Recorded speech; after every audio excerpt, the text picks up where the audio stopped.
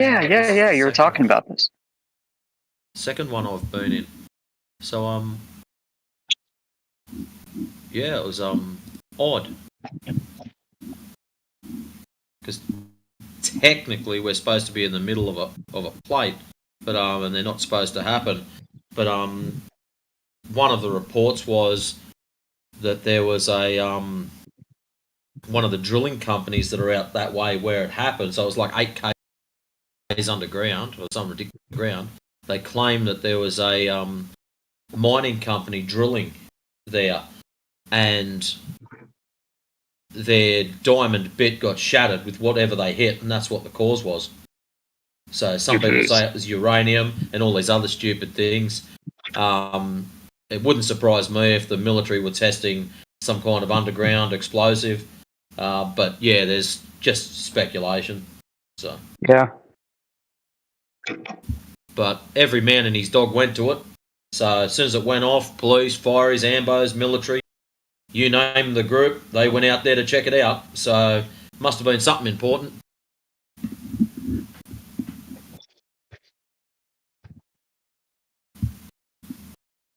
There's all kinds of stuff, man. We have no idea what's going on. Yeah.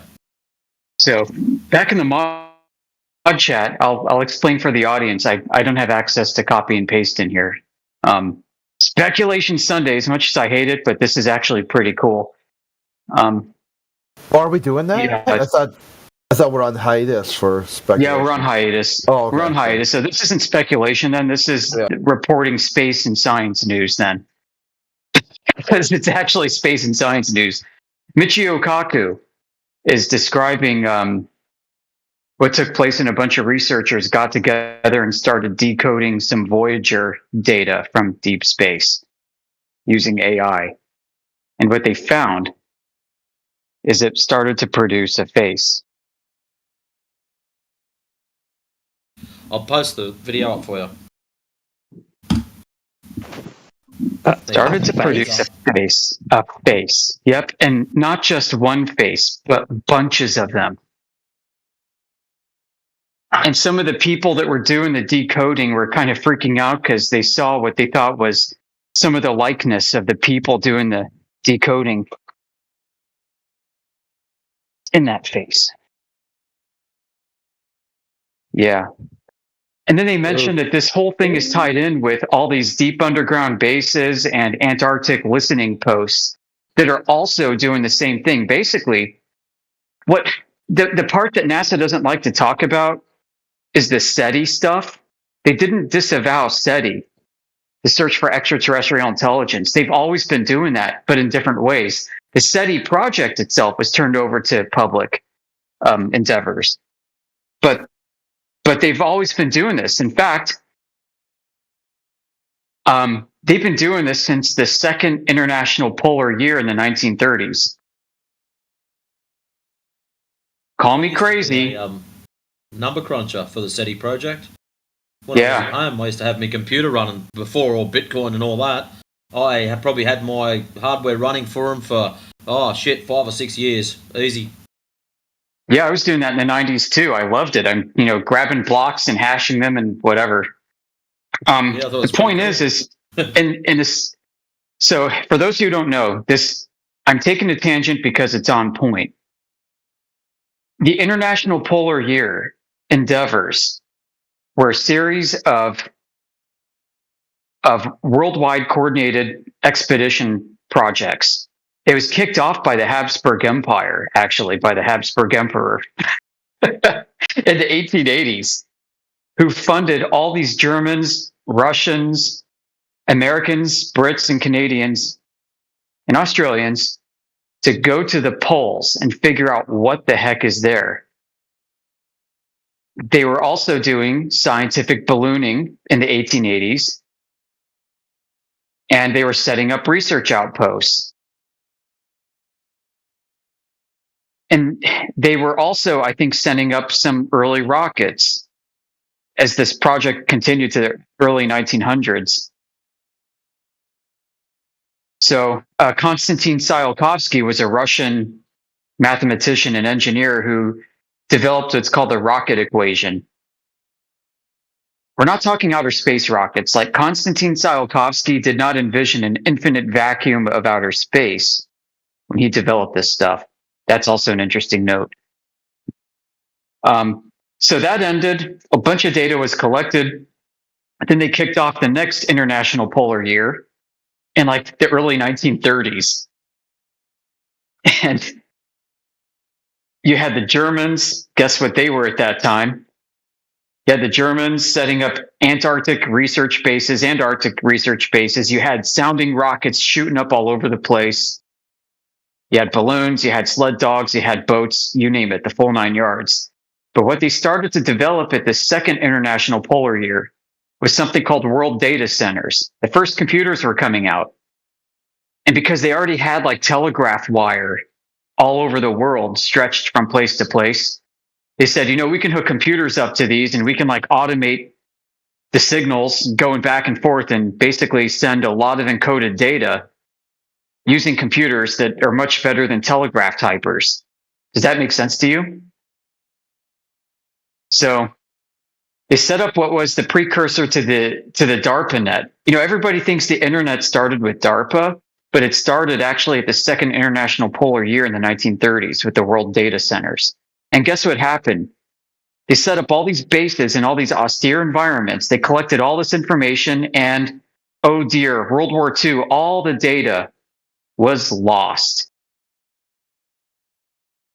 because of World War II, because war and chaos. Very generalized. They don't go into detail like what was lost and how. I mean, there's a very little like written history on this, but this is actual history. You know what the third International Polar Year was? It was called the Space Race. Not even joking. That was the third one. And there was a fourth one that took place in 2008. Fairly recently. So these have been going on, right, for over 100 years now.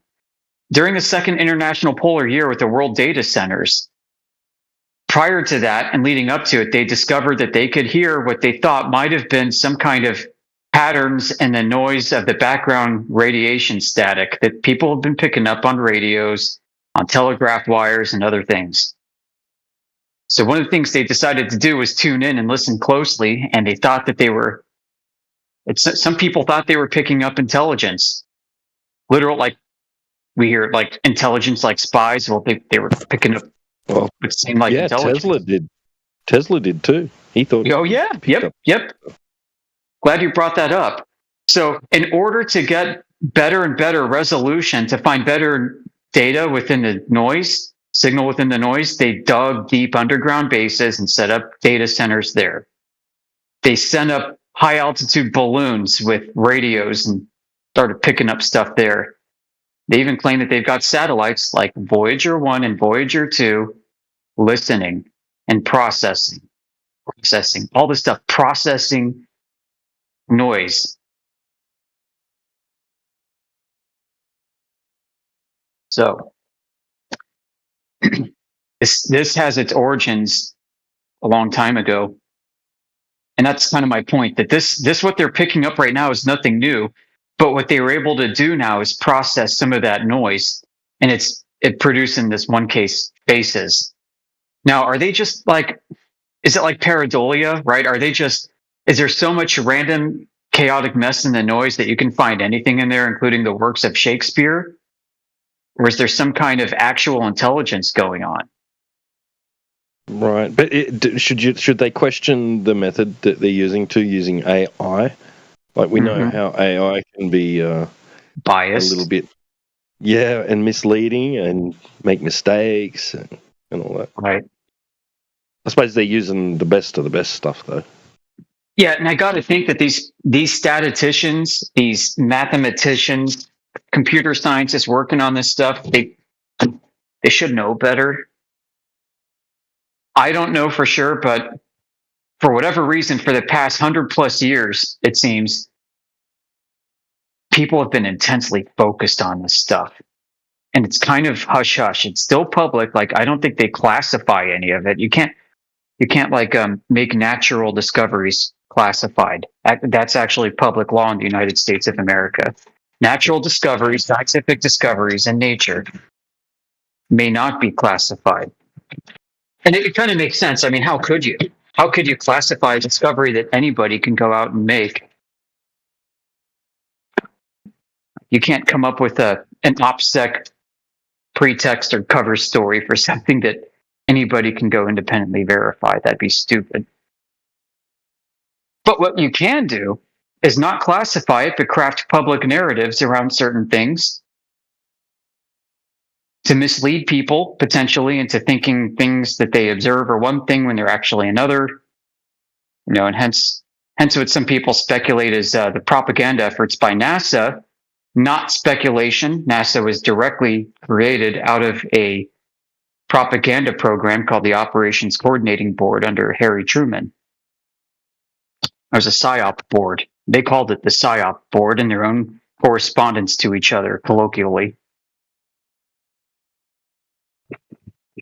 Yeah. Crazy stuff. So yeah, not speculating here on anything. I think I walked that tightrope carefully. Just reporting on space news.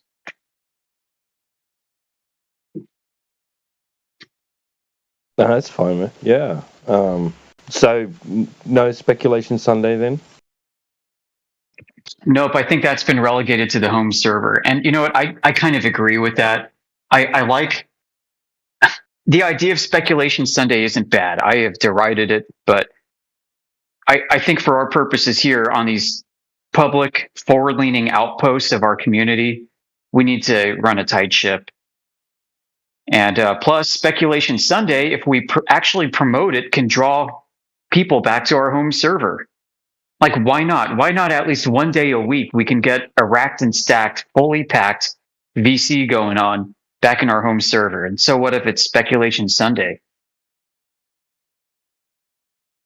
Then we got 3 places that we have high activity. And something like that could kick off a more organic growth approach to reseeding interest in our home server again, which I would personally love to see. I'd love to see more people coming back home. So I kind of think of it as a win-win.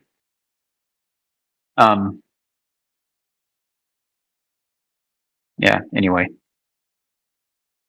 No, yeah, that's fine. Yeah. I've been neglecting the home server. Something shocking. Yeah.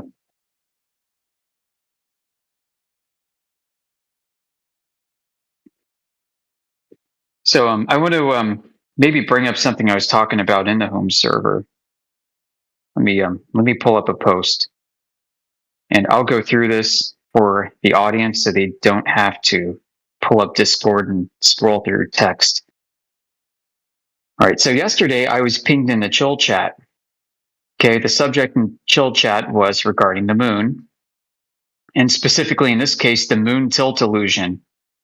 I know you guys are aware of that, but for those listening, the moon tilt illusion is the illusion of how the terminator line from the moon, the terminator line separating the shadow from the lit part, is angled as such that it doesn't appear to match the sun's location. This is a known phenomenon. It's true. It is, in many cases, way off. And somebody posted this. A guy named A Exists. He's got the Flat Earther tag. He said, assume standard model. Premise 1, straight lines do not curve from any perspective. Premise 2, there is a straight line path from the sun and the moon. Yes, we agree that's the case. Premise 3, the lit moon should point towards the sun on that straight line. In other words, the terminator line on the sun should be perpendicular to the rays from the sun. Yep. All right. Premise 4, an object pointing towards a different object has the same angle as a straight line between said objects. Conclusion, the lit moon should appear to point towards the sun, but it doesn't. Contradiction. All right, so DJ tagged me. I wasn't here in VC for that part of the conversation. I replied to him this morning. I said, regarding the moon tilt illusion, this is actually what Globers claim is evidence of parallel light. I'm going to steelman their position for sake of discussion.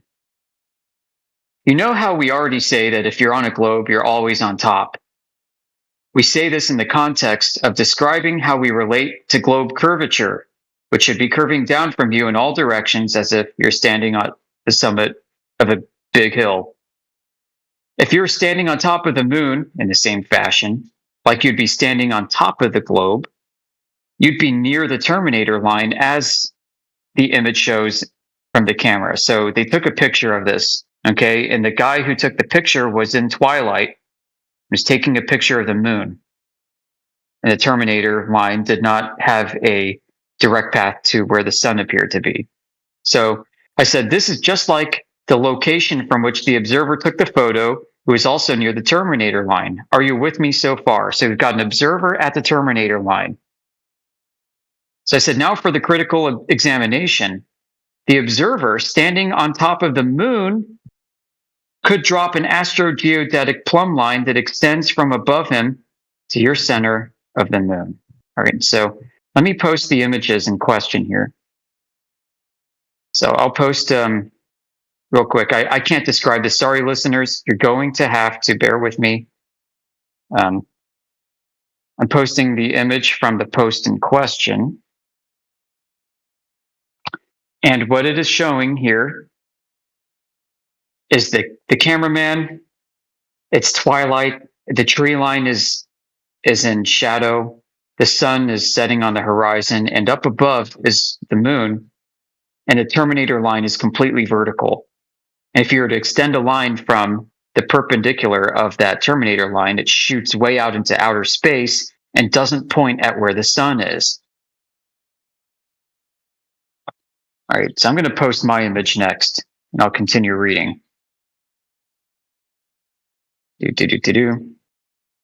So imagine you've got an observer, right? He's standing on top of the moon at the terminator line. He'd be able to drop an astrogeodetic plumb line. That is, imagine a plumb line going from straight up above your head, light years away, all the way through the crown of your head, through your feet, and terminating it in the center of the moon. Right? This plumb line is parallel to your astrogeodetic plumb line while standing on the globe as shown. So we know that because we see where the observer is, and he's in twilight. A twilight observer is also near the terminator line, correct?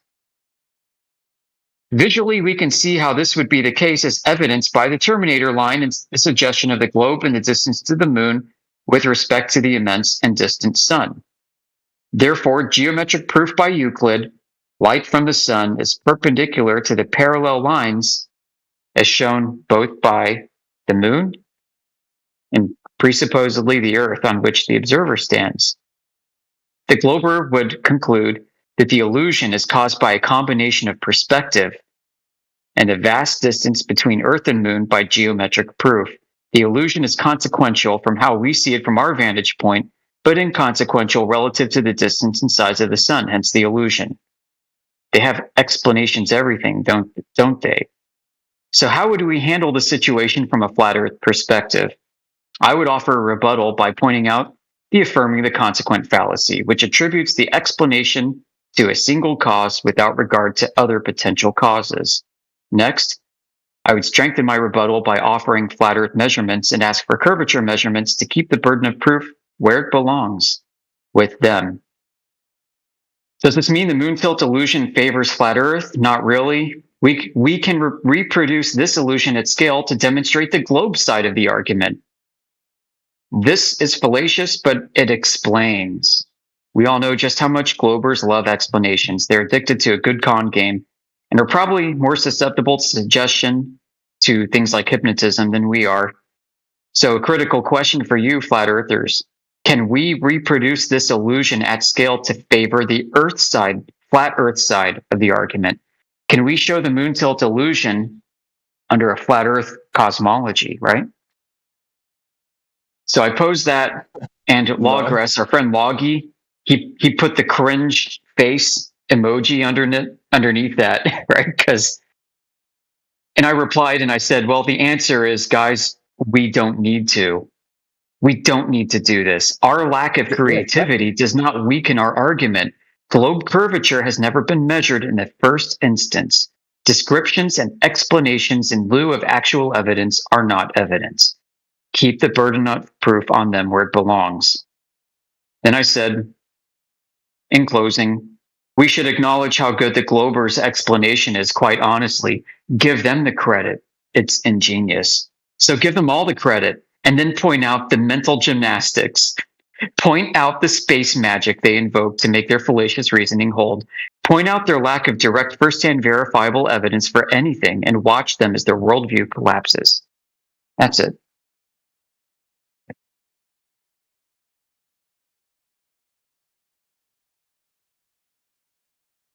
Yep. Hope you enjoyed that. No, that was good. Yeah, that was like a speculation, posing, reporting. Yeah, it worked well. And that's kind of what we're talking about, how we want Speculation Sunday to rotate to more stuff like that, rather than people just saying things. And then, You know, we could probably reframe what Speculation Sunday is. Like, move it away from ice walls and giants living in Agartha and stuff like that, right? Maybe move it more towards let the Globers speculate with us. Globers, bring your speculations on Sunday. What do you think Flat Earth is? And let's hear their straw mans. It could be potentially hilarious. So let them do what Flat Earthers, like the bad ones, do with their bad speculations. You know, let the Glober say, I heard you guys believe in like a toroidal ether thing. Oh, really? So we could be like, tell me more. And just let them go on. And then we bring down the hammer of reason, logic, and empiricism. And that gives us an opportunity to demonstrate that we are not those kinds of flat earthers you find on TikTok. I saw a video where this chick was saying that we're in an eyeball. We're in an eye in the firmament. Or I've heard stuff where this is Atlantis, and that obviously the waters above and below surround us. We're at the bottom, surrounded by water. That's Atlantis, right? Atlantis sunk in the ocean. I've seen the eyeball thing. Yeah. Yeah, like the black rock. That would be the cornea, like your black pupil. Yeah, you've got the dome and everything, right? Yeah, that'd be trippy. The eye. Yep. They say our third eye is just like our eyes. We're on the pupil of God, looking out into whatever he's looking at. The Earth eyeball thing came out of a German forum. If you've seen the artwork that was produced out of that, it shows what looks like the moon map, and it relates it to the eye. And you know what that forum was? It was a forum full of speculators who grow psychedelic mushrooms and share their growing their setups with each other.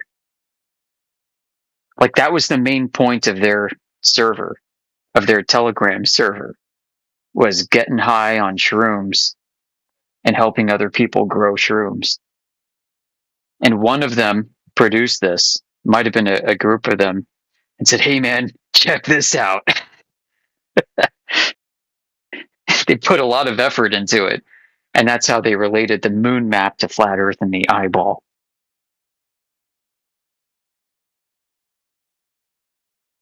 The moon map. Is that true? I was looking into it.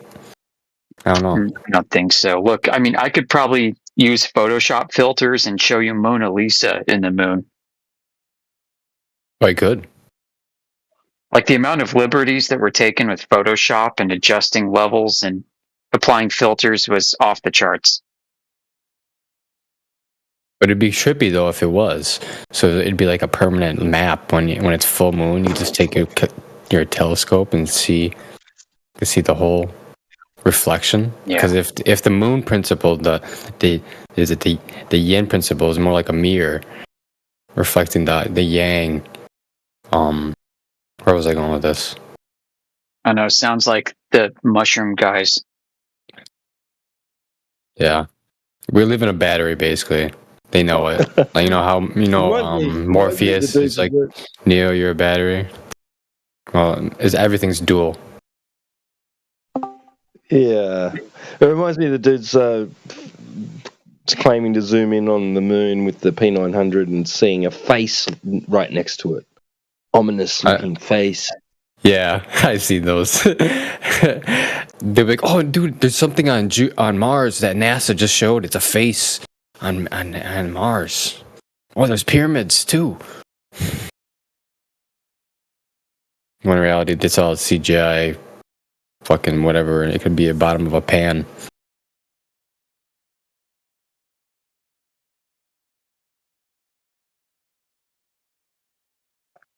I mean, the fact that there is polarity in our world, both in a metaphysical and physical sense, is undeniable. You know, I have no problem accepting that. And I think it's a feature of our existence. And I think it's a feature that our creator gave us, hence giving us free will and choice to choose between polarities morally, you know, and an analogous way, like in the sense of Plato's analogies, the metaphysical is mirrored by the physical, and we have positive and negative duality here. I also think that it's fallacious to believe that the middle path is somehow the most moral way to go about either case.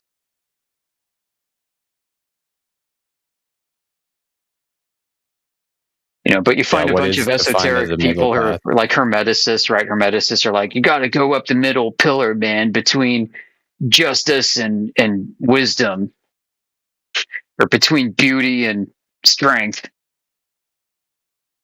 I think that's a tactic to weak us, man. So we're more subservient slaves. So I'm going to say this once. I know we're live streaming, but I left Freemasonry as an ex-high grade Mason with a lot of orders and titles.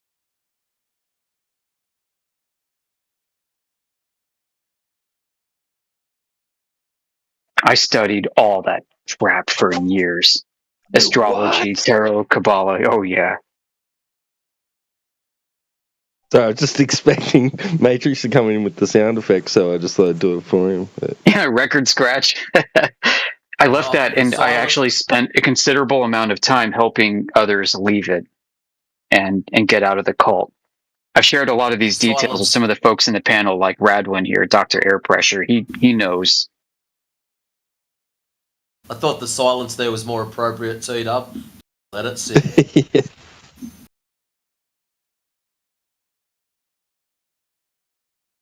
Yeah, I mean, I can tell you, I got wrapped up in that thinking I was being a good Christian. I mean, like, you know, I got doubt about all that, you know, like them being, you know, you get high up and they start cutting chickens' heads off and they want to sacrifice, yeah, all that stuff, right? Like, no, it's very genteel. Like, yeah, they actually do a lot of good around communities. I mean, like, you know, they got the Benevolent Society, right? Fucking yeah. Listen, all that stuff happens in unaffiliated side orders that high grade Masons join that aren't officially affiliated with Masonry. That's where you find people joining like these crazy sex cults.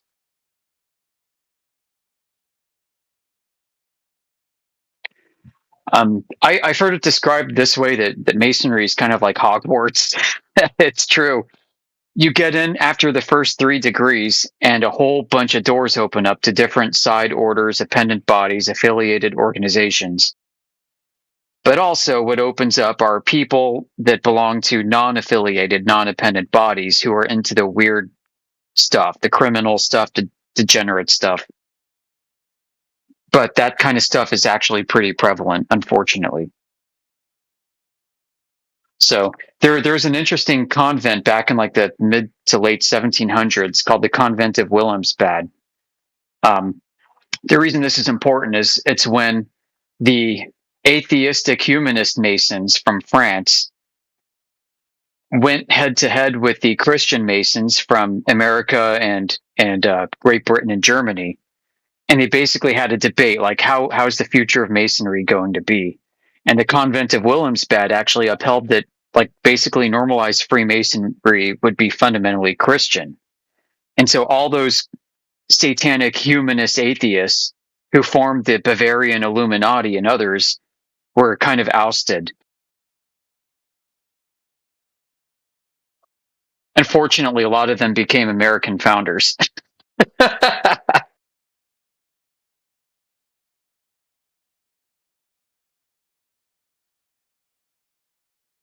Yeah, so Right, there you yeah.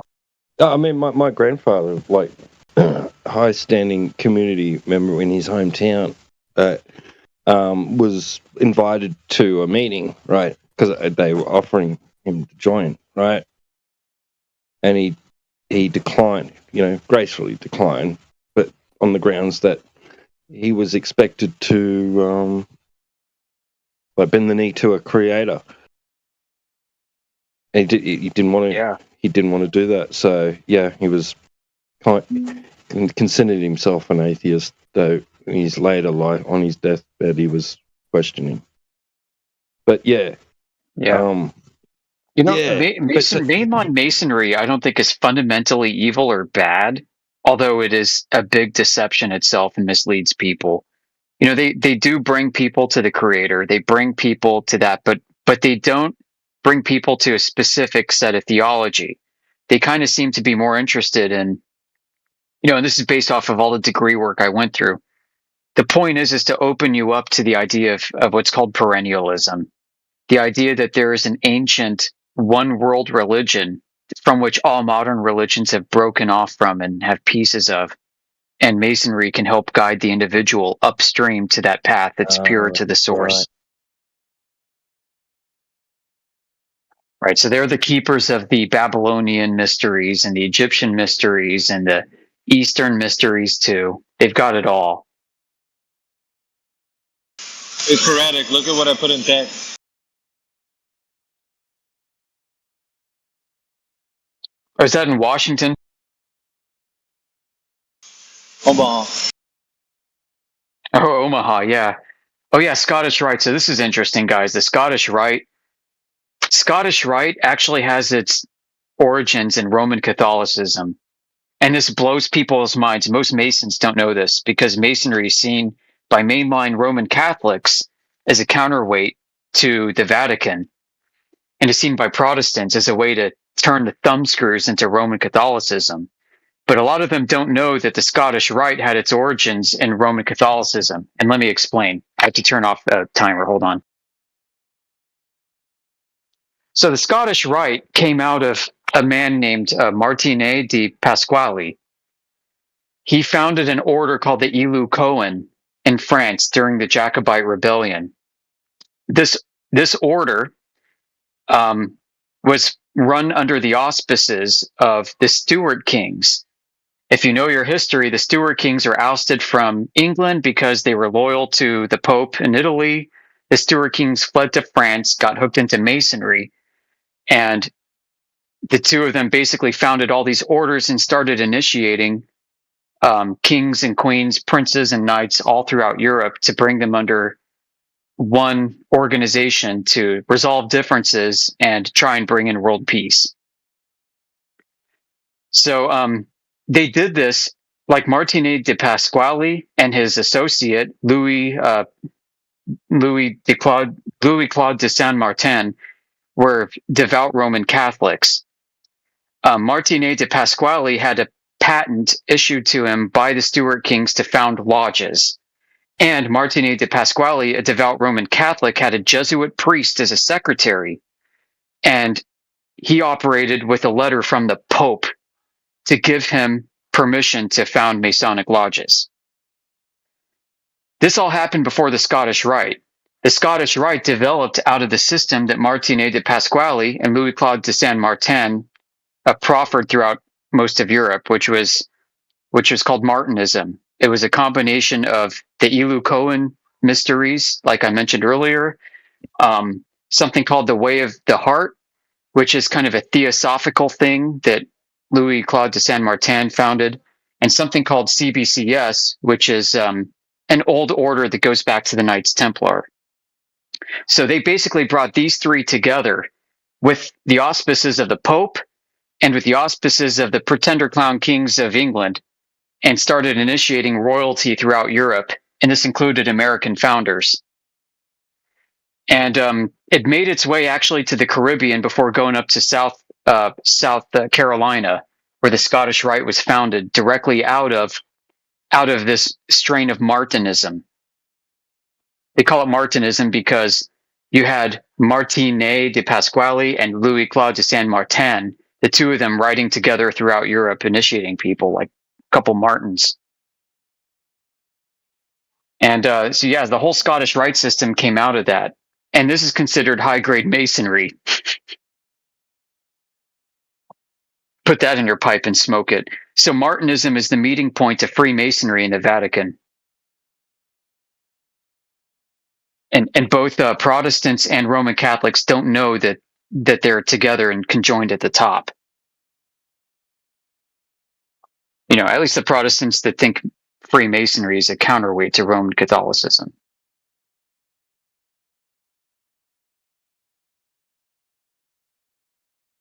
I could go on for hours about this. I know it's off topic, though. That's an interesting part about you that I didn't know. So that's kind of interesting. Yeah. Yeah, I've got credentials to show. Like I've presented it in private chats. Well, there you go. There's a consideration, right? Instead of it being speculation, Sunday can be off topic. Yeah, I like it. Off topic Tuesday, Wench Wednesday. Oh, we could fill them all. Freaky Friday. That's what I've been going for. It's where you bring in like the anti-flat Earth conspiracy theorist, talk all about why their conspiracy theory is being harmed by flat Earth. So why did Protestants join Freemasonry? It has to do with the CBCS, actually, the Knights Templar, right? The Templar Knights were disavowed by the Pope. And their order, which is founded in like the 1300s, was actually an outgrowth of a Byzantine Rite order that was founded prior to that. And we all know what the Templar Knights did, and the head, Jacques de Molay, was burned at the stake and everything. So the Templar Knights have this love-hate relationship with the Vatican. They were kind of re-kickstarted by the progenitors of Martinet de Pasquale and Louis Claude de Saint Martin.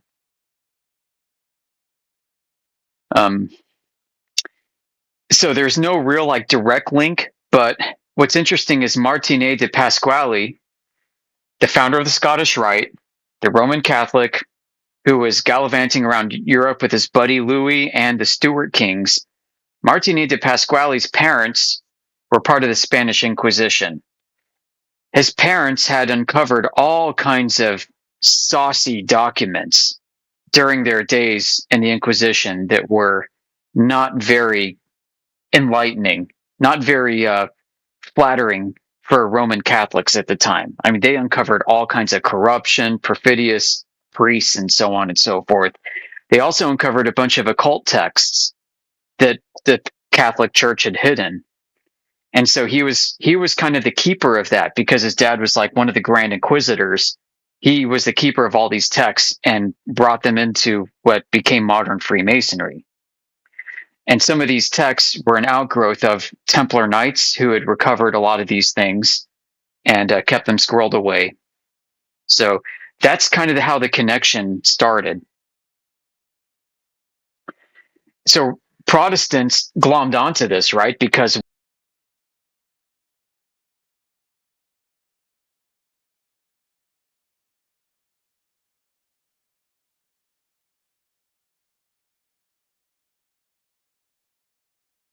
No, don't stop. I was listening to that. What happened?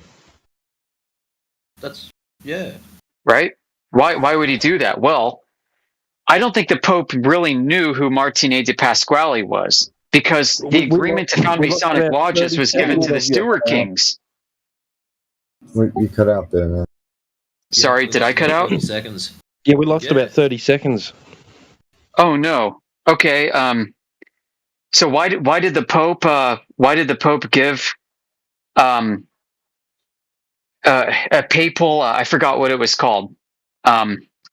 Basically, a letter. Martini de Pasquale has a letter, and I've seen it myself, that gives him the right to found Masonic lodges everywhere. And I think it's because he didn't give it directly to him. He gave it to the Stuart Kings as part of the Jacobite rebellion. That's a big deal, right? He said, use these lodges in order to basically create an army. Like he basically wanted the Stuart Kings to be rebels in Europe and form loyalists to the Pope, that would form a counterweight to the rebellion happening in England, the Protestant Reformation happening in England. And they would use lodges as a secret network to organize their military efforts.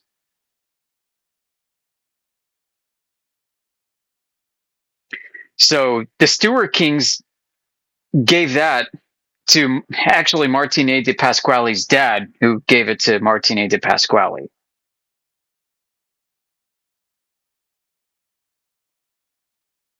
That's how it started. I don't think the Roman Catholic Church had any idea that Freemasonry would become what it is today and seen as the counterweight to Roman Catholicism, which it originally wasn't.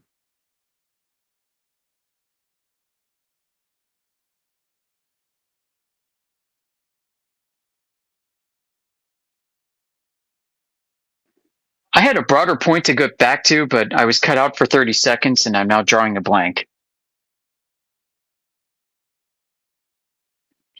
You were talking about the Masonic influence on culture and society. Yeah. So, yeah, I mean, Masonry obviously grew in America because the founders were Masons, and a lot of them were founded actually with York Rite Masonry, and then, well, I mean, what became York Rite Masonry? They didn't have that; that came later. Some of them glommed onto the Scottish Rite, which is the Roman Catholic version of Freemasonry. So, in the 32nd degree of the Scottish Rite, I'm going to blow it open for you. You watch a play about a guy named Constance, who's basically forced into a situation where this knight has to sacrifice his life to save the king and the empire. And his call out at the end is, "My hope is in God. My hope is in God. My hope is in God." And it's supposed to give the viewer motivation to put their hope into God. And the Latin phrase for this is like spes mea in Deo est, which is on the crest of the 32nd degree symbol.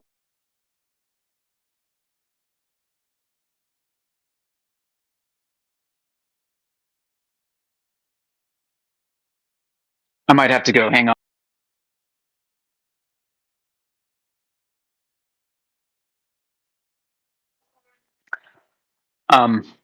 So the whole thing is filled with like Templarism, and evokes images from the Roman Empire. And that final degree, I think, is supposed to lead people into wanting to know more. Like, once you get to this 32nd degree of the Scottish Rite, where do you go from there? And the Mason is led to look into what's called CBCS, which is a French acronym. But in English, it basically means the Knights Beneficent of the Holy City. CBCS was created by a guy named Jean-Jacques Villamose, and he was a student under Martine de Pasquale, and he was a devout Roman Catholic back in the day. And he was part of that convent at Wilhelmsbad, where they met with the Satanic Freemasons, the Illuminati, and defeated them in a series of policy debates, and forever tried to cement modern Masonry as a fundamentally Christian idea. And the Satanic Illuminists became deists and French related, and a lot of American founders are part of that branch. So that's kind of how it all ties in. Sorry, I got distracted for a minute. Again, lost my train of thought. The reason why it kind of wove itself into American society is because America is fundamentally a Masonic project. Our founders were Masons. A lot of our early, industrialists were Masons and were members of offshoot organizations. We were founded as a Masonic project because Masonry at the time was all about the individual being greater than God, and God being somewhat deistic if he existed at all. I mean, you can see this attitude reflected in everything. And what they'd point to today is the results of the effort. America being the greatest, most prosperous nation has to be a consequence of the idea that man is basically God, if not better. These are ideas I fundamentally reject today. I used to not see this when I was involved in this stuff. Not like that. Like I said, when I first joined this, I thought I was being a good Christian and a member of my community. I mean, I got family members that were involved in this stuff too.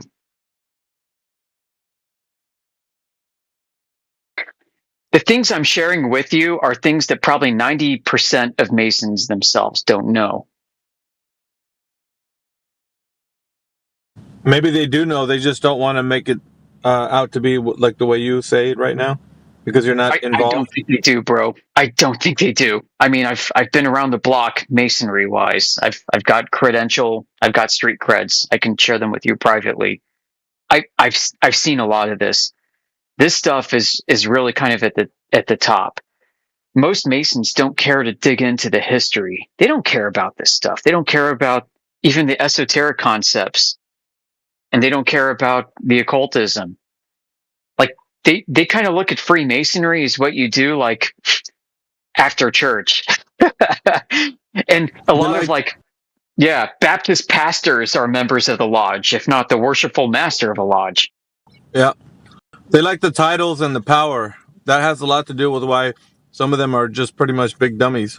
They don't really care about any of the other things. They only care about the benefits that comes with being a part of a club like this. The titles. Oh gosh, man. Here's another thing. Most Masons you'll meet are probably 32nd degree Scottish Rite Masons at a minimum. So the idea that you could be a 32nd degree to outsiders seems like an amazing achievement or accomplishment. But you can go to a seminar program and get 32 degrees delivered to you in a weekend during an encampment. I'm totally serious. Now, this doesn't mean the participant, the Mason, actually understood everything that was given to him, right? He's basically strapped to a chair like Clockwork Orange, has all this stuff flashed at him, and he'll spend the next several years, if not decades of his life, as long as he's in a lodge and has people to guide him, trying to unpack everything that was shown to him.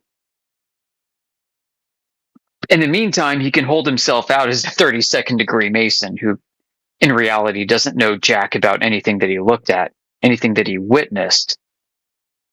Sporadic, what do you think the end game for somebody that joins one of those? Like, what was your goal? What was the goal of anybody that joins this? Just to be a good Christian? Doesn't sound like it. A lot of them are. A lot of them, I mean, they're like, my boss is a member, my friends are members, my families are members. These people do good work in the community. Majority are Christians. Why not? You go in, you see biblical themes. Yeah, what I've known about humans, though, is that people are greedy, right? They want something that's going to give a benefit to them for anything that they do. So I don't know, man. I'm still like, there's this idea that people are mostly good, but then, the idea that people want what, gives them satisfaction is the fact that they're going to be involved in a group that's going to give them some benefit in life. So like this group some ways, if this group in some way says, okay, well, you're trying to work hard for that promotion. You know how you're trying to get to that, climb the ladder of success. We'll make it easy for you. This road is going to be paved in nothing but gold. Get to where you want to. You want to be a judge? Well, just put in a good word. You shake a few hands, and Bob's your uncle. So I think to them, it's more of a way to get to the top and hold power. Because these guys are all holding like seats of power, are they not? Am I getting that wrong? Totally. Judges, magistrates. Listen, officially, the organization looks upon that kind of behavior you described as corrupting Freemasonry, but they all freaking do it. Yep. So Let me tell you my story. I'm going to close the door here. My kids don't need to hear this. All right. And I probably don't have a lot of time, but we'll see. So, in 2019, I suffered a catastrophe. I won't get into the details. I had burns covering 60% of my body. The fact that I'm not disfigured at all, any way that you can see, is a miracle. So I got to wear like long sleeve shirts and pants, even though my face was consumed too. So I had a near death experience. I was a high grade Mason and proud of myself. Oh crap, this is probably too deep. Move it to a private call. No, it's okay. It's okay. So it's a testimony.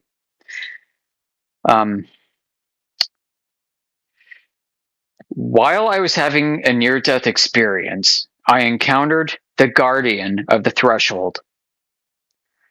There was I was in this world. Okay, so imagine this. I did die, guys, like on the table twice. During that experience, I looked at my body and it was disfigured. It was like a half animal, half human, and I was in a cave system that was craggy and rocky and tore you up every time you had to walk anywhere. And it was desolate and I was alone. I felt like I was down there for years, combing the walls, looking for a way out, giving up. I had cycles of going to sleep out of exhaustion, waking up again. The passage of time was real. At some point during this experience, I encountered this guardian of the threshold. Okay, I call it that. You can Google that term. This smoke demon came to me in a large cave, in a large expanse that I discovered, and offered me a contract. Right? The contract is he said, I will release you from this prison if you take my name and recognize my name and know my name. And he issued me a contract.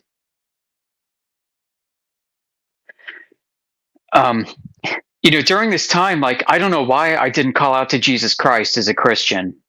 I don't know why. Normally in a crazy spiritual situation like this, Christians' first inclination is to call out the name of the Lord, Jesus, and these demons go away. I was unable to do that. I didn't even think to do that, even though I was going to church every Sunday, right? I was a good Christian and a Mason. And I didn't think to do that in this state. I thought I could outsmart this thing, right? So it thrust me the contract, and I'm like, this is no good because I don't trust this evil thing. And I said, you know what? I will recognize your name, but your name is only as good as it is down here. Your name means absolutely nothing above. Yeah, like in a subconscious way, I thought I was in hell. And so I signed the contract, gave it the finger, and just then the ceiling broke open and a big arm reached down and grabbed me and lifted me up. And I was suddenly surrounded by angels.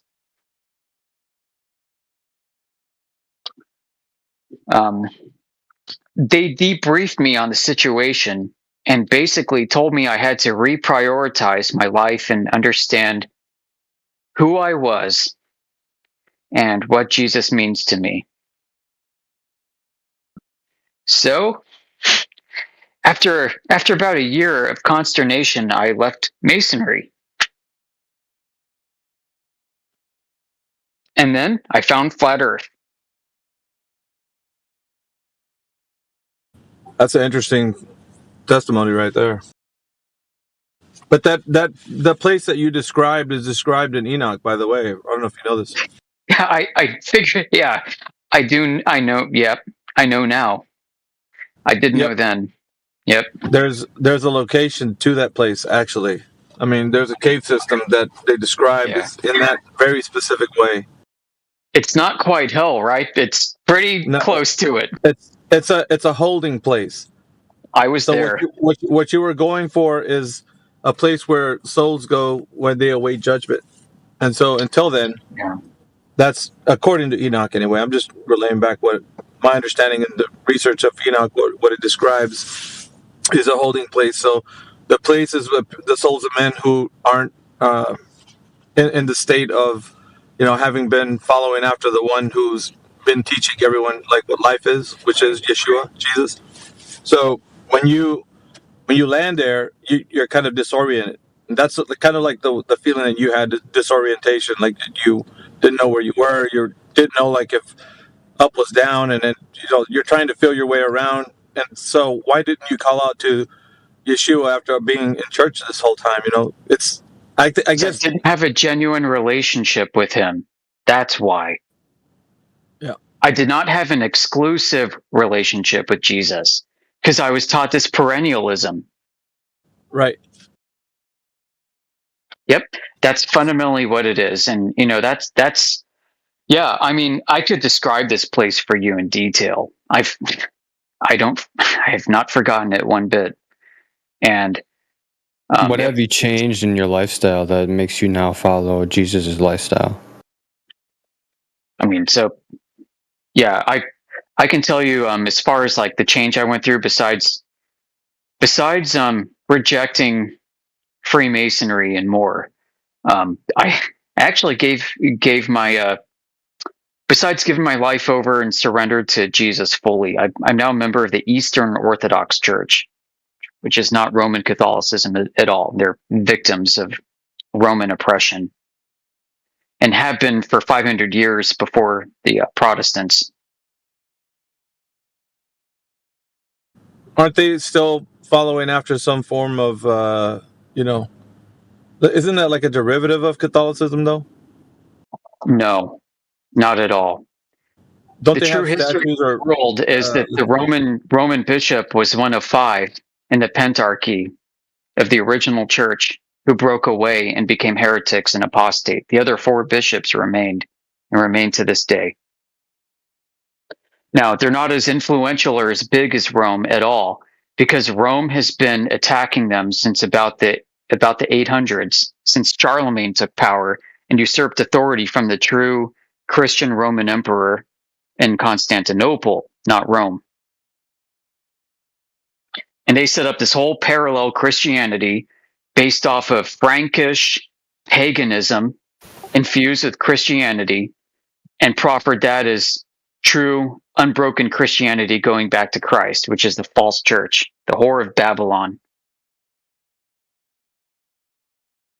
The Protestant Orthodox, reformers, what- the Protestant reformers tried to form a bridge to the Eastern Church during the Protestant Reformation, but you know why they couldn't? Because the Eastern Church was too busy fleeing from Islamic aggression. Yeah. So what makes them unique in the Christian umbrella? They've got the fullness of what Protestantism tries to be, plus the unbroken line to the churches founded by the actual apostles.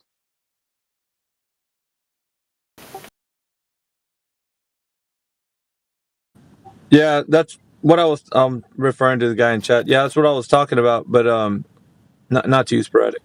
But that's what I was talking about. There's a lot more that you can get from other books, but definitely it is talking about Abraham's bosom. But then Enoch describes 3 places that the souls of men go to. One of them is vacant right now.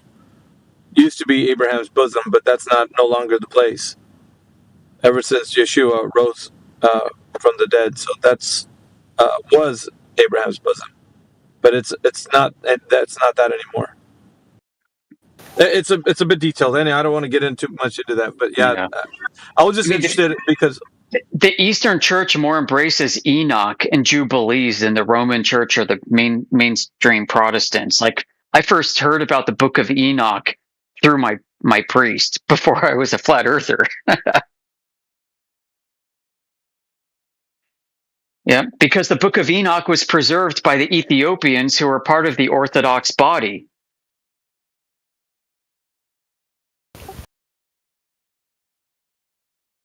not the Roman Church, not Protestants. The Ethiopians are kind of like on the side, but still are a part of the whole Eastern Orthodox tradition. Yeah.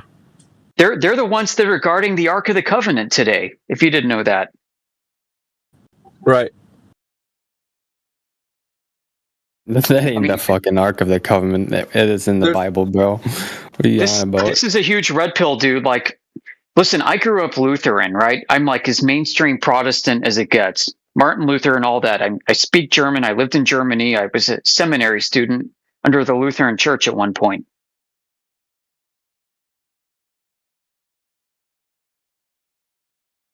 And today I'm an Eastern Orthodox. Luther used to write letters to bishops of the churches in the East and didn't get much love because, like I said, they were trying to survive. They've been under Islamic oppression and Roman Catholic oppression ever since about 1054 AD, the Great Schism. And that's when the Roman Church in the West started falsifying history. Let me ask a question to the room, I guess, now that you're talking a little bit about religion. And I just want to sidetrack to this, like, what draws people to Flat Earth? Like, at least for the people that keep coming back every day, like me, you, and, you know, maybe most of the people in here that have been quite some time. What draws us every day to come back in here? What is the motivation?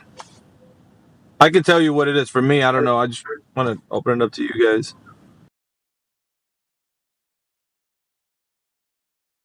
Because, you know, you'd have those who would be the guys who come in here to say that the Earth is a globe based on explanations and affirmation that men is, you know, the ones who can find what truth is and discover our reality, what it is. So when that's not the case, you know, when we can say nothing in reality matches that, what draws us back? Like, each and every day. Some people might say fun and whatever. There's no real wrong answer to this. I'm just saying there's just like, I guess everybody has their motivation to actually keep going forward, right? It depends on what mood I'm in. Some days I'm just here for the meltdowns. Just sit back and wait for one of them to break, and then laugh my ass off. Other days, I'm just here as a gate guardian, waiting for people to do dumb shit just so I can nuke them and kick them out. Yeah, it just depends on what mood I'm in at the time. So, yeah. All right, fair point. Each their own, so. Anybody else?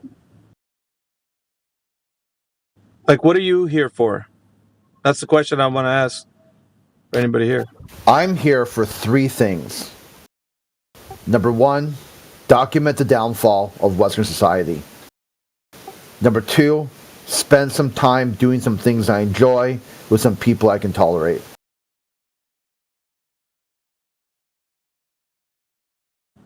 I think you can codify that. As t-shirt worthy. Yeah, bear in witness that you have you can join a Discord, be minding your own business in your own channel, and people will come in here and freak the fuck out for no reason whatsoever, then blame you for what they did. And this is systematic through all of society. It's not just this topic. They go about their whole day completely upset at what other people are doing when it has nothing to do with them whatsoever. I guess the reason why I'm asking is because a lot of people would say that they're here for, you know, the truth.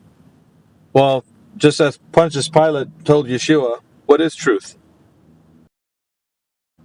Sorry, man. I want you guys to wade a little deeper waters with me today. Can anybody recognize truth when it's being spoken? What is truth?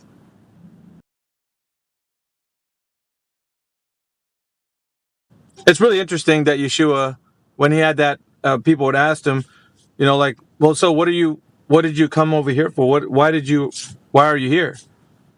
And he said, I came to tell you the truth. That's the reason why his mission on earth, and a lot of people might think it's death, burial, and resurrection. Of course, the redemption of men's souls. But the purpose, the mission, it was for talking about truth. Well, what is truth, right? Once again, is it subjective? Is it what you think it is? Is it what I think it is?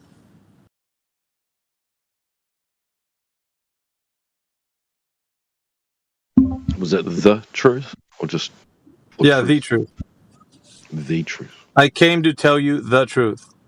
Who's that?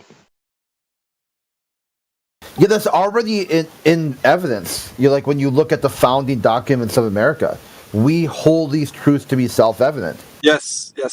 So it's already there. It's like you get these atheists being like, I don't believe in a God. Well, your belief is not required.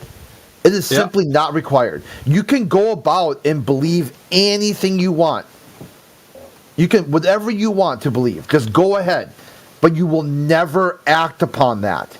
You will always act as if there's a God, and this God grants rights, and you will conduct yourself appropriately, or if you don't, society will separate you from the rest of society. They'll put you in a cage and make you think about your life choices. Let me ask you guys another question. Why don't you think that if truth, this one that we're speaking of the earth, if it was so important, like a lot of people would say, why wasn't it spoken of like throughout biblical context, like the way we're doing here? It has been, but I'm just asking you guys, why do you think that people that would raise the question, well, if it was so important, why would it be put into, somewhere in the Gospels? Like, if that was the important truth that we all got to know about, why would you be driven to come here every day if that's not that important? I got busier things to do, right? I'm just kind of getting you guys to get those gears working a little bit because it's important, right? It does have that importance, but what do you think it means, the truth about what we're doing? And the question also, why wasn't it like argued, a long time ago? I mean, of course, it might have been with these guys with weird ideas, but not to the extent that we see it today, right? It's covered a lot of the ideals of, it's the foundation for why people think certain ways.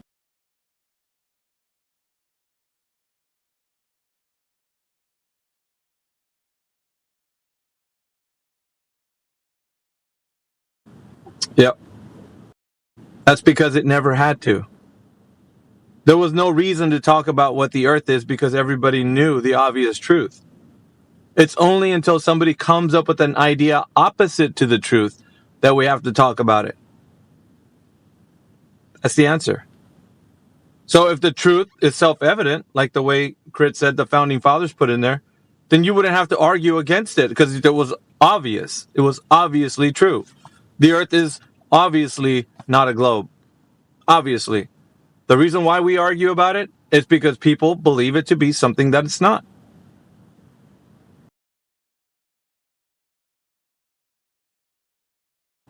I guess the moment I started speaking about this, everybody dropped off the call.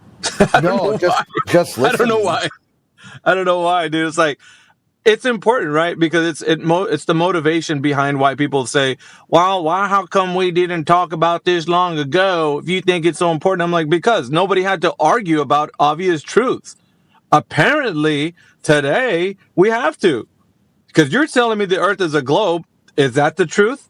Well, in what way? It sounds like a made-up idea. There's no way you can describe it to me within physics, within an observation. You can't do anything with it, except for wax philosophical about ideas of the earth being a globe.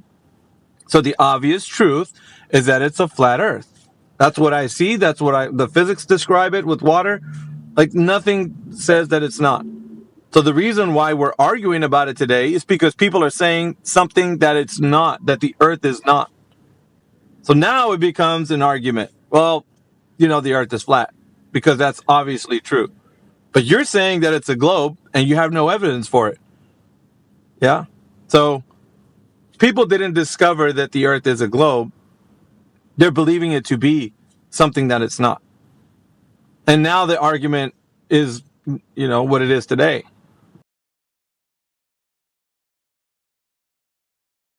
Yeah, and so if we're here for that, that means that we're only basically all we're doing is like, dude, we're just showing you what's already known. Like there's really nothing like crazy about what we're doing. We're just hanging around, talking to people that, hey, you know how you believe it's a globe? It's not. It's flat Earth. So, in the same vein, if Yeshua was, to come and tell people the truths that he was speaking of were pretty obvious.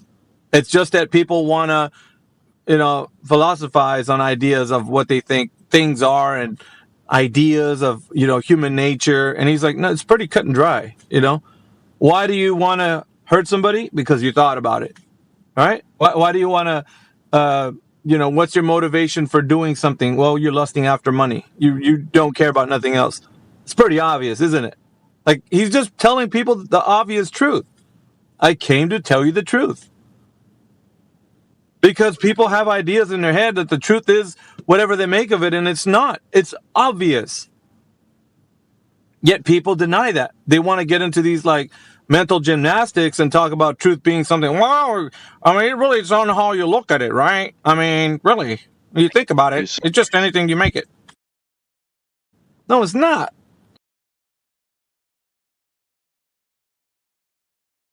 So anyways, it's crazy because it always comes down to like, when we get into these arguments with people, it's like, we're just arguing with people denying what's obvious. That's all it is. And in any context, it's going to be that way. So, I mean, Crit talks about it too. It's like people that come in and talk about like the space program. Well, I think it's about atheism. We're trying to reach the stars because we know that the cosmos was founded on that there is no God. And then you talk about what it's all about. It's like steeped in religion. Steeped in. There is nothing about it that says it was founded on atheism. Nothing. Not like zero of it. So what do you do with that? It's like, they got that wrong. And they keep getting it wrong. So, yeah, all we're here doing is pointing them to the truth. That's obvious. I mean, nothing more, right? And it's like the people can say the Earth is a donut and it's this and it's that and it's a globe. But really, where is that obvious? Nowhere. Except for your imagination, what you can do in a video or anything else. Other than that, doesn't exist.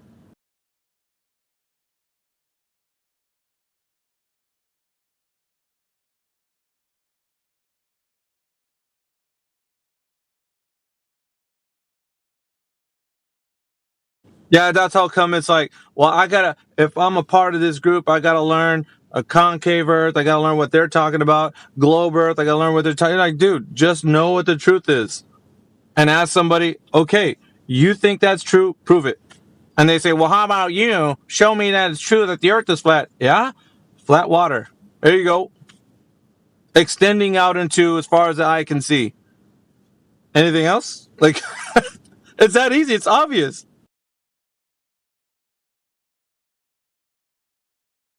So, yeah, deception comes in many forms, but the truth always triumphs because it doesn't argue, doesn't need to fight. It's just obvious. I think arguments happen because we want to see what the person's mind's all about, discover the reason what's holding them to that idea. It's got to be something. Indoctrination, schooling. Well, maybe. But at the same time, if it doesn't resonate with truth, right? If it's not obvious, why do you think people still hold on to these ideas? Because they have to prove it in some way, right? To hold on to it. It's probably her mentality, and they just don't want to do the work to look into it. Okay. Well, but trust me, bro. That trust me, bro, only gets you so far. Mm-hmm.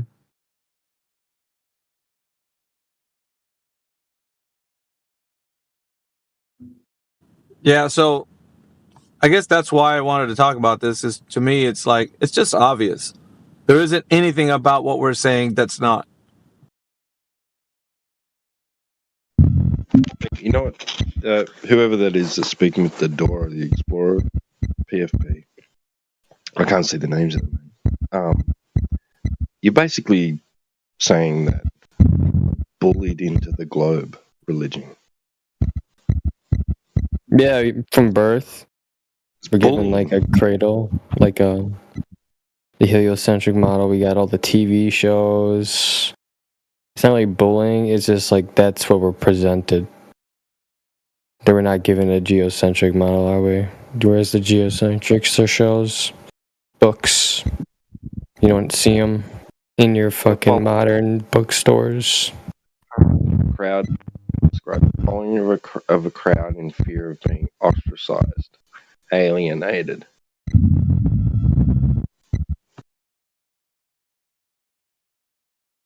Yeah, some people are afraid to break away, I guess.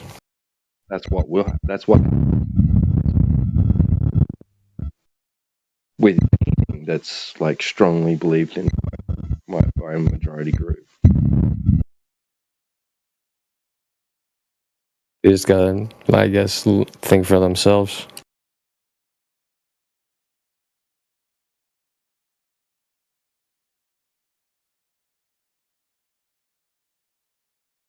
I'm gonna believe in somebody else's ideas because I'm not smart enough. I'm not a smart man. Yeah, I gotta have this guy fucking from a different, or in a city that's not even part of the United States represent me in this age of instant communication, FaceTime. Yeah, but think about it like this, man. Don't they castrate themselves when they always say that? They always turn to, well, I can't know what the earth is. I'm just me. But yet they're on here for an hour and a half talking about how the earth's a globe. Does that make any sense to you? When you think about it? They're on here for like an hour and a half, 2 hours, arguing for a point that at the very end of it, they're like, well, I'm not a scientist, so I probably wouldn't know. It's like talking to a brick wall, and you're just banging your head against it. I I call them bricked. Yeah, it's despite the Breaking up, T-Dub. T-Dub, you're breaking up. Alright, I'll break the house up. Nasty. Yeah, it's pretty bad, bro.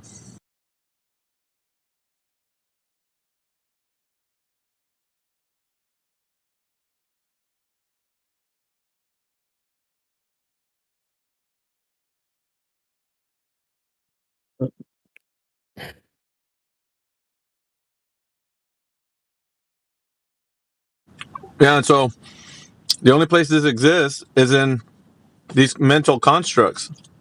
You know? Well, you guys just don't understand the math. Yeah? Really?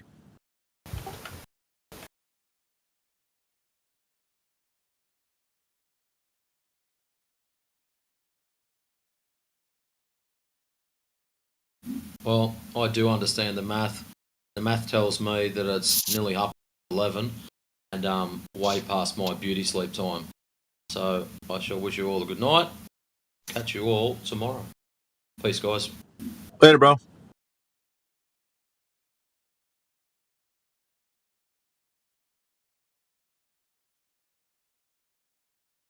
Yeah, so really, if you're speaking truth, it's like, all you're telling people is like, well, it's obvious.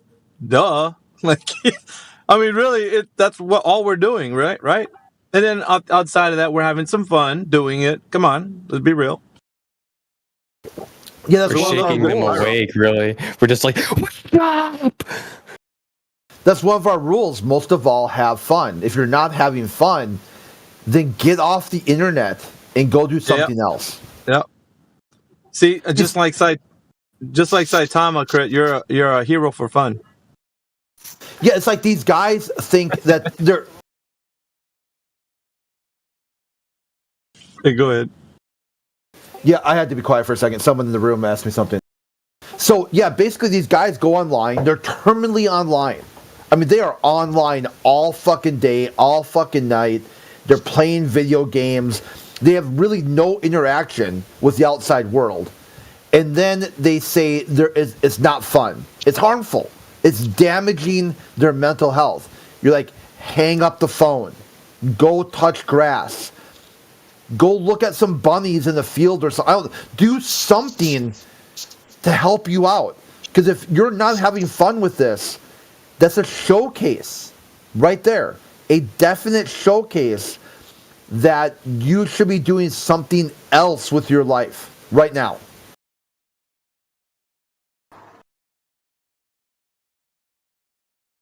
Because if it is fun, if you're like, oh, I'm just having fun, then why are you freaking out over it? There should be content you're enjoying. So then we get to highlight the contradiction. Are you here for fun? Yes and no. It's harmful misinformation that's damaging humanity. Are you not here for, you're here and it's not fun? Go do something else with your life. Exactly. Oh, we got we got Nucking Futz who says that there's a hump over distance instead of drop over distance with his little drawing that he put in there. I'm highlighting this kind of like the idea behind how they're trying to propose that the Earth is a globe with these like really crazy concepts, right? So I don't know. I'll put it in the text chat for everyone to see because this is Nucking Futz though.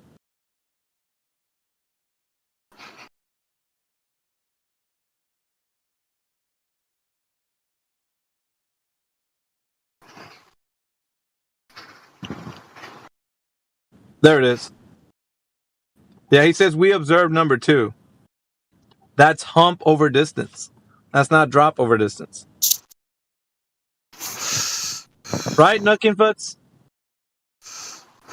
I did a better drawing. I just posted it for you. The more recent one. A more recent one. So you're moving the goalpost. You're moving the goalpost to another idea, right? That's fun. So you didn't even look at my second drawing, and you automatically accused me of moving the goalpost? No, I just refined it, jackass. Yeah, you moved the goalpost because look at the diagram or the little drawing that you just put in there right now. Now you have the poles are diverging. Interesting, because within 6 miles, you're gonna have the poles diverging in such a way that if you were to complete that circle, you live on King Kai's planet. I mean, obviously, right? And there is a different. The drawing needs to be to scale for your satisfaction. Is that right? Yeah, the drawing should to be a part of the reality. To be truth. Do you understand? The drawing is drawing. It need to present the reality. Yeah, so when someone takes your drawing... You want me to draw a 4,000-mile radius circle? Yeah, you want me to draw that for dude, look, listen, if you're not representing reality in your drawing, then what is your drawing... Yeah, hold on, Sasha. So if you're not representing reality in your drawing, what is your drawing representing? What is it representing? If it's not reality. It's not to scale, idiot. Oh, so I'm an idiot for not putting scale on here, but yet you're drawing a super embellished curve here. That's weird, dude. Hold on, bro. I want to hear him. No, I want to tell him only if I draw the 2 lines parallel, and I say, look at these 2 parallel lines, and I say, look, they're parallel. Earth is flat. Yeah, but let me hear it. Let me hear it. Go ahead, Nucking. It's to explain the Bedford measurement for you weak-minded fools. Yeah, can you show me the Bedford Canal now after you show me the drawing? Let me go back and forth with him because I only got a few minutes. Just hold off a little bit, Sasha. Okay. All right. So what are you trying to present here, Nucking? I am showing the idea behind the Bedford measurement. Oh, it's an idea. Okay, my bad. I thought this was a representation of what we would see. That's not the case. It's an idea. Yeah? It's a drawing. This, right? But we wouldn't see this, right, Nucking? No, it's a drawing, you idiot. So here's what people I want. See drawings out in the real world? No, they can compare drawings to the real world. So what I want to ask you is, can they, with this, see the curve of the Earth when they're looking upon the waters? If they go out and actually replicate Bedford measurement, absolutely yes. So they could see the drawing in real life, what you drew out. Oh, you asked if they could see. No, they cannot see that drawing represented in real life. They don't. You asked if they could see the curve, which I said yes. Yeah. So here's an example. Let me give you an example, right? So an engineer or somebody an architect can draw a representation of a building, right? The wall, what it looks like with the little windows and everything. And then when you go outside, you see the building exactly the way the drawing represents. Now, can we see that same representation with your drawing? So how many times do I need to say that my drawing is not to scale? Just answer the question, yes or no. How many times do I need to say that both my drawing is not to scale and my drawing does not represent the perspective of the viewer? How many times? So what the person would see is flat water, yeah? Not curving water? Come on, nothing. We can do better than that. Yeah, I know you can do a whole hell of a lot better than your idiocy. Oh, now it's idiocy. I'm pointing out. Hold on, Sasha. I'm pointing out the fact that your drawing doesn't represent what we would see out there in the natural world, and I'm idiot for that. I never said it did, you idiot. It's explaining the Bedford measurement. It's not a representation of what anybody would see. Okay, so what you're saying.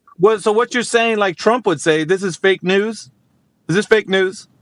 It's not representing what somebody would see, you fucking moron. I never said it was. So it's fake news. We don't need fake news, dude. We need representations of what reality is based upon it, your concept. And we don't see that, see? You guys, your position is so weak that you have to straw man your opponents in order to feel victorious. The point of what I'm making here is that when you do a representation of reality, like if you draw a tree, you draw to like what you think you see the tree looking like. But with your curve here, we don't see that. Nor do we see the divergence of these poles that you have. Wow, look at the divergence from those poles. We don't see that. Now, this is the problem that you have, not us. So, once again, you gave us fake news and think it's reality. That's on you. So we don't need to accept this other drawing. Right? I don't expect you to accept it. Okay. Well, then there you go. You're trying to make believe you live on King Kai's planet, but you don't really live on that, right? Because it's not that embellished, the curve, like the one you're representing in your little drawing there. I'm pretty sure it took you the better half of 10 minutes to make it, but... So what a person would see if they replicated the Bedford measurement is the theodolite having to be raised by 0.0217 degrees, as the diagram explains. And this would confirm an 8 inches per mile squared drop over distance, which is validated by the radius of the Earth. No, wait a minute. Drop over distance. We don't see a drop over distance. I think you're wrong. We see a hump over distance. Because from point A to point C, we see a big old hill, don't we? If the observer is standing at point A, looking at point C, he's seeing a hump. So what you mean is a hump over distance, not a drop. A drop would mean they wouldn't see that hump. They would see a dropping away. Right, Nucky? Did you look at the second sheet that I posted with the math on it? Yeah, you're really good at imagining things. That's why I'm kind of condensing it for you. Did you look at the second sheet? Yeah, but we're not talking about.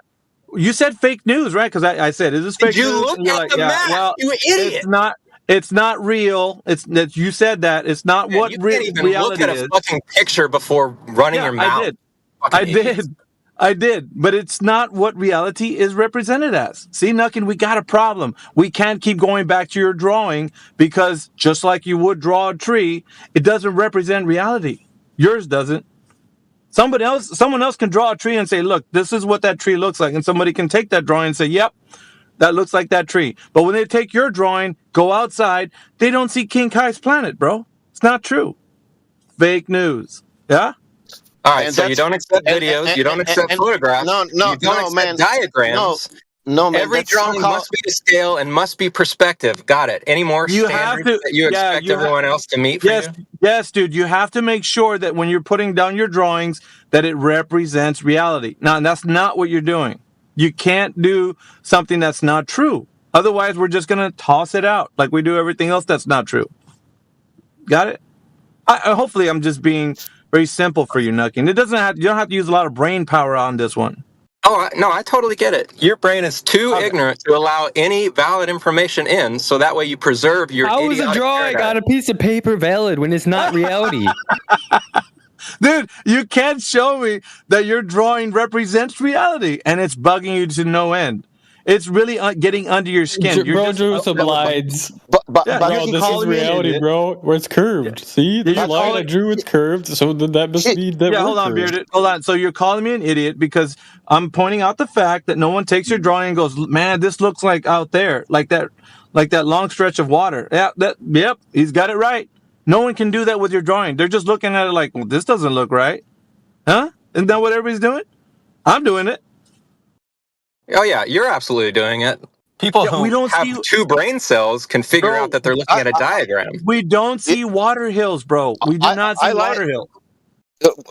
I have a brain and I look diagram. Now, can you do that on the Bedford Canal or whoever and show it that to me that what is on diagram it's also in reality measured, not seeing.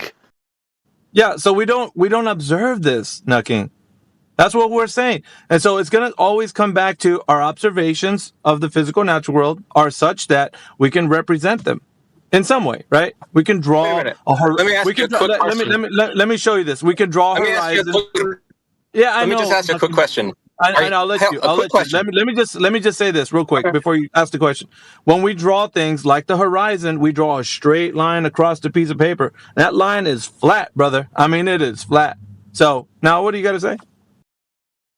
Are you asserting here and now that we do not observe a 0.0217 degree incline over line of sight at the Bedford level? Are you asserting that? Yeah. So you're telling to us that anything. It's a that yes you or no see- question. Yeah, Don't be a you're- coward you're now. detell- It's a yes or no detailing- question. You're telling to us that anything that you see based on some idea that you've conceptualized It's a this yes in or math. no question. Are Yeah, you you asserting that 0.20217 degrees is not observed?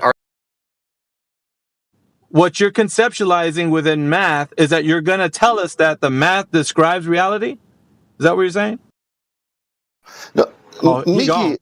I like him with math. That's 0.2 degrees what he's talking about. Do you know what is that? I will tell you if you don't know. That's 0.2 degrees. You can call it 1 degrees, 2 degrees, 7 degrees, whatever you want. You need to put it in that 8 inch per mile squared. You can measure things in degrees if you want, but that has formula. Yeah, that's great. Yeah, that's great. But like, what he's not doing is showing how math is represented in reality, which is his, of course. which is his hump over distance. So he's saying that with the math, he's drawing out this conception that this is what people would see. We do not see that. So therefore, something's wrong. You can't draw something out of math. It's just like me saying, okay, well, I got the size of this building, right? I'm going to draw the building out for you in a diagram. An architect would show you what it looks like and do all the math and stuff, right? This building is this tall and it's this wide and whatever, right? And he's going to put that out there, and then you could look at the building and look at the drawing, and you're like, well, this math comports over to reality. It shows like everything's there. You can't do that with his hump of water. You can't do that. Not represented. We don't see what his little drawing shows. Sorry. Yeah. Yeah. Anyways, I got to get back.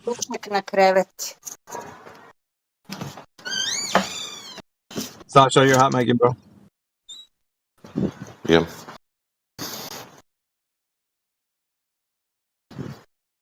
And I want to say, even if it's that, let's say, truth on Bedford Canal, that means it must be true on any other location. That means you can show that in every other location, not only on the Bedford Canal.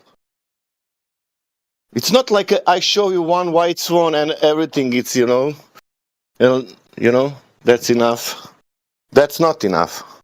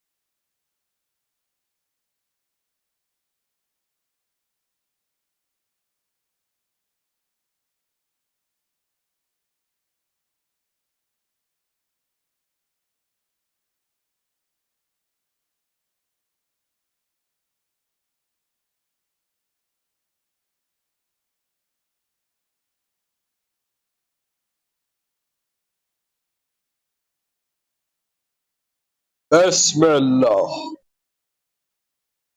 الإمام جورج فلويد 13. Why the fuck is nobody talking? Some nigga open his mic. Bismillah.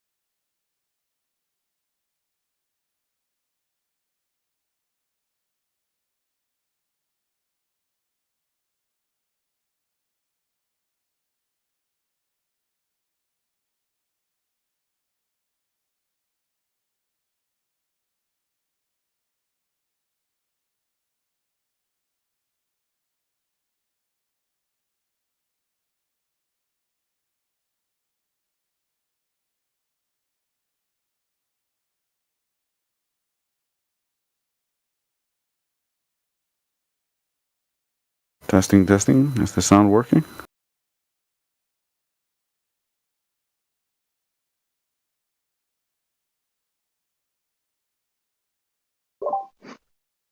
Sounds good.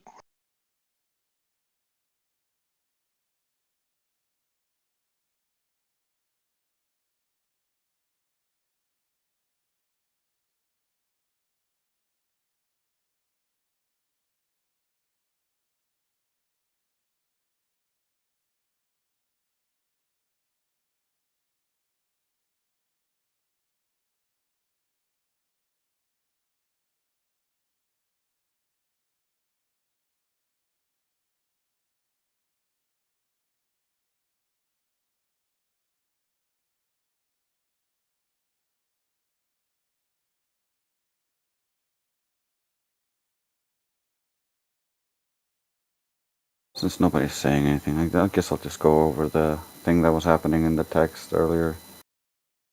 He gave us a diagram, didn't understand that his diagram was actually violating perspective, and then he was comparing the diagram to things in perspective, and so reality debunks him simply by the virtue of things getting smaller with distance. He just doesn't understand that. Really, really wants the Earth to be a globe.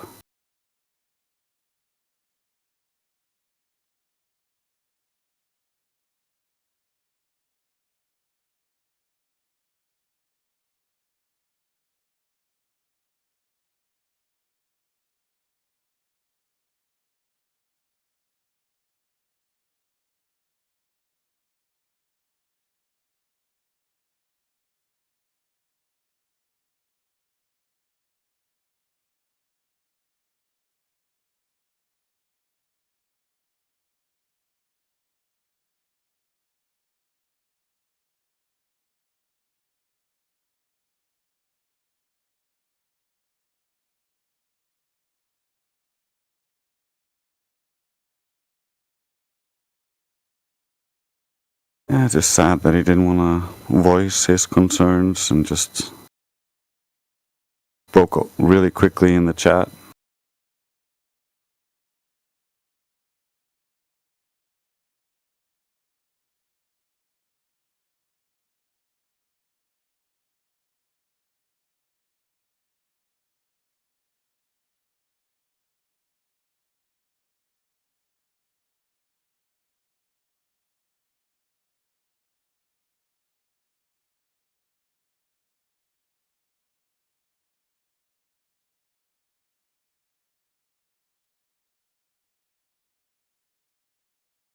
Sporadic is right there as well. Like, the leveling inaccuracies can become massive the further you look. It compounds.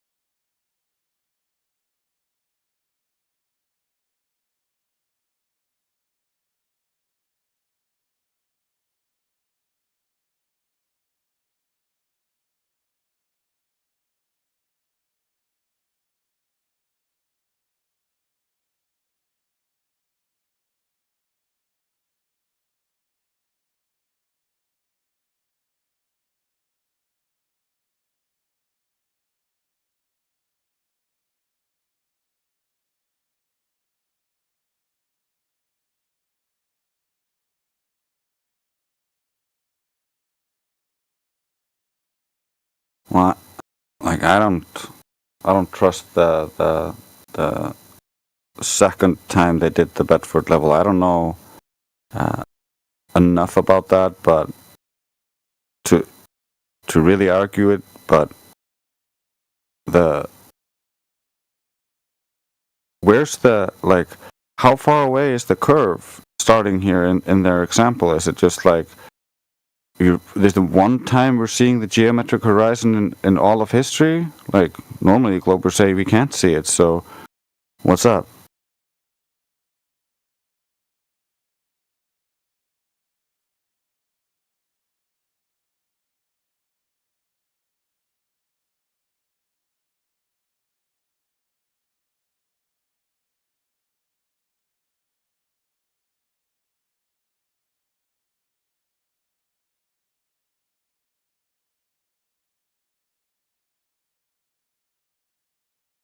And are there potential optical effects that could explain what they saw? Yes. So did they exclude them somehow or try to like figure out if those were the causes? I don't see any evidence of that. I just see I pre-assume this. I saw something that appears to confirm that, therefore, and then I make math that divorces reality to try to enhance my point. But the problem with your math is now already divorcing reality and you're just undermining your point.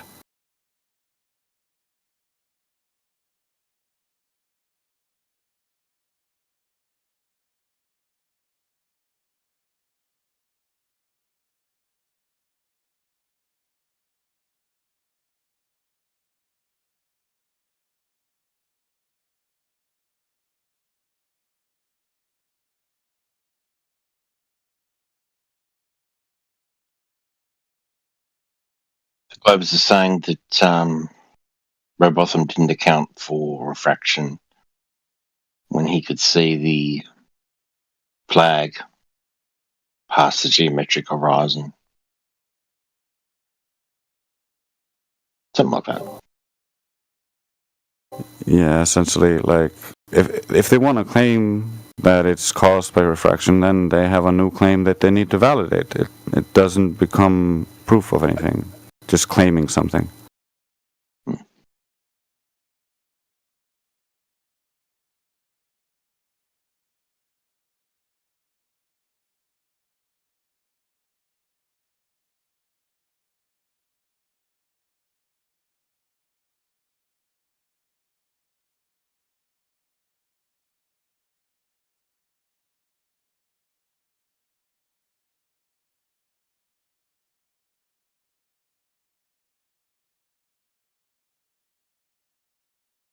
But that's the funny bit. On one side of their mouth, they can be like, well, if it looks flat, it must be refraction.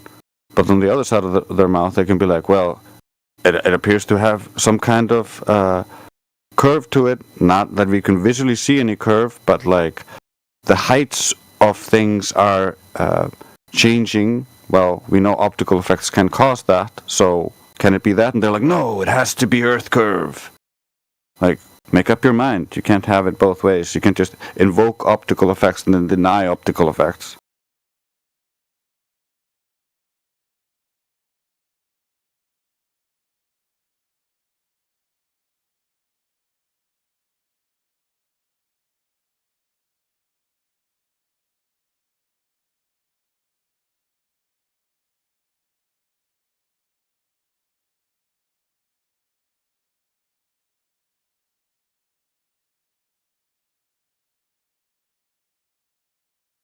But I gotta go. I'll be back later.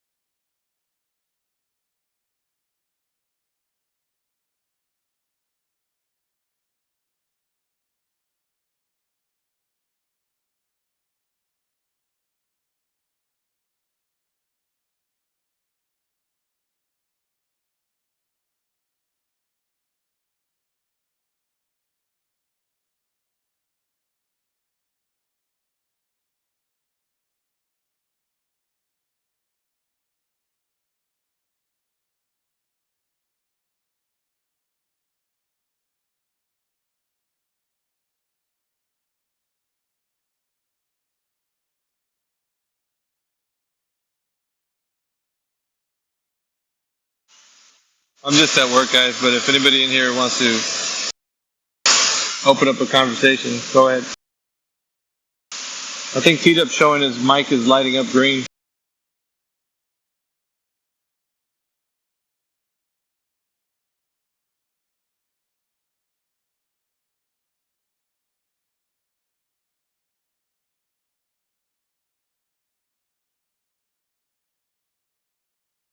Yeah, look at the NASA photos for Mars. I just posted that in the text chat.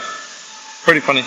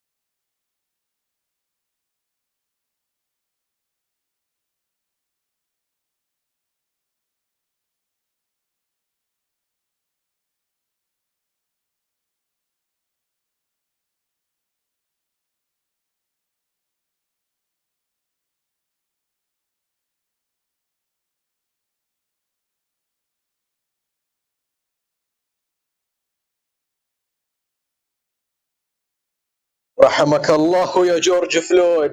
5 سنين من ما ذهبت إلى ذمة الله.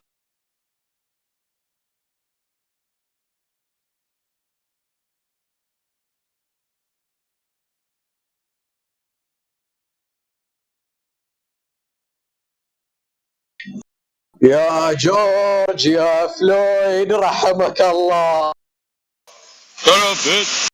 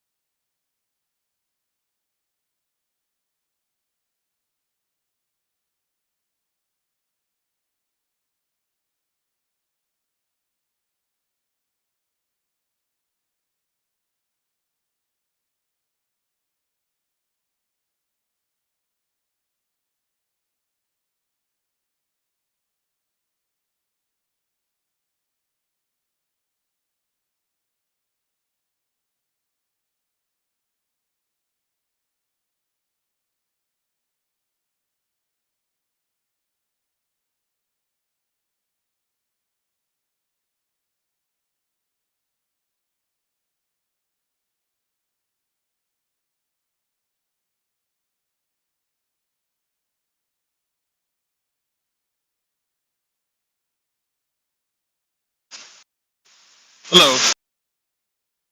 Hello.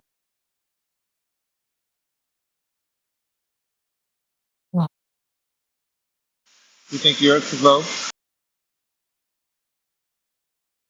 Sorry, I couldn't hear what you said. Could you please repeat that? Do you think the Earth's a globe? Oh, yeah.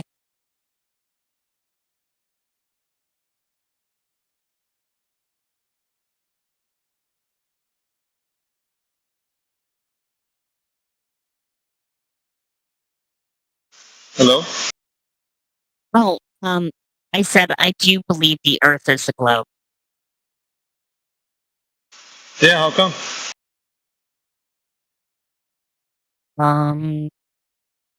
Like specifically why? Yeah. Oh, that's what I was taught in science class. I don't know. No real reason, huh? Just maybe because you've been told? Well, yeah. Wouldn't you consider that a belief instead of something that you know?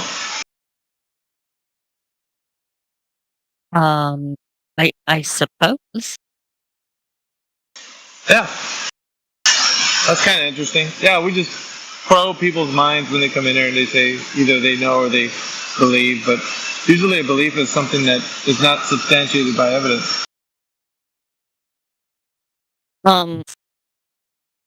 Well, sure, but like the evidence is out there, right? Doesn't really need me to speak on behalf. Well, yeah, it kind of does. If you're not demonstrating the reason why you think it's true, then yeah, you kind of have to, wouldn't you? You could have people, just for an example, let's say I make a false claim about something and you make a false claim about something, or a true claim, it doesn't really matter.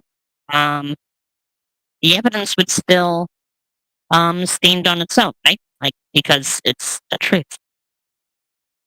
Okay, what truth of the globe do you think exists? Oh, well, like I said, I don't have to have, like, some kind of... I'm not a scientist, right? So I don't have to have a particular set of knowledge. That's up to them to, like, figure out, right? That's why I paid for taxes. Oh, you don't look into this stuff. You just believe this stuff, right? Yeah, like, can I just give you an example of what I mean? And Yeah, this is for sure. essentially a logical fallacy. Like, when I go to the doctor, say, there's a whole bunch of medical knowledge that I just don't have access to that he does. And I have, like, faith that he has my best interest at heart, and then he, I don't know, prescribes me a medicine, let's say. So I think pragmatically, it's reasonable to appeal to authority or expertise in certain complex matters, right? So you think that knowing the Earth is a ball underneath your feet is a complex matter? Yeah, it's a matter of physics, right? Physics is complex. I don't know. You think physics describe it? In what way? Well, that's kind of like my point, right? Like, I don't need to know, like, the specifics.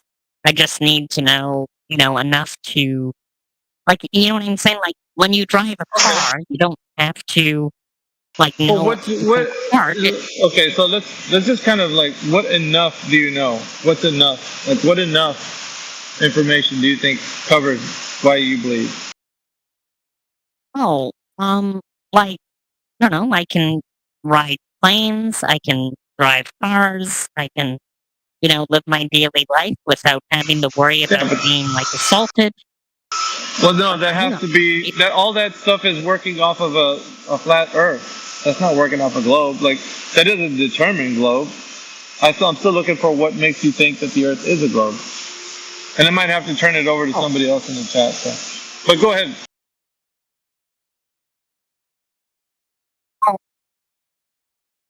There could be like a couple of reasons. So this is going to be like a very obscure quote.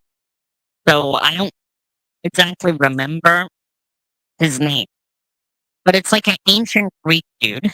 Might have not been Greek, but whatever.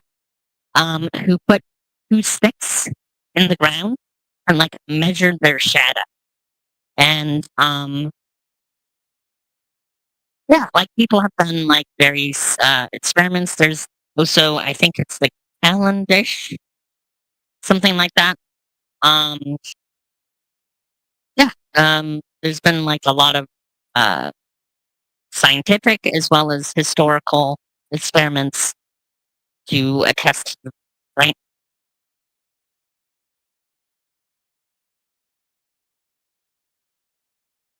Oh no, I'm just listening. Go ahead. That's it. Right. How do those experiments? How do those experiments prove the globe to you? Well, that's what they were testing, right? So the hypothesis would have been like, you know, and then like I can look into the specifics for you, if I just like Googled it. But yeah, that's kind of what they were testing with the experiments. So you basically just accept their conclusions on these so-called experiments that they do indicate it's a globe. You just take that on faith. Yeah, I read lots of research papers, and when like academia or whatever institution publishes their research, I'm assuming they're doing their methodology correctly, right? Yeah.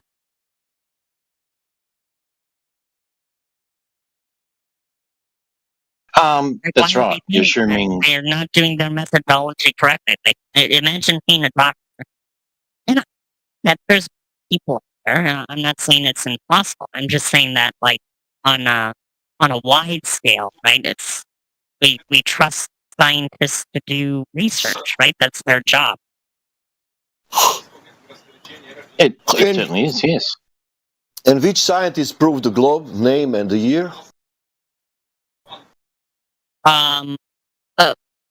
Like the Cavendish experiment. I gotta look that up specifically because I don't remember the name of the year. I know it's called the Cavendish experiment. Cavendish. It'd be a good idea to look that up first. Okay, Cavendish. Hang on a second. Okay. No, it'd be good idea to look that up first before you make a claim about it. You know, if it does, look it up. If it does support your evidence, then come back with something. But you don't seem to know what it is. My question would be: is it was the radius value in the time of the Cavendish, or still was not discovered? Oh, I don't know. I'd have to look into it more.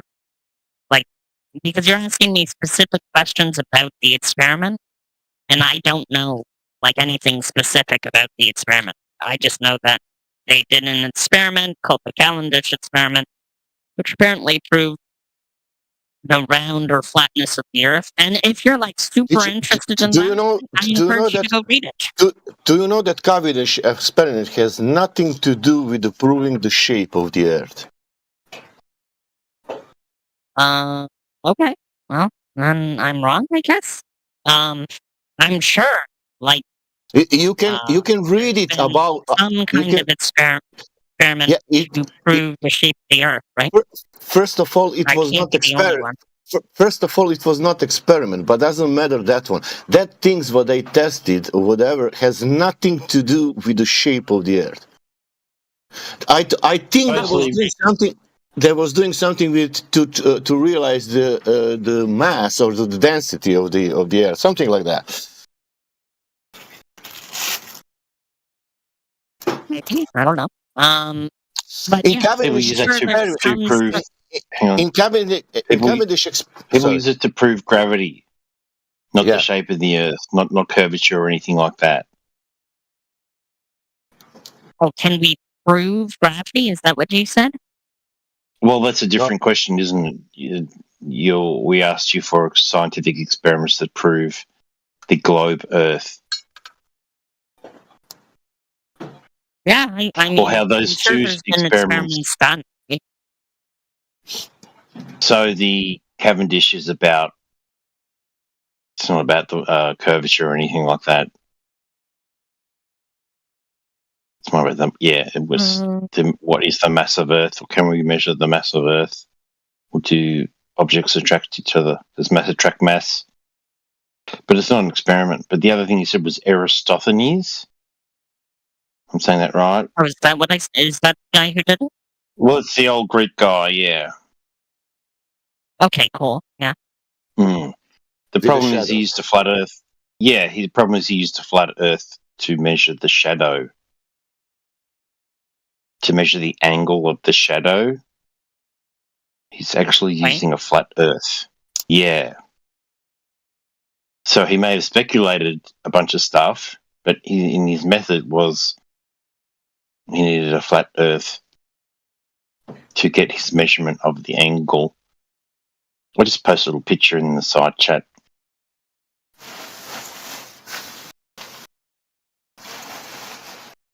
So his sort of method was all assumption regarding what Earth is and its shape. But a lot of people come in here who claim to know more about, who actually, do claim to know lots about the globe. Well, sort of quote the same thing. They'll quote Aristophanes, and they'll probably quote another, it's a quote-unquote experiment. Well, it usually isn't. Wasn't there like opinion. I remember seeing something about this. Some like flat earthers went to Antarctica, I believe. I would have to pull up video, and I think their claim was that the sun would like go down at some point when it didn't. And they had like cameras everywhere, and it was a live stream. Do you know what I'm talking about? You're like up to date on you're talking. flatter stuff. You are talking about Jaran. Doesn't matter that things. I think that you need to first to know what flat Earth is. Then maybe you will. When somebody tell you flat Earth, what do you think? What that it is? What do I think that means? Yeah. I don't know. And I've how never you will? seen like a flat Earth model. Do you think? Do you think there should to be flat Earth model? People call themselves flat Earthers. Well, like, wouldn't you? Like, scientists have obviously developed a model, right? Shouldn't flat Earth have like the same standard of evidence, right? Scientists didn't make a model. You don't have a globe model. We can discuss about that. It's still the standard model, right? Do you know what is scientific model? The model and scientific model is a scientific model. Model and scientific model are two different things. But okay. We're talking about specifically a standard model. I'm specifically saying this. Do you know why flat earthers calling themselves flat earthers? What is their position? And because you said flat earthers, they need to have a model, but they don't have a model, but still they are calling themselves flat earthers.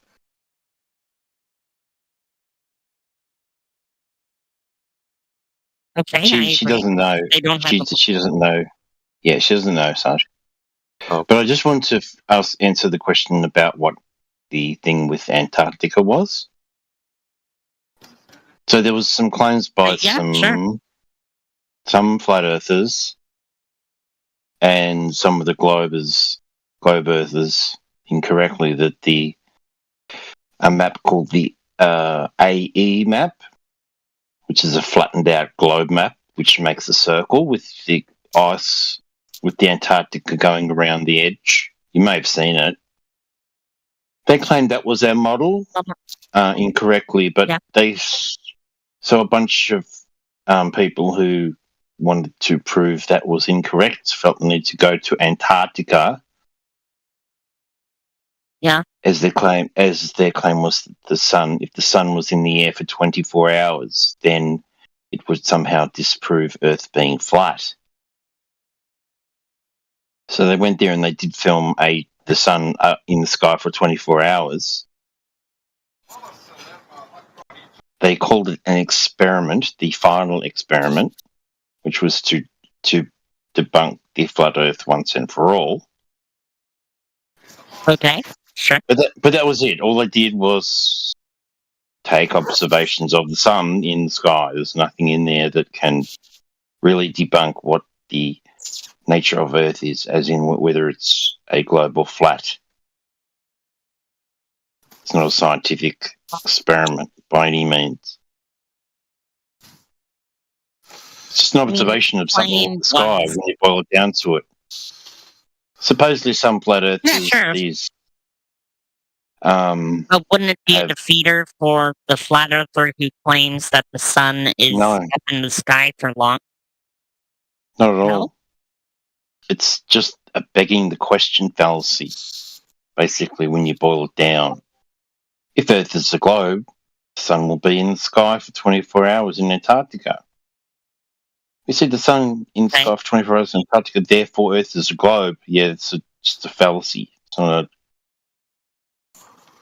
a valid if argument. somebody makes the negative claim, right? So if somebody affirms that the Earth won't be in the sky for 24 hours, for like whatever reason, forget about flat Earth, not flat Earth, and then it is in the sky for 24 hours, that would be a defeater for that claim, right? No. Okay, hold on. Wait. Yes. Yeah, go ahead. Can I try something here?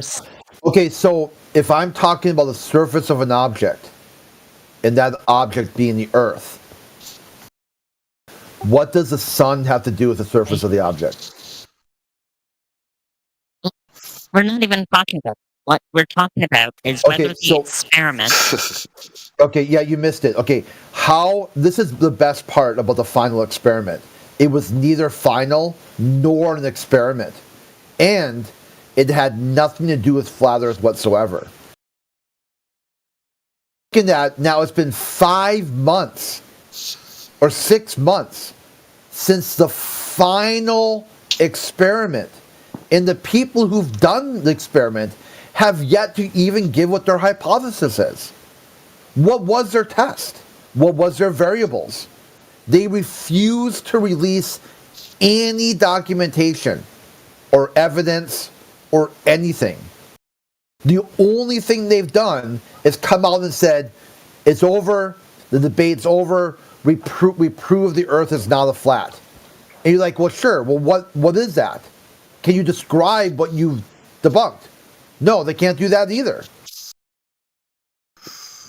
What you have here was a young Earth creationist who was upset that some flat earthers said they think the Earth is flat because of the Bible.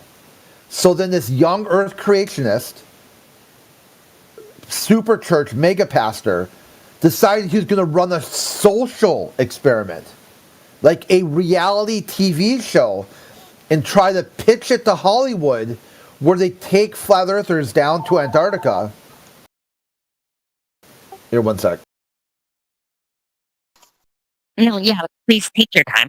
I don't intend to interrupt you. You don't understand it.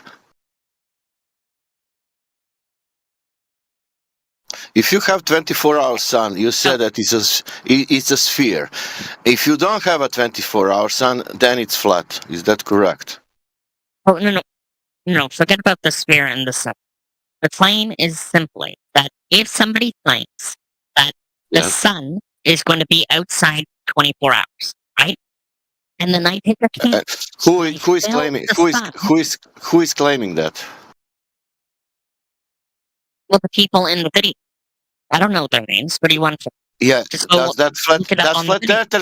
flat earthers claim anything about the sun? Yes, claim was that it would not be in the sky, which is a negative. Who is claiming that? Flat earthers or heliocentric model? Okay. So the claim from the round earther in the video was that the sun would be in the sky for 24 hours. I will tell you one thing. If somebody is claiming, man, but I want to tell you something. If somebody is claiming that it's flat earther, the flat earther will never ever use the sun for anything to prove the surface of the earth. Any of flat earther. Can I repeat my sentence? Any flat earther will never ever use the sun like a proof for the surface of the earth. That means that claim is not came from the flat earther. Okay? Call themselves flat earther. They may not. Hang on. Sorry. Yep. Hang on. So there was a couple of guys and a girl who went down there who claimed that they were flat earthers. And most flat earthers are lying to me. Man, we know the person even who it is. It's called Geran. He has his channel. He made all videos about the NASA in last 5, 6, 7 years. I was subscribed to him. What do you know that? Do you know what we know what you are talking about? I don't even know anything specific in. I know the person. She doesn't know, Sash. She just wants a basic explanation of it.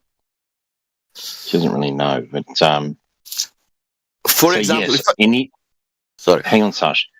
Yeah. So yes, any flat earthers or any person who made that claim, the sun. You won't have a 24-hour sun in Antarctica because Earth is flat because it's because it doesn't match this map, which they claimed was the flat Earth map, incorrectly. This is a very small minority of flat earthers. Do you get that? These two dudes who went down there were kind of whatever the minority is. Let's say it's two people. Those two people would be wrong. They weren't placed in high regard by the majority of flat earthers because of previous stuff they did and this whole thing claiming to be an experiment when it isn't. So the majority of flat earthers had their answers to this before it even started. So, right, even though I just need to concede on the point that those particular people, whatever map or model they presented, they are not presenting the flat earth. Yeah, they were debunked. Yeah. Those idiots who thought that was the map. Yeah, they were debunked. But most flat earthers, only a very small majority of flat earthers who say that,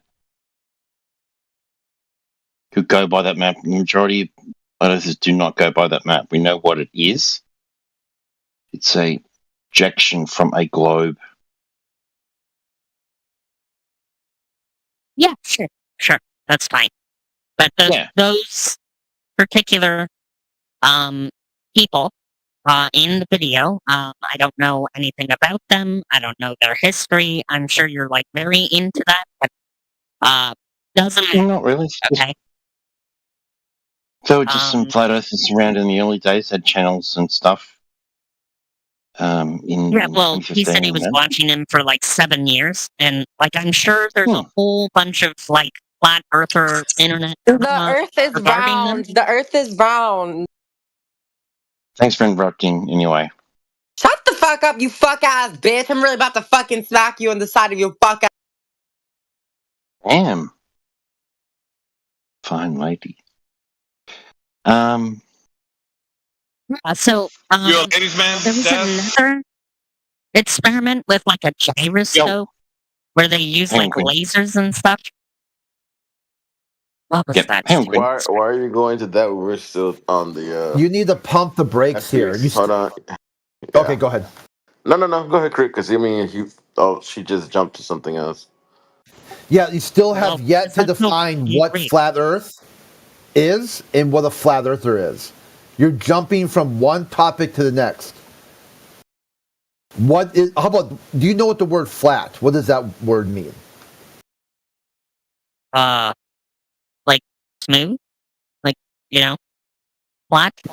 Yeah, and then the word Earth. What's that? Era or soil.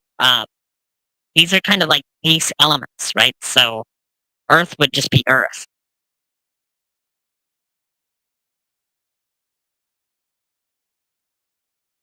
Where in there did you hear the word gyroscope? Oh, well, like the gyroscope experiment done by those third flat earthers is just an experiment to try to prove the Earth was flat, and that's just a tool that they So use to try did and they prove do it. that or they didn't do that? As far as I'm aware, their experiment failed. So flat earthers proved what? Well, so far nothing. Okay, so they have an experiment that proved nothing. Yeah. Yeah. Okay, so what did it do then? Nothing or something? What did the experiment do? Yeah. Well, I suppose nothing. In the grand Okay, scheme of so things. so nothing did nothing. Okay, so now what's next? What is the word? We gotta go back. What's the word flat mean? Flat would, I guess, would you use the word parallel? Um, smooth or even is how I would Like an describe it. adjective. An adjective is an adjective. Does it describe something? Yeah, I would describe a smooth or even surface, right? So let's say you have a table. It would be like smooth and even.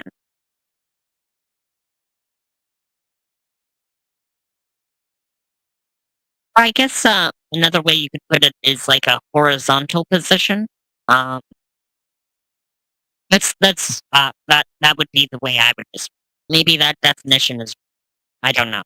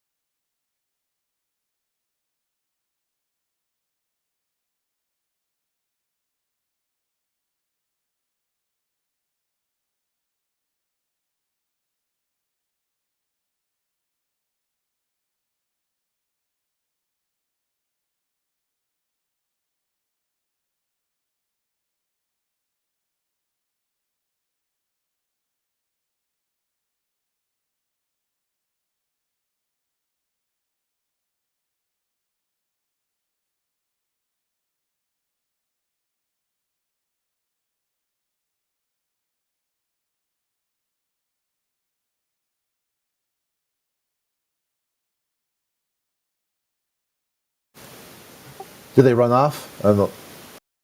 You still there? No, he left. He gone. Oh, okay. Good work, man. By the way.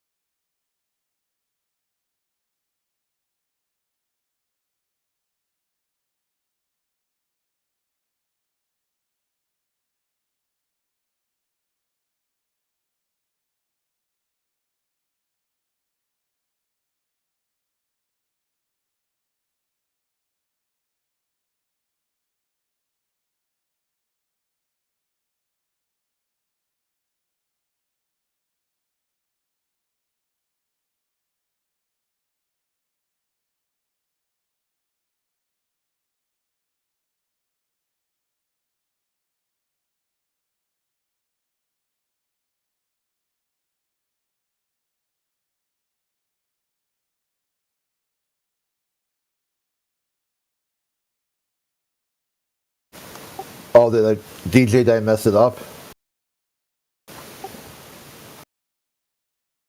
I don't know. Did I feel like chased her away? I don't think I chased her away. I just asked some questions she wasn't prepared to answer and then left.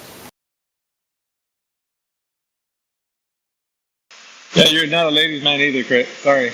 Yeah. No, it's all good, Crit. It was probably going nowhere, to be honest. Yeah, I mean, I don't want them to leave either. But I don't want to make them feel like they have to stay. Yeah, look, different people have different ways of approaching this topic, and you do it your way, and that's fine. Yeah, I mean, I was listening for a while. It just kind of went from one question to the next, and it wasn't going anywhere. So I was trying to troubleshoot, like where do we go? Let's go back to some sort of baseline principle. What do you think the word flat means? What do you think the word Earth means? Does that mean the sun in Antarctica? Does that mean gyroscopes? What does that? When you hear those words, what does it mean?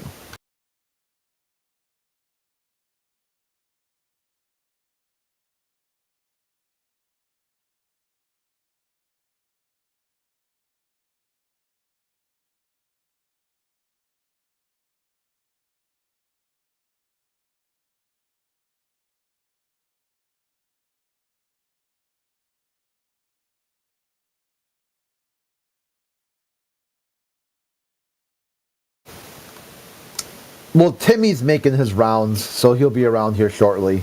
You can see right now Timmy's going from channel to channel, shooting his mouth off and getting triggered and getting muted. So he'll be in here shortly.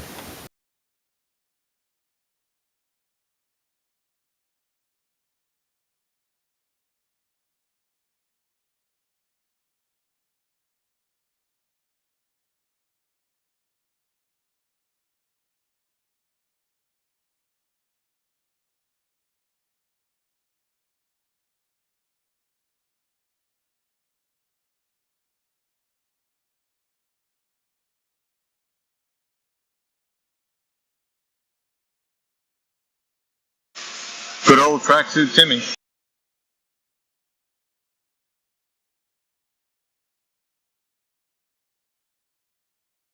I mean, if they really hate guest channels that much, why not just stay in the regular part of the server? Why even drop down to the guest channels?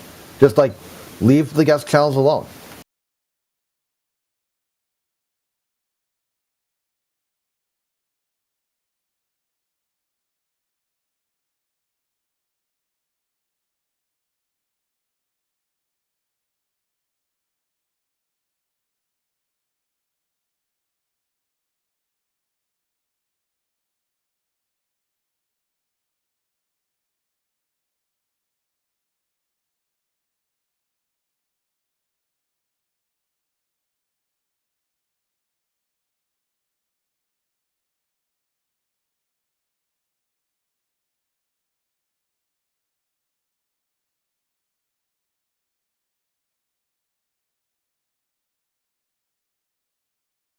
Been a productive morning so far.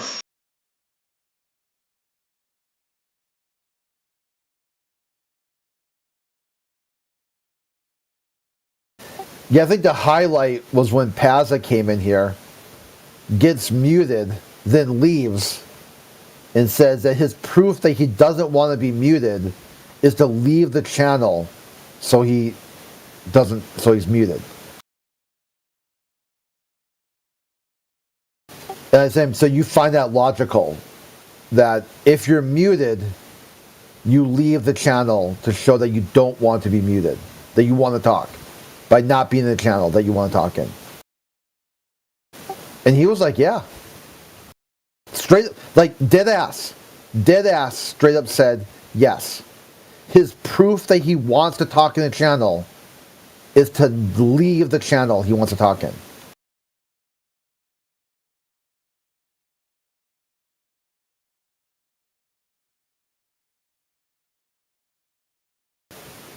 Alrighty then. It kind of fits the logic. You know he wants to go to space because he doesn't try to. You know he wants to prove the globe by not talking about it. Or talk about it. The proof, anyway. He knows the Earth is a globe. He can prove it. And he proves it by not proving it. It's like a hard contradiction.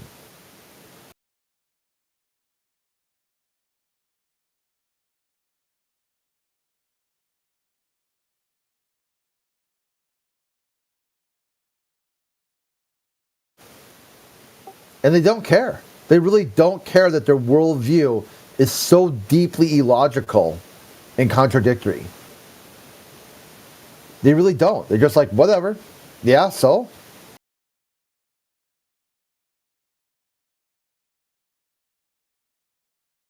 It's either they don't understand that or they don't care. And both of those are big problems.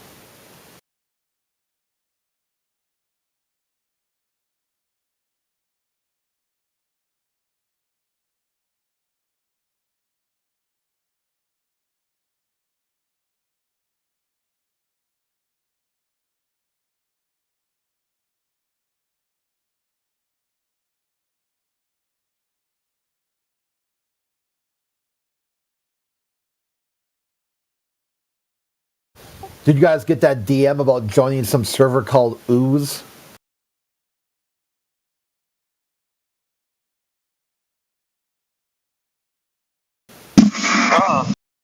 Yeah, dude sends me a message.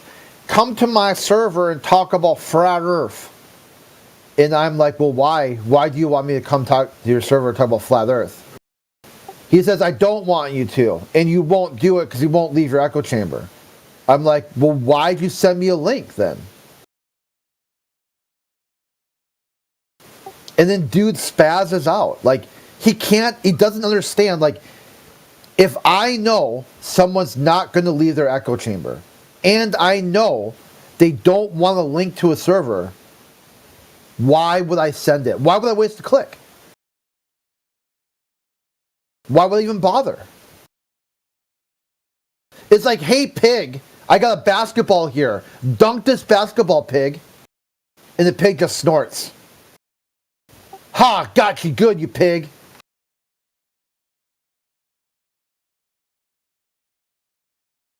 It's like, what the fuck type of thinking is that? Like the logic base behind that. That I know, that pigs can't dribble, they can't shoot a basketball, and they sure as hell can't dunk a ball. So why would I walk over to a pig and hand them a basketball?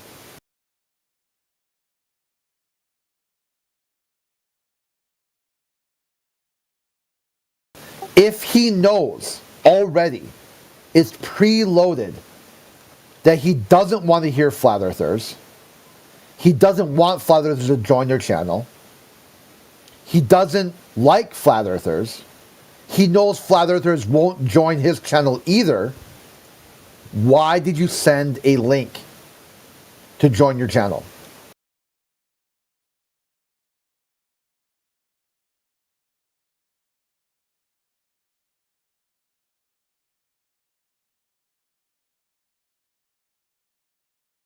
It's like very just basic logic and reason. And really science at that point.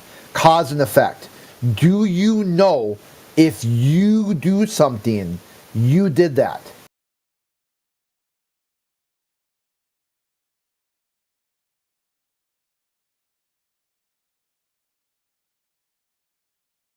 I'm looking for the DM screen. I think I closed it. I was like, yeah, shit tier freakazoid.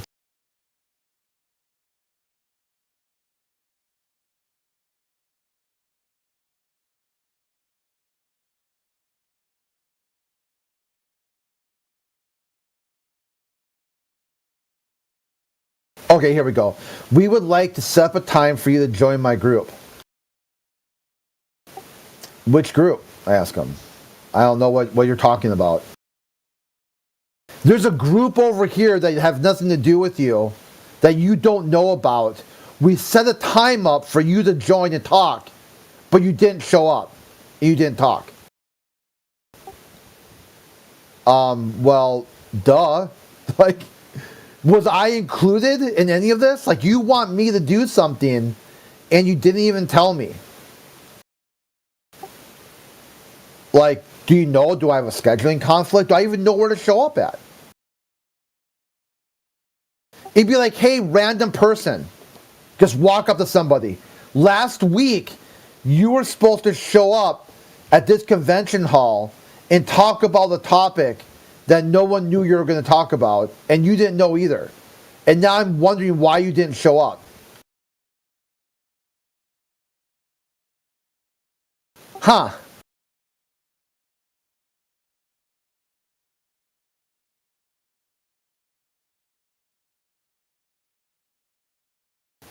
Then then he tells me, well, the group is interested in flat Earth.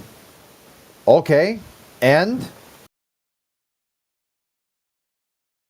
Why do I care about a group that's interested in flat Earth? If they're interested in flat Earth, they know where to find the content. We live stream on multiple platforms, multiple servers. If they're sitting in their echo chamber wondering why there's no flat earthers giving them flat earth content, that's probably why. They're inside their own echo chamber.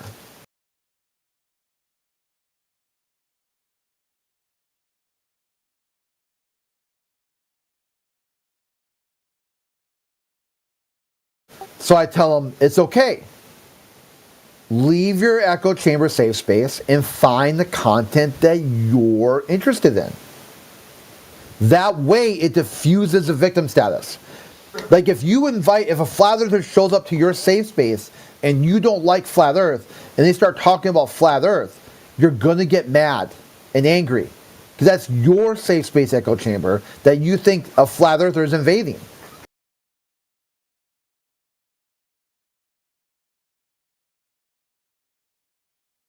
It's best that they seek out the content they want so they know why they're doing it. They wanted to.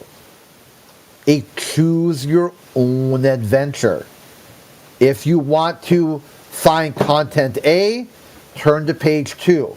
Content B, turn to page 3. Content D, etc.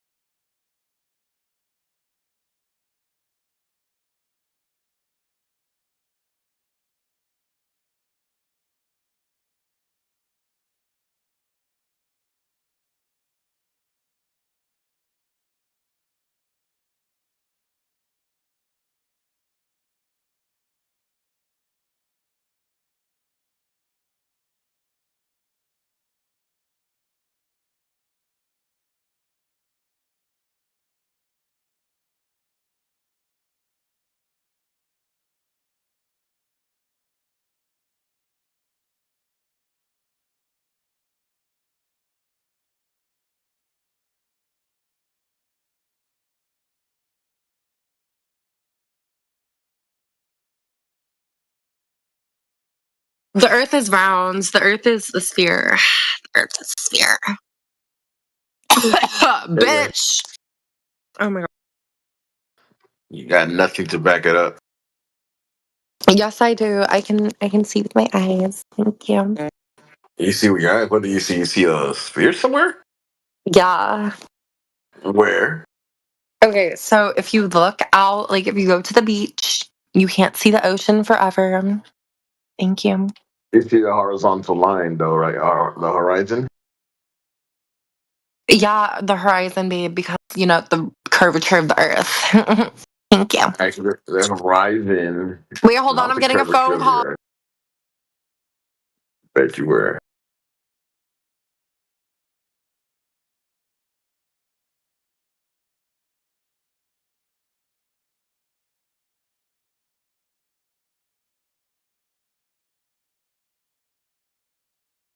That's a sad state of affairs right there. No, really, man. You'd hope that there'd be more intelligent women that come through here, but you get that. Yeah, I know, right?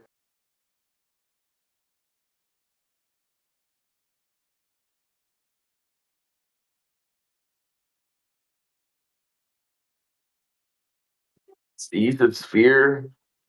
We got to see. She goes to the beach. Interesting. Just saying, man. She fits the stereotype. Is all I'm saying.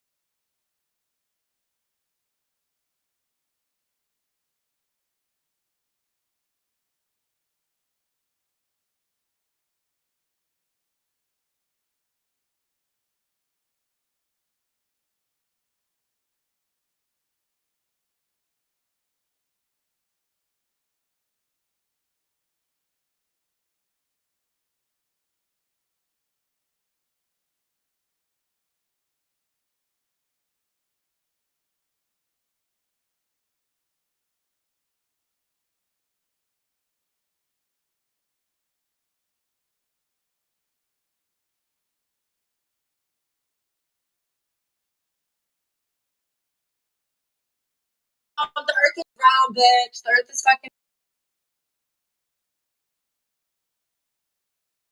Oh, that's what that silent child. I know, Brooklyn. I know. Oh, bitch, I'm fucking doing my eyebrows. I almost cut my whole fucking eyebrow off. Bitch, that would have been a mess. That would have been. Just telling the chat how sometimes I wish there'd be more intelligent women that come through here. But I it's up to you, man. You choose your path, man. have an Choose your intelligent path. conversation about how the Earth is round. Like we can have an intelligent conversation. I don't think you could do that. It's not in your. I think I can. You could try, but I mean, I don't know how far that'll get us. Okay, do y'all think abortion is good or bad? This isn't about abortion. It's about the Earth. So Okay, and all you fucking do is speak about the flat earth, so let's talk about something actually productive. Do y'all think abortion is good or bad? So you can't. wow. I mean, wow. You're like not it at all, and you think everybody's gonna revolve around you because what? I'm You're not a woman? it? I'm not it? No. What do you mean? No, you're not. You think What does that everybody's mean, I'm gonna not it? just like? You think everybody's just gonna like fall for you because like you're a woman or something on the internet? I feel like this is like That's some not gonna weird do like anything, man. incel projection. Like I'm trying to talk about abortion and you're like doing some weird like incel shit. That's not Like the girl, forum I'm trying to topic. talk about That's abortion and not you're the talking about forum like topic, you're a Brooklyn. woman. Like this is all some like That's weird like not the incel forum topic. projection. Not the forum topic. Okay, I hate incels so Went much. to I a hate football men. club to talk about tennis. Oh my god, I hate men. Oh. You cannot be serious. Okay, anyway, so the earth is round, abortion is good, we need to abort more babies. You know how to actually speak? Oh, that's the only way that's coming out of your mouth. Huh? The mentally deranged have come out of the woodwork. This is great job, Okay, Brooklyn. so it's mentally deranged is blaming women for all of your issues when the real problem is that you're just like a sad Like man. the problem is you're not coming in here with any intellectual conversation. You're just Okay, so let's you're have a fucking spazzing out, intellectual bro. conversation then. Okay, so the earth is a sphere. I know this because the curvature of the earth makes it so that you can only see about 3 miles out to the horizon, right? Okay, because the curvature of the earth stops you from seeing forever. So if the curvature of the earth didn't exist, you know what I mean? Then you would just be able to see it till the end of the fucking ocean, bitch, but you can't. You can't. So it's so big and looks so flat. You know it's not. Got it.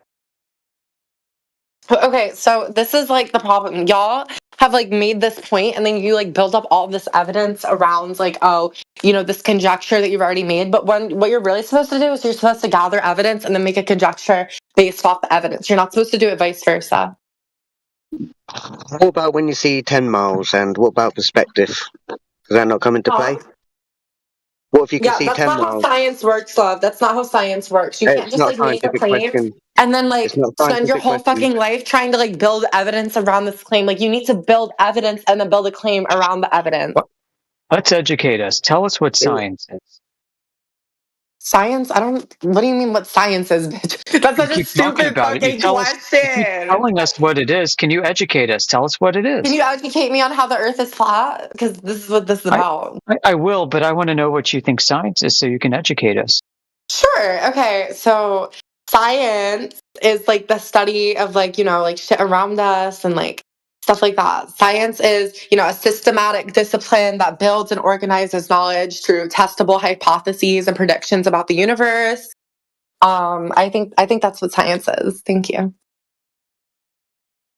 Okay. What is scientific about the globe? Well, it's, you know, a conjecture that was made from evidence, provable evidence. What are you talking about? Conjecture. Like what? Yes, or not a conjecture, like whatever. Like it's just like a fact. Like it's just a fact that was made from Yeah, like just a thought, just a it's just a conjecture. That's what fact. you have your whole I worldview think you're a based little on. retarded. I think you're a little slow. I think you're a little slow. I think you're a little slow. But it's okay, you know. I'll give these like little like stupid like incel men like a chance, you know. But okay, so why is the Earth flat? Because that's the claim that you're making. So why is the Earth flat? First off, there's no scientific evidence for it. Just conjecture, just There are ideas. Like you pictures. There are said. pictures. That's a pretty good scientific. There's pictures of the globe, my love. There's pictures of the globe. There's pictures of Bigfoot and alien spaceships too. Oh, so, okay. Yeah, So your so you point is think that. pictures are great. Okay. So why would the whole world lie about there being a flat Earth? Why Why would the would whole that? world be delusional and not lying? Huh? Bitch, are you stupid? What? No, are you delusional too? I think you're delusional. Girl, put your record on. Tell me your favorite song. You better start chopped anyway. You better start chopped. Oh, bitch. Oh, bitch. Okay, my eyebrows are looking fierce, honey. Okay, I don't know why y'all like can't have a conversation. Like, I feel like it's because you're mad. You're angry. I get it. I'd be angry too if I looked Go and the way you guys keep look. talking to us. I want to hear more about your religion. My religion? What's my religion?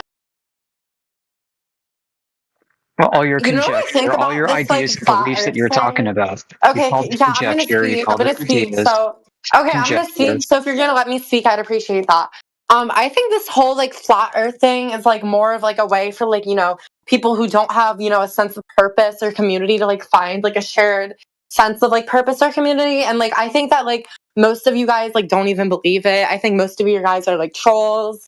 Like I think like maybe like one or two of you guys actually think the Earth is flat, but I think most of you guys just like center around this community because you have nothing else to do in your life. You're a little bit bored, and like that's perfectly fine. But I just think like that eventually it does cause like some vulnerable people to actually believe this like harmful misinformation. And that's Harmful. like What's so harmful about this? We're describing the what's world. harmful You about see, spreading just factually no, incorrect things. you Like, what do you see the mean? same thing we do. We see the same thing. We just call it like it is. You don't. What do you call it like it is, baby? We see the same thing, right? We see the horizon cutting off at about 3 miles because of the curvature of the Earth. We do accept all of our infrared footage that shows it well beyond 3 miles, right? What the You need to fuck? get out more, Brooklyn. Huh? You need to get out more. I think you need to get out more. I don't think you step outside of Discord a lot. Well, you're the one who says the limit of your vision is 3 miles at the. Well, Get yeah, out. if you stare out into the fucking You're like, ocean. nah. I think y'all are a little bit dumb, and yeah. Y'all. Yeah, well, that's what I was saying to you, Brooklyn. If you can see more than 3 miles, what does that mean to you? I mean, it would just mean that, you're standing higher up or whatever the fuck, like elevation. Like, No, low elevation, say like 1 foot off the ground.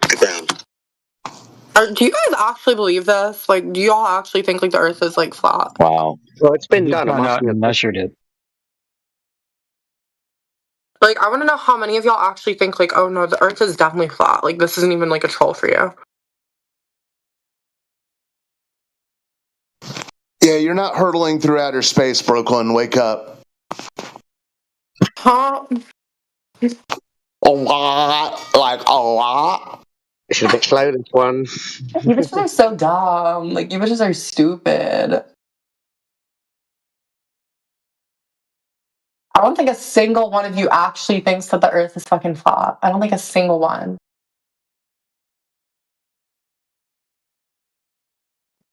And you haven't checked out our home server, have you? With all the evidence that I people did, like and then us I got put up. banned from there. I got banned from there, so What'd you do? Were you being I don't even obtuse? remember. I don't even remember. I think I just trolled.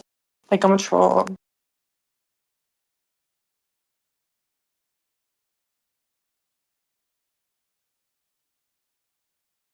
No, I think this is like really a way for like lonely men to find a community because they have like nothing else to do in their life, and like I don't know.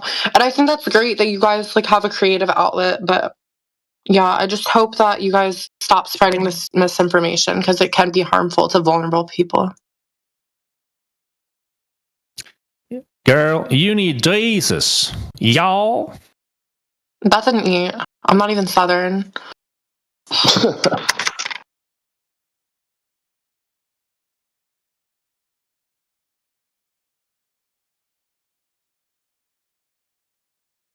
Anyways, Great cope, Brooklyn. what's the cope? You. Y'all. I'm a cope. Why am I a cope? Well, you keep chanting, oh, disinformation. What disinformation? What misinformation? That the Earth is flat. Have you never filled up a tub and seen what the water does at the surface? What does it do? I'm asking you. Have you ever filled up a tub? Sounds like you spend a lot of time in the bathroom. So, do you know how big the globe is? Like, it's pretty big, Dude, right? now who's spreading misinformation? Do you know how big the All I'm globe is? asking you So about it's is pretty water, big. lady. So if you think about like the curvature of the Earth, right? It's not going to be Like, the visible curve because it's a very large surface area, right? So it's going to be like curved over time, curved over Okay, well, thousands the of Suez miles. Canal is 120 miles. Is that big enough? But Y'all. why are you saying y'all? I'm not even Southern. y'all. Yeah, I know the origins of your non-Southern use of y'all. I get it. You're woke. What's the origins? I'm woke? You know what it is. Yeah, we only know everything. That's you. I'm woke. You're locked. Okay. You're locked in a cult of misinformation, and you're projecting it on us. So what's the misinformation? Well, the fact that when I ask you about filling a tub up with water, you start asking about how big the Earth is. I didn't ask. I just told you. That's the cult of misinformation. I just told you, bitch. What? Yeah, bitch. You. So, like, the Suez Canal, bitch. Like, how long's that, bitch? Y'all are not funny. Y'all. That did not eat. Y'all funny, man. Y'all, that did not eat. Anyways. Y'all. Like, anyways, y'all. Like science, y'all. Yeah, dude, you're the one wrapped Y'all up in are this funny. information. Like, y'all actually are funny. Like, this is why I think most of y'all are not You're even like laughing, y'all. This is why I think most of you guys aren't even like actual flat earthers. Like, I think a lot of you guys are trolls because you're actually funny. But I just can't take anything like a flat earther says seriously. Pointing to water in reality is an act of a troll, huh? Huh, bitch? Like, what? Bitch, you sound stupid as like a what? You're not funny. You're not funny. You're not funny. Anyway. Do you think he's trying to be? Oh, Chandler, I just did my eyebrows. They ate. Good lord. So. You sound miserable. Oh my god, guys. I'm Flat not Earth thing is happy. yesterday. I'm a very happy person. Oh, bless you. Yes, you are. Brooklyn, you don't have to Yeah, you sound like you're full. You sound like you're full of joy. in any way. People want to actually speak to you, really. So you don't have to keep pretending to play this character online. It's not useful. What character? You're acting like, oh my gosh, I'm doing my. You don't have to do that. That whole bit, it's a bit. You're doing it. Okay, what you're seeing You want everybody to online recognize is like who I am in real You want life. everybody So to if you ever recognize talk you as to someone me, who's trendy, Brooklyn. Like we if don't you have. ever We're talk not here to for that. me in real life, you would like know that I'm actually like this. Like it's just the way I am. Yeah, so what we're dealing with in here is people having a lot of misinformation, and when we deal with people like you, it seems like you just want in here to play a character, and it's like we're not here for that, man. Like none of us are. What character am I playing? Like this ditzy kind of girl, and you're not. You're obviously intelligent. But you're Well, just I think pretending you not to be. guys. I think you guys are playing a character of, flat earthers. Like, I don't think you guys are Hold actually on, flat she's earthers. obviously I am intelligent. intelligent. Like, I am an intelligent person, but none of you guys want to have an She is, intelligent but she's conversation pretending with me. right now because she wants to sound popular like the rest of the ditzy people that do that. But that's Well, not you. You don't have to. She's a global. Okay, you're doing this little, psycho evaluation, but it doesn't really It's a do choice. At the end of the day, Listen, you're a flat Brooklyn, earther. This is a choice that you make every day that you wake up.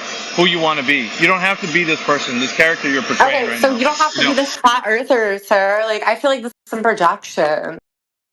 I feel like it's some not projection. protection. This is an assessment of you actually being in here and being the way you are. That's what it is. Baby, I'm like, what are you talking about? Like, I just am who I am. Like, I can't change my What are personality. y'all Just like, talking about? you can Everybody change can change who they are, Brooklyn.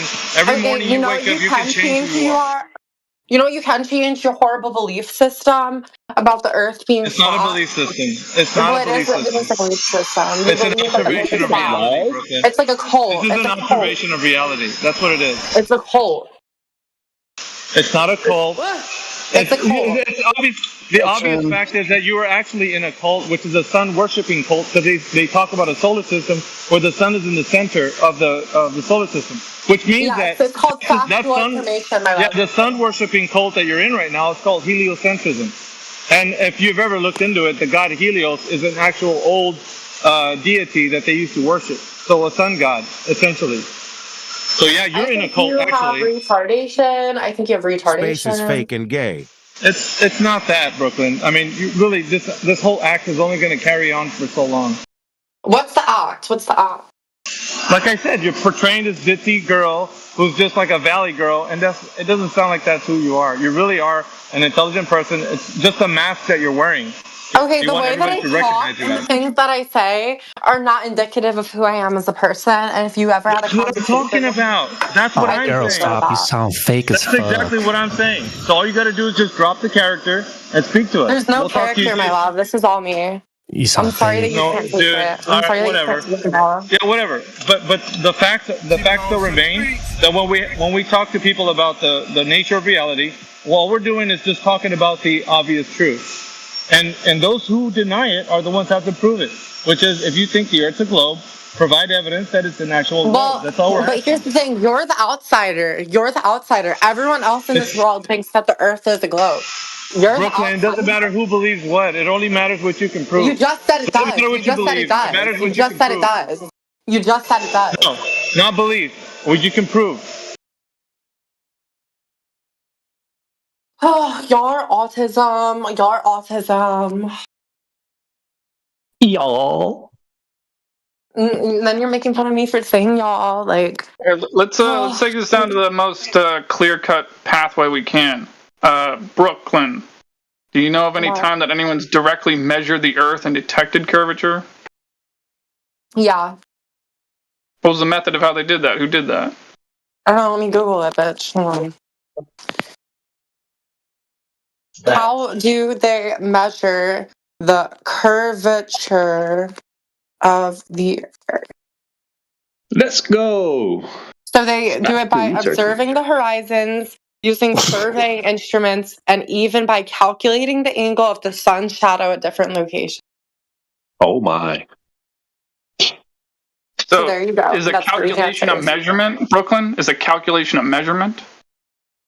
It's a what? No, it's calculating the angle of the sun's shadow at different locations. What are you talking about?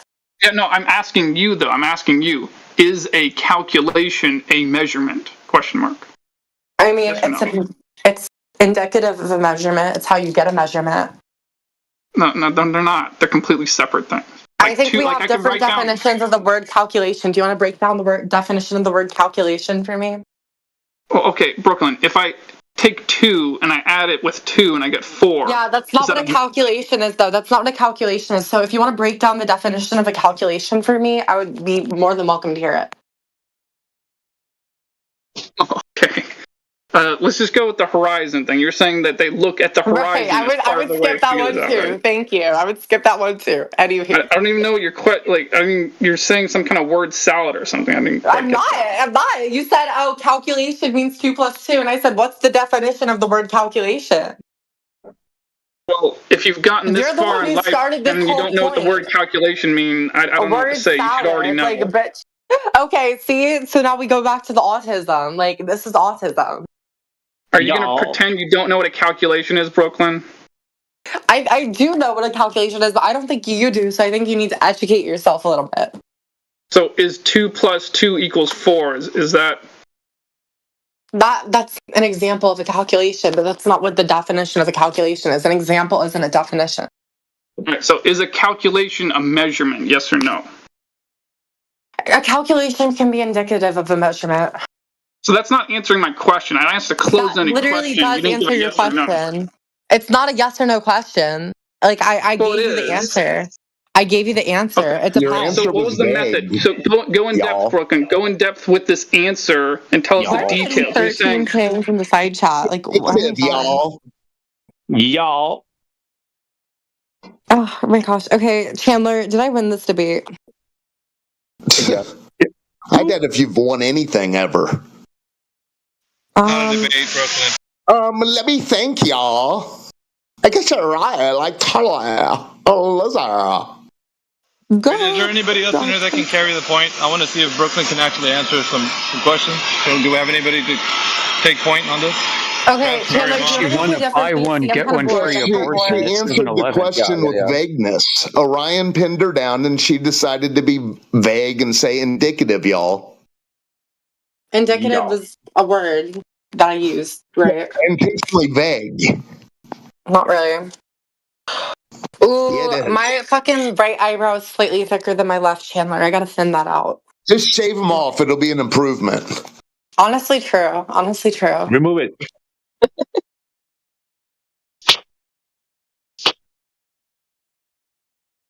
But yeah, I think you guys have some like retardation. Yeah, you avoided Orion's Hey, Brooklyn, question. if something measures flat, what is it? If something measures flat, what is it? What are you talking? That is not how curvature of the Earth works. That is not how that works. No, I'm not even talking about the Earth, Brooklyn. I'm just saying if No, because I know if the what point you're surface of something making. I measures know what flat, point what you're is it? making, and it's just a stupid point. Like, it's not like the Earth is like a small little sphere. Like, it's like a big surface area over like hundreds of thousands of miles. You can't Like, say it, can obviously. you? You can't say it. You can't say flat. I can't say what. If something measures flat, I can say that's what your girlfriend what is is. it? She's flat. Okay, so now you're just gonna go and cop out now? All I heard was girlfriend and fat. You could be talking about yourself for all I know. No, I said flat. It's your favorite word. Whatever. Anyway, if the surface of something measures flat, is it flat? I don't even know, girl. Like, what are you talking about? I tapped out of this conversation like 20 minutes ago. Chandler, can we go to a different like VC? Like, I want to like debate with someone that's not like super autistic and retarded. Yeah, Like, the let's truth is not go- for you. You should leave. Yeah, that wasn't Okay, a difficult Chandler. question. Chandler, The answer was in that question, Brooklyn. Chandler, The let's answer go was to in that question. the trans/gay/feminism discussion. Yeah, it's good. Oh my god. Whatever, bro. Wait, where's that one?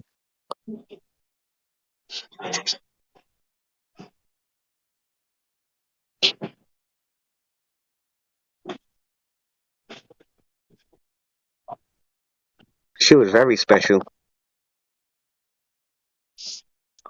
One of a kind, truly.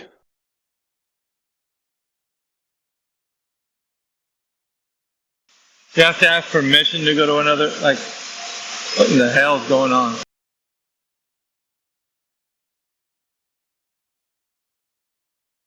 What the hell did you just say?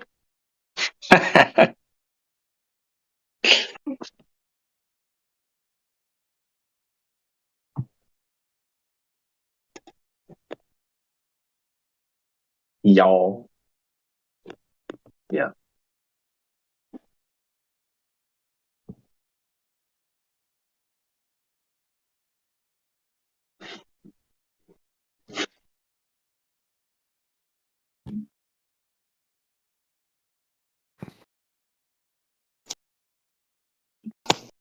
Oh, that was a sad case of display.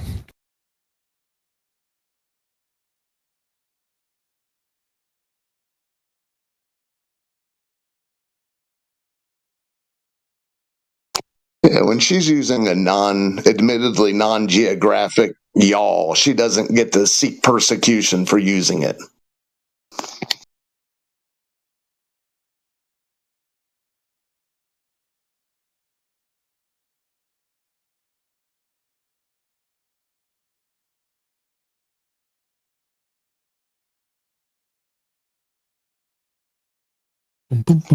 Helping young Blanc's back.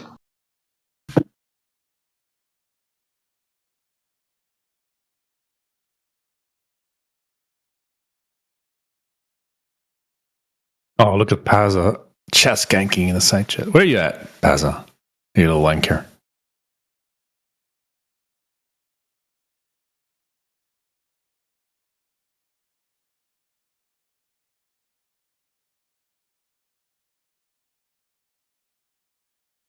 All right, prime rib in the smoker. Chicken too. All right. It's not bragging if you're telling the truth.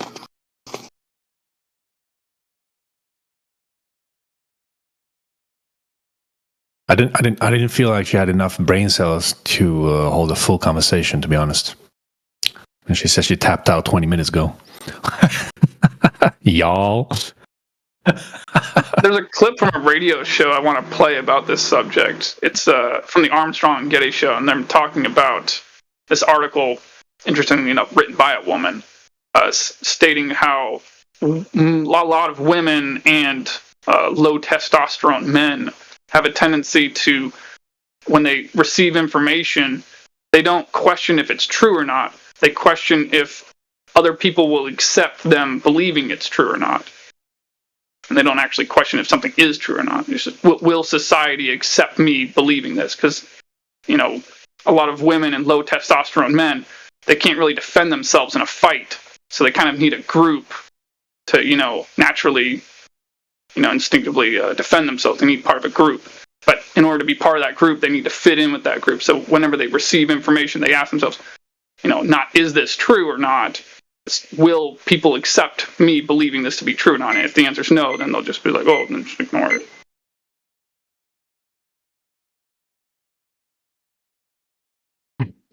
That reminds me of in psychology what's called Asch conformity. You've seen those kind of studies, right? Where they take a bunch of people, most of them are plants.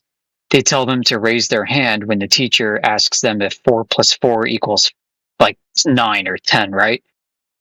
And there's one guy who's not in on it, and he sees everybody else raise their hand when the teacher asks if 4 plus 4 equals 9. And he looks around and everybody's raising their hand to affirm it, and he raises his hand too.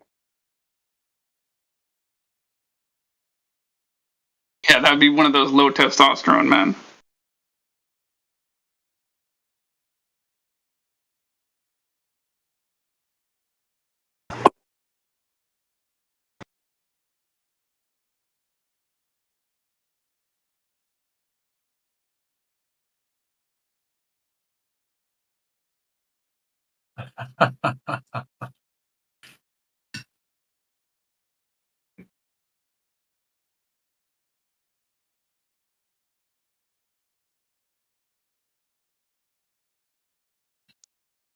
Gosh, those studies you're talking about, like, they really do blow my mind. Because, like, I can imagine a lot of people doing that. You know, like, because a lot of people do that. I think more than half of the people that, you know, are the non-knowing participants of those studies. I think more than half of them, you know, raise their hand with the group. But it's like, I can never imagine myself fucking doing that. Not in a million fucking years. I can never imagine myself just fucking doing that. Because, like, some fucking assholes, some strangers are sitting next to me in a chair raising their hand. Like, I don't give a fuck. Because I'm a real man. People do it in real life. It happened worldwide in real life just a couple years ago. Yes, yeah, I agree. It's insane. Yeah, you watch those studies and it's like they're falling. I don't know, unless those are all just great actors. But it's like they fall into a trance. You know, like the classroom where they split. These are the smart people. These are the dumb people. And the weird studies where everyone just, I don't know. It's insane. I don't know if they're all cherry picked. Like, I forget the study, but the one where the person's at a lever, they push a button, and the guy behind the wall screams, and the people just keep pushing the button. What was that called? What was that? The Milgram experiment. Yeah, it's now like illegal to do those kinds of experiments because of that. Now, listen, you've seen those magic shows, right? Where the hypnotist picks a random person out of the audience. And you're like, how is this person so susceptible to suggestion? But that's the common state of people. The common man will listen to the power of suggestion, listen to hypnotists, they'll follow the Asch conformity test, they'll press the button in the Milgram experiment. They'll do it all because they want to conform, because they're afraid of the consequences if they don't, which is social ostracism. What they found is that social ostracism inflicts a pain on the mind that is worse than physical pain in real life for most people. Whether or not you think that's the case is irrelevant. I was told by a hypnotist once that almost everyone, literally almost everyone, can be hypnotized, but they just have to let themselves be hypnotized. Like, if you try, like, if you're a smart person and you try to not be hypnotized, then you won't be hypnotized.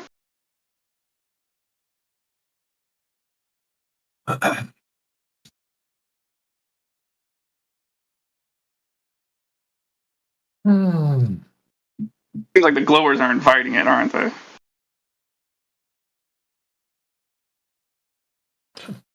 Well, they're fighting for it.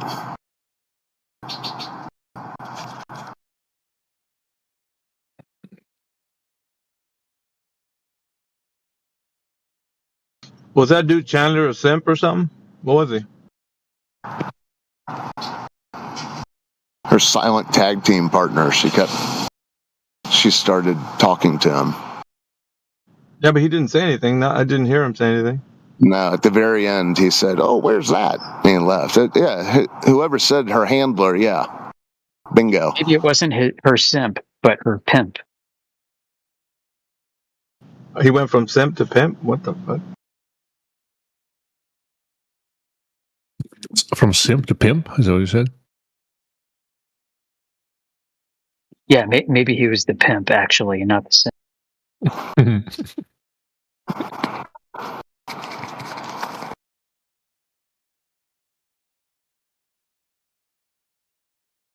Well. Brooklyn's been here before, though. I don't know if not that name, but that same character. She sounded familiar. And the way she came in was completely incendiary, and it didn't really. I don't know. They're in pain. Yeah, it's easier to play a character because if you mock the character, you can just switch up, you know. So, characters like the mask that people wear, front facing. I heard the guy. I was listening. I saw someone comment about a voice changer about an hour and a half ago, and I said, "Oh, I got to hear that." I fast forwarded back or rewound, and you asked the guy what his globe proof was, and his basic line was, "Well, bottom line was, well, that's why I pay taxes." I'd never heard that one before. That was great. Yeah, what's the point of that voice mod? I don't know. When it's a voice mod, it could be anyone. And I was like, that guy kind of sounds like something Roland, my boulder, would say, but he's probably still sleeping one off.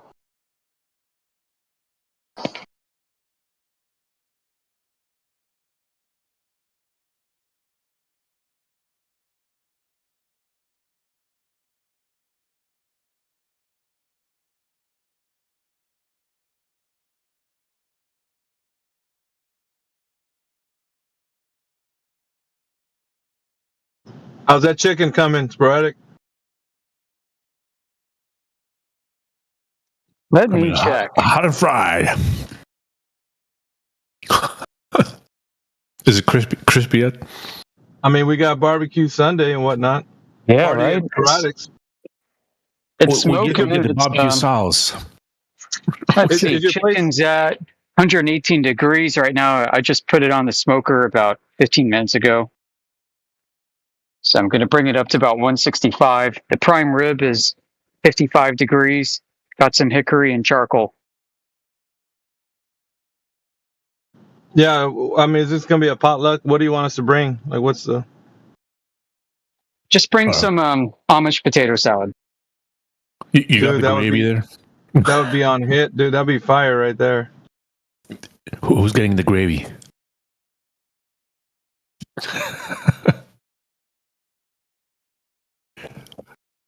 I know he's got prime rib, dude. I don't know if gravy would go good with that, but...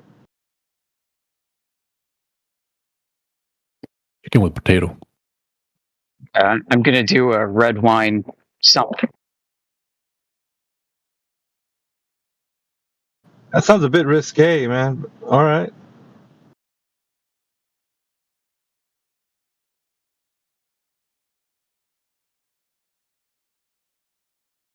You're like, I always do that.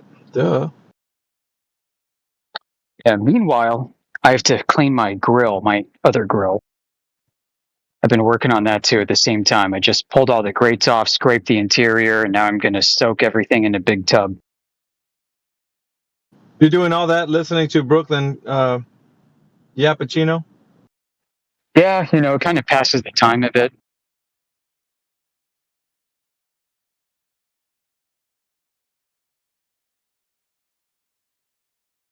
Kabuki's here. I don't know if anyone's ever talked to them. Isn't that disinformed? Oh, I don't know. Is it they, them, now? All right, so I have some of the grill grates inside the tub. I've got the other grill grates and more stuff inside the contractor bag. I squirt a bunch of dish soap in the tub. I'm going to squirt some in the bag, and I'm going to fill it up and let it soak.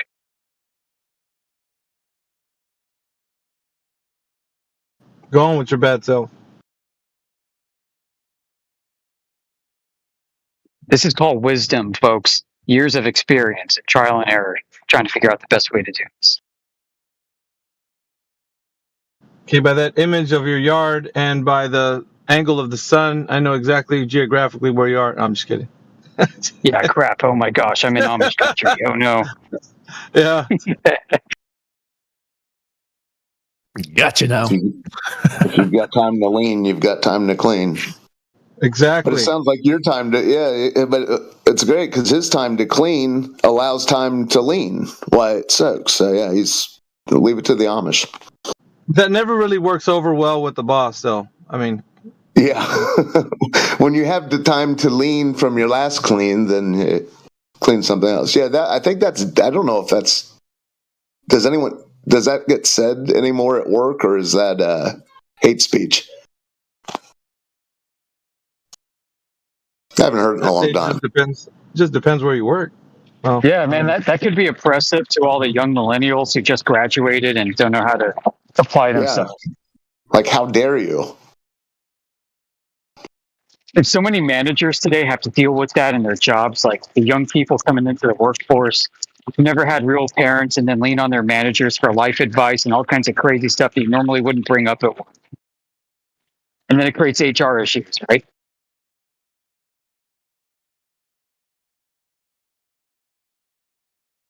No, I can remember it was about 15 years ago, the first time I ever heard it. I said to someone, not even thinking like it was just like, hey, could you it wasn't a question, hey, could you bring me something? And the person looked at me and said, nah, I'm good. And I said, okay, there's a shift in the world. Something's changed. It was wild.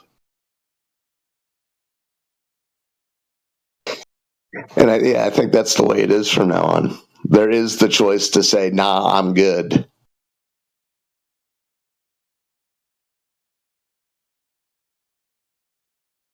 Yeah, because the HR, they have to have something to do.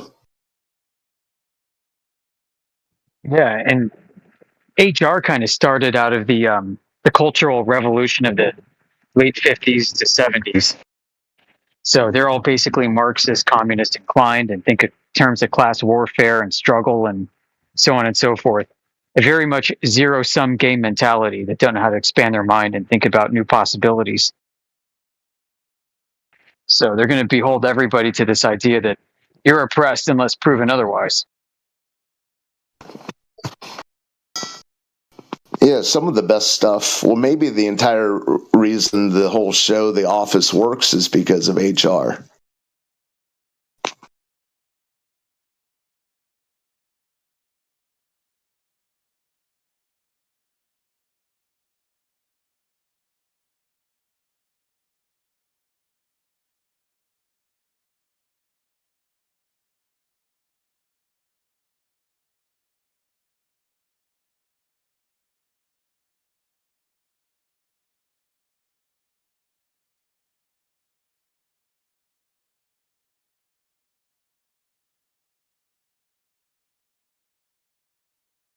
It's funny that this Inform's name is Kabuki, because I remember when you had told this Glober that they were going to perform Kabuki theater with their explanations for Globe. I thought that shit was so hilarious the first time I heard you say that. I mean, we're talking about milk shooting out my nose. Funny. Yeah, and I don't know. There was something about what he said where it just, that's the only thing I could think of. It wasn't even like I was searching for it. I guess that's why it worked. Yeah, I'll use that Kabuki GIF. I try not to overuse it, but every 3 or 4 months I'll drop that in there too. Yeah, sprinkle it around every now and again, man. It does age well.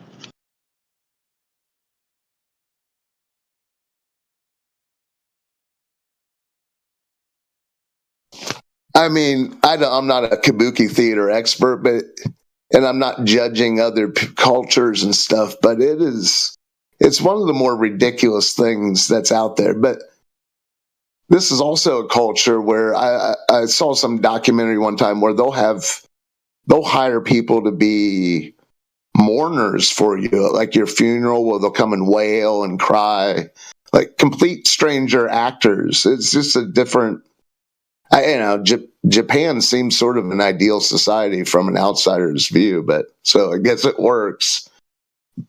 But that's what this whole thing is. It's like the more and more ridiculous they get. Katy Perry kissing the ground. I mean, all they are is just powdered makeup from Kabuki theater. Ain't no doubt. I guess she is kind of one of those ghost face. She's not tan.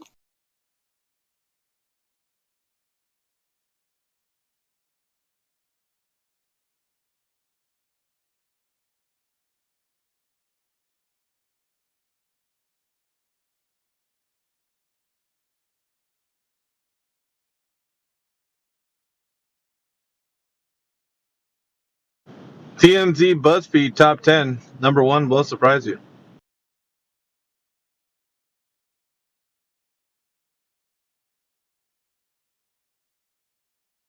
What's up, Crit?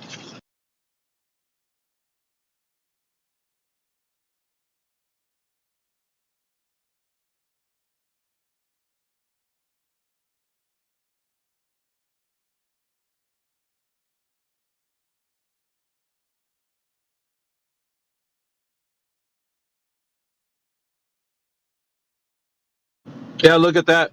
Sporadic, you can actually do Eratosthenes test right there with that shadow of yours on that image.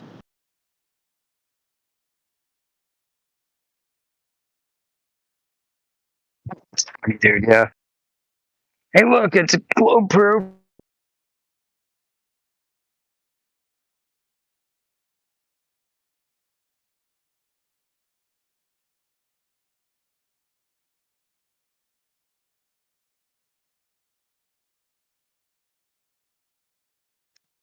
I feel bad because we have some really nice neighbors who are vegetarians because they're from India right next door. And here I am smoking like 12 pounds of meat right next to them. Sporadic's like, how you like me now, bitch?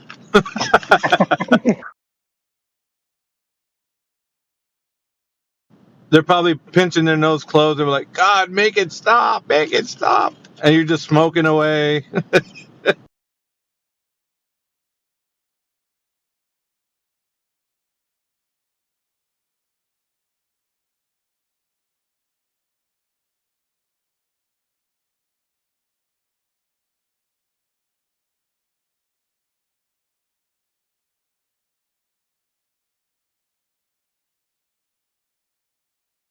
That's another reason why Jack Nicholson is a cool guy.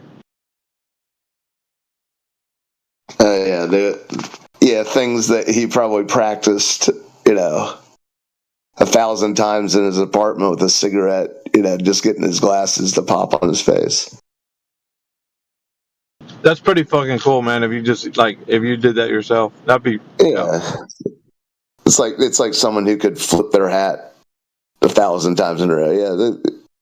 From what I don't know the guy, but from what I've heard, all these interviews coming up, like he'll get his lines perfect, 100 times in a row. Like he's a professional. He's not just playing the part of being he is the thing. Yeah, I wish he would do some more movies. I don't really pay attention, but it seems like he hasn't been. Maybe he's. I heard him even say, someone asked him, "What's your next film?" And he was kind of like, "There aren't any." So I don't know. Maybe he's retired. Keep in mind, he was an Easy Rider. Yeah. He might be on his way out of here, man. I mean, he's almost about to take his final curtain bow. Well, he was doing those glasses things back in Easy Rider. I almost feel like he was always this. He was always like at the top of his game. It's weird. Like some actors you'll see in early movies, and they're sort of like, Yeah, but he's awesome. We got Easy Mo's that just jumped in the chat. What's up, man? What's going on?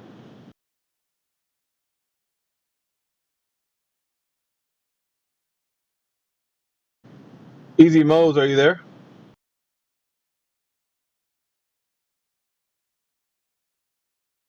It said you were the guy that knows that the Earth is a globe. You were going to drop some evidence in here, so we're just waiting on that. Go ahead, man.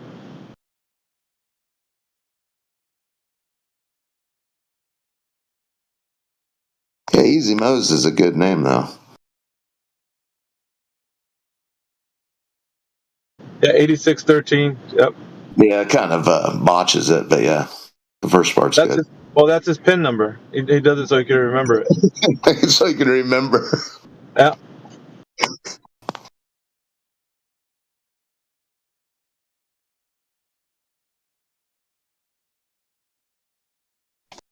Yeah, hidden in plain sight. That's how you do it. See, nobody realizes that, but that's true.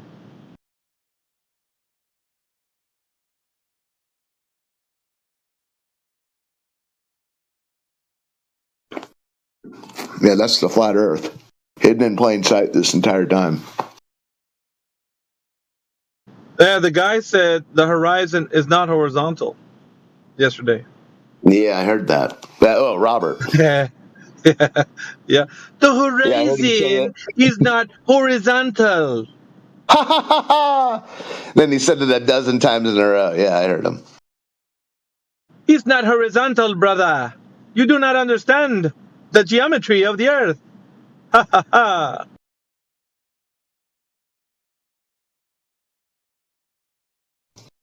That guy's a piece of work. Yeah, it's good that he was laughing at himself. So that's good. The last time he was like crying and screaming at himself. So at least he now has a little giggle in his presentation. Brother. Okay.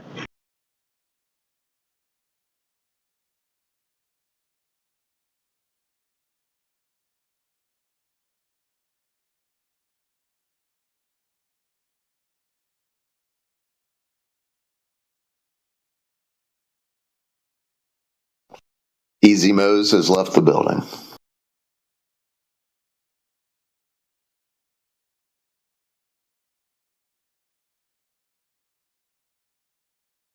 Yeah, Frozen's popped in here in the text chat saying Earth is a donut.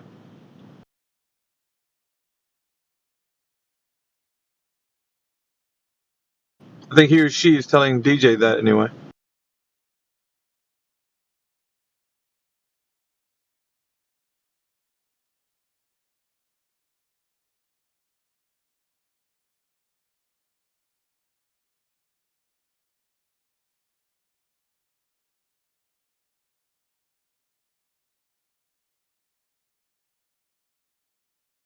I mean, if fritters qualify as donuts, I would say yes. Like Earth seems to be like an enormous fritter.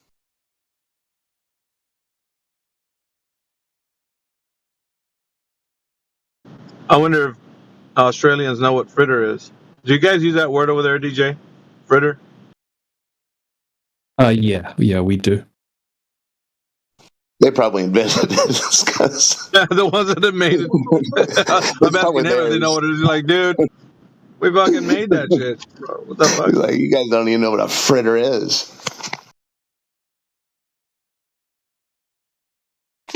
Yeah, fritters are delicious though, and they, the icing on those things sometimes do form little peaks. There's definitely valleys. There's a lot going on in a fritter.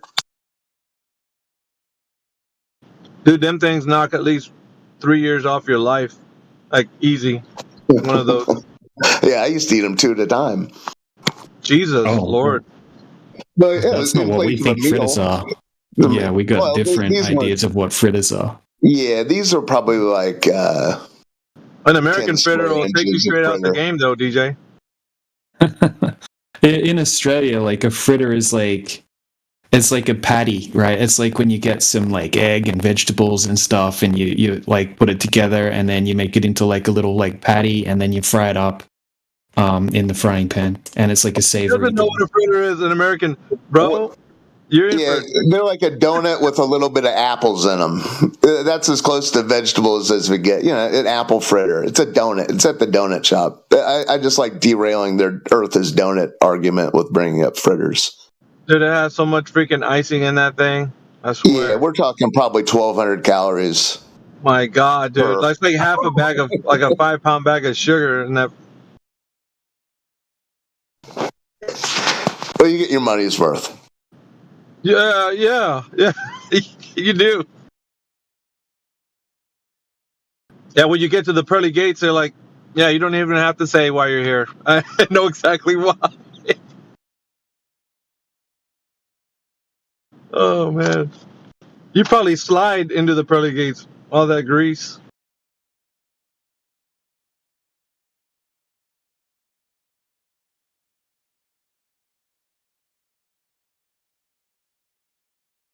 Yeah, American pastries, bro. I'll tell you what. Yeah, I used to get off work at a job right when the donut shop opened. So anywhere from 3 to 3:30 a.m. So I'm a fritter expert. Consumer end of.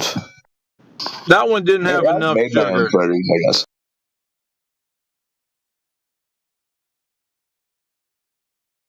Deep fried goodness, huh?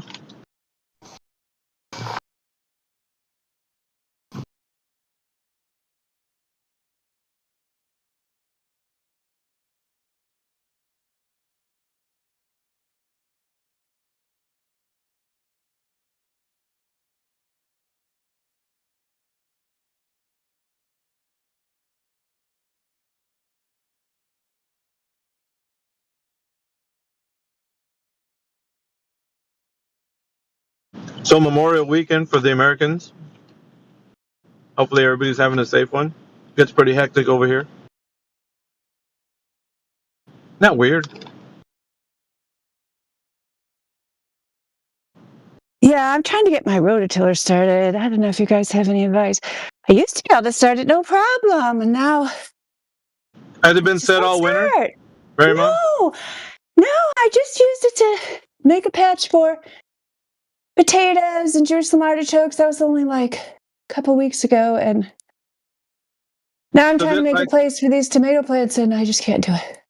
Does it sound like it wants to start, but it doesn't? Like it's It totally does. It's like, yep, absolutely, yep. Then I do it like 5 or 6 times. Then I wait a half hour. Then I do it again. Yeah. What do you think? Yeah. It sounds like it's being choked. So, like it's being. Like, is it one of the ones you have to pump, like prime with the little pump? I primed with the little bulb. It tells me to have the choke up, which I have it up, but you're telling me I should have it down? Well, I mean, it just sounds that way to me, and I don't know if sometimes things need to be cleaned, like filters and such. So I don't know what you're working with, but oftentimes because you don't have that airflow, it also causes there could be a lot of things that. But I'm just saying, there's a couple of troubleshooting things you can look into. You're right. There's stuff in the manual about cleaning it and stuff. I was trying to avoid that, but yeah, maybe I have to do it because it was working so well, like just a very short time ago. So, well, this is the golden age of YouTube, just fixing engines. Because look up this specific tiller, and someone's made a video about it and condensed it. Yeah. I got to do that. No doubt. What I'm doing now is regretting getting this one instead of an electric one. That's what I'm doing right now. But you're right. I'll look that up. What are you trying to plant? Well, I've already got all these. I started these tomatoes, cucumbers, and cantaloupe from seed, way back when. I've been growing them inside under grow lights, and they're like, want to go in the ground. But I'm just going to, otherwise, I probably will just, yesterday I just planted a bunch of them using the shovel. I'm probably just going to do that because the amount of effort I put into this stupid rototiller, I could have just shoveled that a long time ago. So I might just do that. Take a page out of Sporadic's book with the Amish over there. That's right. Just do it by hand. That's what I've always done. But my dad always used the rototiller. I'm like, okay, Dad, I'll try doing the rototiller. And he always made it look easy. Just be like, and it would start right away. But I don't know. I must be doing something wrong. So yeah, you're right. Go to my shovel. All the effort you used pulling that thing, you would have already used that energy into like tilling. I totally would have. So I think I'm just going to switch over to that because this is really annoying me. Yep, you're totally right.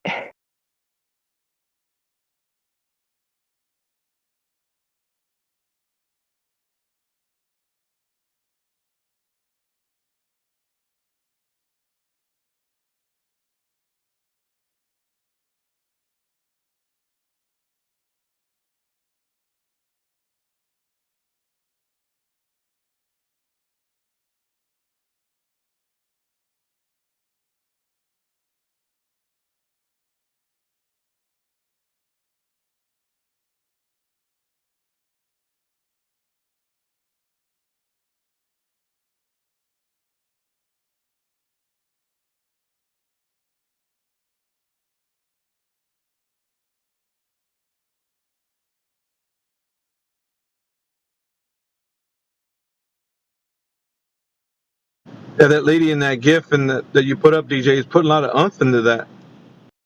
She's working that tiller.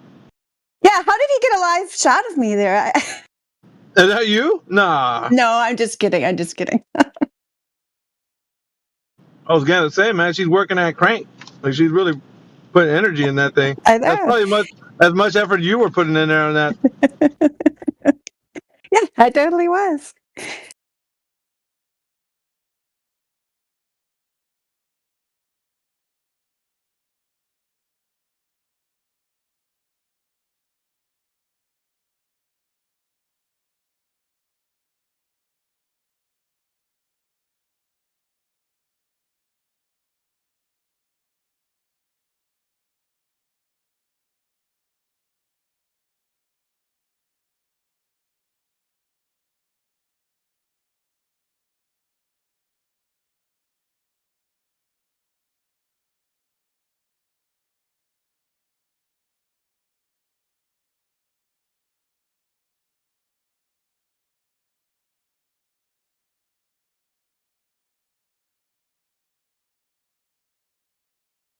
What time is it over there for you guys, DJ?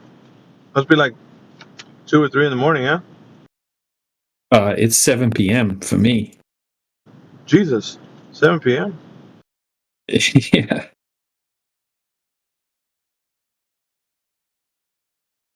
Oh, but it's 7 p.m. Monday, yeah?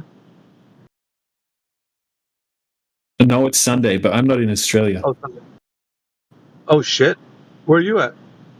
I'm in Poland. Oh, that's right. You said you were in Poland. That's right. Yeah, yeah. The place I was looking to expat to. Ah, that's right. Yeah. Well, it just looked like it looked nice, dude. Like a living there. Just I don't know. Oh, it is, man. It's very appealing. nice. Yeah. The people are nice. It's pretty safe and it's pretty cheap. Yeah, good place. I don't like the weather. The weather sucks. I mean, it's nice. It's hot in summer, but it gets pretty nasty in winter. It's kind of like that in the US in a lot of places, I guess. So.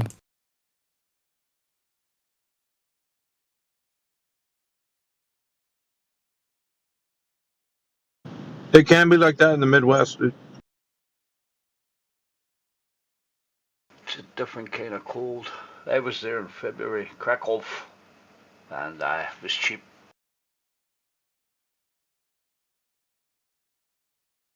I live up here in the Midwest where there's nothing but corn and hogs.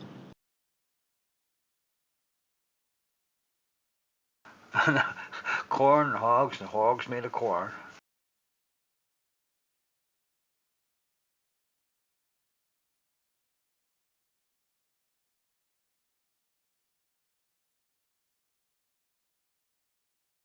Yeah, currently in the Big O, Omaha.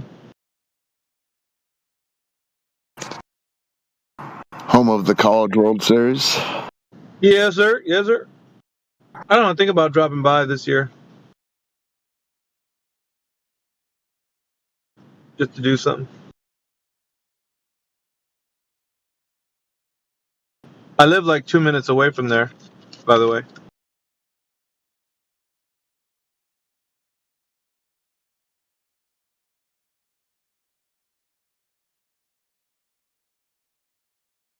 Maybe I should flat smack some people on the riverfront.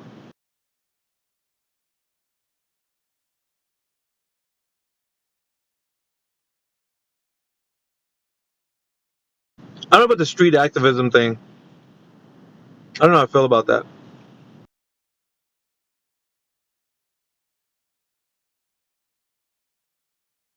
How do you guys feel about that? Busting open Wendy's and just like, hey guys, Earth is flat. Have a nice day. I don't know about that. Well, when I see someone doing it, I cross the street. If that tells you anything. But what you just described there, Alpha, what you just described there is not street activism. That's intruding on someone's business. Well, yeah, but I'm saying though, the idea that, you know, the early days when this was getting out on the internet, and we had Nathan Thompson getting up there to Red Lobster, and he was just like, Earth is flat, guys, Earth is flat. And everybody's looking at him like, dude, are you a fucking psycho? Like, what's going on? Alpha, that's not, I gotta point out to you, that's not teaching people that the Earth is flat. That's just being obnoxious. Yeah, I know. Well, I'm That's saying, filling the stereotype. The point I'm trying to make to you, the point I want to make to you, Alpha, is that you can do street activism, that's real street activism, without being obnoxious. Yeah, give me an example. Dill. Sure, set up an information kiosk, but don't use a bullhorn. Go ahead. Don't use a bullhorn. That's perfect. Don't use a bullhorn. What if your voice is like a bullhorn? Then don't do it, I guess. Whatever. Then stay away from street activism if you sound like a bullhorn. Just sit down somewhere. You just put on a scientist jacket and get like a microphone and start like yelling out crazy shit until you get arrested. Yeah, dude, that, you know, like that's what the theme was at the very beginning, and I was always seeing that kind of shit. I'm like, I mean, I get why people they got the energy, they're excited, the Earth is flat, is something that it rocked their world, now they're gonna try to rock other people's world. But at the end of the day, dude, like, I mean, if you're posting up somewhere and you know if you keep doing it, they're gonna come at you like, oh, they're getting me because I'm speaking the truth. Oh, here I go. I'm in handcuffs. Guys, like, all right, bro. Like, really? I guess. I mean, if that what floats your boat. But I just don't know. Like I said, I don't know how I feel about that. I mean, otherwise... I think it's going to scare more people away than it's going to help. In most cases, with what I've seen people doing, you know, even same with that guy, what's his name, Trinity 4 or something like that, right? He's always going out doing it, and he'll be like coloring in like giant flat Earth signs in chalk all over the sidewalk, and there's like big banners of like AE maps and stuff. Yes. Most that people didn't like age cross the road, cross the road to try to avoid it. I would. Yeah, Old House would be one of them. Well, it's kind of like the First Amendment auditors, where in principle I agree with it, but what it's morphed into is a bunch of people with like a persecution complex who are trying to cause problem when that's not the spirit of the thing in the first place. So it's like in reality it doesn't pan out. That's why I think these discords are good, because if someone wants to have a conversation, here's where it is, you know. So because IRL conversations of this, they're they get people's, I don't know, people seem to not take to it well. So you remember, what was it, the Flat Tour with Whitsitt, and who was he pairing up with? He joined some other guy. I think he was with Nathan Thompson at one particular time. And they were going around the United States, you know, and they were doing things and, you know, bullhorns and all kinds of stuff. In, you know, certain venues, they were outside. And I'm like, I mean, well, you can do whatever you want, right? But at the same time, is that how the message is going to reach anybody like that? When people are out having a good time, you know what I mean? I don't know. I think the forum needs to be a place where they can meet at least at a table and ask questions, you know, kind of like, and the way I see it, maybe it would be like a forum like Charlie Kirk, maybe, doing like where people can come in and there's a microphone and you can ask questions, and you don't have to, but if you want to, I mean, there it is. Yeah, where he's been invited. Alpha, hold on. I got to point out to you, Alpha. What you just described is again not street activism. What you just described was not intruding on a business, but intruding on someone's vacation. I've never done that before. Like again, like. I don't understand how you're not getting this. Like, there's being obnoxious on the street, and then there's not being obnoxious on the street. I'll give you an example. If someone's walking in downtown Portland or whatever, and they're just on the sidewalk on their way to work or the grocery store or something, and you talk with them for 30 seconds or 60 seconds or something, and don't make them late to work, like, that's not obnoxious, okay? What you're describing over and over again is just people being obnoxious. You should understand that. Yeah, I feel like I stepped on a cat's tail here. Like, are you offended by anything I'm saying? Like, obviously, it sounds like it. I'm just annoyed how you're not realizing that. Dude, I'm just asking the room's opinion on this. Like, honestly, you feel like activism is good. I'm not saying that. Here's what I am saying. Do what you want to do, right? If you want to get the word out however you're doing it, do it. But I'm just saying from a perspective of somebody that's coming from a, like what we do in here, and then like taking it out to the streets, there's a way to do it. I think there's a way to do it. And like I was saying, Charlie Kirk has a great venue. Whenever people go to his microphone and they stand up there, they wanted to go and speak. So it's not like he was like doing anything outside of that. He's, got certain places where he is, and there's other speakers that do that. So yeah, that would the student board though would have approved it. I think what happened was we were talking about I guess there's regulations about I've seen this. I don't know. This goes down a weird thing, but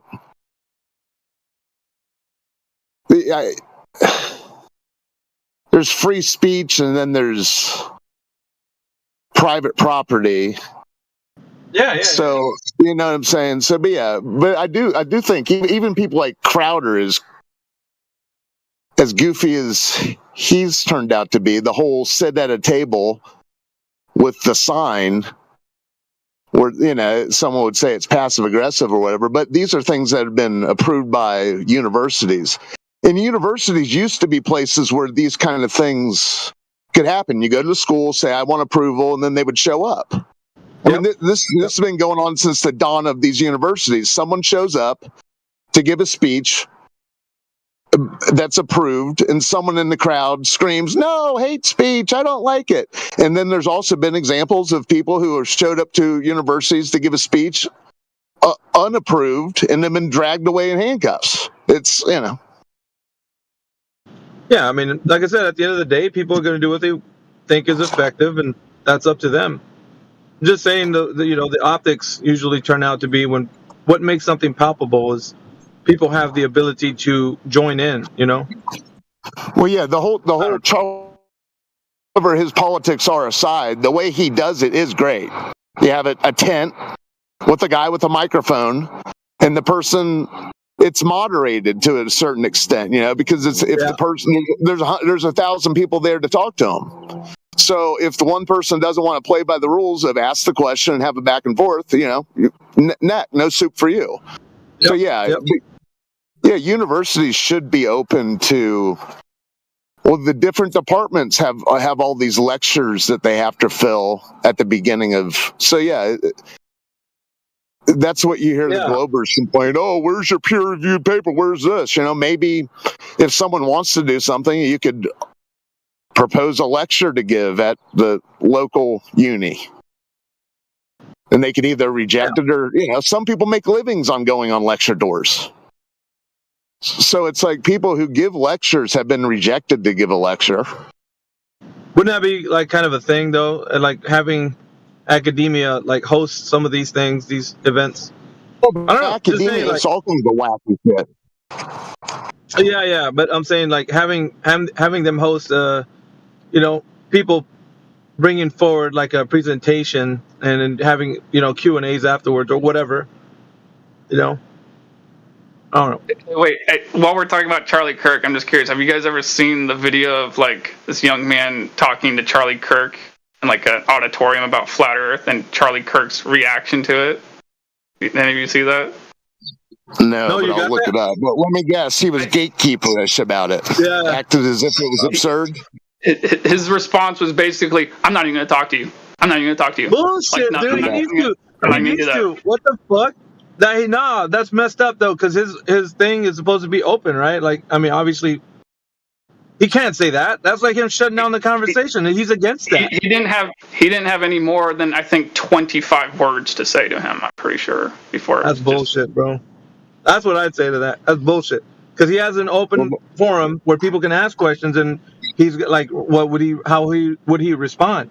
He's a well articulate, when certain topics come up, at least from what I heard, when they talk about Be honest, DEI. Alpha. Are you surprised by that reaction from him? Are you actually surprised? Yes, Not. yes, because as somebody I'm not. who's, well, I mean, obviously because he's still a Glober, but even if that was the case, he would do it to the best of his ability. Like, I mean, as far as he can articulate. But the fact that he shut it down right away, that was to me, like, wow. Well, I'll tell you why. Right immediately, but I'll tell you why.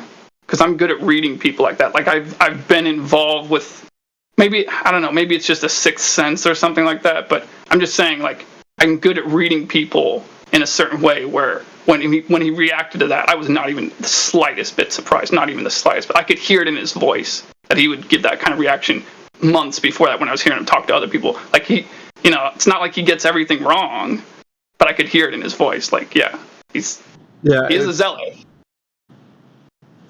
Yeah, I would have yelled bullshit in the crowd if I would have heard him say that. I was like, no, you need to take that question right there. That's what you need to do.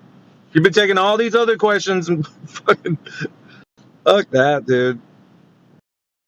That's what gets me too, because like even CB's in here, but like the red pill shows that CB talks about, and then like these guys who had Zerka on, when they entertained Flat Earth as far as a conversation, whatever, and they approached it in a way that I think they had kind of an open mind. I mean, whether or not you think they did or not, but they at least engaged it. That's all I'm saying. It's like, engage it. If you think you're somewhat of an intellect and you have a forum where people are asking questions, and why would you not want to talk about it? That's the other thing.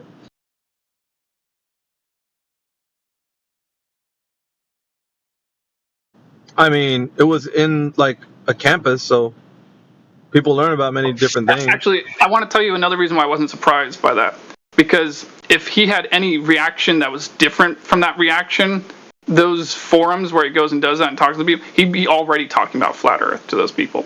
That's kind of why I wasn't surprised by that. Like, if he was willing to accept the truth, he'd already be talking about that. Yeah, this one, I think, what's the other guy that he was totally vehemently against? The guy with the beard? He's also another red pillar. Does anybody know with glasses?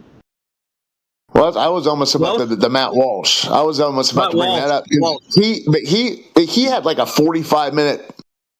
He was just talking to himself. It was like it was the first time he had ever encountered it.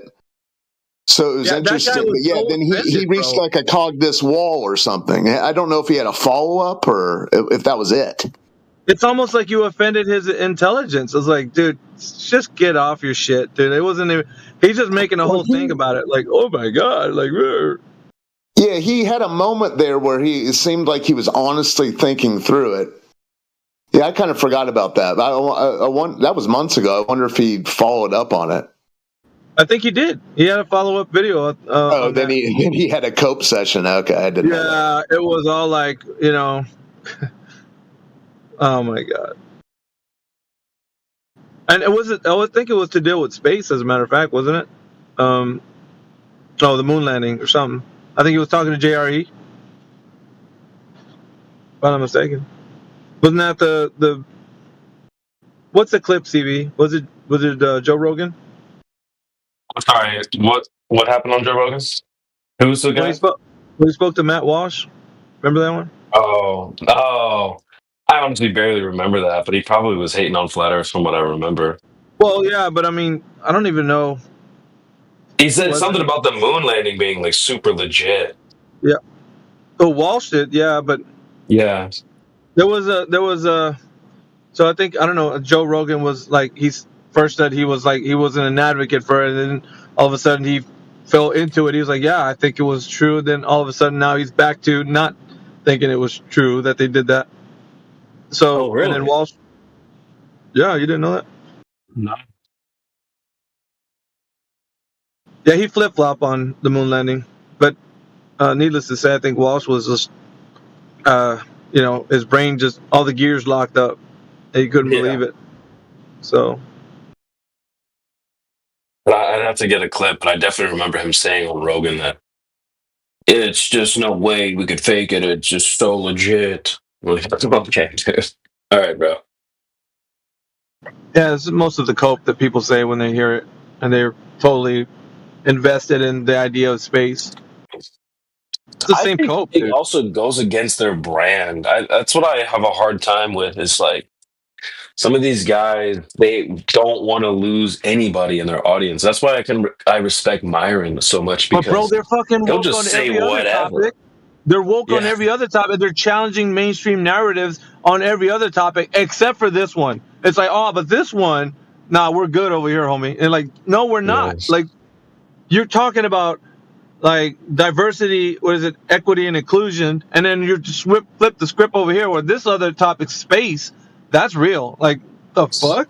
That doesn't make Yeah. sense, bro. That'll That's a good- break your audience. So Yeah, that's a good point, CB, because they do have like demographic, and they know that they can't lose. The person. Yeah, that's a certain type of person who doesn't tolerate this discussion. That they're in. They do have the demographic breakdown, so they know So you who say they there's need a to line, appeal to. there's a line in the sand right now? For a lot of people, I think there is. Yeah. Yeah, see, that's what I've been saying this, man. That's the problem with these red pill movements, is that they only go so far. So it's like half a red pill. So you're not getting the full dose, dude. Like the full dose is fucking put everything on like question, like what's going on here? Like let's examine it. You get me? Like that's what I'm saying. It's like they're in name red pill, but they're not really. If you're just gonna hide behind, well, let's not talk about it. Like, man, fuck off, dude. Like, Yeah. Honestly, you should go all the way with it. I do agree. that's what I'm saying, dude. Like, we examine like the evidence. We're taking a look at it. Like, what's going on here? Like, what is the problem? And the malfunction would be because maybe it's just a thought process we've been holding on to for such a long time and never looked into it. Now that we are looking into it, it's like, oh shit, this doesn't pan out. Honestly, bro, I think a lot of people are afraid to lose audience members, which would lose them in turn money. Yep. But the thing is, people are afraid. too, it's like, okay, so let's just say we started something, CB, and we said, okay, look, this is, the truth movement or whatever, and everybody's claiming that, right? Well, we're about the truth. Okay, that's fine. But if we're so rigid and we're just like, no, it's got to be this way, and we're not listening to other people speak, then we're not examining, right? We stop doing that. But the point is, if you're gonna make a case for truth, then it has to be obvious, right? It's got to be obvious. It can't be something that's, well, your truth is your truth, my truth is my truth. We're gonna just both have truth. Like, no, it don't fucking work like that. Yeah. I agree. Actually, I was just thinking too, like this could be a good, like you talk about going mainstream and stuff. We could really blow up. I don't see many other mainstream anything talking about subjects like this, and maybe it's not. I mean, we're cool trying to enough rip the yet, or I mask don't off, know. dude. Like, it's just ripping the mask off. Like, let's just like talk about it. Like, why are and I don't even know what venue we're gonna be able to use, because like with these platforms, you get deplatformed, like fucking cancel culture and shit. But like, I mean, obviously these other guys exist, so I mean they still got their YouTube and Rumble and shit. They're not My canceled. vision is, sorry. No, go ahead. Well, they got Rumble and X and stuff like that, and I think the worst thing that could happen is you get like demonetized, and then like we've been demonetized the whole time we've been running live. It's not like we do this for the money anyway. But I think my vision is like, if we can get Flat Earth to the point where people want to react to it without taking a stance, because that's what a lot of channels do. There's like reaction channels. They don't take a stance, like Moist Critical, freaking, even like Fresh and Fit's haters like Abba and Preach. They just react to stuff. They don't come out, make stances, help people. They don't give advice. They don't, go out on a ledge. They just react. And so I think that is a big part of YouTube and Twitch and all these streamers. They're just reacting to stuff. So if we can be like the controversial ledge steppers where we make claims, whatever, and they just react to us. I think that could be a really good position for Flat Earth, where they don't have to come out and say the Earth is flat. They just want to react to some beef or some drama that's happening within Flat Earth. That would be great. That would be great, because the reaction videos that would, the clips that would come of this, it would be, you know what I mean? Because the moments, like when we have these conversations and we're really like just wanting to have that kind of face to face with people and just having like, okay, just tell me why it is that in your mind this all makes sense, and then they tell you, well, it's because when I was younger I learned in elementary school that the Earth is a globe or whatever, and then you're like, okay, so at a young age you understood the cosmos, like you know what I mean? Just get down to it. They have them kind of like tell you through, and people will react to those videos because they're going to hear like, oh man, there's a clip here where somebody said that the reason why they think the Earth is a globe is because they were told when they were 7 years old. Like, you know what I mean? Like that's something astounding, because like people don't ever look back to see if that information could be either verified or not. Yeah. And people can make clips about that shit. I mean, like, yeah, that's pretty strange that somebody would carry a belief that long without even looking twice at it. For sure. I could see it blowing up so hard. And there's so many fun moments in here that we have too. Like I can think of endless times where we're belly laughing, you and I and people in the chat and stuff like that.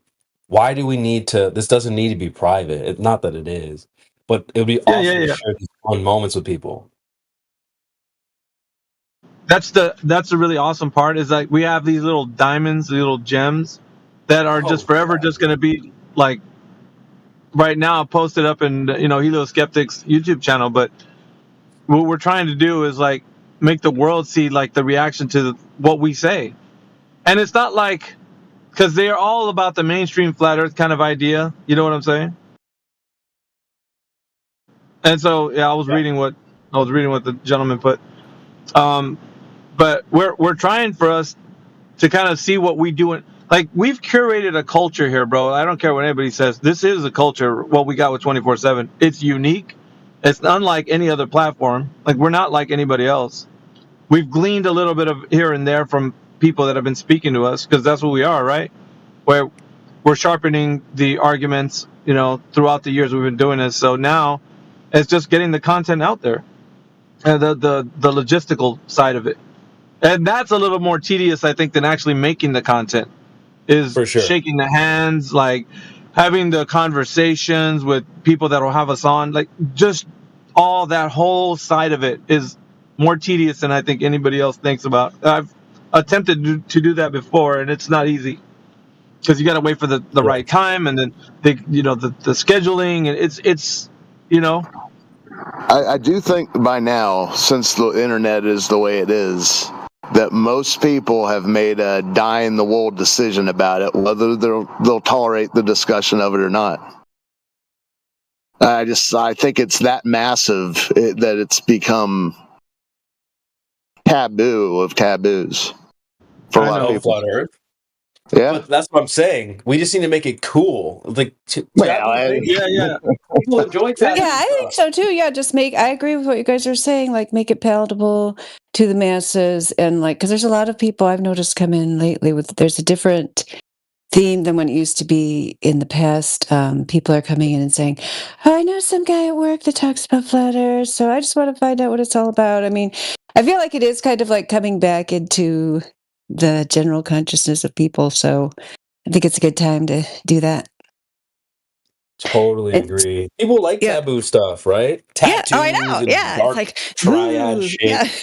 I'm secretly listening to the flat earthers. Yeah.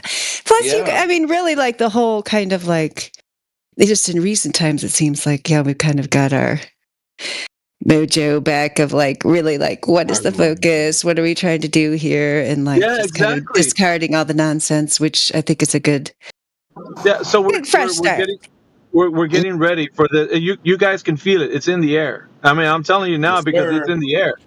It's Yeah, in we were the air. talking. Yeah, we were talking about though why these people who have these giant platforms won't discuss it. The people who are supposedly red pill people who draw the line at that. I think because the temperature is their bottom line, the money, which is they're making more money than they probably should be doing what they're doing. But God bless them, they know they'll lose it because people have it. There's still a knee jerk reaction. I'm not saying people aren't interested in it. Yeah. So the thing is, Joel Haas, it's a big one. When you don't placate, and you just go out raw dogging it, like you just like, look, this is who we are. This is what it is. It's pretty fucking trendy. I mean, it's what everybody wants to talk about, but it's too afraid to. So I mean, we're putting it out there. So it's not like nobody wants to say anything about it. It's like they know they'll. We have nothing to lose. Yeah, well, if you start from that position, if you start from ground zero and work your way up and then build up from there, then there's nothing to worry about because you've already established a foundation. Whereas it's just like we're gonna have the conversation, right? Obviously, the thing that everybody's afraid to do, and why? Why is it so hard to talk about the nature of reality? For God's sakes, like it's just what it is. We're talking about the obvious truth, man. We're not like, oh, over there in Antarctica, they got the polar bears with lasers and shit. Like, we're not talking about shit like that, dude. This is like obvious shit,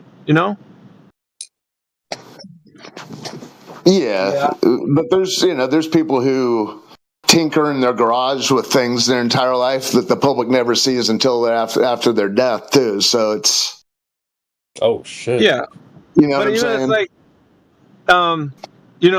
I think we were talking about it earlier this morning, where Crit was like, it's not like some of the people would make it sound like flat Earth is stopping technological progress. Like we're getting in front of NASA so we won't go to like other worlds and shit. And we're not doing any of that. Only thing we're talking about is the nature of reality. That's it. And asking people how do they view it? And then everybody's perspective comes in and, well, I think this is that, and that's it. And either people are being fake and they're playing a character, or they're just being genuine. Like, this is who I am. Like, I just want to talk about it. Well, we had that character this morning, Brooklyn. It's like, why all these characters? There's a never-ending. I'm just saying that just because something is groundbreaking or works, yeah, I don't know. I think there's always going to be this active working against it. Yeah, I think we talked with every subject. There's always the big people. It's a gate. I hate citing Rogan, but Rogan, it's too much. It's almost like they have a regulations sheet of where they have to draw the line. But yeah, anyways, the last conversation was the last conversation. But yeah, I don't. It's just this conversation's too much. It either is too much for someone, or they can have the conversation, and those people come. Those people do arrive here. But yeah, they're working against it over time. We there's different angles that we go to it. There's the young person's perspective, like CB and the culture he's within right now, and then the older generation like mine. What conversations they want to have. There's still a lot of stuff that I think people that are turning us on like a podcast would like to listen to. Like, let's hear a good back and forth, and instead of like 5 people talking over each other kind of shit. You know what I mean? Like that. People don't want to hear that. They want to hear, okay, let's hear old Haas talk to, this other girl who came in here. Like, let's hear them back and forth real quick. You know what I mean? I'm trying to get it to where it's an environment that fosters that. So when we have the program, it's, it's concise, it gets people engaged, and I don't know, just kind of dealing with the psyche of people. Like, why? There's no need. Like, you can just talk about reality, what it is, and that's not taboo, man. It's like things that are understood. Come on, like. No, obviously for the person who comes in here, it's not taboo to them. But I'm just talking about like IRL. But yeah, yeah, the problem is these people, they do things either unintentionally or intentionally that triggers when they start into a gish gallop or once they get pinned down and get vague. Yeah, but it would be good to have a very orderly discussion, like the whole Charlie Kirk microphone and back and forth. But it's a wild topic. Well, I'm here but the for it, man. monetizing of it. It's just like, I don't know. I just think that's going to be always troubling because it's like when you look back in history of discoveries of things. That's why I brought up the guy tinkering in his garage, because it's always in retrospect where it seems like, oh, this is how it started. But at this point in time, with the way they had the congressional hearings about the topic. So it's a weird. It seems like the fact that these big podcasters and whatever are unable to even entertain it, and even if they do, then they make an announcement where disowning it. It's a weird time. Well, it's always a weird time, but for the beginning of this, even if go ahead, dear. I thought you were done. No, for the beginning of this reaching people, it's a weird time. It's the beginning, so yeah, we have to be willing to just lay those building blocks, even if there's a possibility we won't be here for the fruition. Like Alpha was saying, like we know the what? Is CB upset about what I said? No, I'm just saying that's some like deep shit. That's like very true. Yeah. Sometimes you gotta put the work in and never see the results. Like that's true. I was just reacting to that because that's true. Okay, I didn't know if like you just somebody stepped on your toe or if you were reacting to what I said. But yes. But yeah, because like Alpha was saying earlier, I mean, we know the history of how we've gotten to this point where we are right now, and that's not going to change. We have a record of it. We remember it. So, 10 years from now, whatever, some young kid comes into it, they're like, oh my gosh, these people have been talking about this for 20 years. You know what I mean? Like, it does make a difference just to have pioneers out there, breaking the ground and just like we were I heard you guys discussing earlier about how some people just won't accept an idea unless it's the consensus because it makes them feel unsafe. It's like, yeah, that's right. So we just have to accept we're going to be in the minority for a while, but at some point, you don't always get to that point where people recognize on any one given idea that this minority concept was actually the correct one. That's why you have to be willing to kind of put yourself out there, and it can be rough, yeah. But so I appreciate everyone that is willing to do that. Facts. And I don't even think thing. Just quickly, like Miggy brought up, like how the culture. There's culture here, and that's why I totally see that. I've came up with that. I dubbed myself the head of the cultural development department. I even got a plaque, but I think the culture is a big part of what we do here. Think about this, and I'll pass this to Old Hoss. Flat Earth has, for a lot of us, it's only been 5, 6, 7, 8 years. That's a 5-year-old, a 6-year-old, a 7-year-old thing. We got time. Like this is a child. It's still in developmental stages. It's what cultural development department. So this is fresh, man. We still got tons of time, tons of room to grow. I like what you said, though, Mary Mom. It's like making a wine or Louis the 13th cognac or something like that. The person who had the fruits and stuff like that, they're not even tasting the end product. Sometimes you got to have that type of fortitude. Yeah, they claim that's how the Notre Dame Cathedral got built. Like people that started it, didn't even live through the end. It took several generations. Whether it's true or not, the concept can be true. But yeah, go ahead, Old Hoss. No, it's funny you bring up Final Liqueur because I was like, what I was going to say is I don't even think it's important it becomes the majority, and I kind of think it's impossible. But I agree with the people who the connoisseurs of the finest liqueurs are in a very small minority to even realize what they're even consuming. Facts. So that's our target audience. I'm here for the roller coaster. That's our target audience right there. That's a really good point, dude. We don't need everybody to drink Louis the 13th. We only want the people that can like enjoy it, basically. I mean, this can go in a lot of different directions, but I do agree with what you said there, because I've said for a long time, there's a lot of like dummies out there. The mainstream is like the lowest bottom of the barrel. Do you really want all those people on your side? You know what I'm saying? Hell no. There's some benefit to that. I would say hell no. I would say hell I know, no. yeah. There's gonna be That's why benefits to being mainstream, but that's what my favorite line is, when the Glober is just like so annoying every single person and can't even seem to make a tiny inroad. It's like, yeah, just go back to the Globe then. Like, we don't need you here. Yeah. Yeah, I'm Get back glad there. Liv is on that side. I'm glad he's over there and not over here. I'm so glad he's a yeah. Glober. Stay your ass over Stay there. Don't fucking come over here. Yeah, man. Yeah. But yeah, man, because like you're gonna put the flat Earth in the hands of people that they can't even argue the globe. They're gonna fumble that. So imagine how they would do with flat Earth. They'd fumble the bag so hard. So that'd be like, giving a monkey Louis the 13th. What's the point of that? It's stupid. So yeah, man, dude, I do feel it bubbling though. We definitely the keep air, this bro. thing rolling. Yeah, I can feel it as well.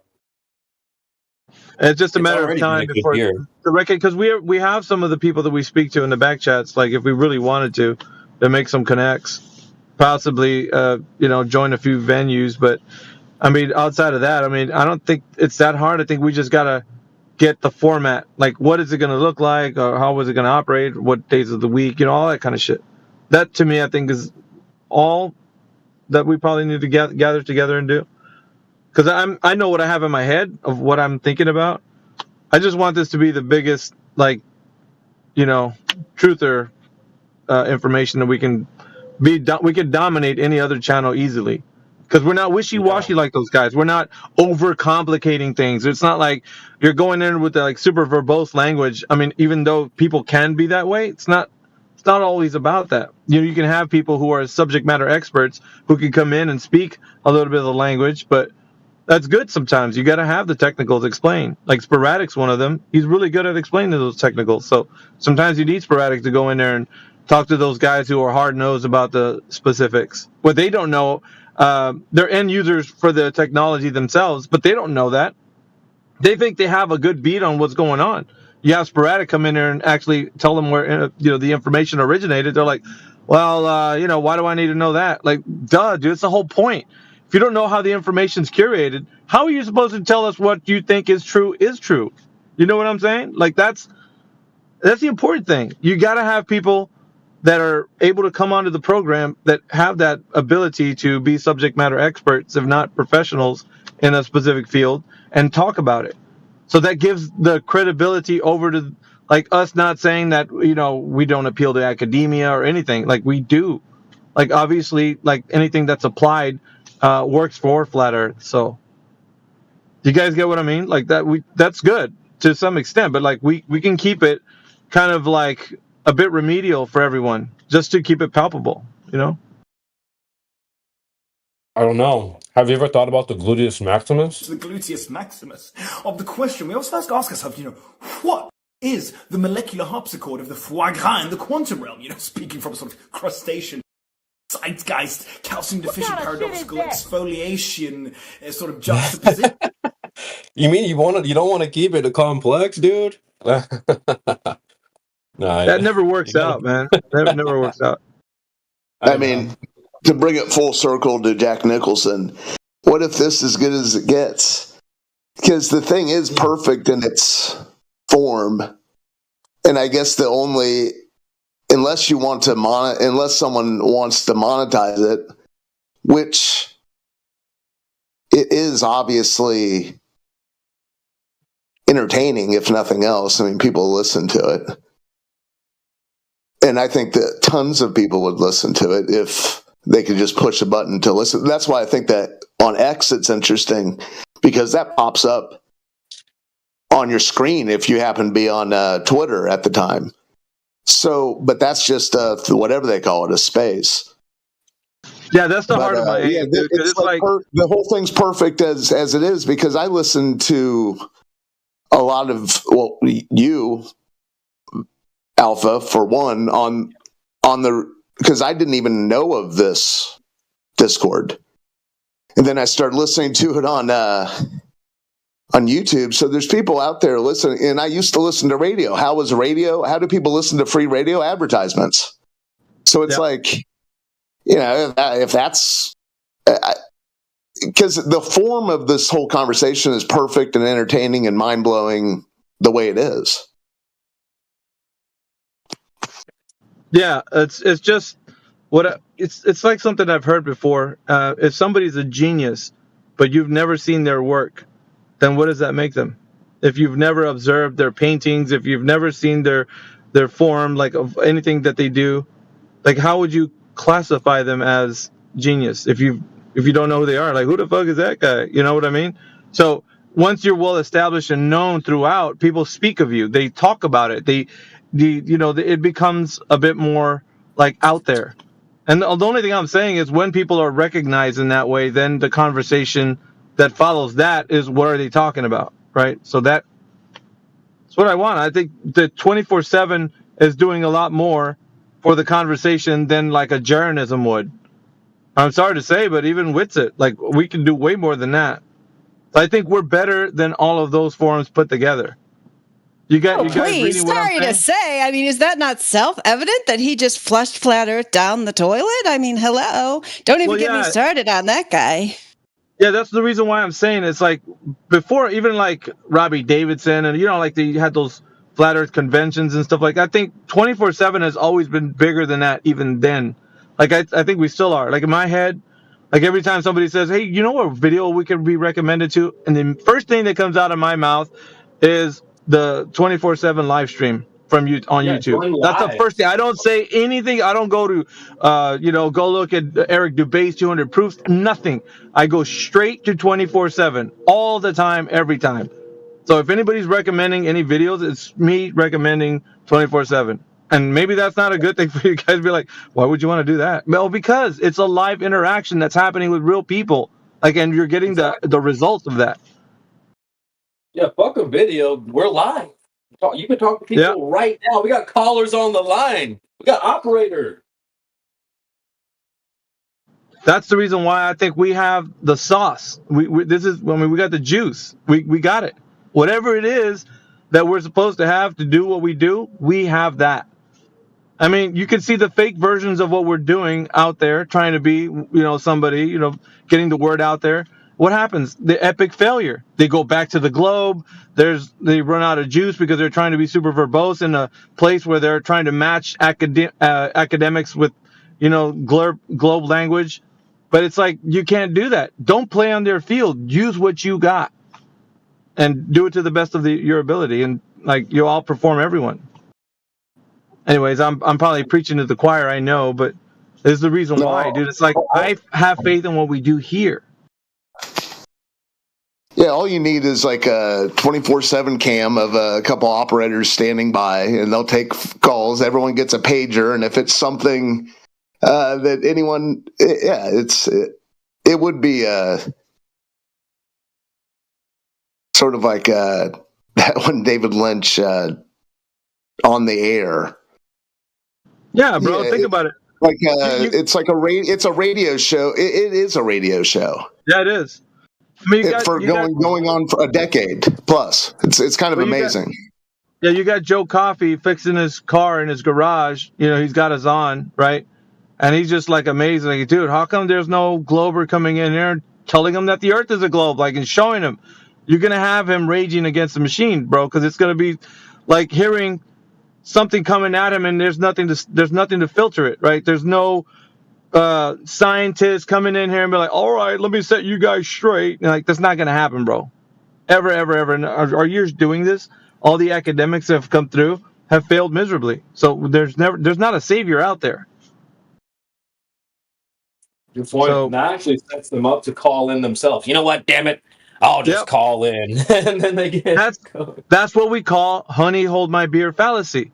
Because they're just going to be like, honey, I got to get, what's the number to this dang thing? They're going to try coming in here and I was listening to you guys and I think you're full of shit, and then, well, why do you think that? Just go, go through it, Yeah, that's hilarious because I'll be listening on YouTube sometimes and I'll hear someone that they're saying some Globian there saying something that irks me and there's no one to respond to them and I guess I got to call in.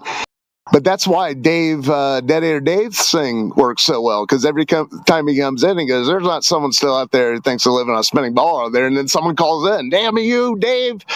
But yeah, it's hilarious. I kind of forgot that they probably have the same feeling to have to answer to that when no one responds. That's funny.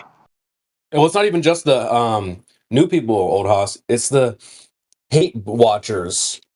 You know, we got the Mackies, the Scott Mackies, the Mackies, and all those goofballs. They like send you DMs like you're a liar and all this stuff, right? So you guys should see my DMs.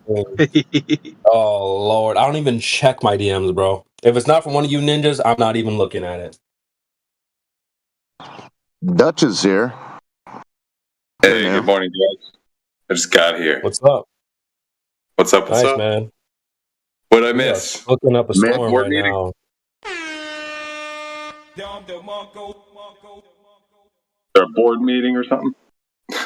Yeah, we're hitting all the right notes when it comes to like getting people excited about what's to come. So, What is coming? well, we're gonna have a Flat Earth conference. It's gonna be in New York, and I'm just kidding. Now we're gonna go. We're gonna try to take this show mainstream. So, I mean, everybody's gonna be here for it. Like, participation from the 24/7 team is what I'm talking. Like the guys who've been doing this for a while. That you guys are already veterans and such. So, I mean, I think that's the kind of like panel that I want to see is that those guys who've been doing this for a while. You got, tons of conversations under your belt. You know what to say when somebody comes in here. That kind of thing. That gets people to react the right way.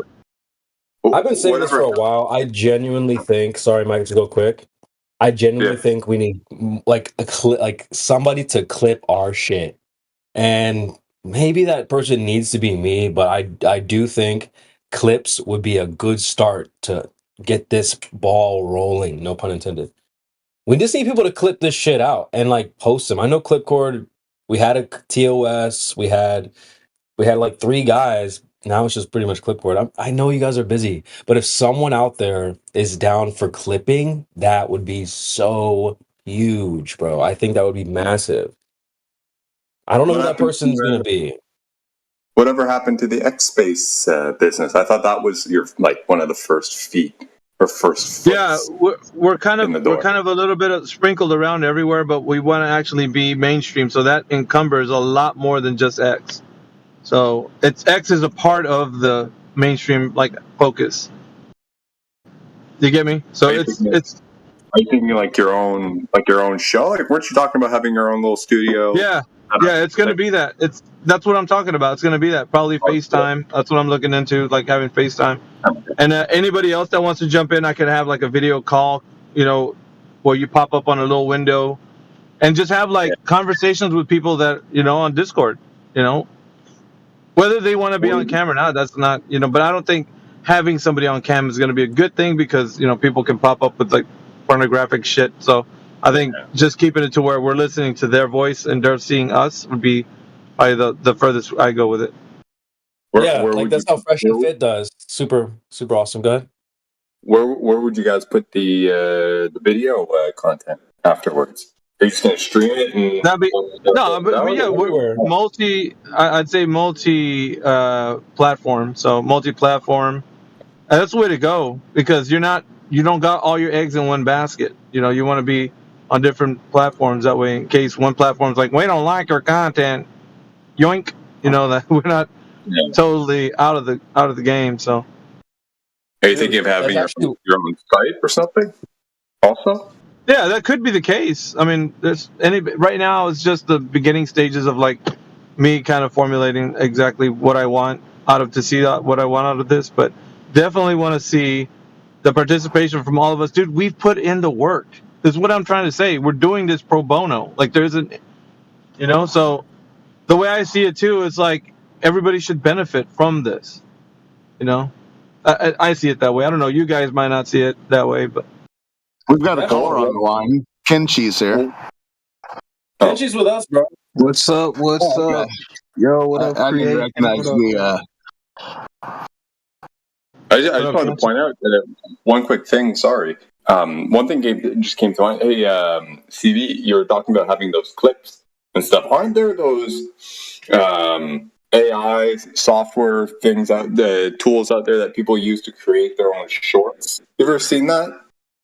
Yeah. Where it's like you take a video, you throw it in the thing, it chops up and creates your own YouTube shorts. Like yeah, you can do that with CapCut. Yeah, but it's just what what CB's talking about is having somebody actually say, "Oh, let's get this one clip," or like if we say, "You know what? That interaction we had with that guy, there was like 5 minutes of like him spiraling. We want that clipped out." So you have to, that guy, whoever is going to clip, will go in and find that particular part or segment, take that and clip it, and then make that into like a snippet that they put out, into our channels. You get me? Like that. Yeah, I was just thinking maybe those short clipper thing would catch those. I'm not sure it does that. I'm not sure it does that. No. We'd have to. It was just like we have all this content all day long. We have to like pull out the gems. Yeah, and AI can definitely make the short or whatever, but it's like having someone with the ears and the vision to pull it out. Well, That's all we need. Do you remember those Indio used that animation program where it was like cartoon interview style? Yeah, that. And I heard him say one time, he goes, "I should just make these all day." I think, yeah, if we had unlimited times or clones of ourselves, we'd probably have a lot more stuff. But yeah, those were good. That would be like that right there. What 24/7 does, like we can call them like 24/7 shorts or whatever, and put them in little cartoon. Dude, it would be freaking fire, dude. That would explode on the internet, dude. That right there. That would be hot. I would love that, honestly. Those videos, if you haven't seen them on Indio's channel, so W. Really like those videos. Now it's a lot of work though. Shit. I think that's where AI could come in handy, by the way. That right there. Yeah, for sure. Call it like the Glover short bus. Yeah, dude. I'm telling you, sporadic. Like we got the logistics, dude. We got the manpower. We got the vision. Like, I mean, it's high time, bro. Like, I think, like it's shit's bubbling, man. Like CB is saying, it's bubbling. It's in the air. Like it's electricity, dude. Like we've seen all these other guys like fall by the wayside. Now it's our turn to like, out of the ashes of all these other clowns, like we're gonna be coming forward and like showing them like this is who we were this whole time. Yeah, we don't need to practice what we do. I think we're in season 9, bro. We're like past season 9 now. You know? Season 9. Oh, dude.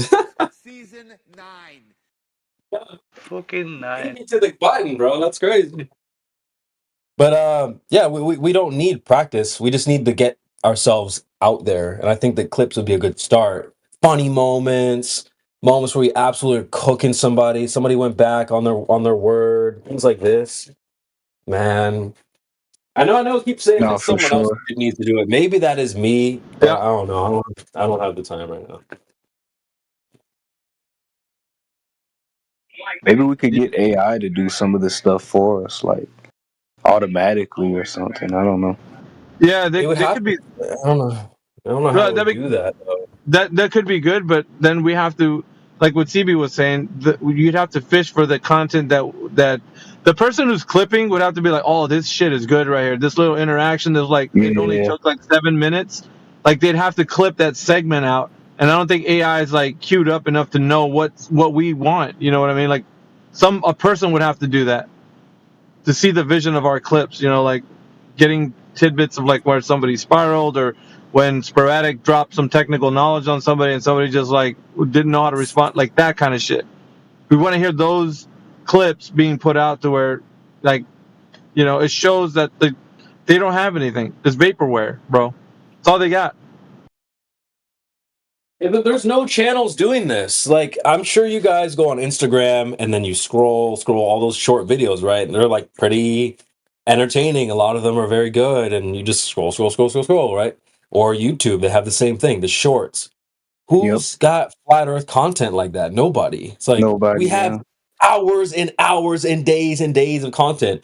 All we need to do is put it freaking out there. The Earth is Brooklyn is round. The great as Earth, well. Earth is a Listen, what are you doing sphere. out of the kitchen, man? Yeah, that's The Earth Brooklyn. is a Brooklyn sphere. The Earth is a sphere. Bro, we don't need to hear you anymore. You came in here earlier. We don't need to hear you anymore. Yeah, you got your attention for 5 minutes. All right, so yeah, no, but it's a good thing.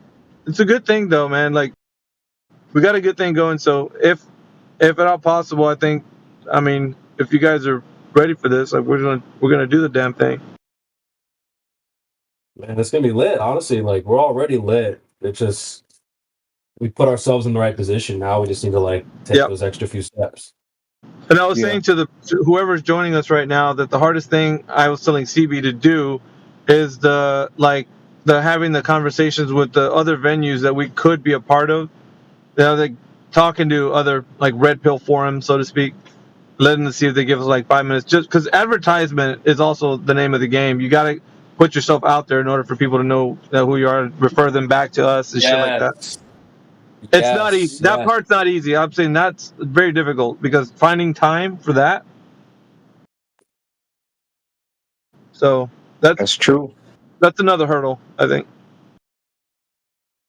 Nah, but it's a good time to do it because it's just so watered down now, and you got controlled op representing for the rest of us. Yeah, it's time for something new. Yeah, I think 24/7 has always been in a position for that. So now we're just we're looking at our team, seeing who's like able to carry themselves through conversations, those who can articulate their points, those who are animated a little bit, you know, because we don't want it to be like Bueller. Like you gotta have some, you know, pizzazz when you're doing this shit, right? Get some people to listen up, you know, so it can't be too monotone, you know. Spice it up a little bit, you know, bring a little something involved, like get people to like perk up a little bit. Yeah. Yeah, I was just gonna say, can you guys hear me or no? Yeah, sounds good. Okay, good. Okay, because I think I was like, I don't know, not connected right before. But anyway, yeah, because the thing Old Haas was talking about Indio's other channel, those animations, I don't know, he did a few of them and then he stopped doing them.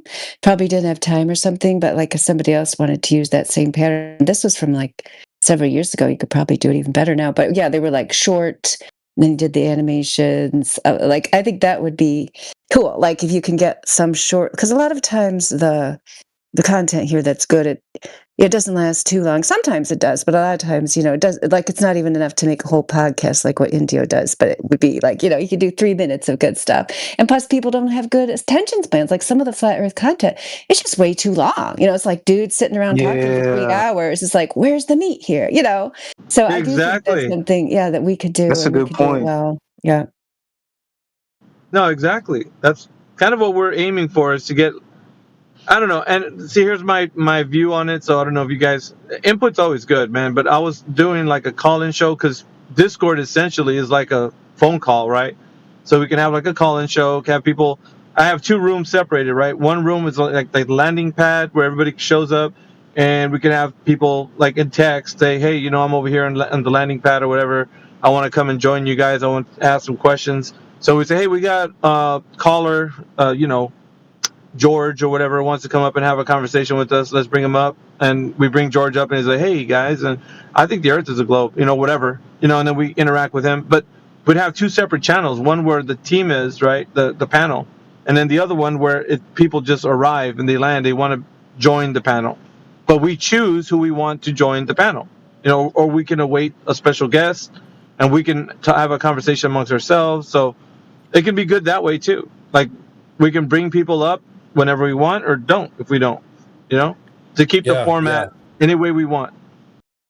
Yep, this is something to do on FNF as well. Like they have a call-in show, and they'll just let people call in, and like some percentage of the people calling in are like, "Hey, really appreciate you. You've helped me in this way." Da da da da. Or here's a quick question, and then a lot of the time they'll be like, "Let's get a hater on the line. Haters call in right now," and that's where the content really comes from. So getting people, and we already get those already. You know what I mean? So that would be awesome. the call-in show, and you can see our facial reactions and stuff. I already put a ton of my. Yeah, definitely. I literally put so many reactions in the chat, dude. I'll be putting stuff like this in the chat, and like Shit, that I'm would using be my hands so when I'm funny to see speaking, me man. react. You'll be Me seeing me. too.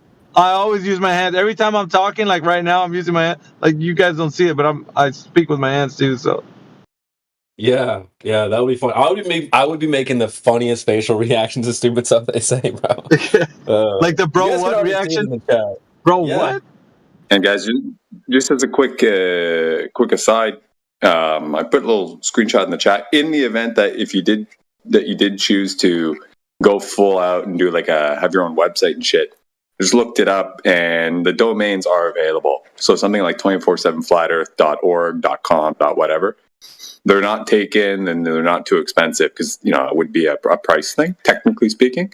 But just pointing out that it is an open path like that in the event. Is this open 247 FED? Like I've always liked that little 3 numbers, 3 letters, short, sweet.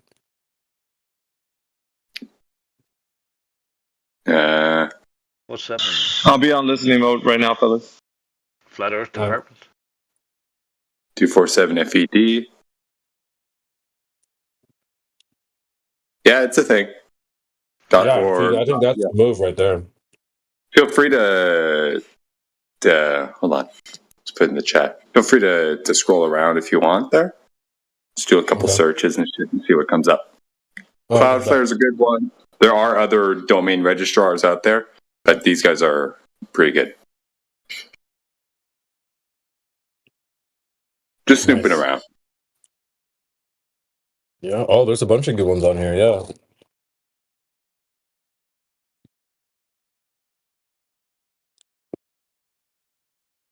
Lots of potential. I don't know if you see. We got guys doing the YouTube. That alone is a huge thing for us. The fact that people can go live on YouTube, Rumble, whatever, and just stream this. If we were just talking to a void, I don't know. I wouldn't be as excited to do this, honestly. The fact that it's being recorded and blasted out is exciting to me, at least. So, shout out to those guys, Helio and Flat Lloyd Wright, for doing that for us. We got that on lock. Now we need clippers. We've got our boy Clipcord. But there's no shortage for the amount of content we have, so we just need to put it out there, dude. I make clips sometimes, but not as dedicated as I probably need to be for that. So if you have time, bro, or the people that listen on YouTube and stuff like that, man, get them clips going, bro. Too Big for Bike says not everyone knows it stands for Flat Earth Discord. Yeah, that's fine. I think that's part of the trap.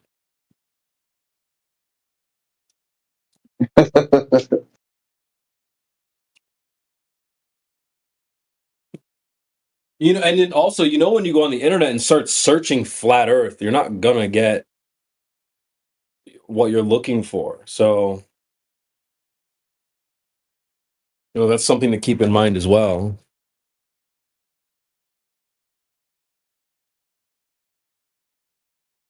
FED makes it sound like controlled opposition, just saying. What do you mean? Because it says Fed in it?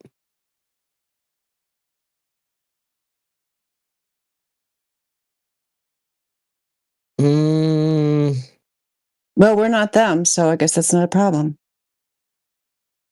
I mean, even if that sparks some curiosity, like Fed, but I don't know. It would obviously be quickly.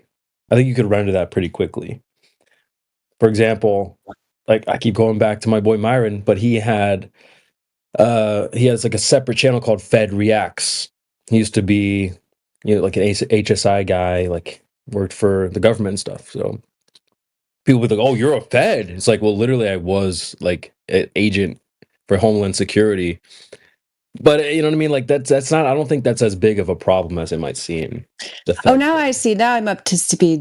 Because you actually were saying Flat Earth Discord is FED, but then you've already got Flat Earth Debate, which is the Nathan Oakley quantum racer thing. So it does seem like that acronym might cause confusion. But they're not 24/7. You're That's right. They're only once in a while.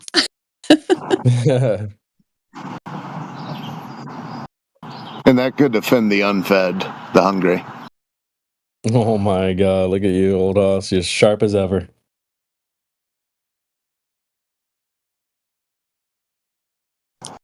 Yeah, it was stupid, but I just had to get it out. Oh, it's good.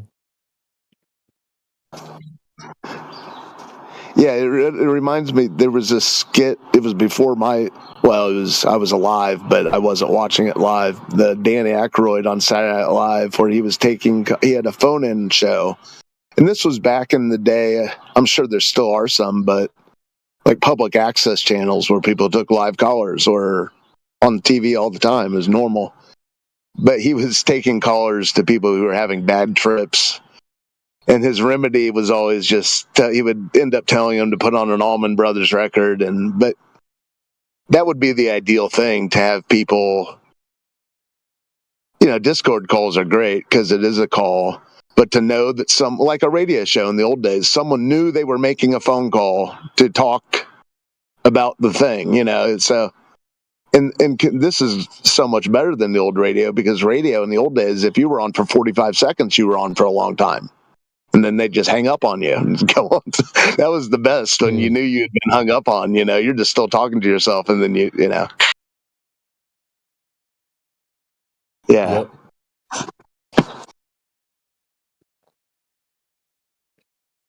But public access channels were just labors of love. Although people did have like personas in IRL who would do like autograph sessions and stuff. But yeah, the whole Comic-Con, I know that's away from its roots, but I don't know, a lot of these things are just labors of love that become, well, the merchandising, I guess, is what makes everyone so much money.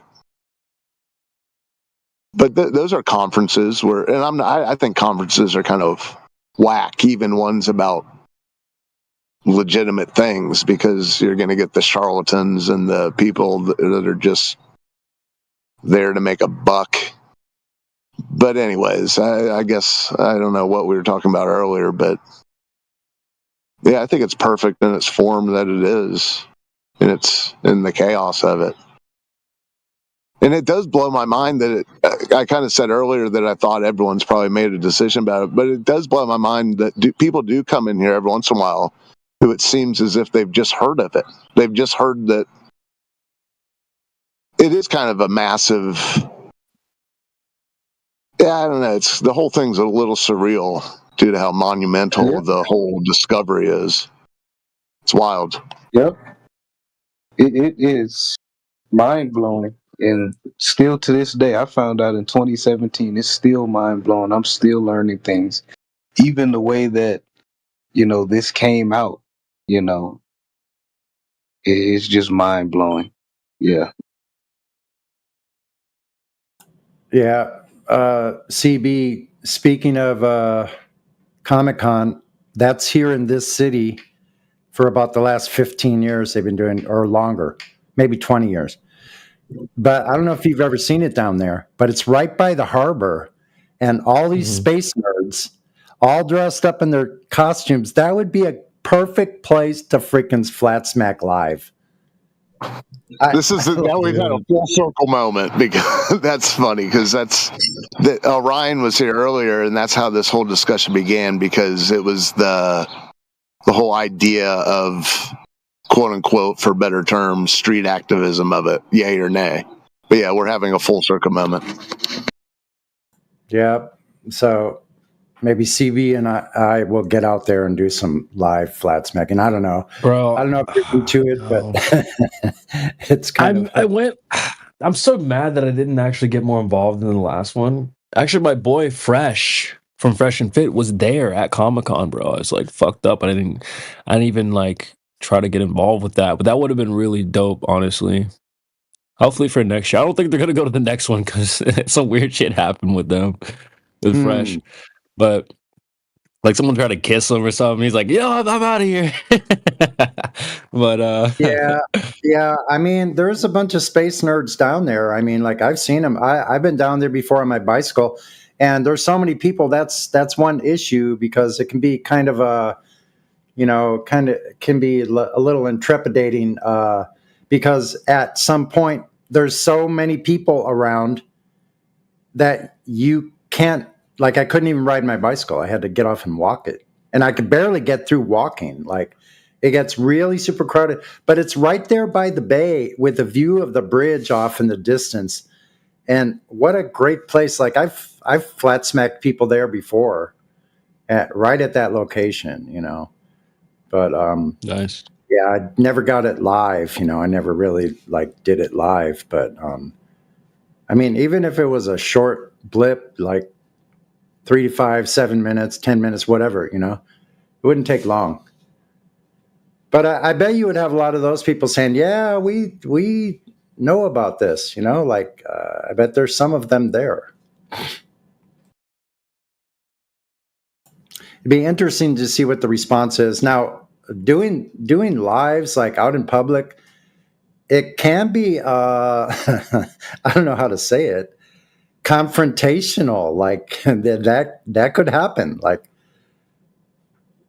I could see, especially in this city, it's like a freaking cowboy town in some respects still. But anyway, I digress. I'm here for it. Shit, let someone try to pop off on me, Sonny. Nah, I'm always here for the beef, to be honest. You said it's flat.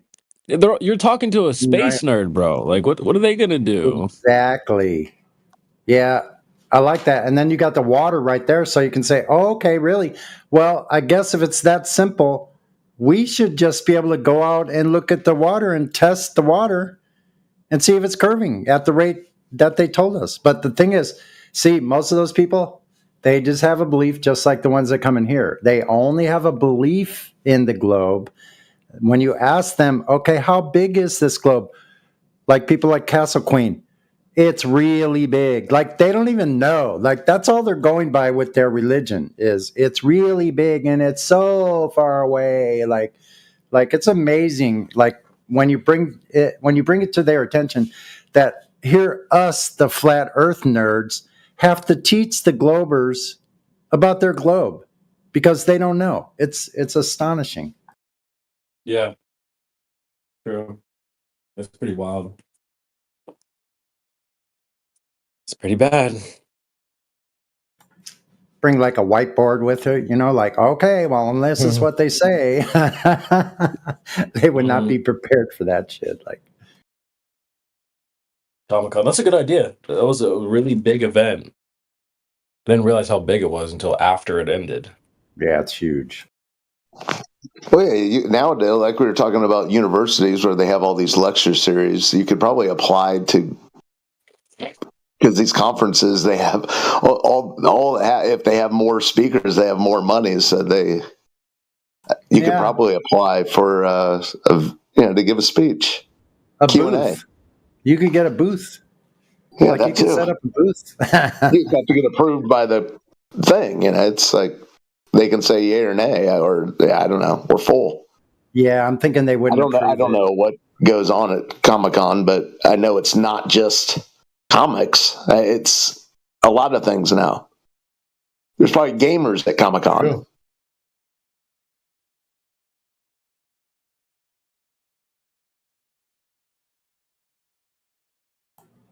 Yeah. One thing that came up in my mind a lot is like whenever they're doing these like space type of shows, like where they're going to like other planets or something, like they show like a craft like flying around out in this supposed vacuum of space, and they show these planets all over the place. Like they're flying into the planet, and then when they get there, flat. It's all flat. It's a flat horizon.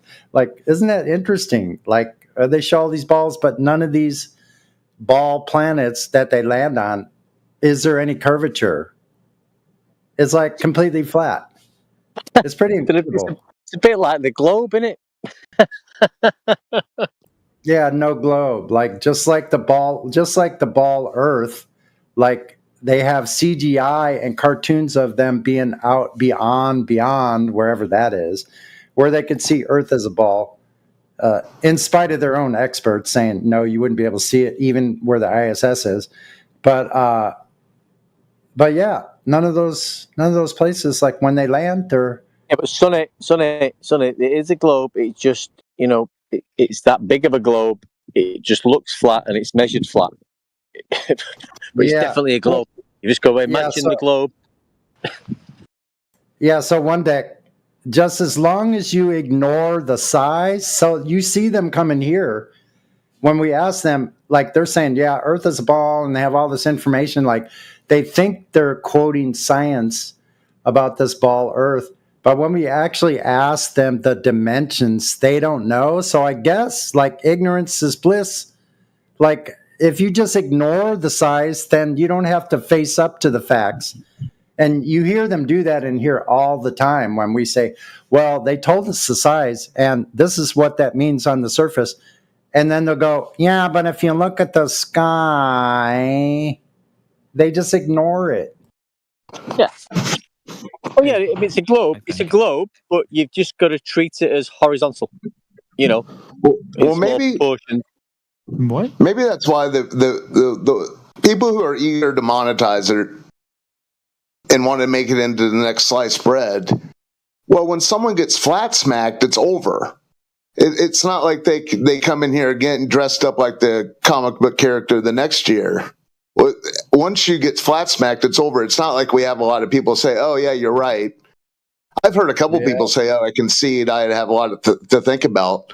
But even the people who, quote unquote, changed their mind, it's not like they're going to come here and report to us, hey, I was that guy who was doing this, and now it turns out you guys were right. So it is, well, I hate to say it, it is what it is. It's just people are going to either troll or have the conversation, but it's not like a reoccurring thing that you can... Hello? Yeah, hello. Why the Earth is flat? Yeah, we're sitting here right now, and we're all really really curious. Like, why do you think? Do you think you're moving? Because it's measured flat, mate. That's how latitude. It's measured flat. What? Yeah. Can you explain it, please? Can I explain it? Yeah, latitude. I don't know what that means. I'm really uninformed. We don't know. You don't know what latitude is, and you come in on here telling us you know the Earth's a globe, and you don't know what latitude. I never said the world was like. You're coming.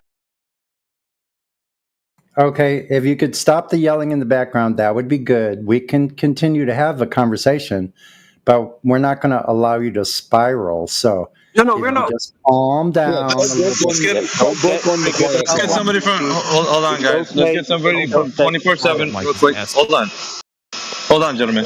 Let's get somebody from 24/7 to respond to the gentleman, please. I think first of all, you guys having Thank you. We're three just people curious. on one mic We're is actually not ideal. like this is a really strange room to us, Sir, can you just wait till the people respond back to you? Because I think you're jumping in right now. Sorry. Go ahead. How many people do you have with you right now? 7. Okay. Is it possible you guys all need to share one mic, or you can jump on your own account and join on Discord? We're just sitting here, man.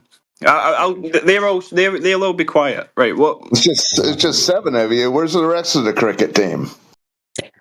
Okay, so yeah, let's just pick one of you.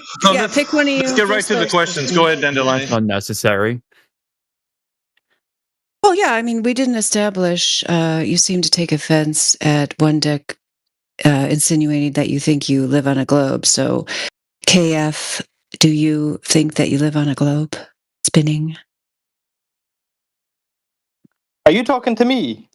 Who the fuck is KF? I'm calling you KF. Yep, that's you. Yep, got it. I'm sure you can figure out why that is. Yep, go ahead. I don't know. I'm just. I mean, yeah, probably. I don't know why though. Just because I don't know why.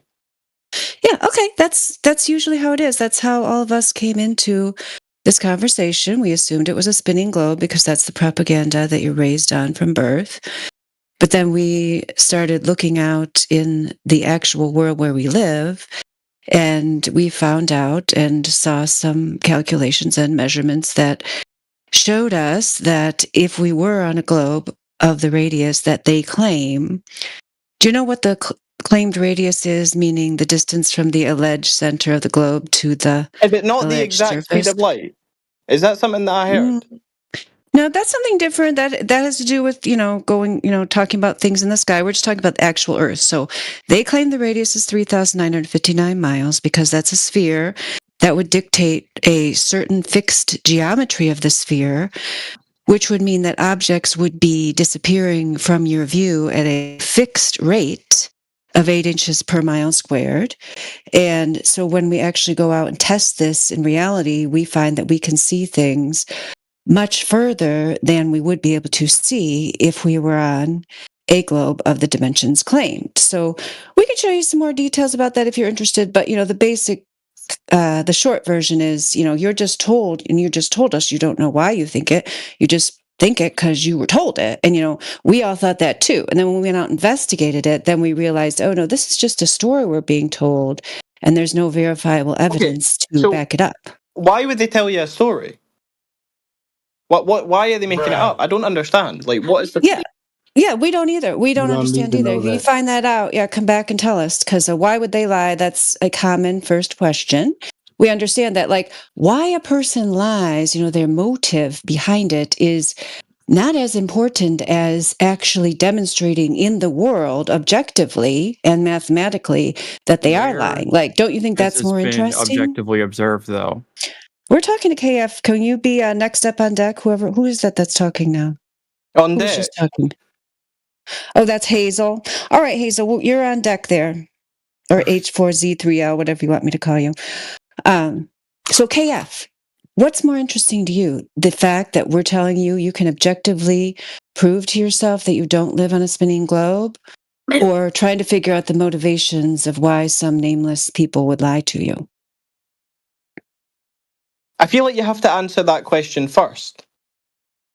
Why? If I wanted, if I saw a dead body on the road and, is it more important why somebody killed them, or is it more important to just look and see this person is dead? The globe's dead.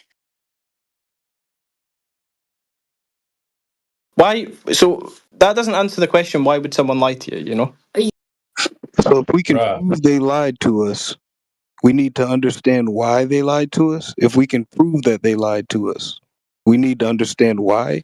Is that what you're saying? Yeah. No, like, before you look into whether or not the Earth is flat, I feel like it's important to like, know why someone would lie to you. Well, if it's important to you, then I would just ask you, in your experience in life, why do people lie about anything? What are the top 3 motivations why someone might lie about something? Because they gain something out of it. They gain something. Very good. Could be monetary, could be other things. Very good. That's a good one. Yep. I don't even know if we have to go to the other top 3. I mean, that's pretty good. Yep. People lie to you because they're con men, charlatans, they're profiting in some way, et cetera, et cetera. So, so there you go. Question answered. Let's get back to the Earth actually measures flat. So, I put a little... So what do they gain out of it? That doesn't answer my question. They got you. What, they got me believing the Earth is round? How does that benefit? Yeah, it's a globe. What do they benefit out of it? Yep, they sure did. Yep. So if they got me, then what are they getting out of me? They got me. So what they've got is they've got me believing that the Earth is round. So what do they gain? They got a bunch of zombies that doesn't matter what they say. They say outer space is real. We went to the moon, and everyone's like, "Yep, okay." They have a bunch of blind zombies who believe whatever they say. They can say jump, and you'll ask how high. They got you, but we can move forward, dude. Honestly, the important part is not why someone lied, but what is the lie. Just like she pointed out, if there's a crime that was committed, you need to figure out what the crime, like, you need to figure out not why it happened, but what happened. Yeah, and the crime is lying. So why are they lying? No. Doesn't matter why. We just know that there was a lie. So who, what, why, where, when? Right? If there's a dead body on the ground, you just gather all the evidence. Who did it? How? Where's the camera footage? I think this is a... Sorry. I think this is a long... Why are you at Pacino? This is a long-winded analogy, by the way. You might never know why it happened. Yo, control yourself, bro. Hazel, we'll get to you in a minute, dude. Just relax. Well, you're not going to just like dogpile one person. Yes, we are. It's an Yes, open we are. debate. Yes, we are. Oh, Yes, we that's are. a way to show your ass. Nobody. Oh, please. H4, you're going to have to be muted now. That's totally ridiculous. I was talking to him for a little while, and now CB is, just please. He just give us a admitted, break. he was like, Just pipe Yeah, down there for a second. put a plug in it, Hazel. Your liberal ass out of here. But I have a clip, right? I have a clip of a police officer, like a sheriff, and they're like, "But officer, why did this happen?" And he's like, "Look, we don't know why, but we've got all the evidence we need to, like, lock this guy up. It doesn't matter why it happened." Honestly, think about that. Ask a liar why he lied. You think he's gonna tell you the truth? Come on, bro. You need to know. It's just a long-winded way of saying you don't know. You would have been just as well saying you don't know. Well, it's really simple, right? It's simple. It's a method of control. The paradigm that you believe that the Earth is a globe is controlling your mind for everything else that follows it, right? So it's a form of control. So the control is the paradigm in which you think the Earth is a globe spinning in the vacuum of space. All of this is controlling your mind in some way or shape or form, right? You think you're on a dying planet, that you have to leave. All of it is a form of control. So it's controlling the way you think, sir. It's obvious that that's the case because you come in here asking for evidence of the lie.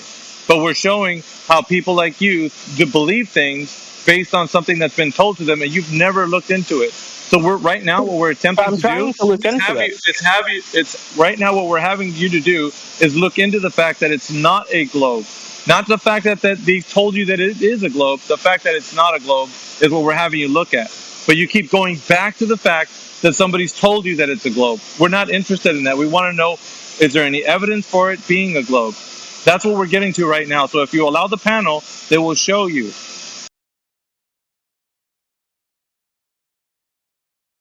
Go ahead, gentlemen.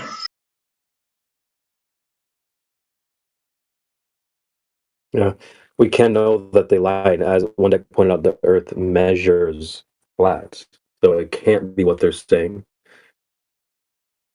No, but he said if you don't know why, then the Earth can't be flat because we don't know why. They left. Yeah, so I can unmute H4. I don't know if you've talked to H4 before, but hello, H4. Did you have a question about the Earth? Just back to that guy though before HF comes in. Yeah, and like Veritas was saying, if you've got the evidence in front of you that the measurements are flat, yeah, you're dealing with the truth. Yeah, I think you're dealing with the truthful matter. So whatever the lies and the deceit that comes in has got nothing to do with that truth. That's just a distraction in the background. It's measured flat. Yeah, sea level is level, horizontal is horizontal. Elevation angles do require a horizontal baseline. That's how things are measured in surveying, engineering, flight, travel. That's how we deal with the Earth. That's how we deal with life. Yeah, that's just the facts of life. So nothing else comes into that. That's the truth of the matter. So the guy was like getting into he was going off topic to try and protect his globe there for some reason. But anyway, sorry for talking too much. I'll pause now. Go ahead, H4. Where do I begin? Let's do this.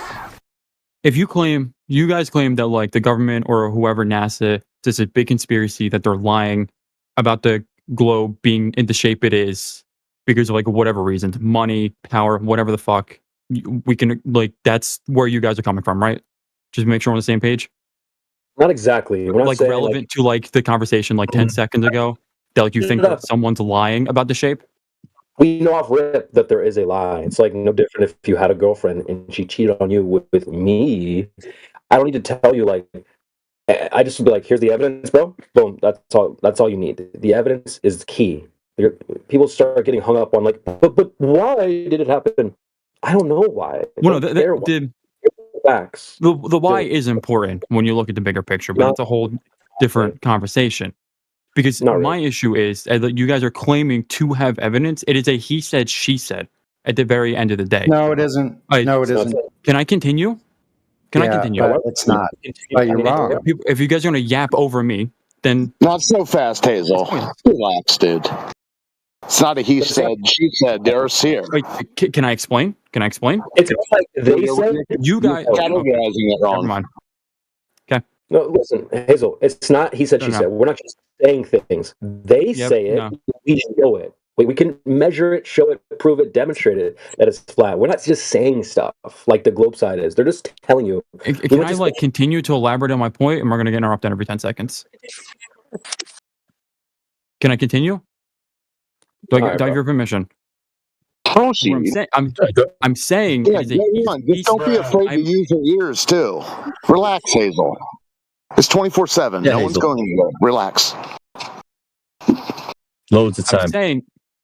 I'm saying it is a he said, she said, because you guys are claiming you have evidence and you have all the objective facts. And that's kind of funny. And the other side is also claiming they have all the evidence and they have all the facts. That's why it's not he said, she said, because they're not showing you shit. What do you mean? There is pictures. There's little fucking pictures. You're okay. If you want to say that they're lying, you guys could. It is. If you just put the shoe on the other foot, they could see that you are like the people lying about it being flat for monetary gain, fame, whatever the fuck, power. It is. You guys are the same. You guys are the two different sides of the same coin. I'm not done. You're not the same at all, and I pointed out already. No, you're not the same, but you're two different sides of the same coin. If we're not taking your logic from it, of they're lying about it being the shape that it is for whatever reasons, and it doesn't matter why they're lying, and that you guys could also be lying about whatever, using your scientific method, using your evidence. They're also using their scientific method and their evidence. Okay, show us. No, now you've got to pause now, mate. Hang on. You've got to pause now. Their evidence of a globe is flat Earth measurements, mate. There is no evidence of a globe. When they present any globe Earth measurements, it's absolutely demonstrating flat Earth measurements.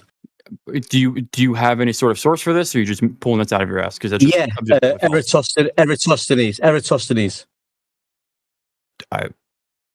Bit of an accent. Can you spell that? Eric what? Yeah, Eratosthenes, the Greek who measured Earth, apparently being spherical. Can you spell it? Did not measure your accents. You're jumbling it. ERATHO. There it is. Okay. Yeah, there you go. So the Greek about it. Take a chill pill. So the Greek guy who claimed Earth was measured spherically, it is actually measuring Earth flat. There's actually no evidence of ever Earth being measured spherically.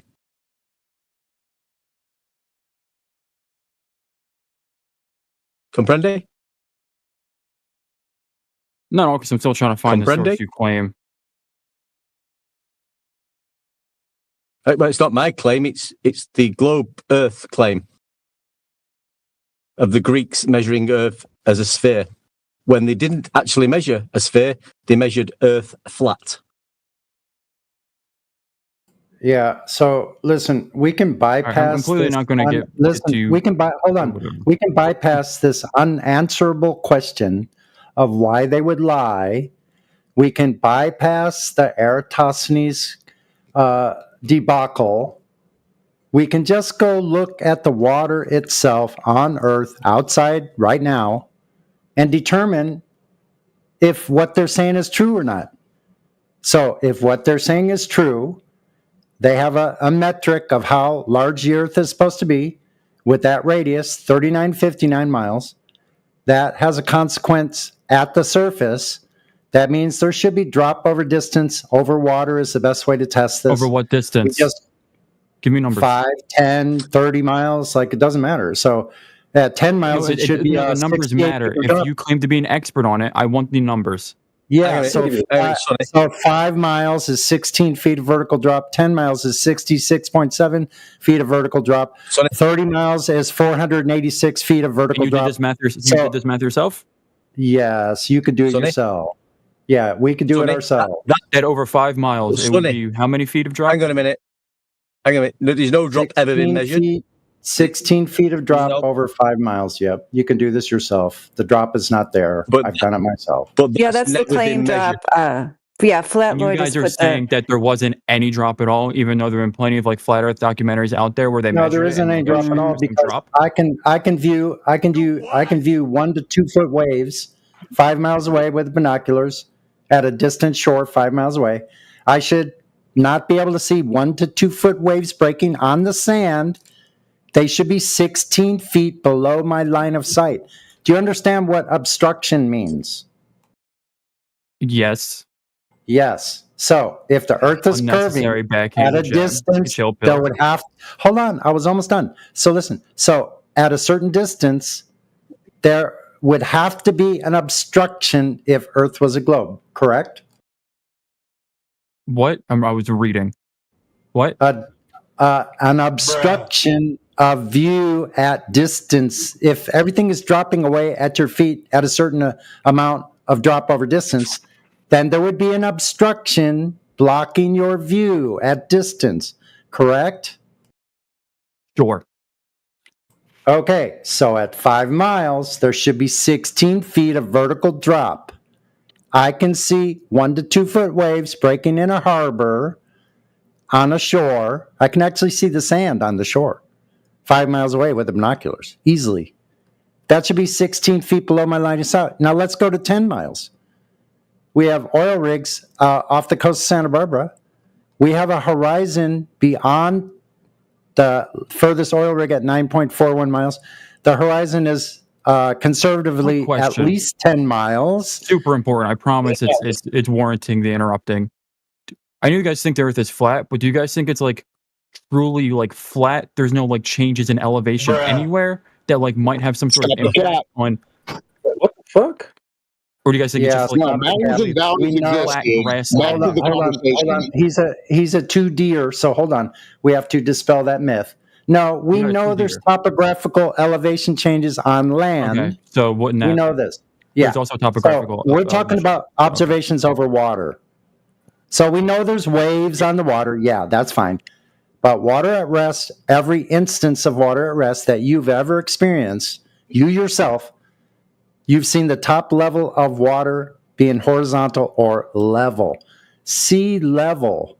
So we can go look out over the sea and determine if the drop over distance is there. If you look at what was posted by Flat Lloyd at 35 minutes after the hour, you see those oil rigs? Uh-oh. In the side chat. Tell us when you found what Flat Lloyd posted at 35 minutes after. No, I'm reading it. Okay. Yeah, so that's a logical syllogism, modus tollens. So if you could tell us on the next image, where do you see the horizon? Is it A, B, or C? I'll be real with you. I can't really tell. Really? So where the sky meets the sea? Super like. In my offense, it is super pixelated. It is like a shitty JPEG image. You don't see it. You don't see a delineation between where the sky and the sea meet. I want to say A or B. I'm also colorblind, so that's not going to help. Here we go. Okay, hold on. I'm going to help you out. I'm going to post another contrast darkened image that you can see from a screenshot from the original video. 1 second.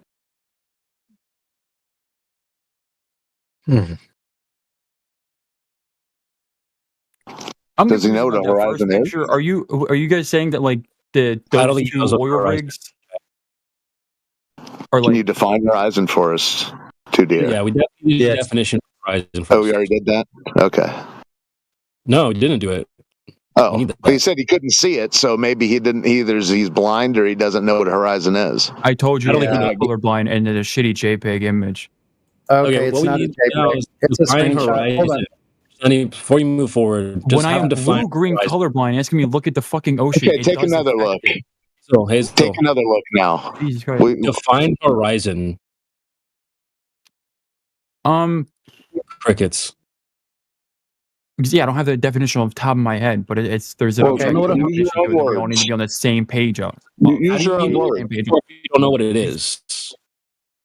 Okay, Well, no, because I don't want to be wrong about it. Okay, I'm going to give you a want to be as definition. objective Hold as on, Hazel. possible. So Hold on, I'm Hazel. not I'll going to give you just a spit out definition. some bullshit. 1 second. 1 second. This is the I'll issue give you with the people. You guys definition. think you're experts on it. Hold on, Hazel. 1 You're going to try second. to act like scientific method, but no, we can't Stop do talking. I'll give you the definition. The horizon is the apparent, that's key, the apparent position where the sky and the land or the sea meet. You dumbass. So Where it's the apparent position. So that means it's optical. If it's apparent, that means not really there, just appears to be there. So it's not a location you can go to. It's not a geometric curve edge. So now look at the image at 38 minutes after the hour. Now that's darkened for your viewing pleasure. Where's the horizon in this image I posted at 38 minutes after? I mean, pretty far back. What's their point? Beyond the last oil rig. Okay, so we know. I mean, so we know the distances to these oil rigs. Okay. Yeah, those are distance demarcations only.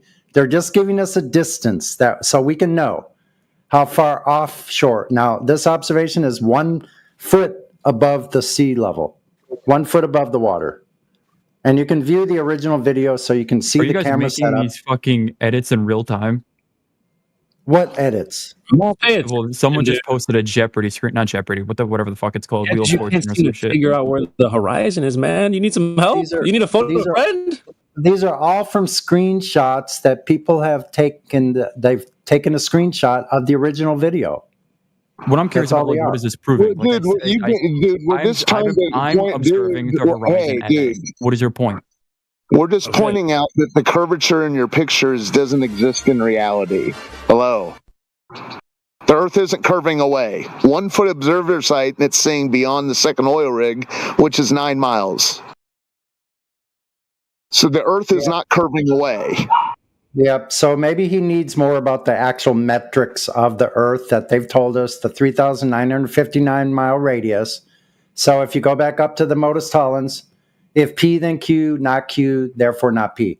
So if the Earth has a sphere with a radius of 3959 P, then every horizon distance must be no more than 1.225 times the square root of the observer's height in feet, Q.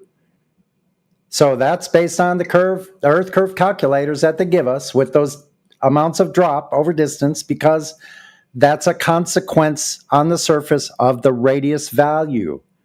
So if the horizon distance is greater, like it is in these screenshots, more than 9.41 miles, therefore not P. So we have a horizon at 10 miles at least. It's supposed to be at 1.22 miles. Do you understand that part?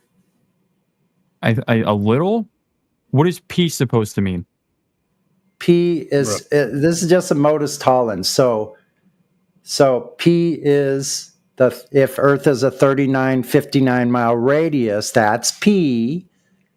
Then because of the Pythagorean theorem, the distance to the horizon, because of that 3959 radius, can be no further than 1.225 times the square root of the observer's height in feet. So the observer's What height you're saying is 1 you foot should not be able to see more than 1.2 miles out.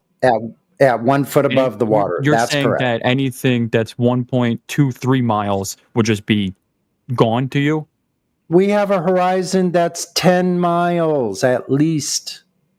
That's the point. Ball, right? It, in a sense, yeah. It's not. You understand? It's not like a perfect sphere, right? What do you It mean is like in a weird sense? oblong. What the hell does that mean in a sense? Okay. Okay, then if you so if you listen, if you had an ant on a basketball, walking away from you, it would disappear over the curve, correct? I mean, depending on where you're looking, yeah. Yeah, at the ant. What am I If as an ant small was as the walking ant? on a Am I looking at a basketball? top-down? I'm just asking about an ant on a basketball right now. Okay. Would it disappear as it reached the edge of the ball and headed antipodal and back around? How am I looking at it? Am I looking at it like head on, or am I looking if I have a top-down view? in front of my you're face, holding like directly, you're holding like, a horizontal with basketball. my eyes. Yeah, you're holding a basketball in Okay. front of you. There's an ant that's walking away from you on this basketball.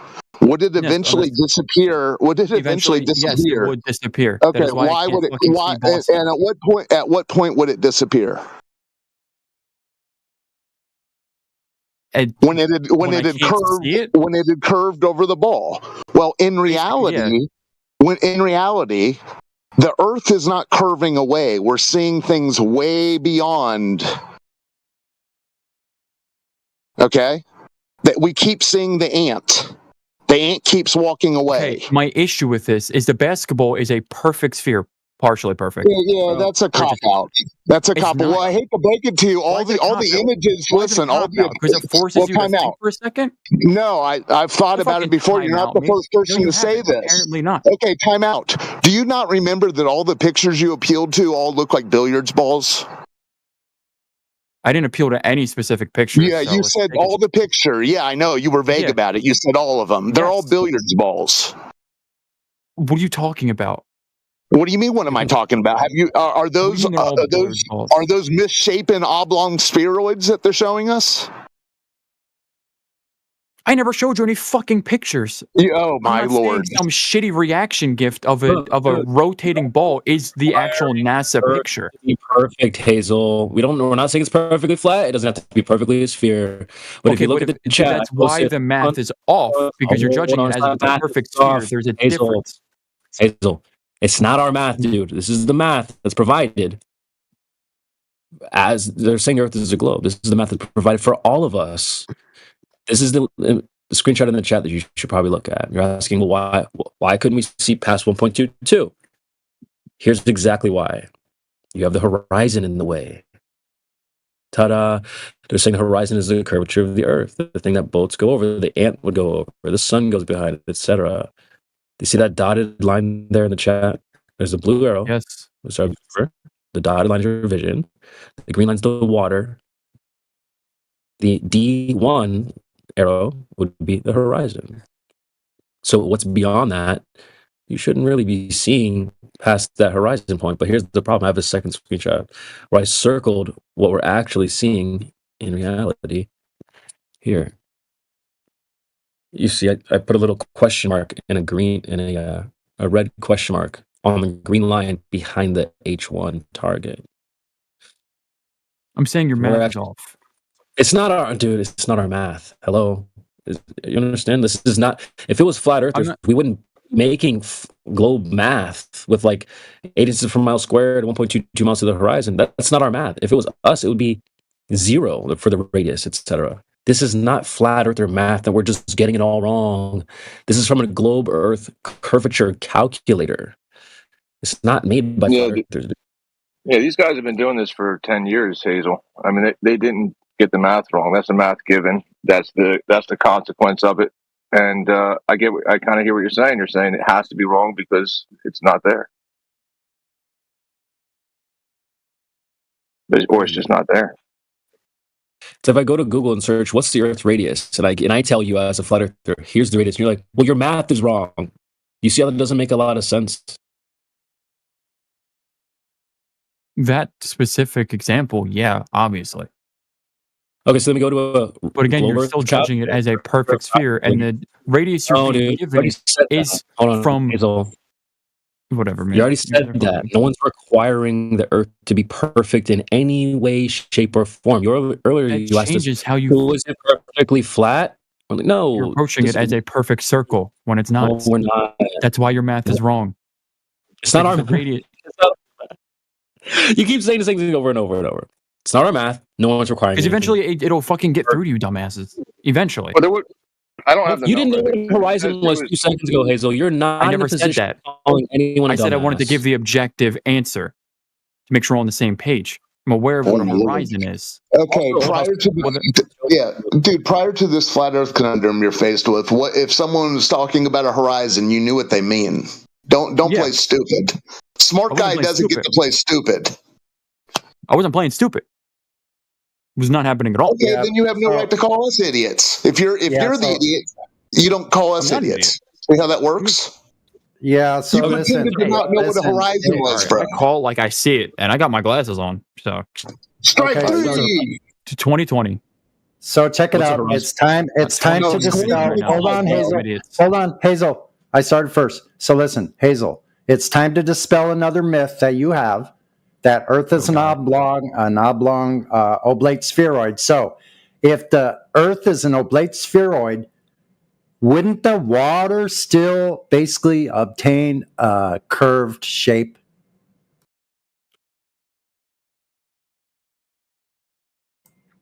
It's your turn to answer, Hazel. Yeah, I'm rubbing my eyes, rubbing my temples. It. Okay, Hang good. in there, So, Hazel. yeah, You'll be it fine. is a- so listen. So with your Trust me, oblong, it's just so with your fucking- oblate spheroid, So with your oblate spheroid, there's places where the oceans are, right? Yes. The ocean basins. So wouldn't the top surface of those waters, even if it were an oblate spheroid, would they not obtain still a spherical shape on the top surface?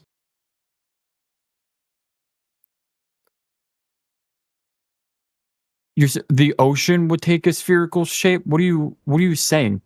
Yeah, well, I'm just going by what you said. You What's said, taking okay, us- Earth is not a perfect sphere, so you said Yeah. it's some sort of oblate spheroid.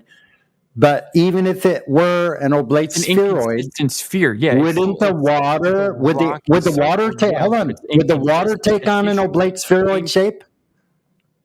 Would the water on the top surface take on the shape that's underneath? It'd have a bit of a gradual curve, basically. Stop the gap. I'm not saying it's Okay, yeah, exactly what I'm propaganda? saying. It would have a gradual curve. It would take on okay, a but spherical you're using shape. the same fucking no, God. He's missing the point. Just mute him for a second. Hazel, listen. Sonny's trying to point this out to you. You're saying the Earth is rocky and wobbly and weird. Yeah. Is the water on the surface of that ball also wobbly, wonky, and weird? Yes or no?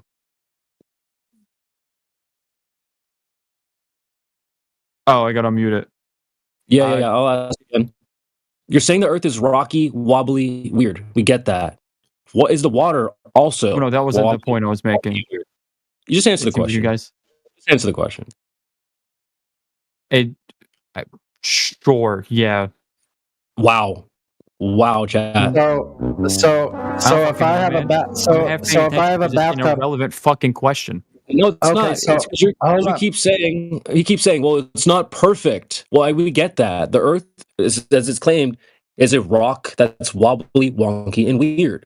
But we're talking about the water that's on it. Look at the pictures in the chat. I posted like 3 different pictures of the globe. You're saying it's not perfect. It's not perfect. It's not perfect. Fine, whatever. It's wobbly, wonky, and weird. Is the water doing that too? The wobbly, wonky, and weird part that you're saying is not perfect? Is the water like that too, Hazel?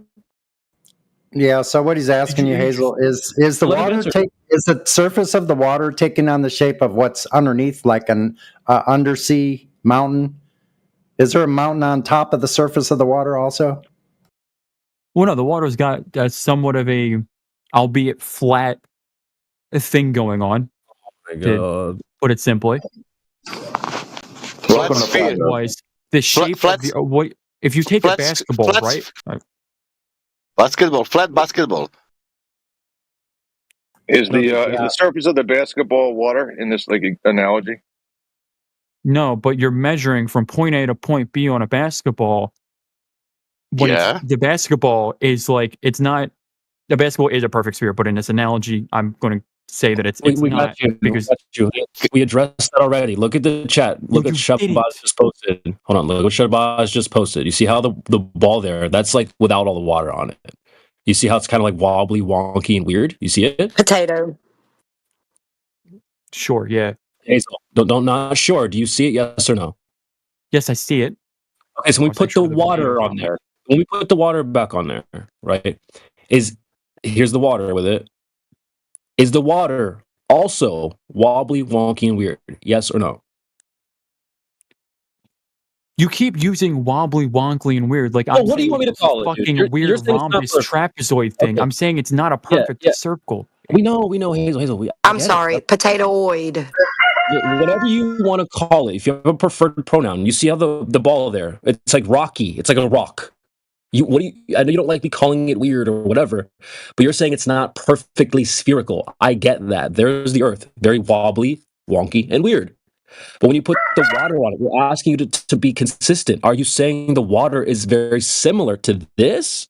Or is it more like the picture on the bottom? Is the water weird, like the Earth you're saying is rocky and stuff? Are you saying the water's like that? Yes or no?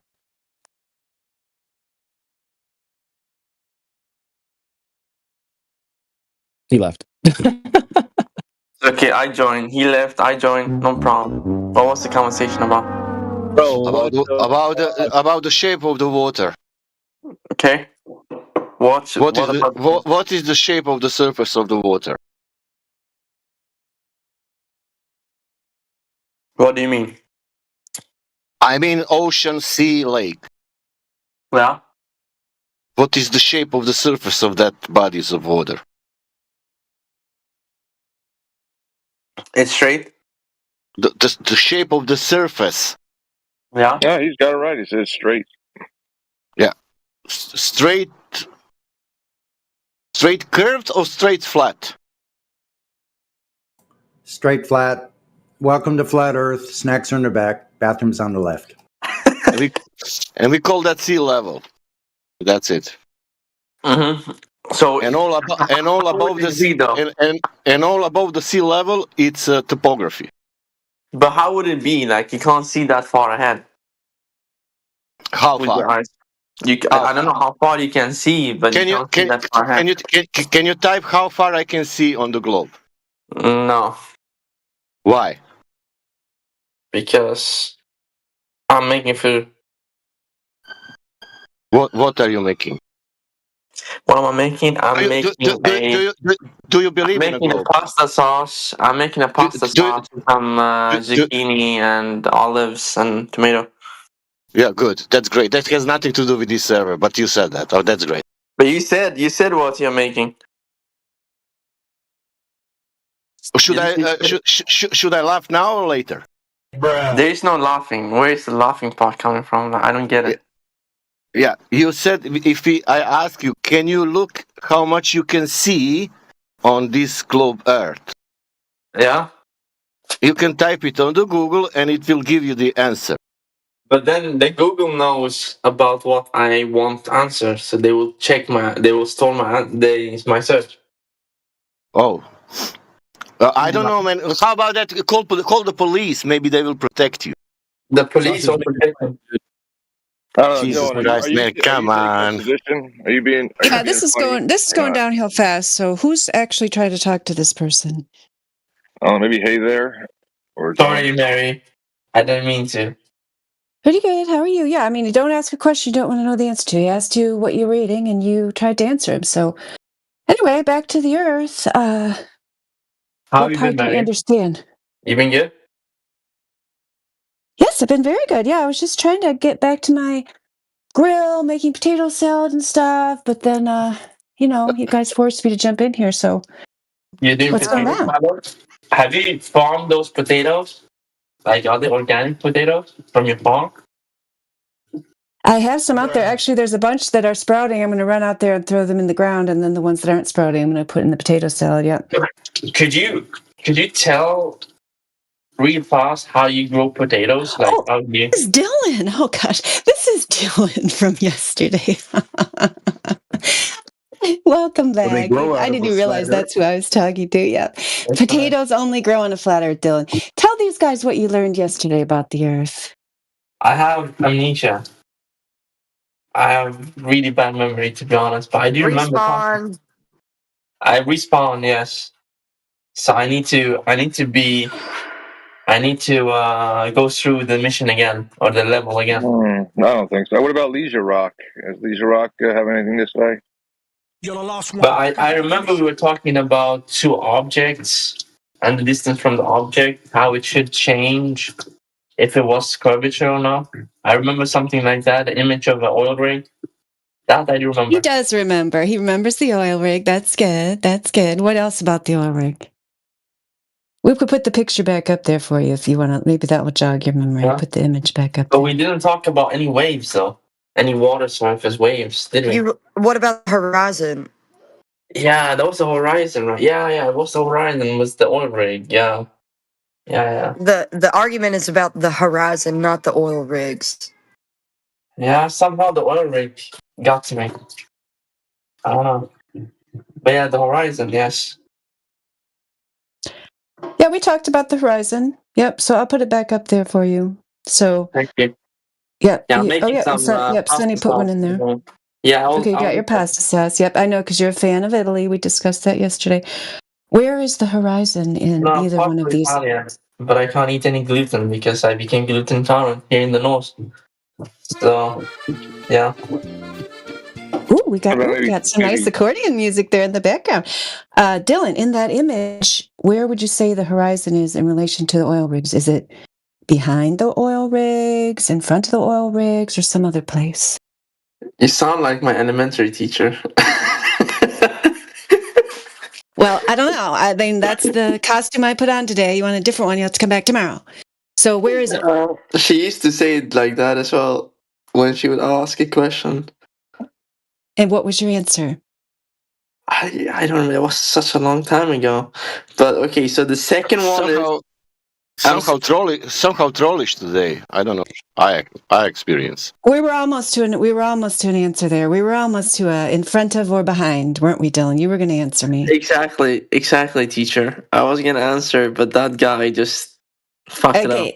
All right, so reset. Is the horizon in front of the oil rigs? So behind. If it was a flat Earth, if it was a flat Earth, where would the rig be? By the horizon? Hush. Just answer the question, dude. Okay, well, teacher, now you don't have the teacher voice again. If the Earth is a sphere, I'm a different person. I know, just answer the question. It's so surprising, Flatsy, isn't it, that there's more than one woman here at the same time? He's just going to be hung up on that. I saw. You saw the sign, and it opened up your eyes. Okay, now tell us where the horizon is. That's not how it works. You're not a teacher. You don't have that teacher voice. You can't push it. Oh, shut it. That's right. She's the assistant principal. Answer the question. Yeah, it should be. It should have been. It shouldn't be by the horizon, right? If it was a sphere. Don't think about where it should be. Just answer the stupid question. Where do you see it? In front of or behind? It's very simple. Where do I see it? But I need to be there to look at it, no? Oh my God. Looking at it now. What the hell? In the image, Dylan, which you are looking at, is the horizon in front of or behind? Yes. I said Italy. Focus. Get the Adderall drip out, dude. Italia uno. I don't take any drugs. My body's my temple. Okay, good. Just tell the fine ladies here where the horizon is. Why do you interrupt people? How are you supposed to listen if you interrupt someone? He can't focus. Why you keep interrupting me with your degrading voice? That's not cool, bro. I was talking first and you interrupted me. Not you. Where is Dylan, shut up for a second. Where's the horizon in the images we posted? By the line. That's the horizon, right? The line of the horizon, very good. You got that part right. Now, where is it in relationship to the oil rigs? Well, it shouldn't be. The oil rig shouldn't be in the middle by the line. Holy crap! That's where they actually are. They're not floating.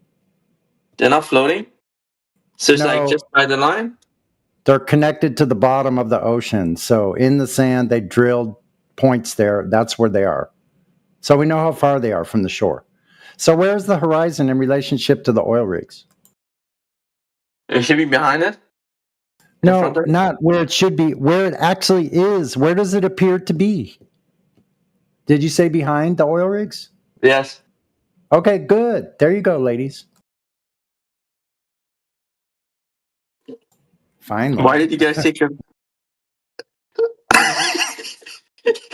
No capito. No capito.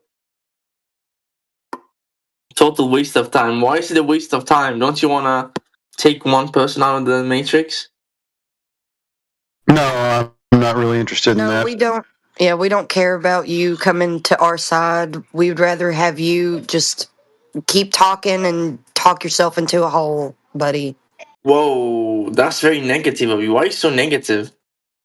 You see, Mary, the teacher, isn't that I'm not negative. I'm not negative. I'm using the negativity you bring to the room for There is no positive negativity. things.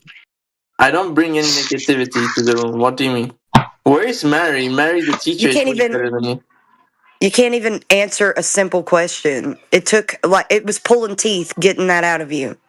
Yeah, I already sent you. Yep. Hey there, Dylan. I already sent you to the principal's office. That's where Flatzy Klein says who are now having a chat with you. Wait, so I'm going to the principal office? You've been there. Yep, you're there. Why, Mary? I haven't done anything wrong, Mary. Why are they so mean to me? We've wasted time. See, we had to bring the kindergarten teacher out to see if she could actually walk you through this process, but apparently, even as a grown-up, you can't actually comprehend what she's talking about. So I can see that Mary has been a teacher.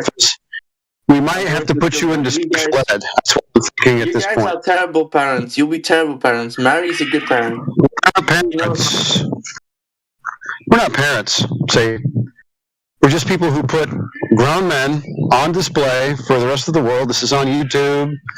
I don't know if we're on BitChute or Odyssey or anything like that. But anyways, you're out there for everyone to see that grown men cannot have conversations with other grown-ups about a very simple topic, an important one, if you ask me, and have a coherent, conversation about simple concepts. So you are just fodder for our pleasure, right? You're just on display for the rest of the world to see that grown men cannot act like grown men. Do you feel good about yourself? That would be the next question. Can I answer? Or am I still muted?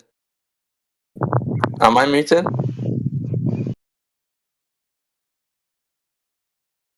Oh, yeah, I'm not muted. Well, the thing is, if it would be Italian, you would understand. You can have some. Do you feel good about yourself is the question on the table now. Yes, I do. And okay, and why is that? Because you shouldn't take everything so seriously. Well, this is a room that talks about a topic that's basically important for everyone, right? Do you live on the earth? The answer is yes. Is it important for you to know the truth about where you live? Everything could be a simulation, so how do we know we live on actual Earth? Oh, you're in a simulation. Well, if you're in a simulation and you might be, then we don't even have to talk to you anymore. Because your thoughts are not your own. Your thoughts are not your own. Well, you don't know that. There might be some form of self-thought. Free will. Yeah, but that 99.9% assuredness that you have that it's not a simulation, but that tiny little 0.01% is the thing that means you don't actually know if any of your thoughts belong to you. So we don't have to talk to you anymore. Simulation, though. How can you say that with certainty that we don't live in a simulation? I have to walk through my life with the certainty that the reality that I live in is the reality that exists for everybody. That's how we all behave. If you're going to reserve this percentage, excuse me, you're plugged into the system so deeply that you can't handle the truth and can't get unplugged. What system would that be? What system would that be? The Matrix.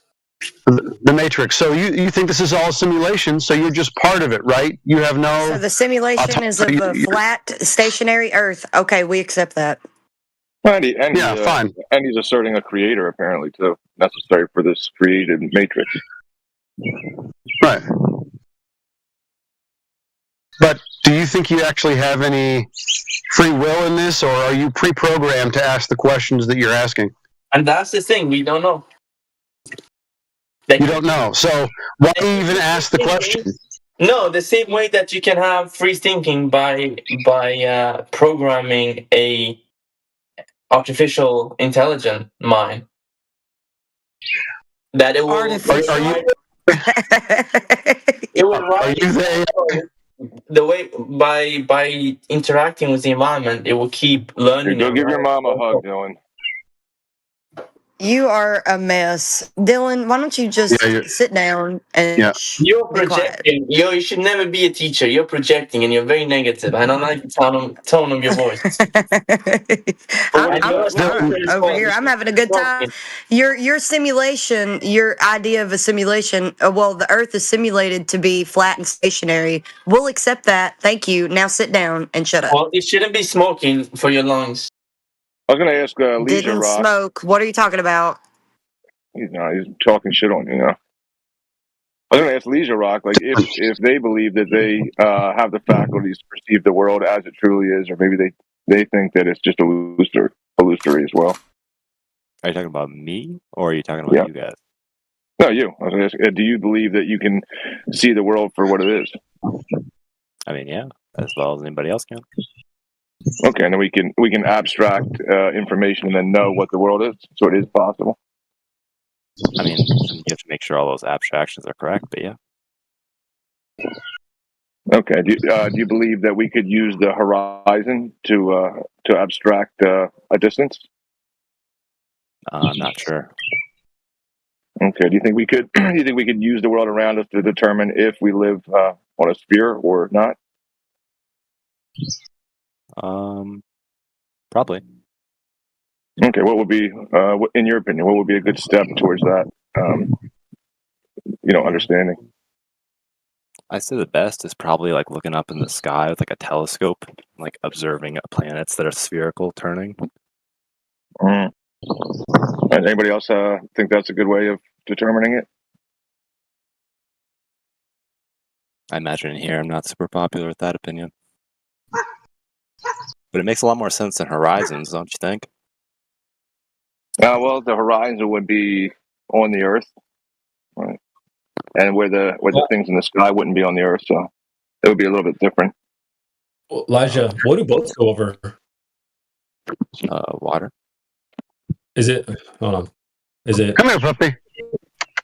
Come here. I'm just gonna go to real quick. So you're hot micing. Come here. Says who? You're hot micing. My bad. Now, hold on. How does it make it logical to see the stars moving and then assume you're moving? Where's the logic in that? Sounds like wishful thinking. No. I think if you look in the sky and you see tens of thousands of planets that are all spherical, it's kind of ignorant to look at your own planet and be like, oh, no, I want it to be flat. Well, it's ignorant. It's ignorant to presuppose that you're standing upon a light in the sky that you're saying. I got a question for him. Can you name one resemblance between called things Earth in a the sky planet. you see at Earth? All right, pardon, what did you say? Can you name one resemblance between what you see in the sky to Earth? Based off of observation, not what you've seen or heard through lore or like on TV, but actually observing the Earth and then observing those things in the sky. Yeah, I believe that. I believe that. I believe. No, not what you believe. Like, just like you can look at two things and compare them. Yeah, well, I was gonna. Can you name one resemblance? Not what you believe. What do you observe as a resemblance? We'll wait. I observe. I don't know if I can. I don't know if I have any off the top of my head. Yeah, you can't. That's the point. There's no reason to compare the Earth to those things. Hold on. There's no reason to compare the Earth to what you see in the sky. There's not even one single resemblance that you could name. Not one. So it's not ignorant. It's not ignorant. It's actually ignorant to assume that we're like those things at all when there's not a single resemblance. The kids have a saying. We're built different. The Earth is built different. I thought of one. I mean, what if you come? Go ahead. The Go ahead. Earth turns, and you can observe other planets turning. Do what? The Earth. Where do we observe Earth doing that? You don't see the Earth turning, bro. Damn. You guys are super in. All right. What if you combine the two? What if you Tell us combine what the you two? see. We all live on the same Earth. So what do you see that we don't see in terms of the Earth turning? What's the observation? I mean, I think gravity has something to do with that, right? No. Remember, you said you can observe the Earth turning. So what do you see? Crickets. You know what? I guess that is something that I take as assumption because it's something that everybody else believes. Like that one guy was saying, how you generally have a common understanding with broader society.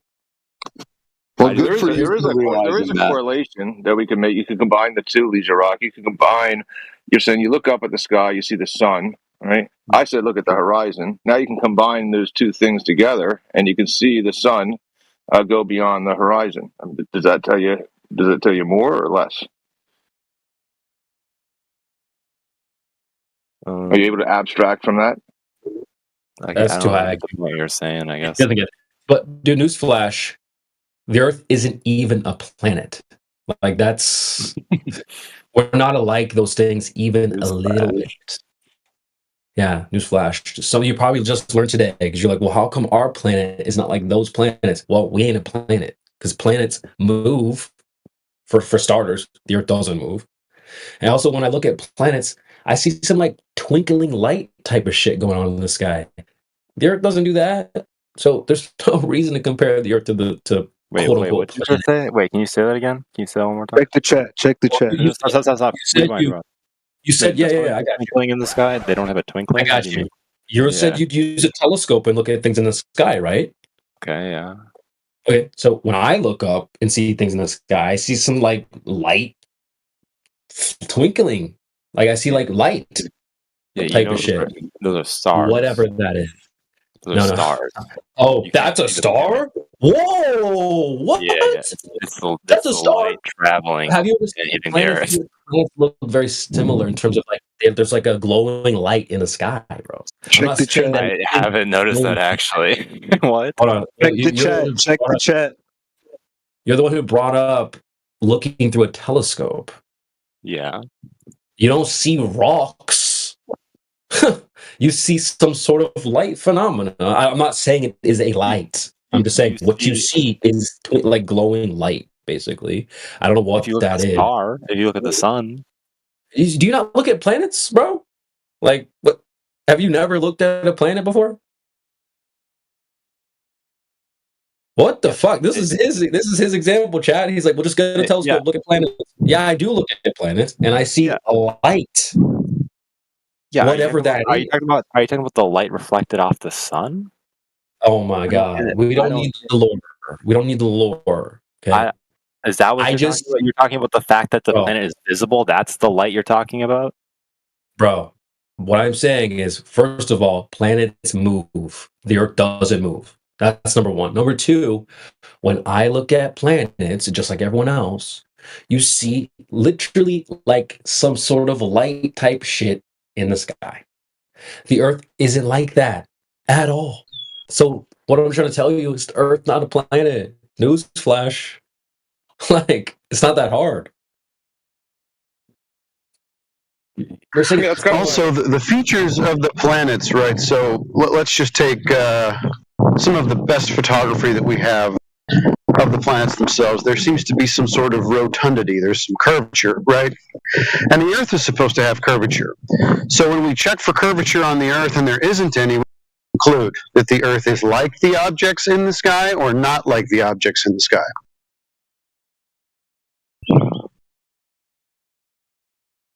Something about rotundity. You're gonna have to repeat yourself. How's it focusing? Roundness, curvature. So the planets have curvature. The Earth does not. Would we say that they're alike or not alike? Wait, say that again. Something has curvature and something doesn't. Holy cow! The planets have roundness, curvature, right? The Earth does not have curvature. Are they alike or are they not alike? I mean, I would assume that the Earth does have curvature. Okay, well, where was that measured at, please? Why would you assume that? I guess he's got a positive. Broader society. Yeah, I've never seen any substantial evidence to say otherwise. Wait a minute. So you think that the broader society that also believes the same thing that you do, yet has no evidence or measurements of it, therefore the Earth is curved because people believe it but don't measure it? Because just because I don't know the measurements doesn't mean they don't exist. No. Go ahead and see if you can find the existence of these measurements and how they were taken. I was actually planning to do that, but I've had 4 different people say one thing after another to me, which is kind of Well, this is the baseline, so we'll just go to the baseline. Everyone will allow you. You don't have to divert anymore about making excuses as to why you haven't done it yet. Everybody here wants you to go get us the Earth curve measurements and how they were acquired, and we'll see if the Earth matches any of the things in the sky. Go ahead. Earth curve measure. Yeah.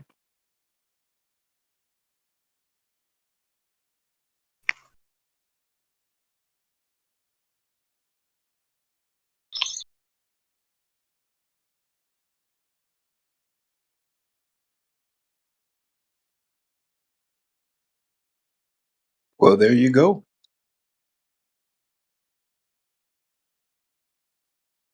And while he's doing that, to answer his question earlier, why would we use the horizon? Well, you go to Google and look up glow Earth proofs. This is like one of the first things that comes up. It says, number 1, watch a ship sail off to sea. Saying bolts go over the horizon or the curve. That's why you would use the horizon. They're using the horizon, the Earth itself, directly. Yeah, that makes a lot more sense than staring at the sky, which is what we're doing now, looking at planets and stuff. Hey, look up there. Okay. Why? Yeah, my point. Yeah, that's a good point. I was gonna point out that if you can stare at the sky long enough, you're gonna see it merge with the horizon.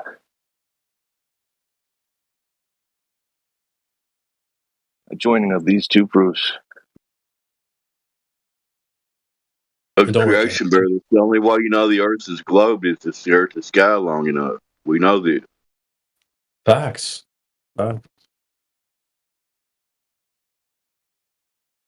Yeah, man, this is just crazy, bro. Like, also, he's gonna Google for us, chat.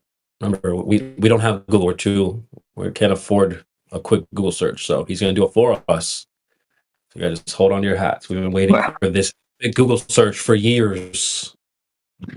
At least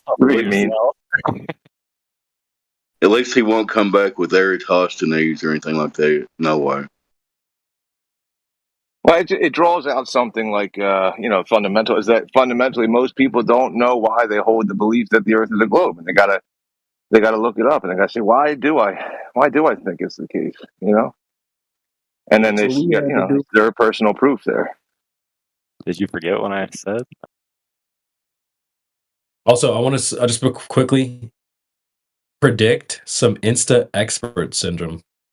Just want to get in before it happens. Go ahead.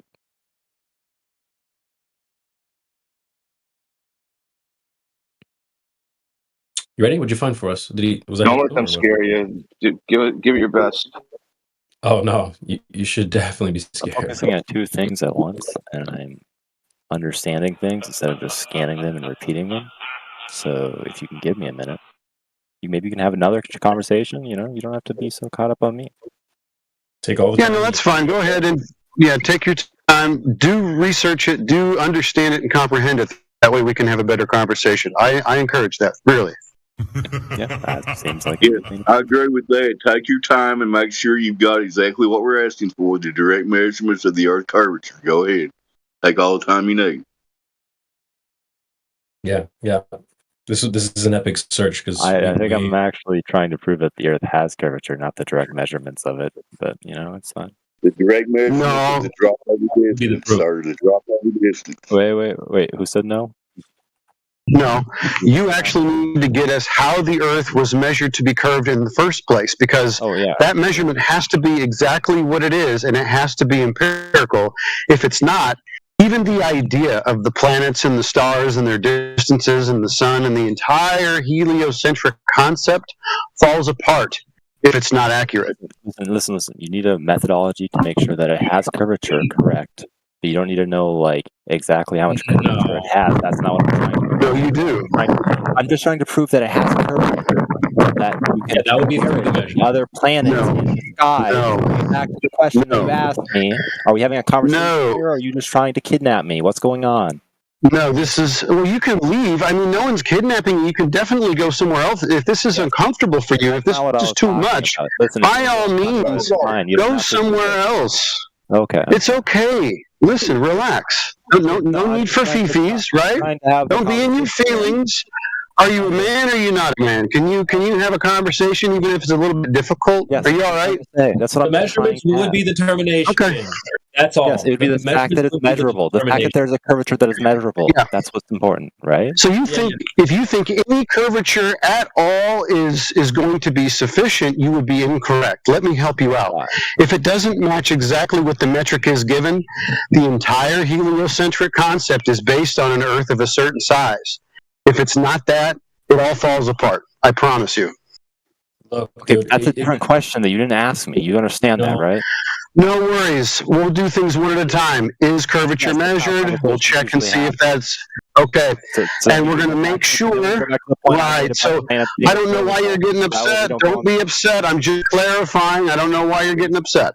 I'm just trying to. First things first. Checking for curvature. Then we'll see if that number is accurate. Right?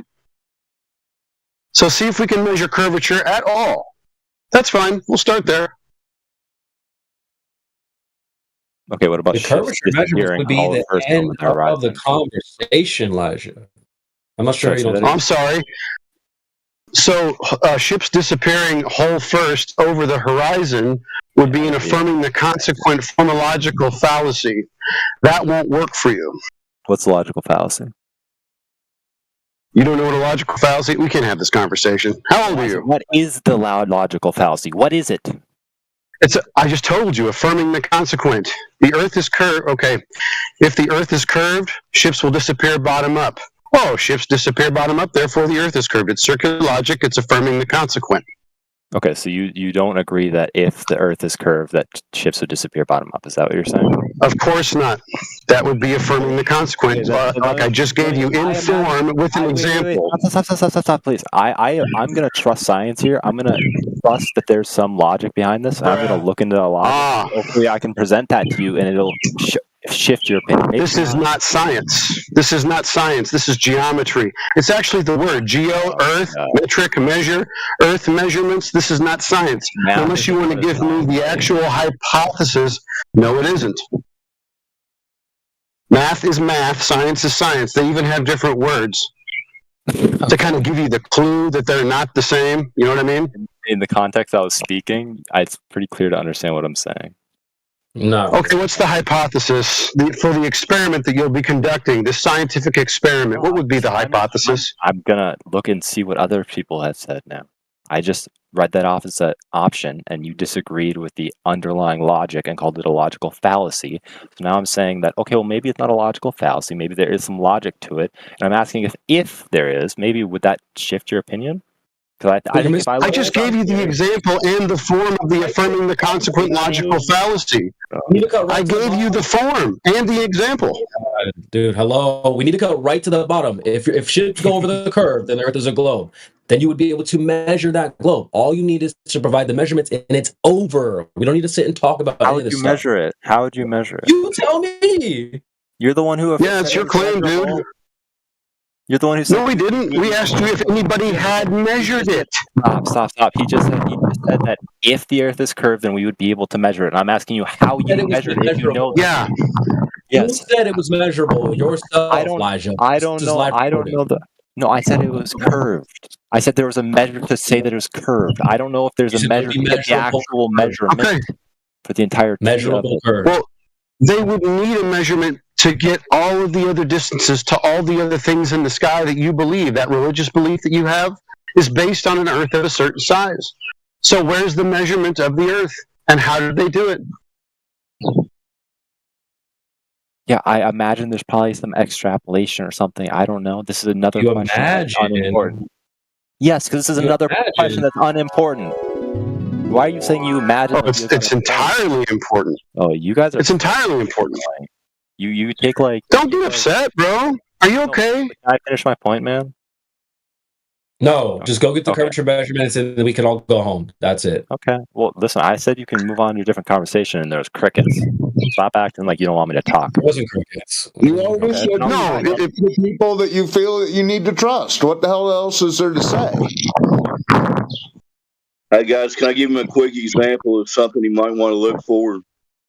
Over a 10-mile stretch of a body of water, there should be a 66-foot drop in elevation. You know what I mean by that? Like the size of a 10-story building. You get what I'm saying, man?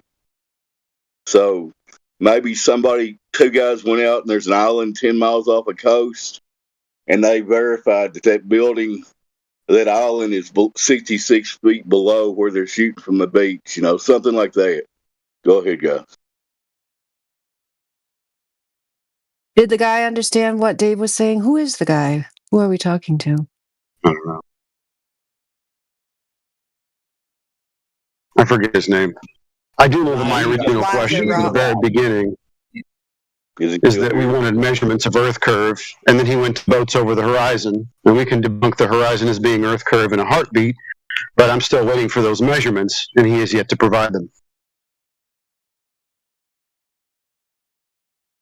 Same old, same old. Nobody ever wants to address the lack of measured curvature.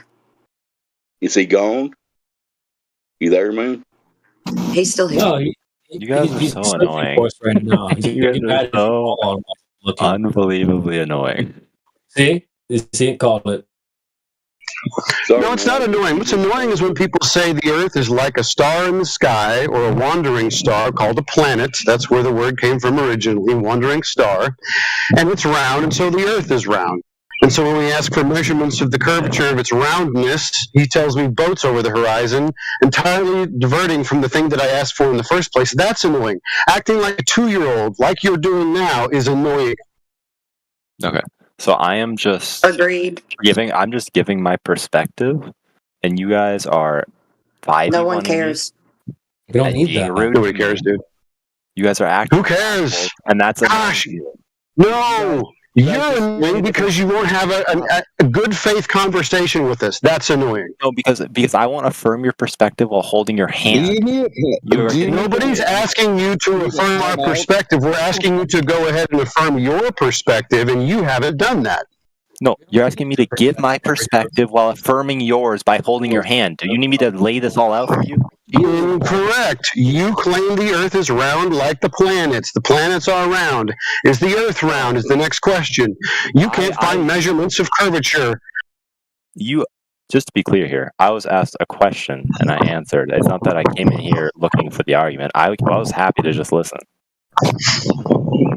Well, I promise you, we've had many people come through here that have pleasant conversations with us, but the ones that are insecure about their own position, who actually don't want to have a good conversation, like yourself, they become annoying. And they get in their feelings and they cry about, oh, you guys are assholes. No, we've had plenty of good conversations. You just don't have the fortitude to have one. Okay. Just let him grab his shit, guys. Let him grab his shit. He's gonna get annoyed when we talk to him. So we'll just keep cooking. Let him grab his things. We don't need our opinions. We don't need opinions. It's not about any of that. We just need the facts. We can all pack this shit up and go home, dude. Or we can just rip the Band-Aid off. Just tell him directly, there is no curvature. Good luck finding it out there in your search today. Let's just keep cooking, guys. Holy shit. We have Uni Jaw at the bottom of the panel. Dude, where is Jaw? Where is Jaw? And we also Anybody have... here, CB, think you live on a spinning ball in the middle of nothing? Go ahead. There's somebody named Hey there as well. It is I. We have Chibson in the panel as well. Welcome, everybody. Oh, yeah, and Kaya.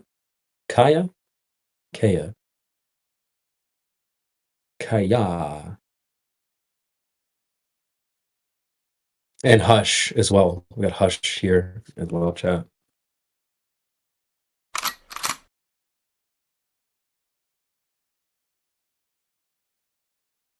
Yeah, so Elijah's definitely not finding any facts he can give to the chat, guys. So it's over. Total failure. Isn't that heliocentric enthusiast, CB? No, Elijah, why'd you do it? The cat meme. Well, yeah, we knew for a fact you definitely weren't going to find what you're looking for. So that's our confirmation. Thank you, though. Appreciate it. Yeah, and we don't need your perspective, as if we didn't already previously have that. Pretty much everybody in here. Well, that's grown-up behavior, isn't it? Everybody was a globe earther. Everyone can understand that side. We don't need like, well, here's my opinion about the globe. No, we don't need that. We just need Why the are you still fact. talking about me then? Bro, you posted a cat meme in the chat. You obviously don't have what you thought. Yeah, people are was out posting shit all the time. You don't bring it all there. I up. thought you were grabbing the facts, bro. Stop the cat. Bro, Star, doesn't it bother you? Doesn't it bother you when you go to look for Earth curve measurements, they're not there? Doesn't that throw up a little red flag or anything for you?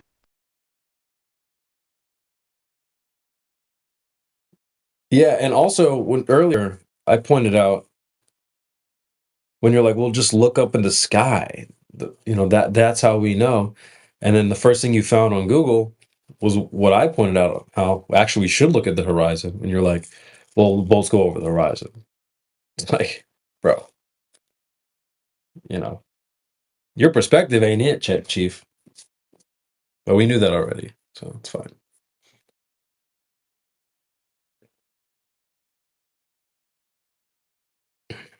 The only benefit for asking people to go look for this stuff is that so that they'll realize throughout their search that it doesn't exist. People who truly believe that it's out there, it's this thing that they're looking for. If they believe it's out there and they go searching for it and they realize on their own that it doesn't exist, that's a huge benefit. There's a saying for this. A fool who persists in his folly may become wise. So this is for you, Elijah. We know it's not out there. That's why I was joking earlier when I said, oh, he's going to do the Google search for us, as if we haven't already looked for these answers. They're not out there. Newsflash. Can we tell him, CB, also that with the distance, your angle of view is smaller and smaller, and the things will disappear the bottom up. That's not necessary. But just for knowing, We don't have to. We don't have to explain to them what optical effects may occur at distance.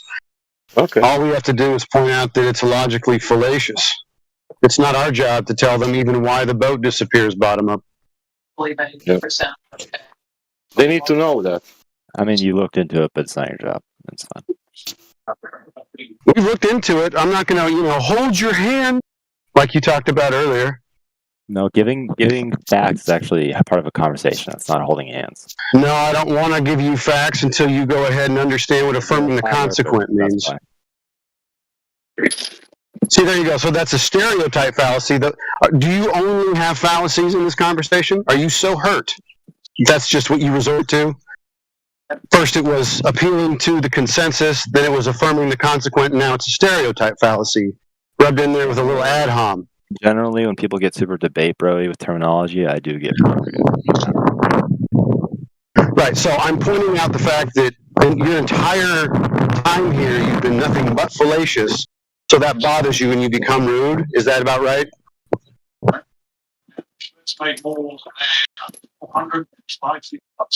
I mean, you're kind of presupposing that I'm wrong when you say I'm fallacious, aren't you? No, I'm actually giving you the form of the fallacy that you're using every time.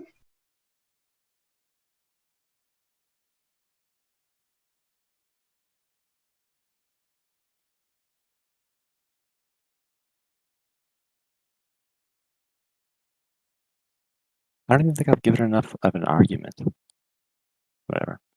I agree. I think your argument has been basically lackluster and shitty, loaded with fallaciousness. So, this is not a debatable topic. All you have to do is provide measurements of Earth curve in reality, and this all ends. You don't have that. No one does. Actually, it's the contrary. Everybody measures the Earth to be flat, and uses it flat, and navigates on it flat. Everybody.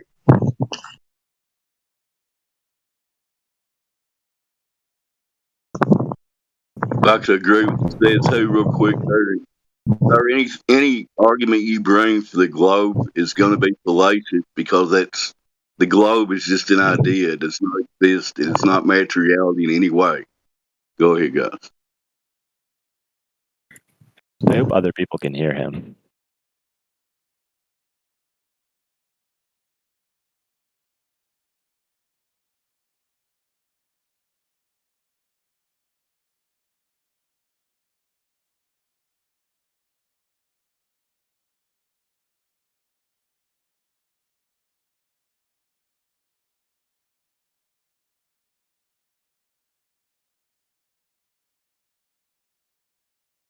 Did my mic cut out? Did I kill the room?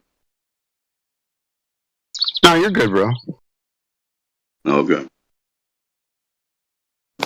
He just pretended not to hear you. I don't know. I mean, why when you're they trying do- to That's not really defend what I was something- doing, but it's all right. when you're trying to defend an idea that's not reality, you're going to make fallacious arguments. And you're going to have to accept that. There's no curvature, there's no motion, it's never been detected. We've been doing this for a long time, some of us 10 years or more. Yeah, I was just This asking whole people globe to hear what idea, he's saying. this globe idea is a thought experiment that got way out of hand for whatever reason. And we're not going to tell you what all the reasons are why they told people about it. But everybody gets told when they're a kid before they can critically think that you're on this spinning ball in the middle of nothing. Turns out that's not correct. Back to you guys.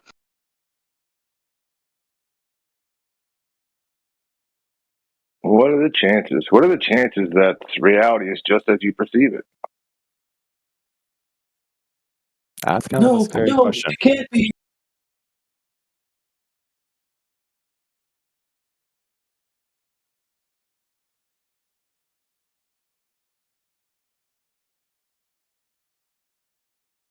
If reality is as I'm perceiving it, do you think the people that are like propagating this misinformation or this like lie, this like big myth, do you think they're bad people?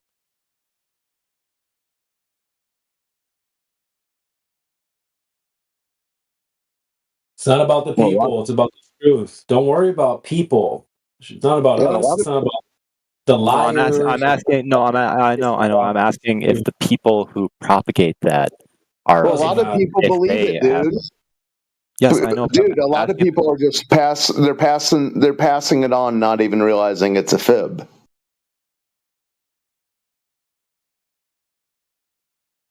I'm asking you if somebody does realize it's a fib and they're Yes, continuing if to someone pass it on. lies, yes, it's bad. Is that what you want to hear?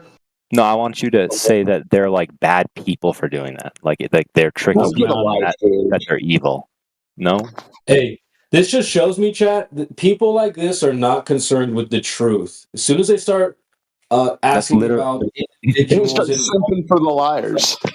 They're not concerned with the truth whatsoever. We're dealing with you're just fodder for us at this point for content. But my advice to you would be just be more invested and curious about the truth instead of like, well, are these people bad? Who gives a fuck about those people? You should give a fuck about the truth. And Well, if the truth is because I genuinely pay attention to that. I'm sorry, but when I see people that are like I mean, I imagine you'd have to see it too. Like if you hear people that are repeating shit that is just obviously incorrect, and it's probably having some sort of negative detrimental impact in their life. And it's like when you think about the fact that like there's people who are spreading this probably for some gain of their own, and it's having this real harmful effect on other people. Like you have to just wonder, like, isn't that ignorance that they have kind of evil? Isn't that sinful almost? Do bad people do bad things, chat? Whoa. Dang, I had no idea. That's crazy. Or we could just focus on the truth. And that's what we're here for. Like, maybe you'll benefit from us sharing the truth with you. We don't sit in here and go, did you know that Don Penn, he's lying? Like, that's not really that beneficial. Who said that? But the truth is powerful. Wait, You can share who said somebody's lying? that. You're literally asking us, like, do you think liars are bad? Like, do we need to tell you that? Crazy, bro. Yeah, that's what I'm actually asking. Not if somebody's lying. I thought Well, it was kind what of you're a not weird asking flip. about is the truth. I don't. It doesn't seem like you're very concerned with like the truth of the matter, which is what we're here to talk about. It's like the Earth being flat. I mean, that's literally all I care about is the truth. Literally, I couldn't give a shit about anything else. That's cap. Okay, well, the truth is the Earth is measured to be Using the flat word. by everybody and used that way. So, and you can check this for yourself. We're not going to do it for you because it wouldn't help if we did that. You have to see it for yourself. So, if you care about the truth, you'll find it. Yeah, and stop misusing the word literally. It makes you sound stupid. So, Elijah, do you live near a beach or an ocean or a lake or anything? I still gotta find this curvature. I still gotta find this curvature stuff, dude. Man, good luck with that. But do you live near a beach? Hello? I was trying to say I didn't want to answer your question, but yeah, I do. Okay. All you got to do is find something that's approximately 10 miles away from you off the beach. Take you a good P900 or a laser, whatever you want to take. If you can see something on the other beach 10 miles away, there's a problem. There's no curvature. You understand? Not really, no. I feel like the Earth could probably be big enough that the curvature you could see past, but well, I'm telling you, they tell you how big the Earth is, and the math comes out to 66-foot drop in elevation. So if you can see something on another beach, it's supposed to be 60 foot below your eye level. Don't you think that would be a problem? I don't know. I don't know anything about these measurements, I'm gonna be honest. That's all I got. You guys go ahead. Can you explain why those measurements mean that? What measurements? We haven't provided any yet. He just gave a bunch of measurements. He listed them off. Okay, real quick. Are you listening? The globe gives us a certain size. The radius is 3,959 miles. Do you agree that that's what they tell us? I'll trust you. So that math is derived from that size of a ball. It's simple trigonometry, however you do it. You can check it yourself. Over a 10-mile distance, there should be approximately a 66-foot drop. Can you imagine a 6-foot or a 10-story building that's about 60 feet? You understand? Hey guys, am I allowed So if you're to looking, go ahead and interrupt. All right. What you got? I have some questions for the flat earthers. Can we please, before I ask any questions, let's put some assumptions. I am not a flat earther nor a globe earther. I am such a question. Okay. So when I ask you a question, do not beg the question. Why did you interrupt the conversations? All I'm asking, but go ahead. I don't believe that. We've done this before. I'm just an interviewer. I don't care what you guys believe. Just I want to ask questions, and I'm nothing. I'm just a question. Don't ask me anything. Okay? Understandable? No, I don't agree with that. But as soon as we put forward our position, you're going to bark against it. It shows you're not. I'm just going to listen. I'm just going to listen and ask you more CB, questions. Deal? Can I ask you something before? That question will be connected with the position of these flat earthers. Yes. Okay. Okay. So I've came here before and I've argued against the flat Earth quote unquote model, and some of you guys said, "Oh no, we don't have anything called You a made model." mistake. You made mistake in the first place. You said it Yeah, will I be know. connected. You said it will be connected with their position, and their position is this: we don't have a model. I know. I said that. So let me continue my question. So they said we don't have a model. I said, so what map do you guys follow? And nobody told me anything. So what map do you guys follow? Like what? I follow Google Map. Hold on. Is there a one true map of the world, even if the Earth was a globe? Even if the Earth was a globe, if there is, listen, maps are made with measurements. Do you guys have a map that assumes the Earth I'm gonna is highlight the flat? answer for you, Tomato, because you're Yappuccino. Yeah. Is there just? Let's just say the Earth is a globe. Okay, I'm just gonna wave a magic wand. Everyone's a globe earther. Is there one true map of the world? Yes or no? I don't know. Probably. No. Well, okay. Well, what would that map be? No, there is actually no true map for the world. There's Unless lots of maps. Or no? there is, yeah, there are lots of maps. There you go. Wait, So you the same submitted answer that. would, the same answer would apply. I'll pass it to Ryan. There are lots of maps. There's no just one true map of the world, even if the Earth was a globe.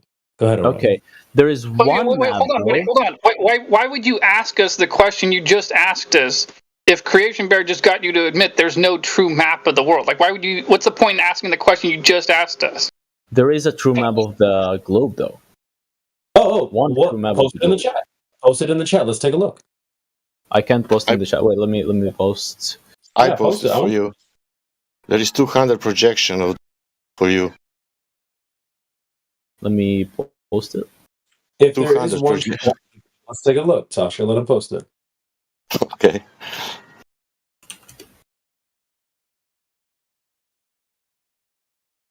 I already know what it's going to be.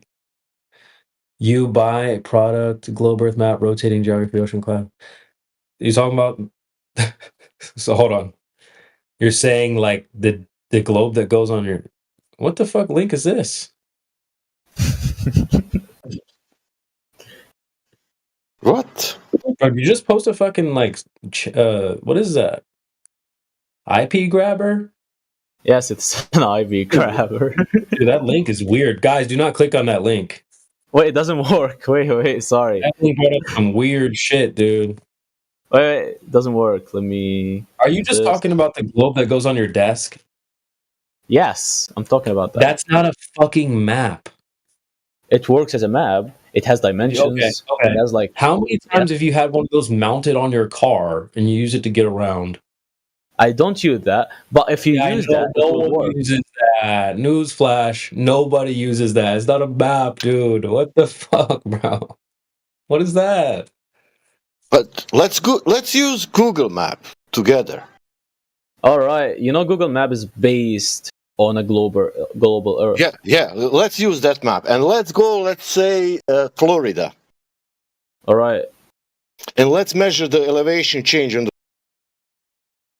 I wanna show you guys Google Maps. It shows the fucking globe Earth. Is it? Let's take Florida in any map. Does Florida exist in the world? How is Google Wait, let me Maps show you.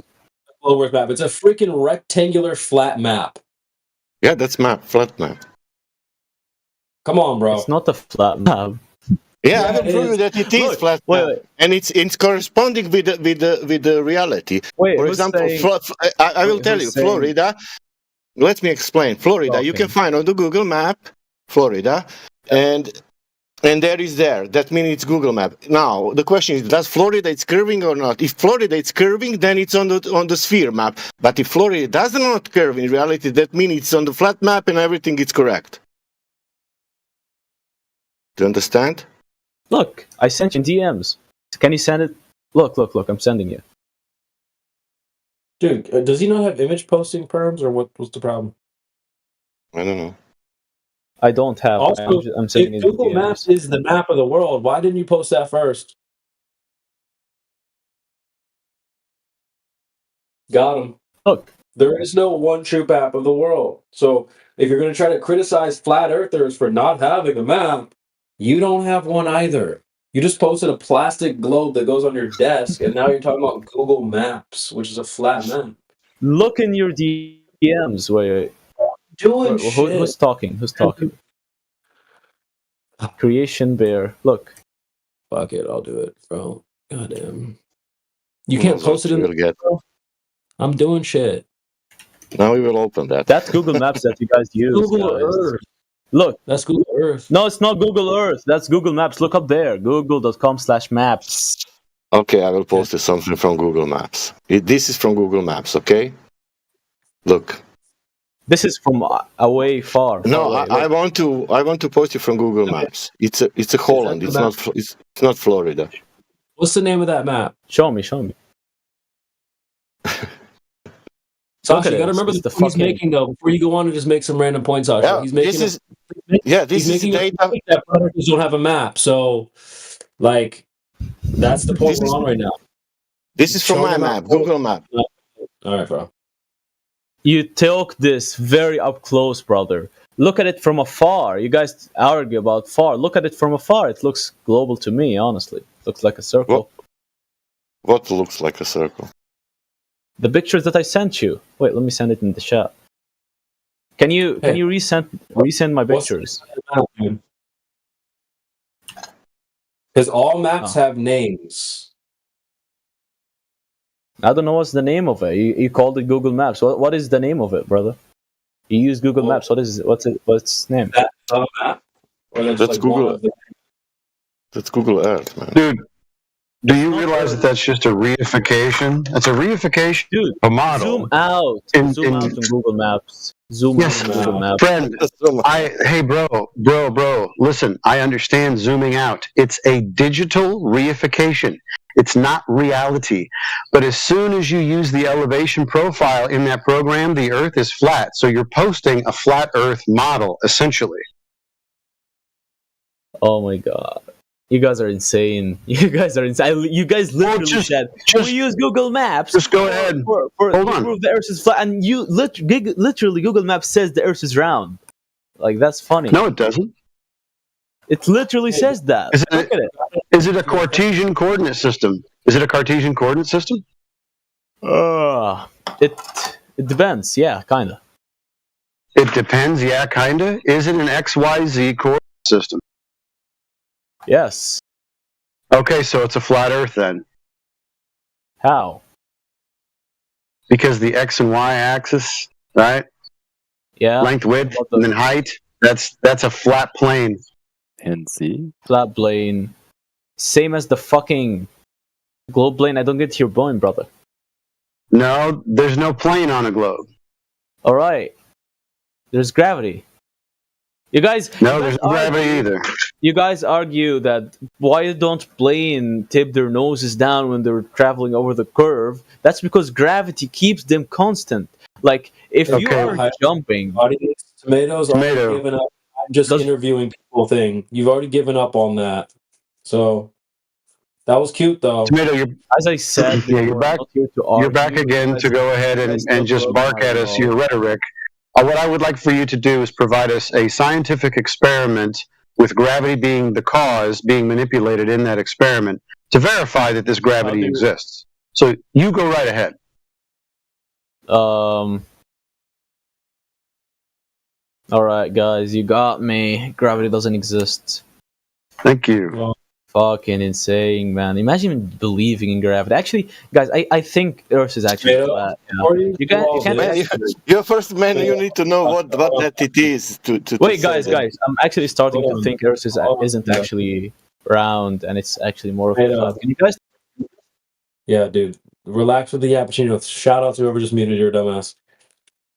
You don't even know what gravity is, so I wouldn't sit here and like bitch and complain that you're doing right now. You don't even know what that is. He's gone. Oh, dude. Honestly, we've seen this a million times. The whole, trust me, I'm in a nebulous position.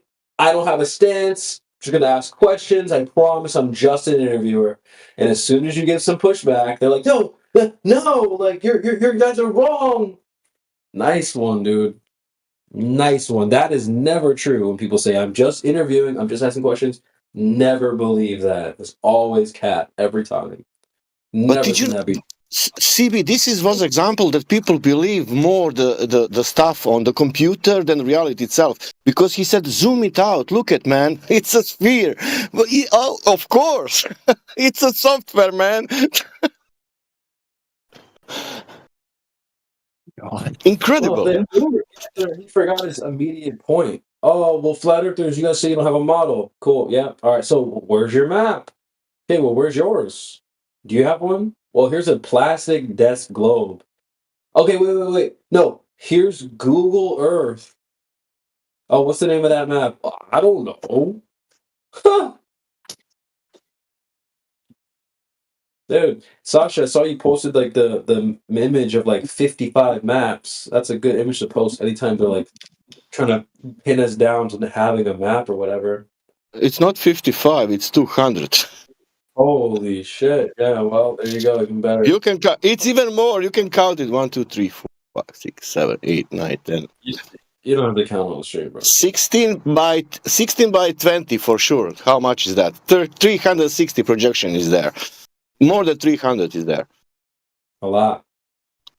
Hella. Maybe I said wrong. 200. 200, yeah. Don't be tripped up when they're like, where's your map? Where's your model? They don't have a map. They don't have a model.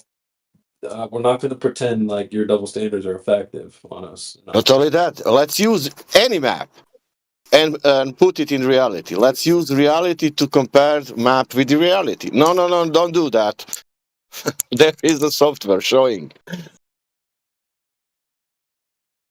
Also, every map has a name. That image is a high def image that you can open. You can open the link and zoom in. Every single one of those maps has a specific name. There's not one that's just called like the map of the world or anything like that. Like this is the true map. They're all like the Johnston, the Johnston Jones map. Like some dude created this map for maybe a specific purpose or something like that. And yeah, they all have specific names. They're not just random, CB, I will post it now. I will post it now something, and you, if guess what is this?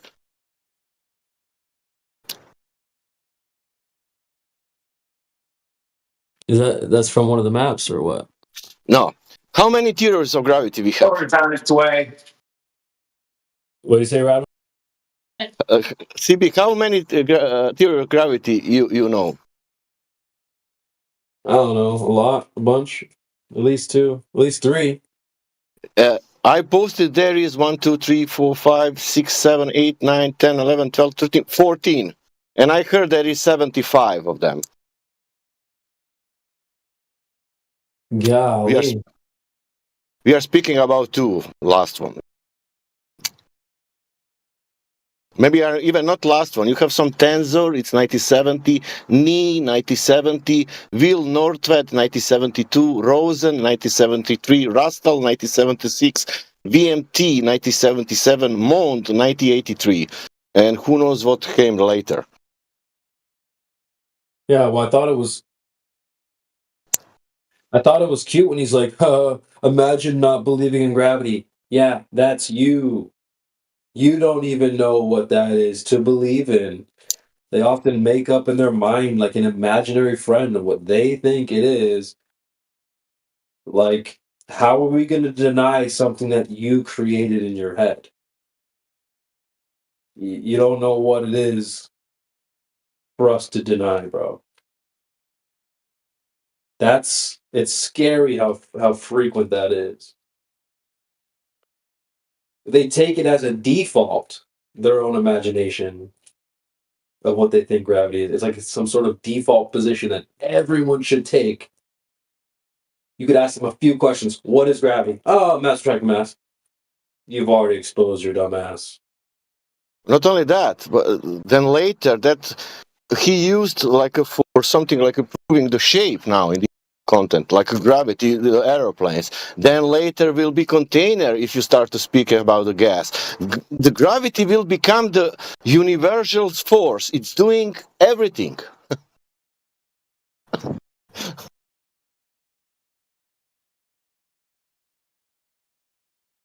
And plus is not a force described by mainstream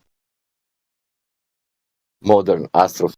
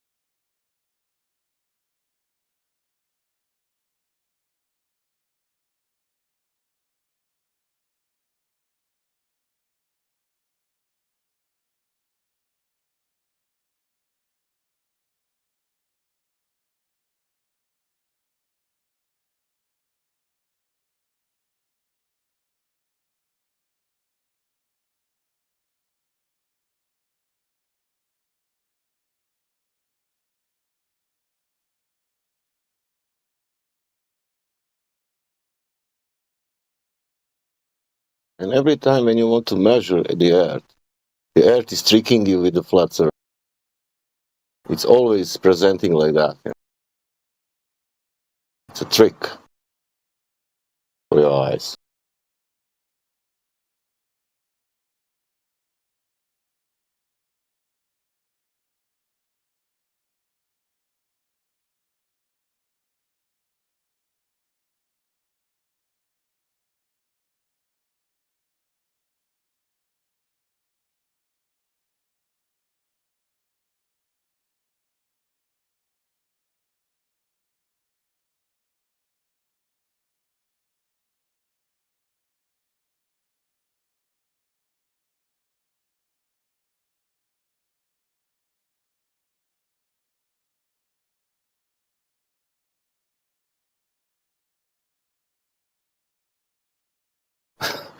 See, do you know, people, where is the best way to attack USA? It's Santa Barbara Beach. You cannot realize the enemy, and that's it. You can attack there easy from the sea.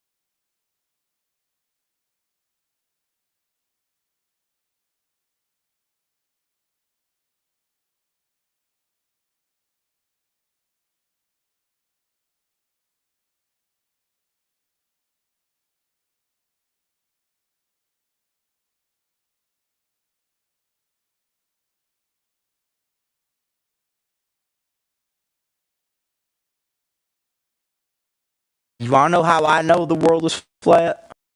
So when I play GTA and I go so far out, I just fall off the map. And what happened when you go in reality on the beach?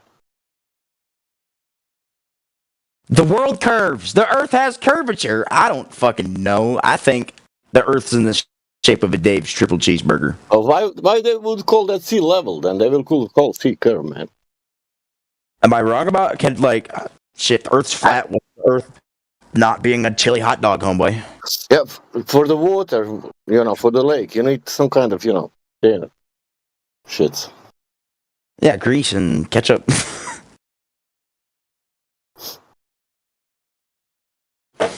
Earth is in the shape of a Dave's triple cheeseburger. The Rocky Mountains is just the patties.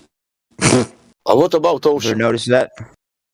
Did you notice water, the sea level? They call it sea level. I don't know. Yeah, guess what?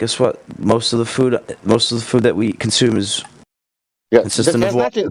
That has nothing to do with the sea. Dude, you just can't you can't conceive the fact that the Earth is in the shape of a Wendy's Dave's triple cheeseburger.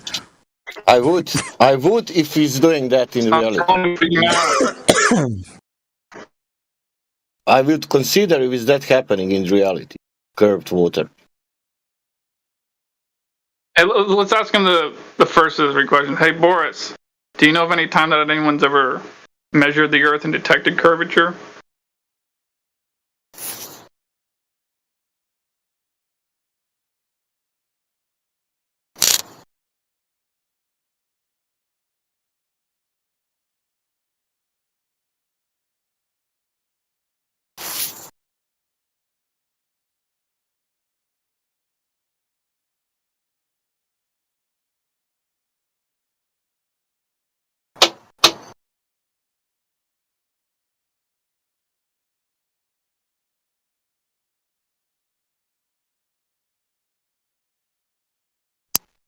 Did you get it, Orion?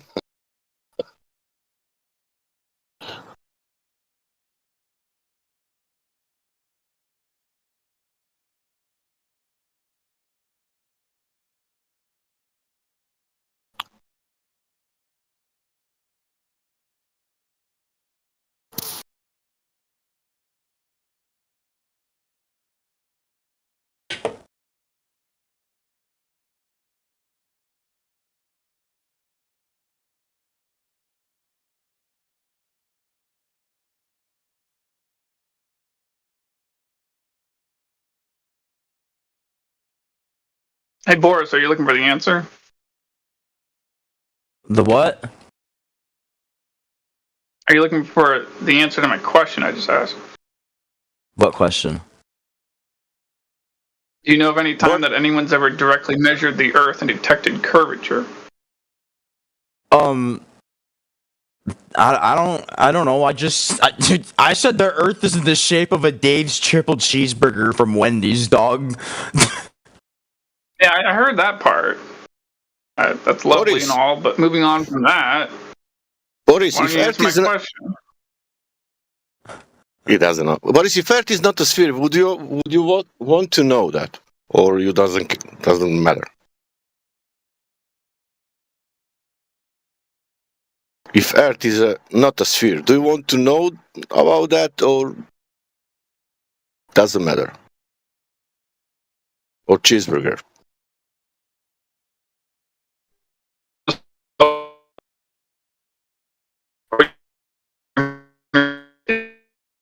Roboting.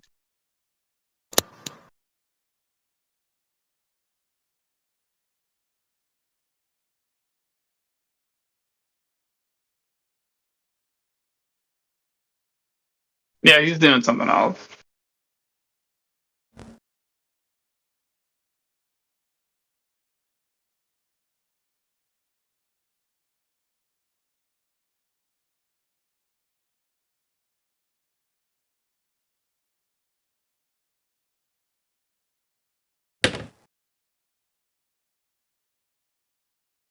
What the fuck?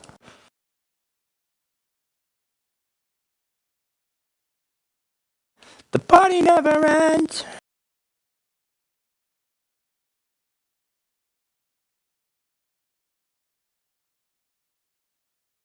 Hey guys, could I propose a question? Is anyone here right now?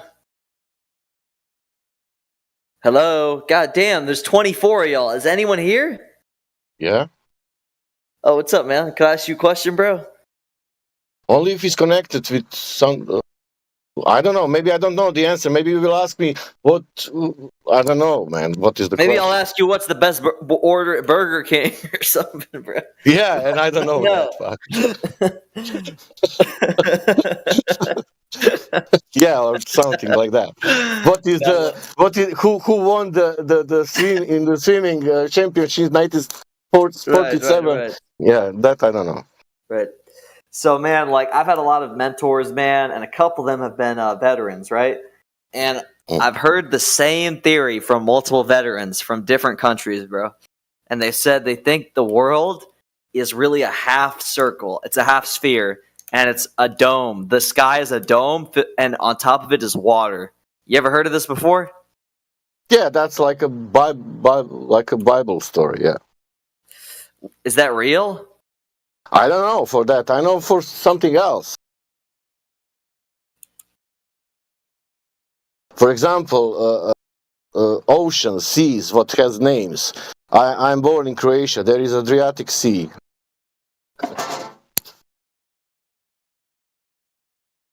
That's it? Okay.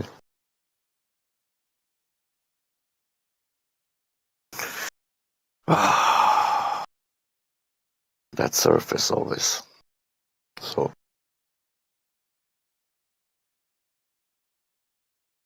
Did he leave or is he still here?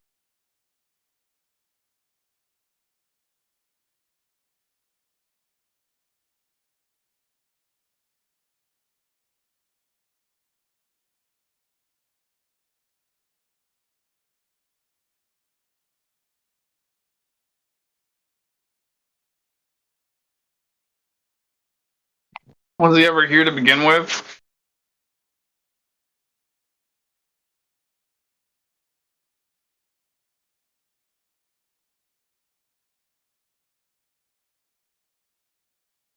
I don't know. It was a different question. I don't know. Usually idiots come in with something clearly idiotic. That just sounds so idiotic.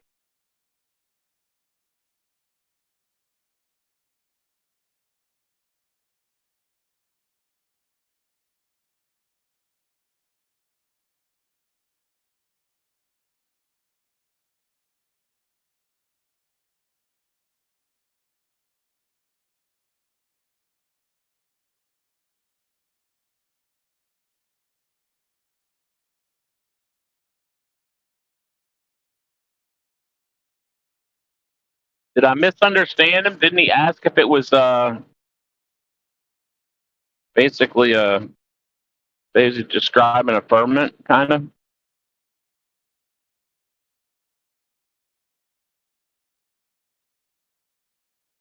Yeah, he said like a half sphere with a dome and water above it. A half sphere. The fuck was that about? A dome, you know. He's talking about the sky. If he's talking about the sky, maybe. Yeah.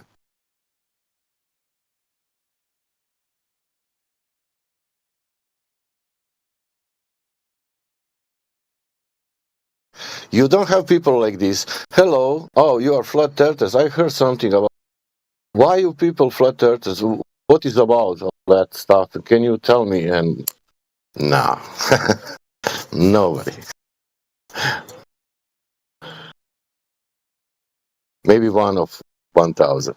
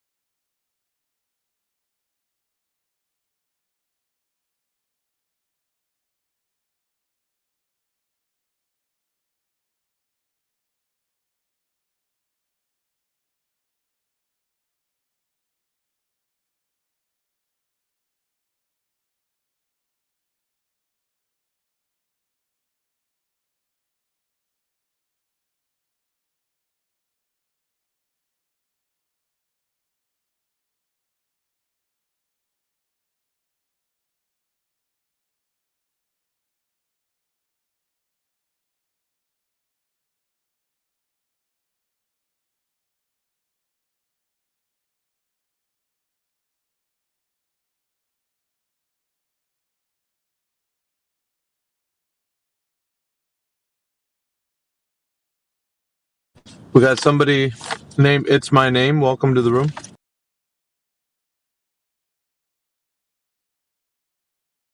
We got Kaya. Welcome, Kaya.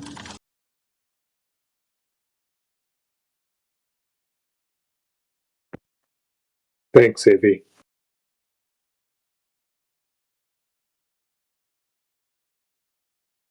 What brings you to the room, man? I've been here a lot over the last, 5 months, but I've had a couple of weeks off. I just like to listen to the discussion. I'm on the same side as most of the smart people here. Most of the same people? Okay. Yeah.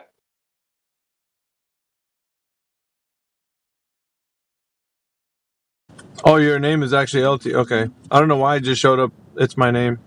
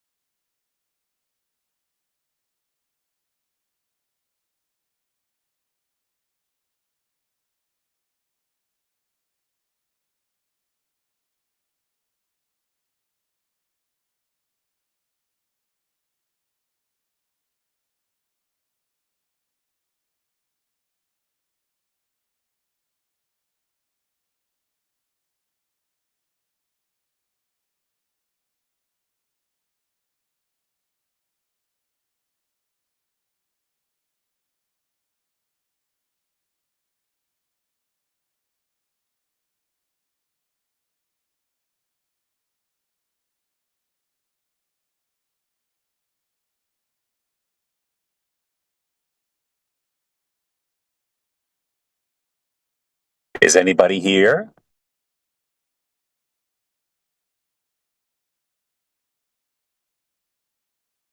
Anybody here?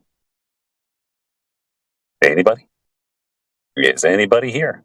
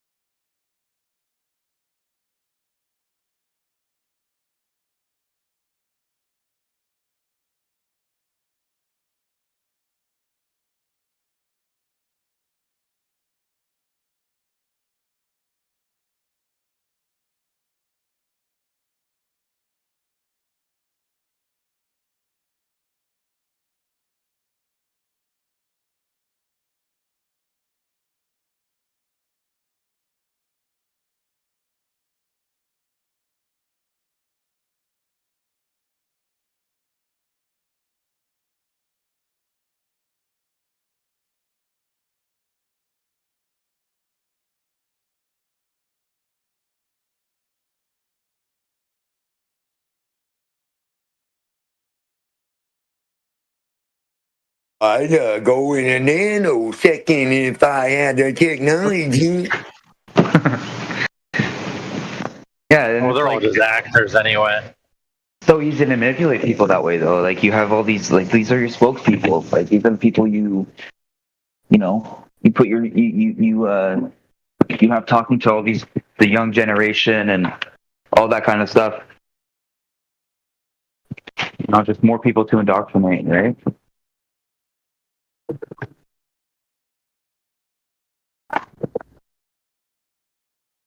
Elon says some cool stuff. I mean, he said, I want to restore freedom of speech in America, and I don't care if I lose money.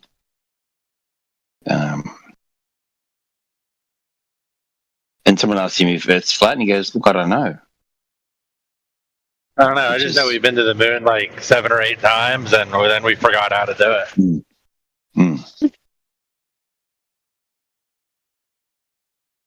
We can't go to the moon because of the Van Allen belt, right?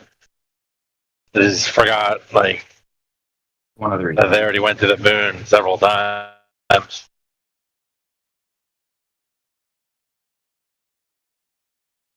a little sus.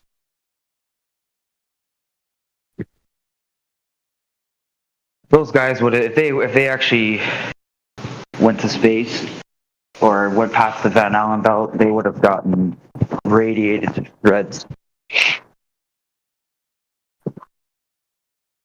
You're gonna tell me that they have the technology to go to the frickin' moon with all the things that they were saying about it? I just don't think they ever went to the moon. I think they lied about it, and then they realized, like, oh, you actually can't go to the moon because of this. And then the lies continued. Yeah, you put 2 and 2 together after they said that as well. Wait a minute. Because look at the technology we have now. Come on. Really? Like, those Teslas that they have, man, I know comparing a Tesla to a rocket ship and all that kind of stuff is different, but listen, those Teslas, bro, they sound like spaceships. Okay? Like, you're telling me we can't go back to the moon? Like, come on, stop it. Stop it. Can't do it anymore, guys. Can't do it. But why would 400,000 people lie about the moon landing? You know that my grandfather worked on the space shuttles, but, like, you know, he didn't go to the moon. I don't know. Like, he doesn't know. He just was doing a job. Yeah, but like that's the main argument that people throw at people who don't believe in the moon landing is, why would 400,000 people lie about that? I mean, they got paid a lot of money, and then they didn't go, and then they just said they went to, like, cover their ass. Like, yeah, we're there, dude. It's easy for them. You know, you could say that a lot of them didn't have any knowledge that they weren't going to go in the first place, that they were building this, or working on this experiment, and they weren't even going to go in the first place. Because they weren't like in the rocket ship with them. Yeah. They didn't, like, they weren't. Only a couple people really had to lie about it. Really, exactly. That's the point that I'm trying to make. So that's like, now, if you were getting paid like a lot of money, and all you had to do is tell, like, one little lie. People sell their souls and make a lot of money. So it's like it's not out of the realm of possibility that somebody would lie for money. Well, they obviously lied. I believe they lied. I don't know, like, for sure. You ever heard of the oldest profession on Earth? Sounds familiar, but no. Well, the oldest profession on Earth is prostitution. And how often do you think they lie for money? So, yes, it is very much in the realm of possibility. Yes, absolutely. Especially if you have something more to gain than... That's honest work. I don't know. A little bit. What are they lying Wait, about? say that again. That's honest work. I don't know what they're lying about. When they say, "Hey, Mr. Fat Man, you're so sexy. I'm so happy you came. I'm so happy I get to be with you." As someone who's gone to a strip club, I love strip clubs, but let's be honest, like there's a lot of lying going on there. Yeah, those are white lies, though. I do not make the distinction. I enjoy being like 99.99% honest on Discord. In fact, I can't remember the last time I told a lie. You know? I only lie if it benefits me to get something that I Yes, in real life, couldn't yes. get. But I have no benefit in Discord to lie. It's more, I want honesty, you know? I want honest reactions to who I am. So if you waste your time lying, you get dishonest reactions and poor information on the world and how it works and how you fit in.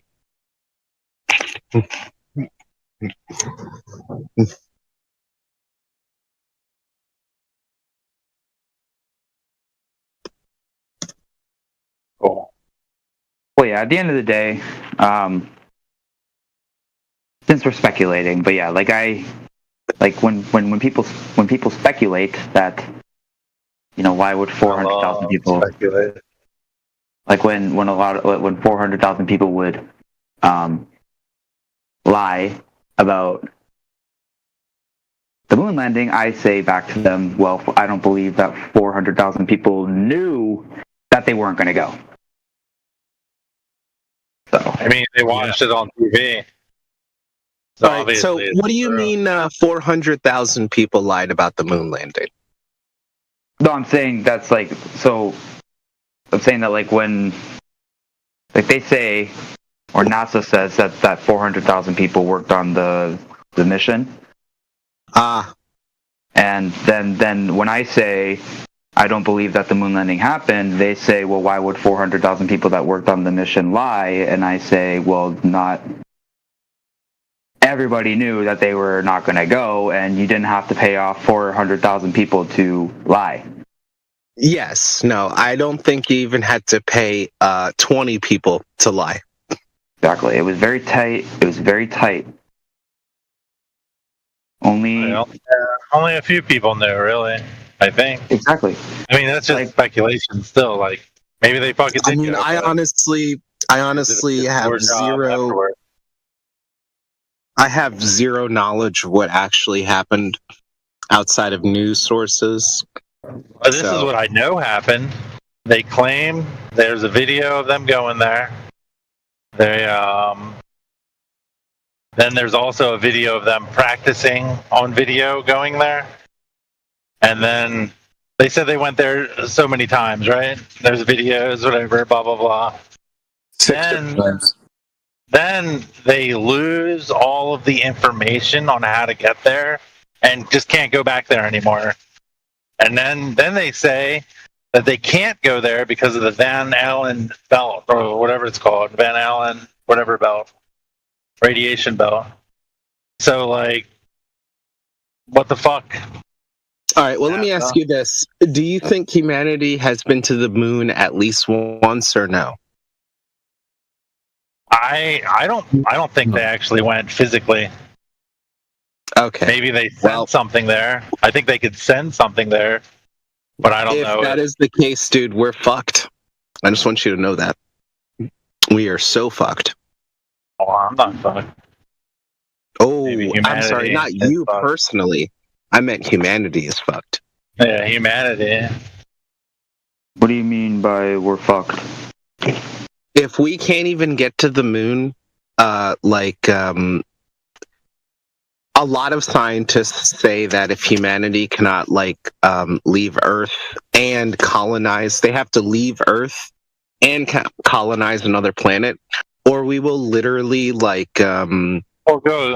ourselves into extinction. You know, we'll overpopulate so much That every single ounce of food will be consumed, and the people that are left will die due to disease because there's not enough population The left. world population is actually balancing out at about 10 billion. It's actually kind of leveling out right now. Like as we speak, it's hitting like the top. We're going to hit 9 billion people in 2050. The Earth can support 1 billion year over year. So we're going to be at 9 billion by 2050. What do you and they said they need another like 900 years. So they said they need another 900 years for like reasonable space travel. So yeah, what do you think our population size is going to be in 900 years? And just think of like how large mega corporations will be at that time. So I don't know. So I don't know. I don't know where the 900 years comes from at all.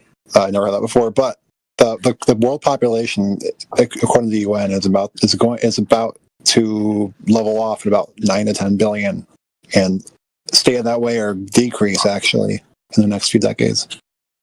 I find that I don't think that we can't go to the moon. Like, I don't think we can't go there. I just don't believe that NASA went there. Yeah, I mean, I don't know if I know so how do you feel about like these guys SpaceX don't really rockets? believe in the moon, but like, Do you think SpaceX is complete bullshit or no? I don't think they are. No, I don't think SpaceX has done anything that I've seen where it's like, what the fuck? SpaceX is BS. Basically, what I'm asking is that do you believe in the SpaceX reusable rocket to go to the moon and Mars? You think we're capable and we can do that? Did you guys not see the footage where they said they sent the Tesla into space? The fakest I did not looking see that footage. I did not see that footage. Yeah, I'll post some stuff for you in the side chat. Yeah, please. All right, so they sent a Tesla to space, and what happened? It's the fakest looking footage you've ever seen in your life, right? They put the Tesla into a heliocentric orbit. It's on like a weird elliptical orbit around the sun. Background, there's a studio, right? So they set up like a Tesla inside a studio with big giant green screens, right? And they've got studio lights around. And there's parts of the actual SpaceX footage where you can see lights, flash in places where the studio lights were when they set it up in the studio. There's so much to it, right? And Elon even said, we know it's real because it looks so fake. Yeah, he did. I remember that. What you're saying it's a green screen, but what actually happened is when the fairing deployed around the Tesla and the guy in the suit in the driver's seat of that Tesla, when the fairing disengaged and that Tesla was exposed to space, the camera that was on the Tesla had to quickly correct itself to fix the exposure. That's what happened. But you can believe it's green screens or whatever. I'm just telling you that's the story. That's the reason why. Yeah, obviously they're going to have some sort of damage control for when they make these blunders. Yeah, whatever. I'll just say, I don't know. I just don't know. I will say, Trump, not Trump, fucking Elon Musk was like, hey guys, there's going to be these huge Doge checks coming out, possibly. So they're not coming. That's almost confirmed. And I don't know if he's quoted as saying $5,000 checks. I don't think he's quoted as saying $5,000 checks. Oh, he's not. I just think he was referring to someone who said that. Doge has done nothing whatsoever, and they'll never do anything. Elon Musk is incapable and useless. Well, he's definitely gotten thousands of people fired, so he's doing something. No, he hasn't. Yes, he has. No, he hasn't. A lot of people took voluntary retirement, dude. Not through Elon Musk. Musk has done nothing. Doge is good argument, I guess. I don't know. Okay, so you're saying Doge has done a lot, but Elon Musk hasn't done much. Doge has done nothing either. Oh, okay. Find me a citation where Doge has got people fired. His argument is no. It's no. Right? Fox News. You're wrong. You got a citation where Doge got people fired? Or no? just to refer here, you're saying that Doge did not send thousands of letters across federal organizations throughout the U.S. Allowing for voluntary retirement with pay, and you're telling me thousands of people did not take them up on their offer. Is that correct? I'm not convinced Doge did anything. The federal government could have done. What did Doge do? What did Doge specifically do? What did Doge do? Oh, well, I guess I have to admit I can't be sure about that. I just hear in the news, so maybe Doge is like a marketing campaign, but some part of the federal government was the one sending out these letters. I don't know, but I feel like the effect is still the same. It's just a residual effect of Elon Musk buying the presidency. I love it. I don't want to. Well, I will say someone definitely bought the presidency, so that's not it. That's not, like someone bought it. There's no question about that. Name rhymes with Elon Tusk. Or it could be Trump. Well, rhyme with Trump. Well, Trump's just kind of garbage, but that doesn't mean... Yeah, but he's known Hillary Clinton since he's like in his 20s, so who knows? Well, yeah, I don't like any of them. That's a fair bet, considering the guy who increased the debt more than any other president is the same fucking piece of shit who's like, oh, I guess we gotta go austerity right now, and I'm also gonna cut all your benefits as citizens at the same time. So that seems like a total piece of human cancer, in my opinion. Yeah.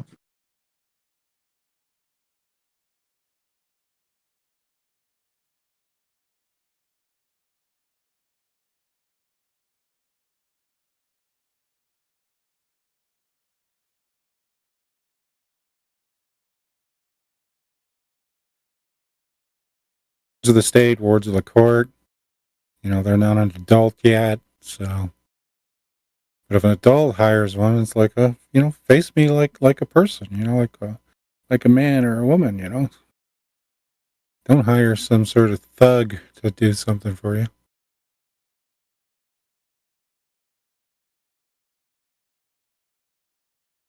I don't think anybody has any idea what it means to face you like a man in court. Very few people, like less than 2% probably. I'd put it more like 1%.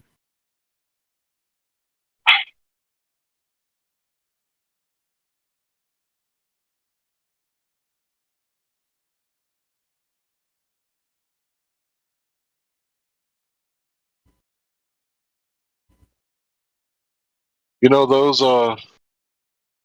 Globers, they really, really hate sovereign citizens. They love to pigeonhole you as a sovereign citizen. They love that shit. They get excited, like, oh, look here, boys, we got a sovereign citizen. I don't like the sovereign citizen. I prefer live life claimant. Well, that's what they call them.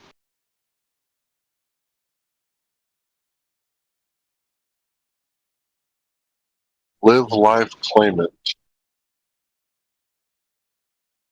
Because the claim trumps everything that they're going to throw at you. Yeah. I have no desire to become a legal entity. Because I've heard cases of people who brought their long form birth certificate into courts, which is the way to show you're a live life claimant.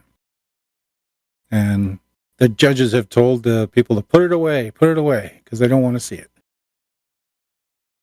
Because as soon as the judge sees that, he knows he has to protect this person now, because they're no longer a legal entity.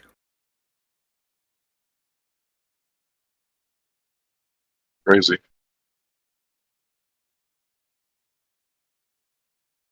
All we need is just a little bit of knowledge. Probably like 10 chapters. That's it. But nobody will surrender the golden goose. You've done a lot. I think you've been honest so far. And I don't think you make money off of this, do you? No, I don't make money off it. Because as the warnings again, I am not a lawyer. Don't take this as legal advice. Right.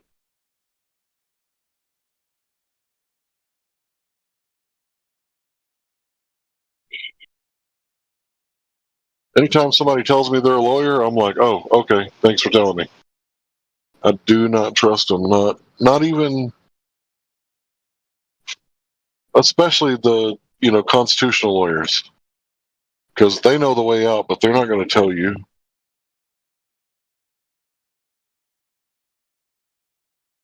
Fucking legal representatives are just as slimy. I mean, yeah, this young fella came to me, like friend of the family's. He'd been harassed by this one cop, pulled him over several times, was targeting him every time. Random breath test, random drug check, right?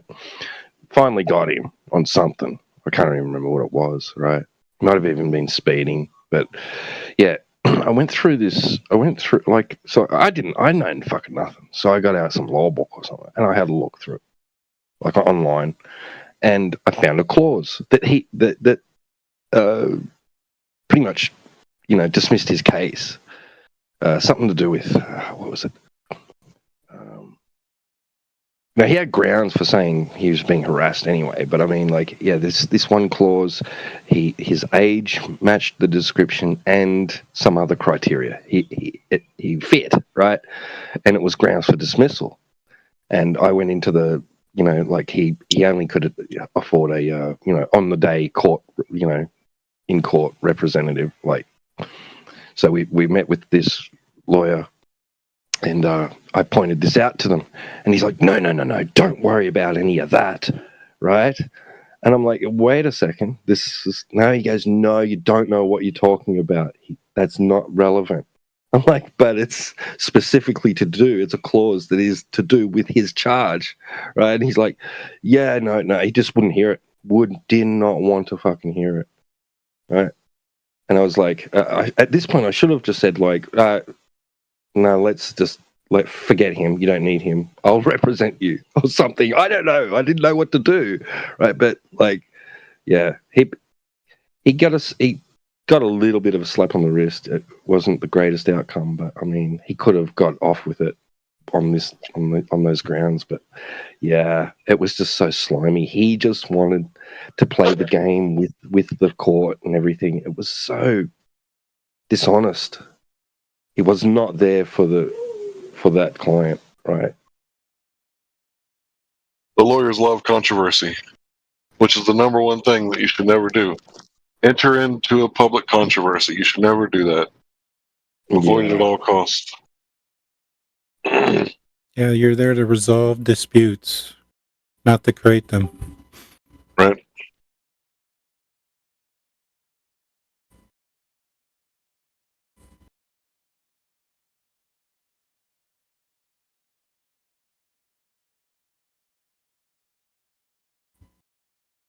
Man, my willpower is so low right now, I almost want to ask to go home.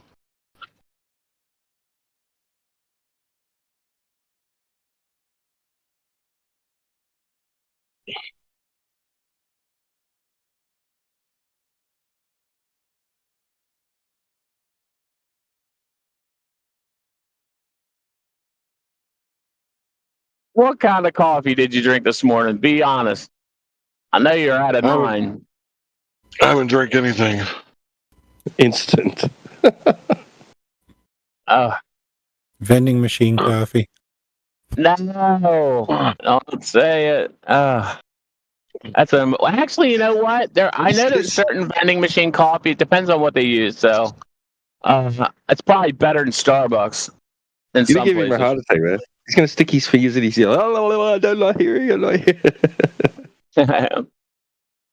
Dude, the main street coming out of my where I live, kind of around the corner to get to the Beltway.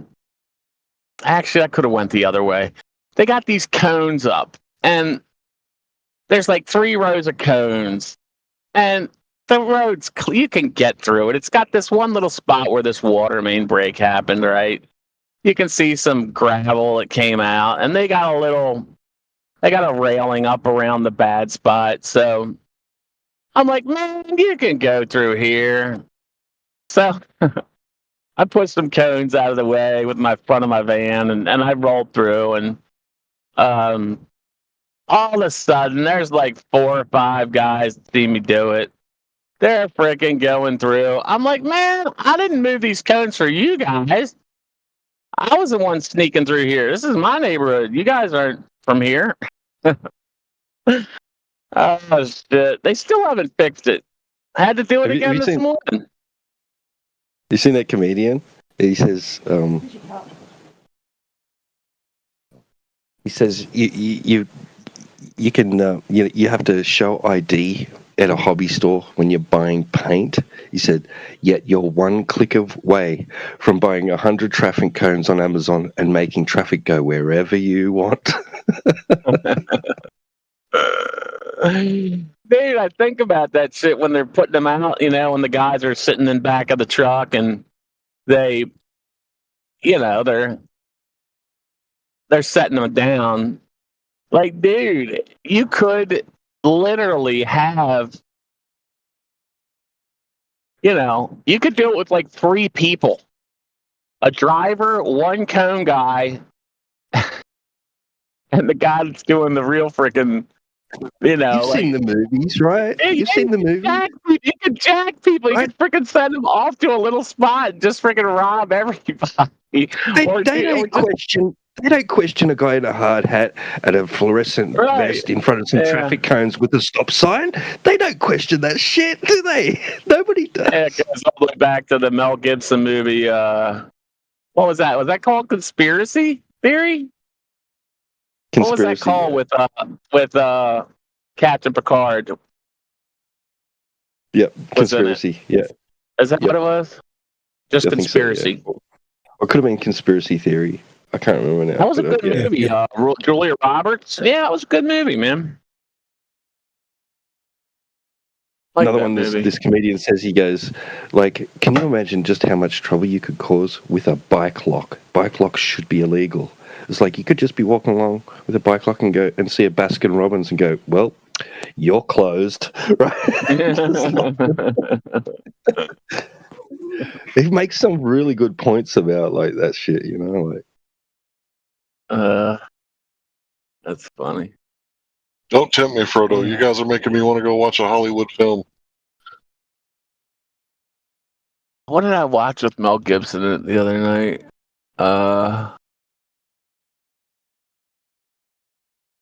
Really good movie. Damn it. Oh,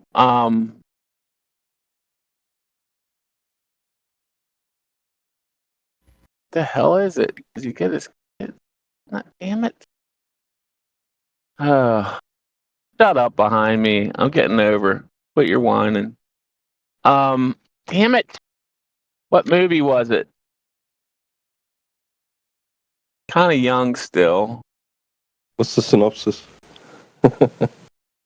Oh, he's got freaking. We Were Soldiers. Love that show. I love that movie.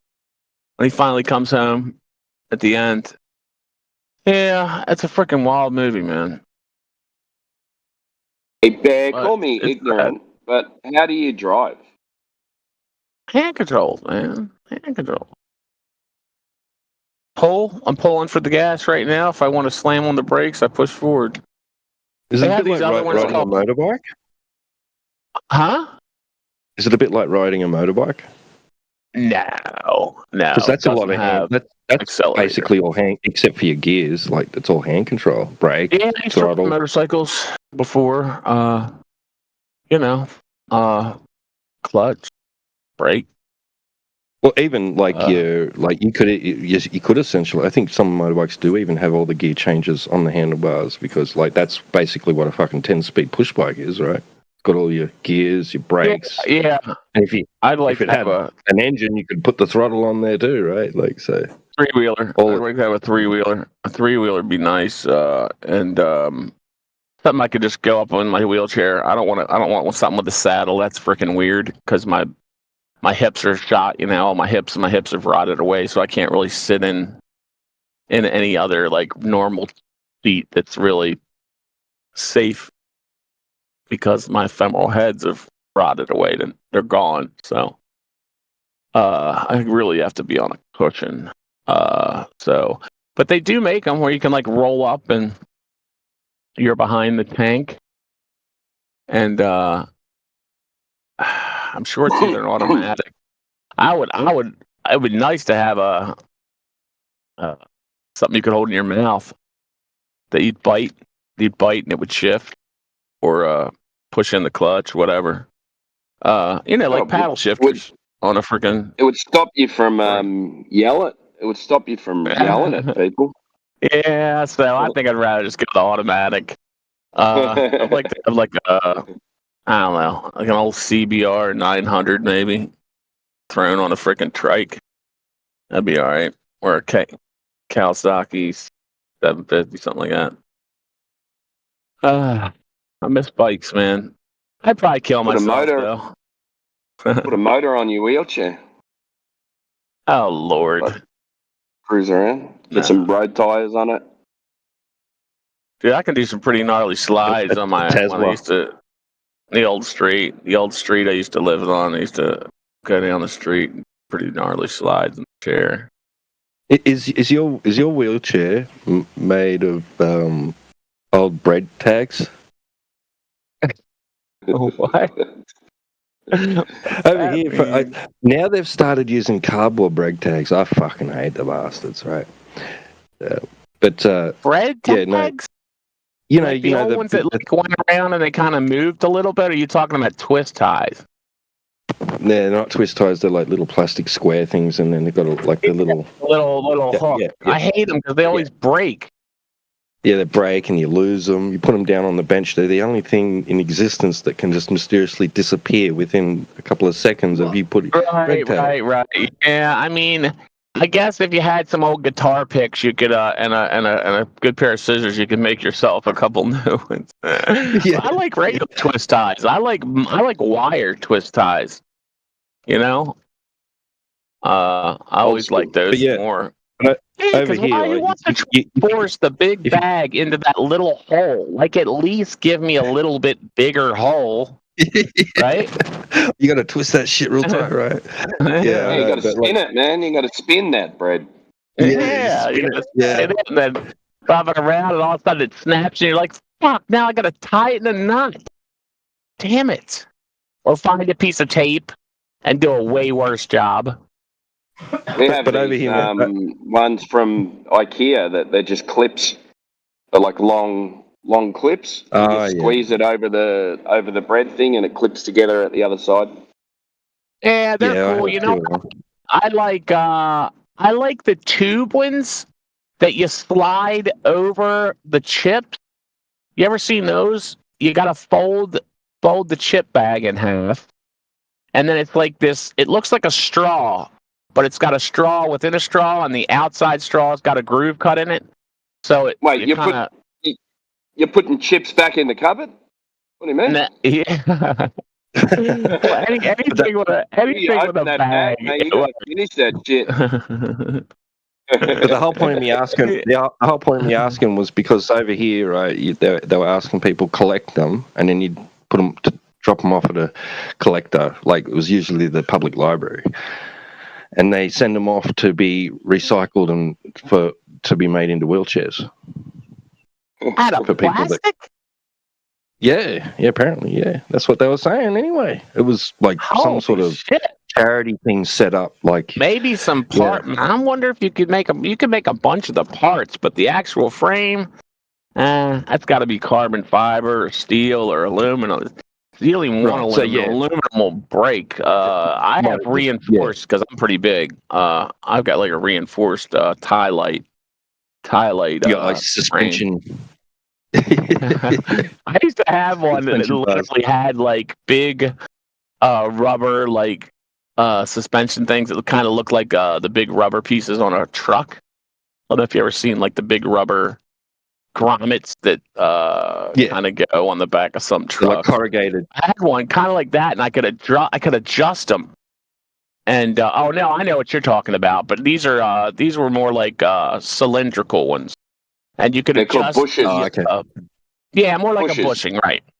Yeah, more like a bushing. So I had a Barracuda that was adjustable, that had big ass freaking knobby tires. But the thing is, knobby tires are great, but you know the chances you're going to use the knobby tires are very, very little. You're much better off with a nice pair of smooth tires that you can go real fast on. Like You're going off road, mate. Well, man, dude, people have those tank chairs and shit, but you know, everybody's like, why don't you get an electric chair? I'm like, what? So I can be even fatter? Like, dude, like, I don't know, man. I'm keeping the push chair as long as my freaking wrists can handle it. Damn, look at these motherfuckers. Look at this huge party they're having. All right, man. I got to mute up for a second, man. I got to see what these bums are doing. See, if you had a manual van, you wouldn't be saying that. They got a whole party in the street, man. Don't do that. Don't move for me.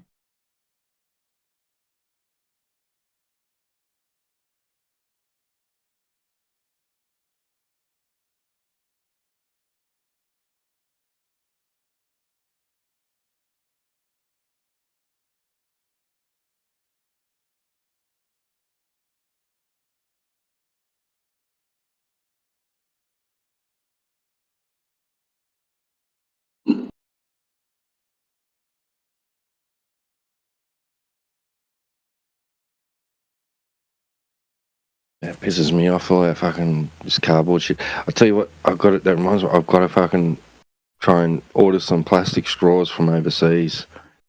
If they'll let me buy them. The country will let them into the country. Because it's like, fuck these fucking this cardboard shit. Can't you get the reusable silicone ones? Reusable silicone? Oh, yeah, maybe, yeah. Probably. Yeah, and then you get a straw brush and you just clean them. We got aluminium ones as well. I mean, it's an absolute joke. I mean, if you like, unless there's something particularly about straws, like that is like some killing of some fucking endangered species in the ocean or some shit. I mean, like, why just focus on straws? They serve you the fucking plastic lid on your cup and everything. I mean, like, it pisses me off, man. Like, Australia is so you get to the end of your drink and it's all the straw's all fucking soggy and falling apart. Yeah. And they used to offer them, Boost. Used to go plastic or paper straw. I used to go, all right, are you going to make me feel guilty if I say fucking plastic? Because I want a plastic one. Now they don't even offer. Right.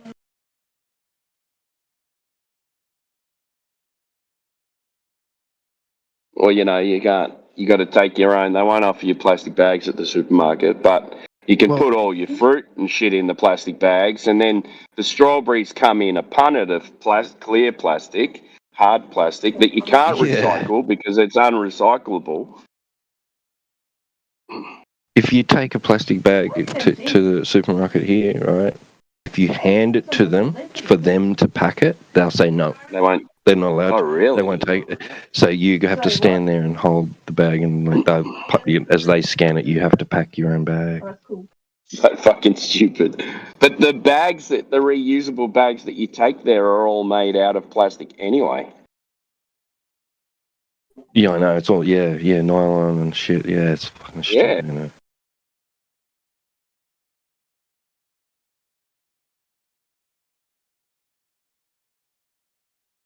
Well, you always forget one, and then you have to buy a paper bag.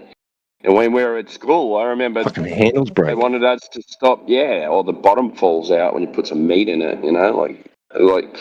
But here I remember in school they were telling us to stop using paper because we were destroying the forests in Brazil.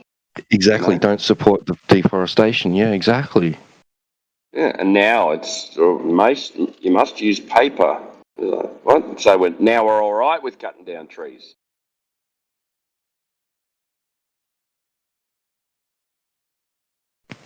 Well, you can't let it go to waste, I guess, right?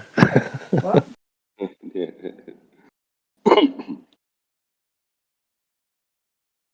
And now I think about it, all that paper destroying the rainforests in Brazil, and I was like, we make our own fucking paper. What are you talking about? Brazil. We grow trees particularly for paper. That's what they're grown for. Right. There's a whole fucking industry around it. Yeah. Necesita marijuana. Yeah, they should be growing that. It's a lot more sustainable. Well, they are now for medicinal purposes. Yeah, but we're not allowed to buy it. We sell it to all the other countries, but we're not allowed to buy it. You'd actually be surprised just how easy it is to get it. But it's expensive. It's way more expensive than street value. Yeah? Yeah, like basically just make an appointment online, like with these, like this mob. There's a few mobs. Yeah. And they'll just say, did you get referred to by a doctor? You just say, yeah, or you say no, whatever. Like, doesn't matter. They won't care. They won't check, nothing. And then they just ask you a few questions, fill out some questionnaire forms and shit. And then they go, okay, so what is it that you're looking for exactly? Right? It's just like a fucking drug dealer. It's weird. And it's government backed. Well, it's all legal. Yeah. They send it to you in the mail. That's fucking funny. But if you get caught with it on the street and it's not properly packaged, then you're a drug dealer. Right. Yeah.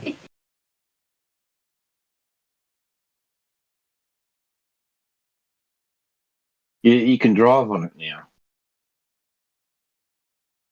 Well, I heard that they were talking about letting people that have that you can get a little card that says that you're eligible for medicinal. Yeah. And it says, I'm okay to drive. I'm just a little bit stoned. Yeah. Something like that, yeah.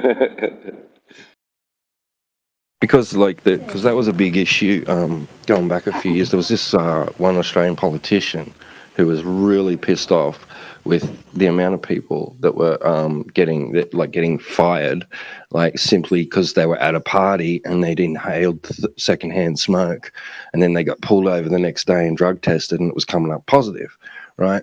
Shit like that. And the problem was because with alcohol you can measure the levels, but with THC and other drugs, right? It's just if they detect it at all, there's no there's no studies and no behind just how stoned can you be before you're considered not capable of being safe on the road. Like alcohol, right? You can have one drink, right, or be under a certain level, right? Or blood sugar ratio, whatever, and then you're right, you're still good. But there was nothing like that for marijuana, and this politician was trying to bring that up and trying to get it's all changed and reworked so that it can work something similar to that. Because it was just bullshit, just how many people were losing their jobs over this shit, losing their licenses, and it's just crazy.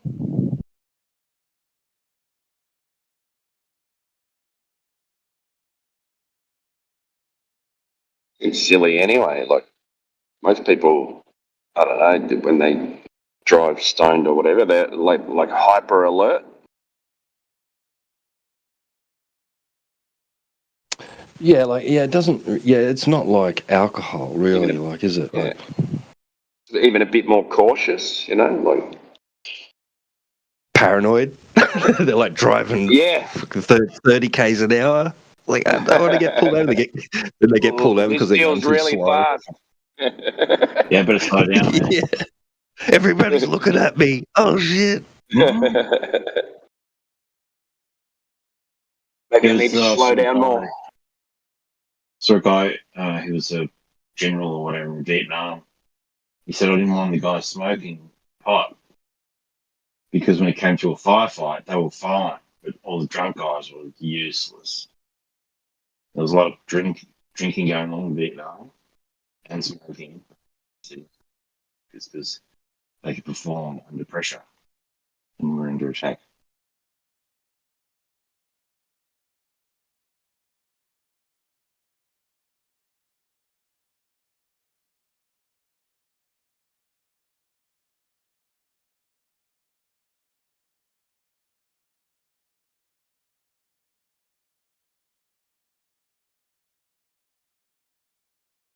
My auntie and uncle years ago, though, like they did overdo it. They got really hammered on a little block of hash or something, and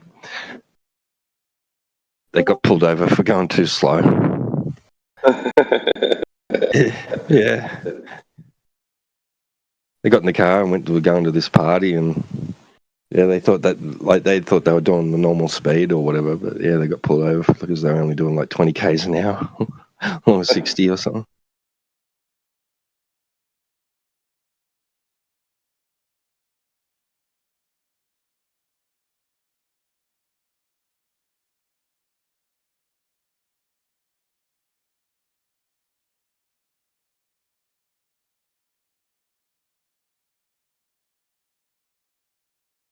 I heard of a guy who got too high and he thought he'd drive down to 7-Eleven and get some munchies. So anyway, he comes back and he's sitting at home watching TV and gets a call. And it's the police, and they go, "How you going?" He goes, "Yeah." He goes, "This so-and-so?" He goes, "Yeah." He goes, "You left your car running at the 7-Eleven, bro." He's like, "Ah." But yeah, go in. He just walked home, walked straight past his car that was running. Just walked home with his kids. I've done shit like that, bro. Like even not stoned, not intoxicated.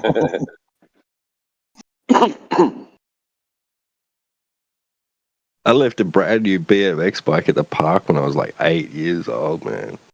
It was a present, and I was so excited. I rode it to the park, and then I was so used to not having anything to like be responsible for and worry about, right? Like I just like we finished playing at the park, and I was like, "Oh yeah, I better get home. Dinner times," and walked home, and I got home, and Mum's like, "Where's the fucking bike?" And I'm like, "Oh shit!" I ran back, and it was gone. Someone had taken it. Oh no! Oh. Yeah. Oh, your guts would have dropped, man.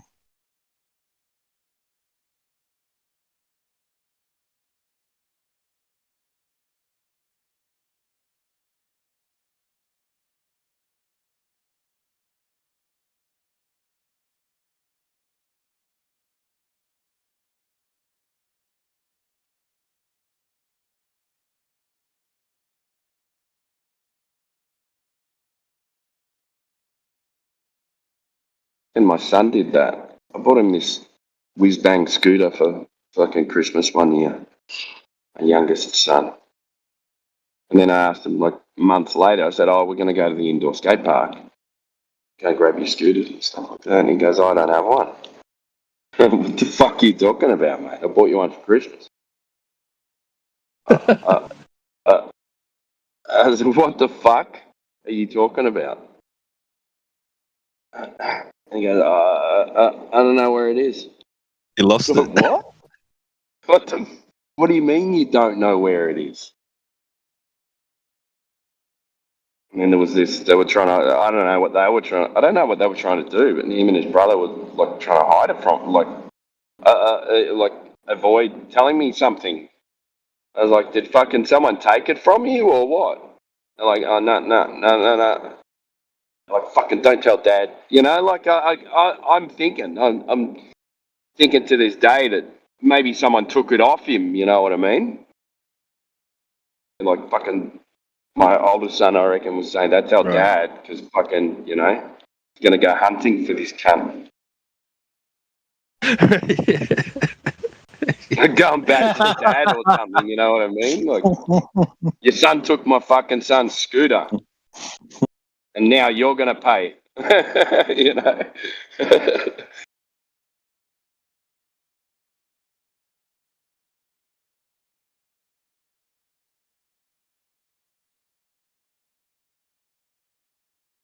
It's like the dude that went to buy a car, and it was the car that he had stolen off him. So he he's like, "Hey, can I just get a feel of it?" He sat in the driver's seat and just fucking took off. Two guns to try to chase after him. Seen some things like that online with bikes and stuff, like on Craigslist things. Oh yeah, I like this bike. It's nice. Can I test ride it? And then they just jump on and ride off with it. It's their bike. And they're mucking around. They're going, oh, yeah, you can test ride it as long as you don't ride off. My bike.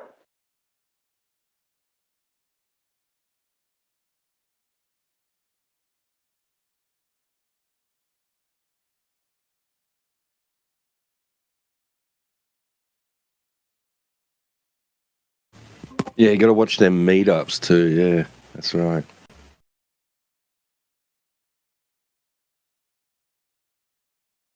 Yeah. Well, I've made it this, this servo, this 7-Eleven or whatever. Yeah. Yeah. They know you're bringing $100 cash with you or whatever it is. Yeah. Gotta be careful.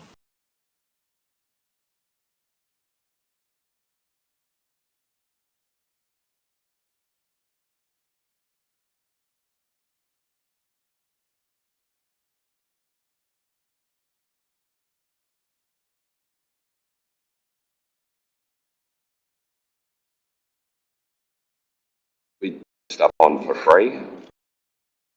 Stuff we're just getting rid of, It's like put it on there for free. You get all this size. Is it in good condition? This and that. It's like, yeah, it's in good condition. It's fucking free. Do you want it or not? Like, oh yeah, we'll take it. And then they never turn up. Bargain with you. Yeah, bargain. Yeah. What if you pay me? Take it. Can you deliver it? It's like, what the fuck? You want it or not? I'm not fucking delivering it. If you want it, it's going to be out on the nature strip. There you go. Council's going to come pick it up.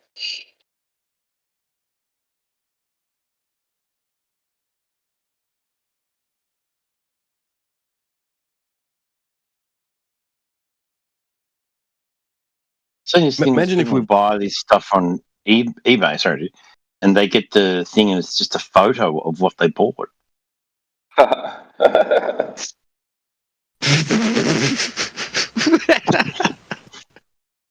It's like I couldn't tell it was a photo.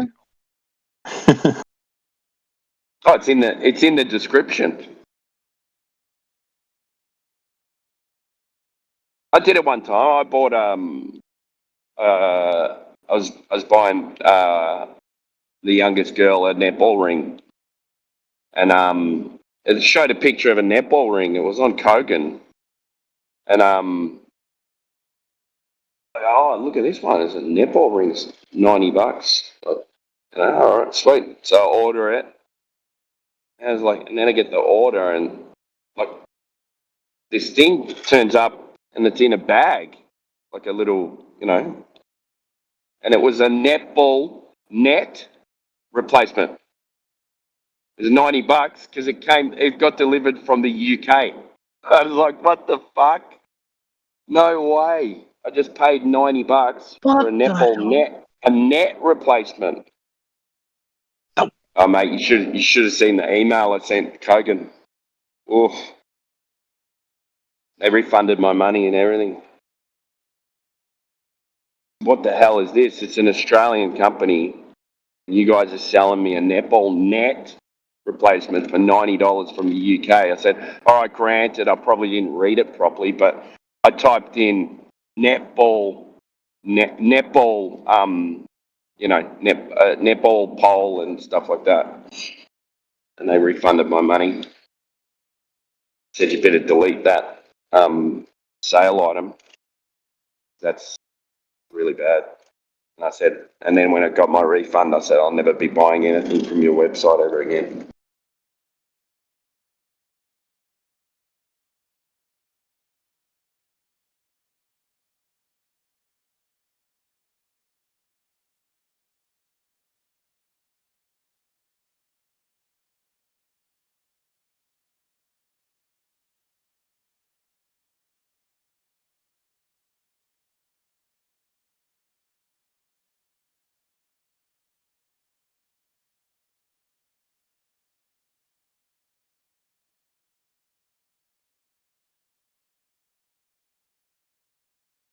So, can you imagine, like, if we went cashless, right?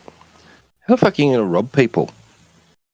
When you're going to hold them at knife or gunpoint and say, open your fucking cash app. Open PayPal Open now, your Cash motherfucker. App. Yeah, and then you've got a record of the money you sent to the guy that robbed you. Right. Yeah.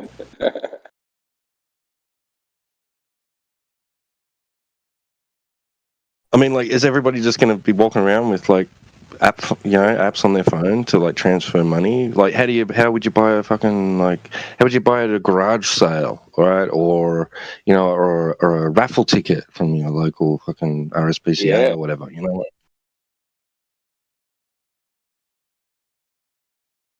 Nearly missed my turn off. Thinking about cash apps.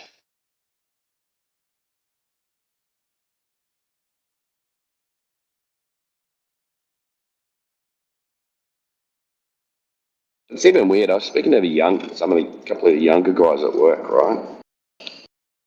And they were saying, "Oh, you know, we had a big weekend." And I said, "Oh, you guys been out on the bickies?" I was just mucking around.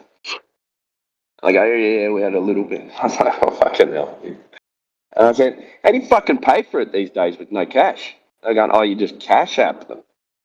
I was like, "What?"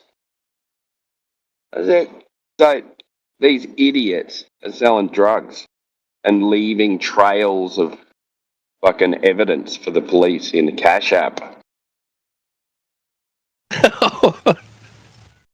I said, "That's the dumbest fucking shit I've ever heard."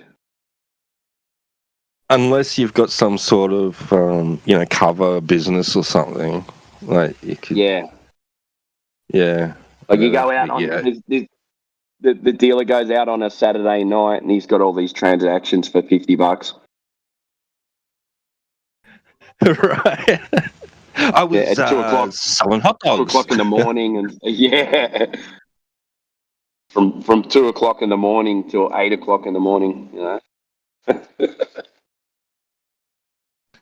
You were selling $50 worth of hot dogs at a time, sir? Yeah, they were really hungry. Yeah, they're really good. You should try my hot dogs. Extra cheese is expensive. I set up my rug van right outside the club. Have you seen that? Like the rugs, the rug vans? No. I so want to go and paint a D in front of the rugs.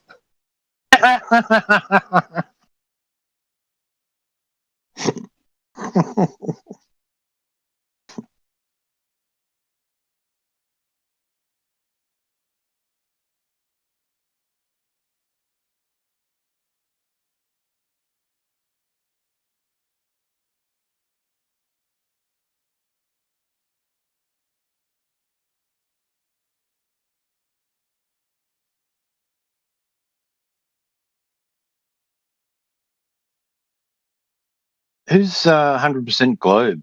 Is he 100% retarded or what? He's globe-tarded. Globe-tarded. Walking dim banded into it.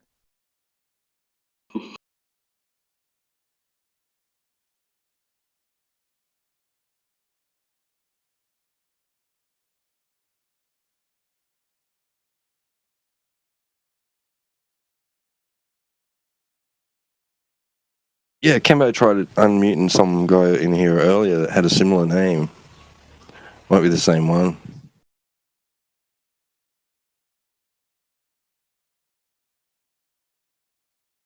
But he wouldn't talk, so I don't know.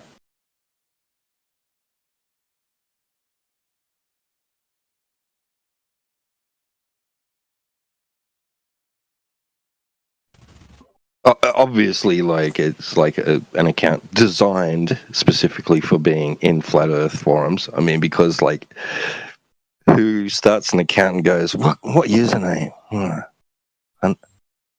100% glow. Yeah, that sounds good. Like, who does that?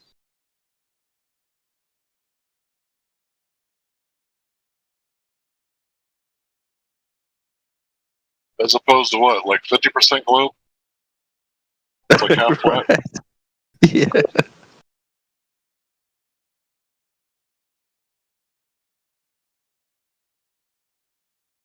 I'm 98% sure, or 99.999% sure that we live on a 100% globe.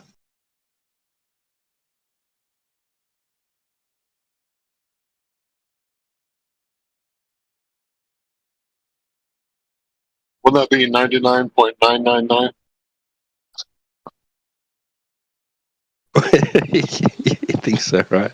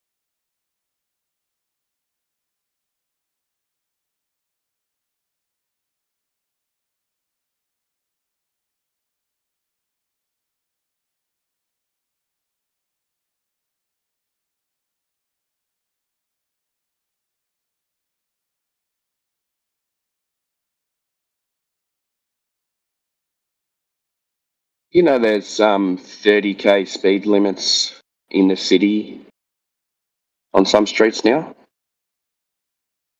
Oh, really? 30K? Yeah. 30k. Driving down, I'm going, this doesn't feel right. I'm like in between second and third gear. Like, I don't know if I should change gear and I'll start speeding, you know? Holy shit, what happened there, bro? Did like some politician's kid get hit or something? Yeah, I don't know, but it's around like Melbourne Central and Latrobe Street. I think there's a few unis and stuff around there. And the courts are down there. Oh, well, that explains it. A bunch of Karens. The courts. Yeah, yeah. 40's too fast. But you can't Bunch step out of the way. University students, yeah. Oh. Right, that's going slow enough that you should be able to. Yeah. 40's way too fast. Yeah, Toronto implemented 30-kilometer speed limits on residential streets from several years ago. Oh, we got 50 in residential streets, but it's 40 in school zones. Now we got this 30k an hour in the city is fucking out of control. I don't know what. It changed. The speed limit changes so often in the street. Like it goes from 30 to 60 to, you don't know what speed you're supposed to be going. And then you get caught in this trap. And you get a fucking speeding fine for nothing. It sounds like the Blue Mountains line from Sydney through to Katoomba. Yeah. Every 5 minutes you change, and sometimes even more than that. You know, more often. It's crazy.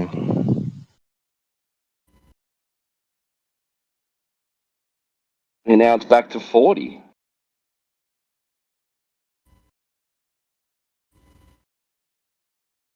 There's fucking speed cameras. There's red light cameras everywhere. I hate it. I hate coming into the city to work. Never got a speeding ticket. I wish I could say that. So I drive. That might be it. I've had loads. If I did, I might have a few. Yeah, most of the time it's accidental.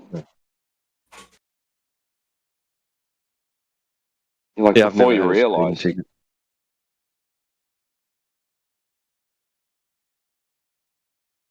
Like 20-something years with a license, never had a speeding ticket, but I have had fines. I've received a neg driving fine, failure to yield to the right fine. Not really. Yeah. Because I was involved in an accident with that one. Well, both times it was an accident, but the sec that failed to yield was that involved another vehicle. The T-boned them. Fucking bad too. Rode off my car and theirs. Yeah. Well, everyone was okay. Like, we still drove our vehicles away, but they were right. Like, there was no fixing the whole front end portion of my fucking. The body was like 3 inches to the left, bent, right, and there was no fixing it. That would have cost me a fortune to fix it. Yeah, it was a beautiful old Ford Gia. Man, she was a beautiful car. It was the most expensive thing I'd ever fucking owned too. Like, best car. A Fairmont Gia? No, it wasn't a Fairmont. Might have been. I think it was Falcon series. It was the ones that the taxi drivers in the cities used to use. Yeah. And you'd get 3 million freaking kilometers out of them, man, before the engine died. They were fucking amazing engines. And beautiful car, so comfortable, luxurious. It was like luxury model, you know. It was like something you'd have seen fucking with the John Howard getting around in, being driven around in, you know. Yeah, the Lewis seats, yeah? Yes. That's the ones. Yeah, my dad had one, a light blue one. The Fairmont Gia.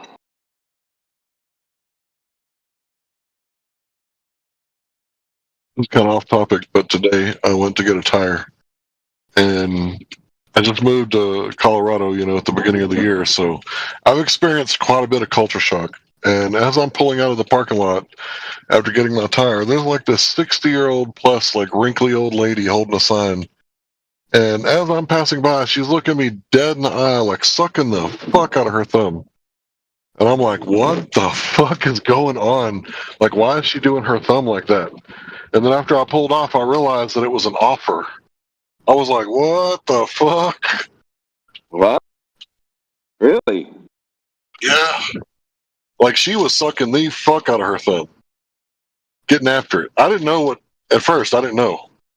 Like, I was just like, what did I just see? What was that? Dude, some weird shit since I've been here. Dirty old bitch. Yeah.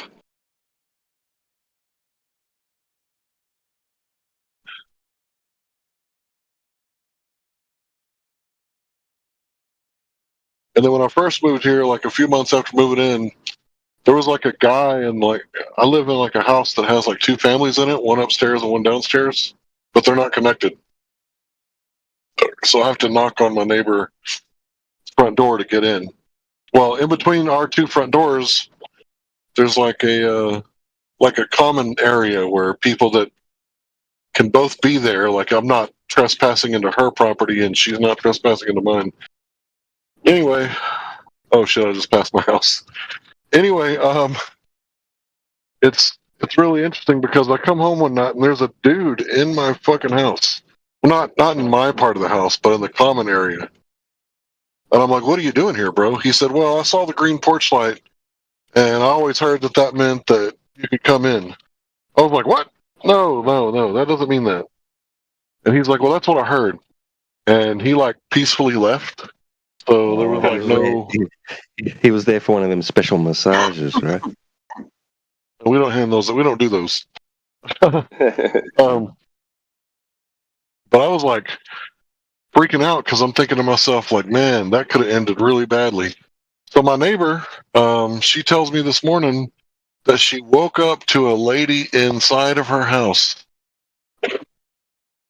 And I was like, holy shit. And apparently they forgot to lock the front door. But the front door to the house, like the outside part, it was, the window was open. So she crawled through the window and walked in through her front door. Mine was locked, thank God. But like this shit is weird over here, man. What? And she was just chilling out in her house, or she was Yeah, robbing the her? dog that never barks woke her up. So my neighbor said in her dream, she's like, the dog is barking. You need to wake up. Like her inner dialogue. It's like the dog never barks. You need to get up now. And she woke up to a lady like outside of her bedroom door. I was freaked out. Yeah, because she ain't got no gun.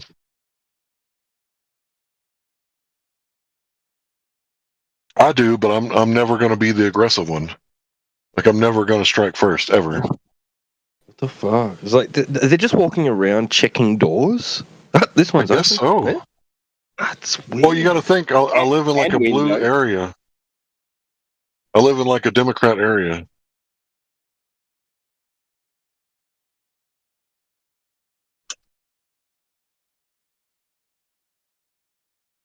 So I've seen some crazy shit since I've been here. I didn't see the lady last night because she wasn't in my house.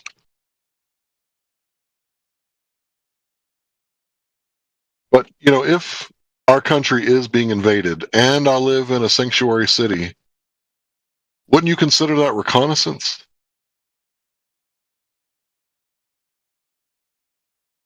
Anyway, it's just a speculation.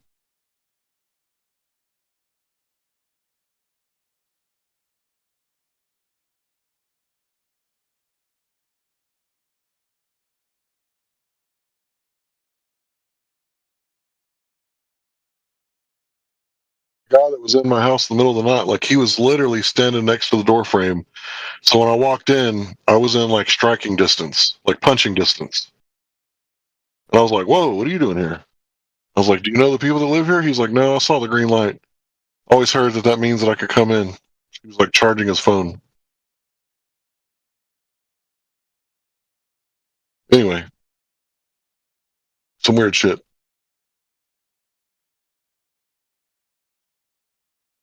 And this is not a constitutional carry state. It's an open carry, but I can't do that at work. I can't open carry against policy.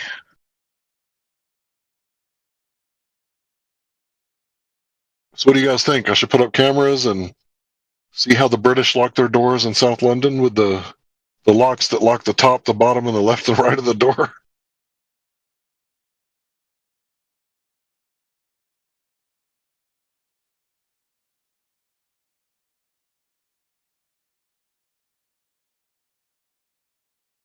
That was Rayleigh Criterion I was talking earlier, the Canadian, right?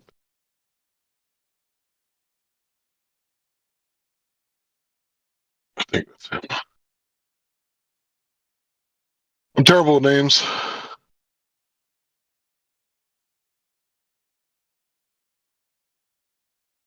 I'm out. I'm gonna walk in now. I might be back on later. God.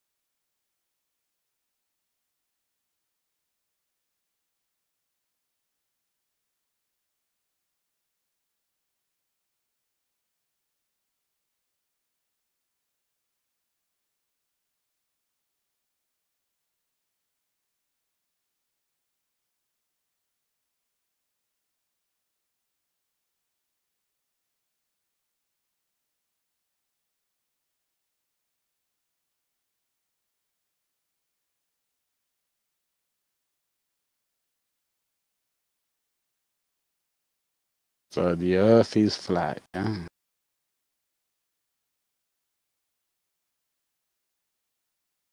Perception, perspective, lensing. What other loops? What other like mental gymnastics do you guys go through?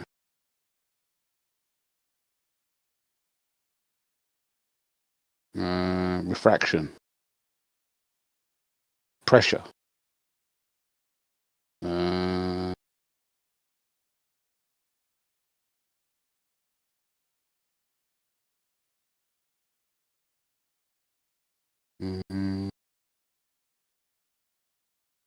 don't know, the days of the week, the months, the calendar.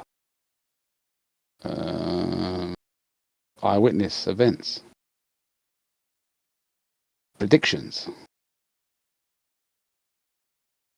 Takes like a lot of mental will, you know that, to be a flat earther, you know that. I'll give you that credit. Takes a lot of mental will to have that dedication. It really does. To ignore like basic science and observation. It's like what would that be? That's some strong-willed. What would the basic science and observation be? Shadows and sticks. Really? Yep. Yep. You can do it in your back garden, dude. Okay.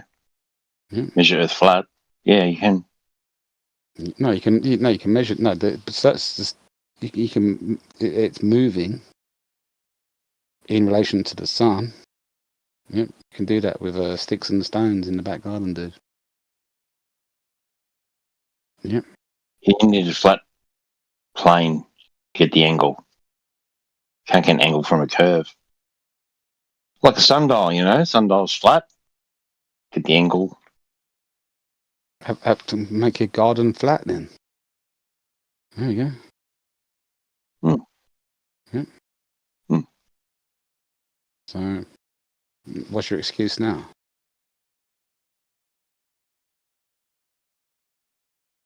Yeah. You can do it yourself, dude. Bit of trigonometry. Prove it to yourself that the Earth is moving, yeah. In relation to... Moving? Yeah. No. We see the sun moving, but we don't... There's no any evidence to suggest that the Earth is moving. It like does. Coriolis effect. If it does, if you do sticks... If you had a Coriolis effect, it would be solved. A bit of trigonometry and basic maths, you can work out that the Earth's moving, dude. You really can, dude. Are you serious?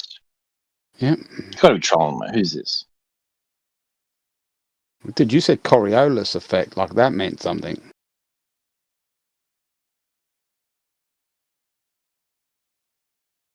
Do you know the difference between a tornado and a typhoon?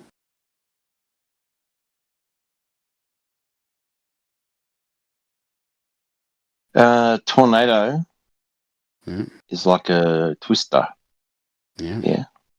Like a hurricane. Yeah. Big hurricane, yeah. Typhoon's like hurricanes, much bigger. What's a typhoon? Well, typhoon is like a big storm. It's bigger. Yeah, what's the difference? Size. Really? But you find like a tornado is just cold air meeting hot, warm air. Yeah. Granted, Which makes... what's a yeah, typhoon? so nothing to do... Are you saying they're caused by rotation of the Earth? No, what is a typhoon, dude? Storm. What do you mean? Yeah, the difference between a typhoon and a hurricane. What's the difference? Don't know. Same thing. One spins one way, one spins the other way, dude. Oh, okay. Hmm. Which way does Earth spin, though? Which way does the Earth spin? Because you said they spin both ways. No, I'm just saying, like, we have these set words to define different storms given their position on the equilateral plane. One spins one way. Your storms aren't caused by the spinning Earth, though, dude. You can't be saying that, can you? I didn't say that. I didn't say that it was. You said the Coriolis effect. Yeah, Coriolis effect. You know what that is? Yeah, it makes a hurricane spin one way and then a typhoon spin the other way. Yeah.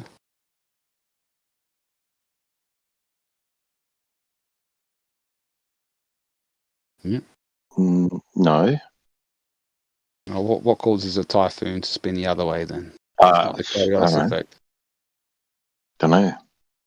You don't know. The don't know, cold air coming from different direction, as in the north. I don't know.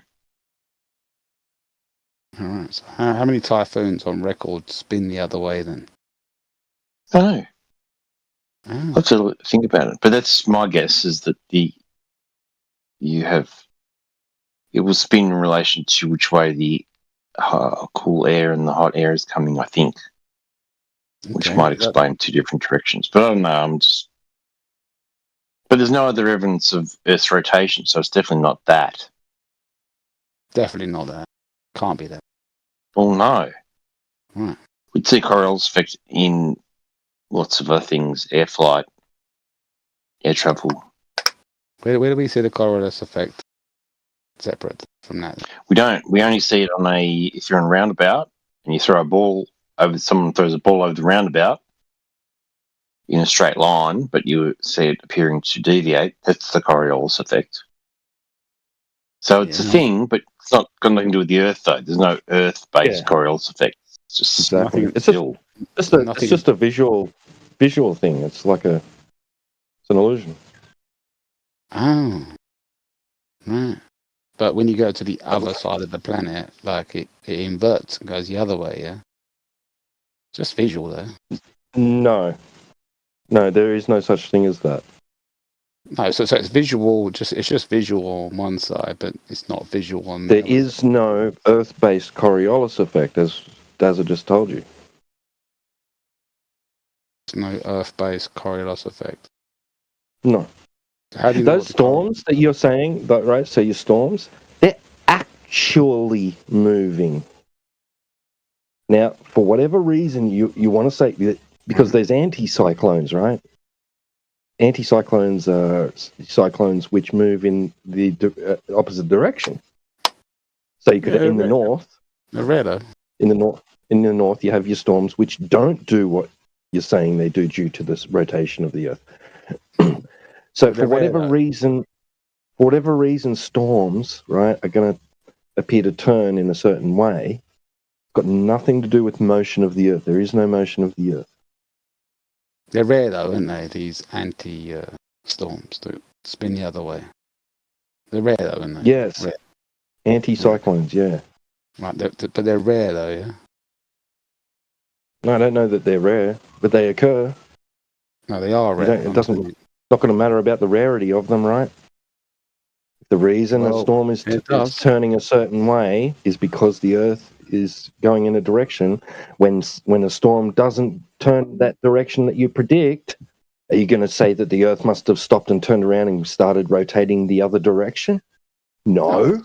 No, it's just self-evident that other forces are stronger than the Coriolis effect. That's what you. No, Coriolis is not it's not a real force. It's not even a force. The Coriolis effect is a visual perception only.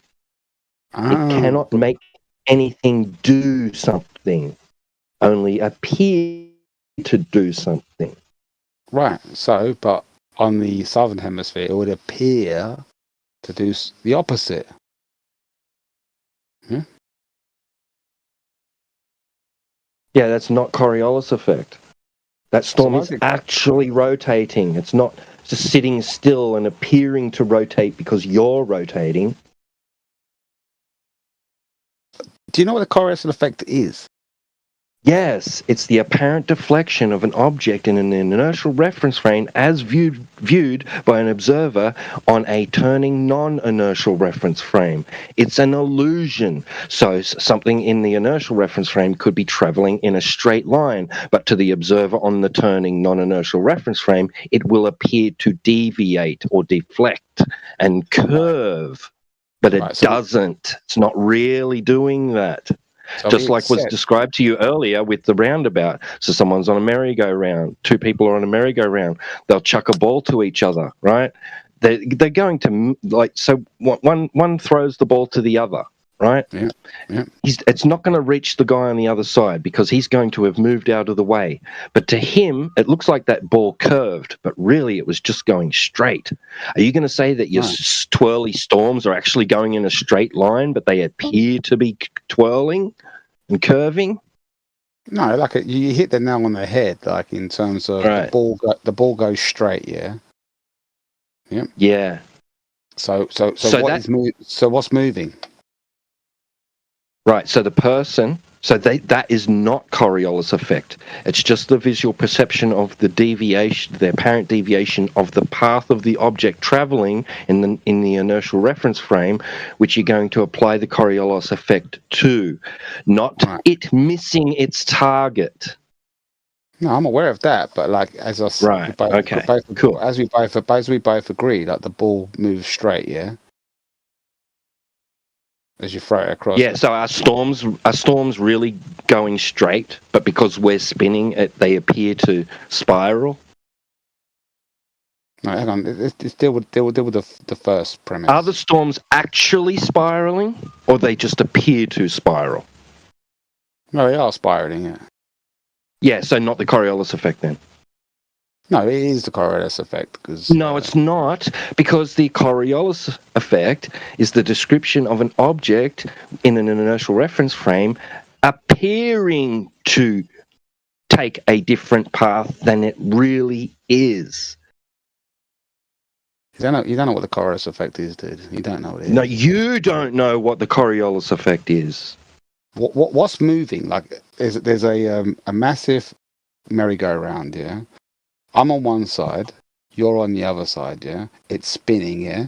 I throw the ball straight to you. You miss it, obviously, because... Yeah, that's not the Coriolis effect. What is moving, though, dude? Yeah, the person that threw the ball is moving. Right. Okay, so but you can have two people that aren't on it just throwing a ball over the top of it. Right, they're not moving. Right. Okay. Well, let's do that. Then. So someone on the merry-go-round will look up, and that ball that's getting thrown between two people that aren't on the merry-go-round is going to appear to deflect. It is not really. Right. Okay. So, inertial reference frame. Do you even know what that means? Yes. It's a frame of reference within which things are either not in motion or they're at a constant velocity, not accelerating. Right. So it's a non-accelerating reference frame.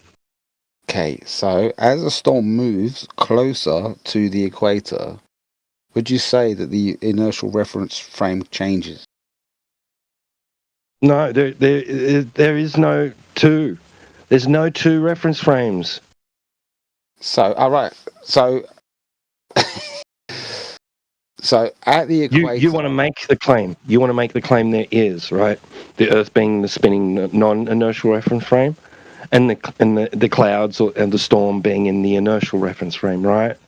No, hang on. So, like at the equator, would you say the inertial reference frame is different from not on the equator? No, you can go ahead and say that if you want. I will tell you there is no turning non-inertial reference frame. You've only got an inertial reference frame. There is no two separate reference frames. Unless you were sitting on a moving cloud and watching things down below appear to deflect because you're on a turning cloud, then you could invoke a Coriolis effect. Okay, so let's do a turning cloud. As this cloud approaches a inertial reference frame that is moving faster, would you imagine that would create spin?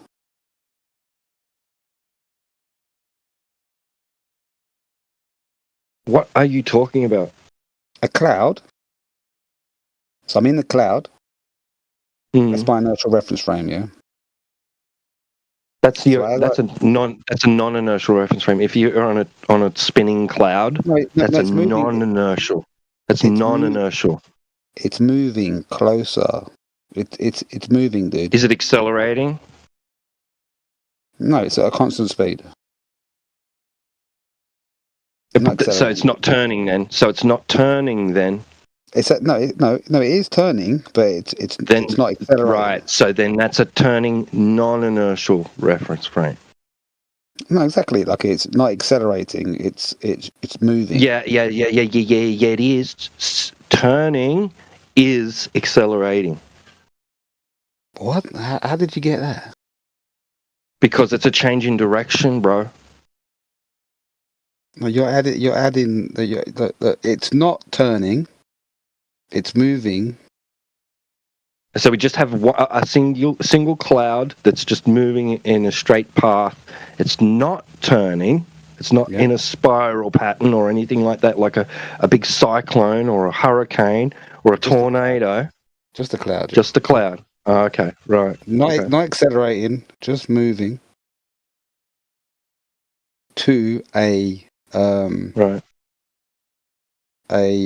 faster inertial reference to the cloud.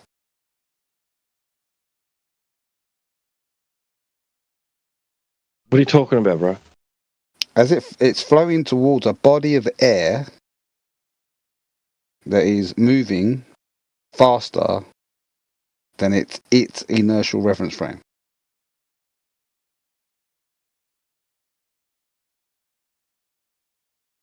It won't matter. It won't matter. Like, what the hell are you talking about? If it's in an inertial reference, if they're both in an inertial reference frame, then what about it? So the faster air is just going to push the cloud relative to its velocity. Right. Okay. So let's say it's like east to west. The inertial, like as this static moving cloud approaches a different inertial reference frame from east to west. What do you mean a different inertial reference frame? If I imagine I teleported from that cloud to a different cloud that was moving in a different inertial reference frame. Why would it be different? It's moving in a different inertial reference frame, dude. What do you mean it's moving in a different inertial reference frame? Wind. What about it? How is it in a different frame of reference? It has a different inertial reference frame, dude. I thought you knew what inertial reference frame was. Yeah, it's just a non-accelerating frame of reference. Right, so it's different to the cloud that we're on, yeah? Why? It's an analogy, it's a thought experiment. I'm trying to get you there, dude. But like we're aware of this, wind, yeah? Yeah, just get to your point. As the cloud approaches a different inertial reference frame, east or west, would that create spin?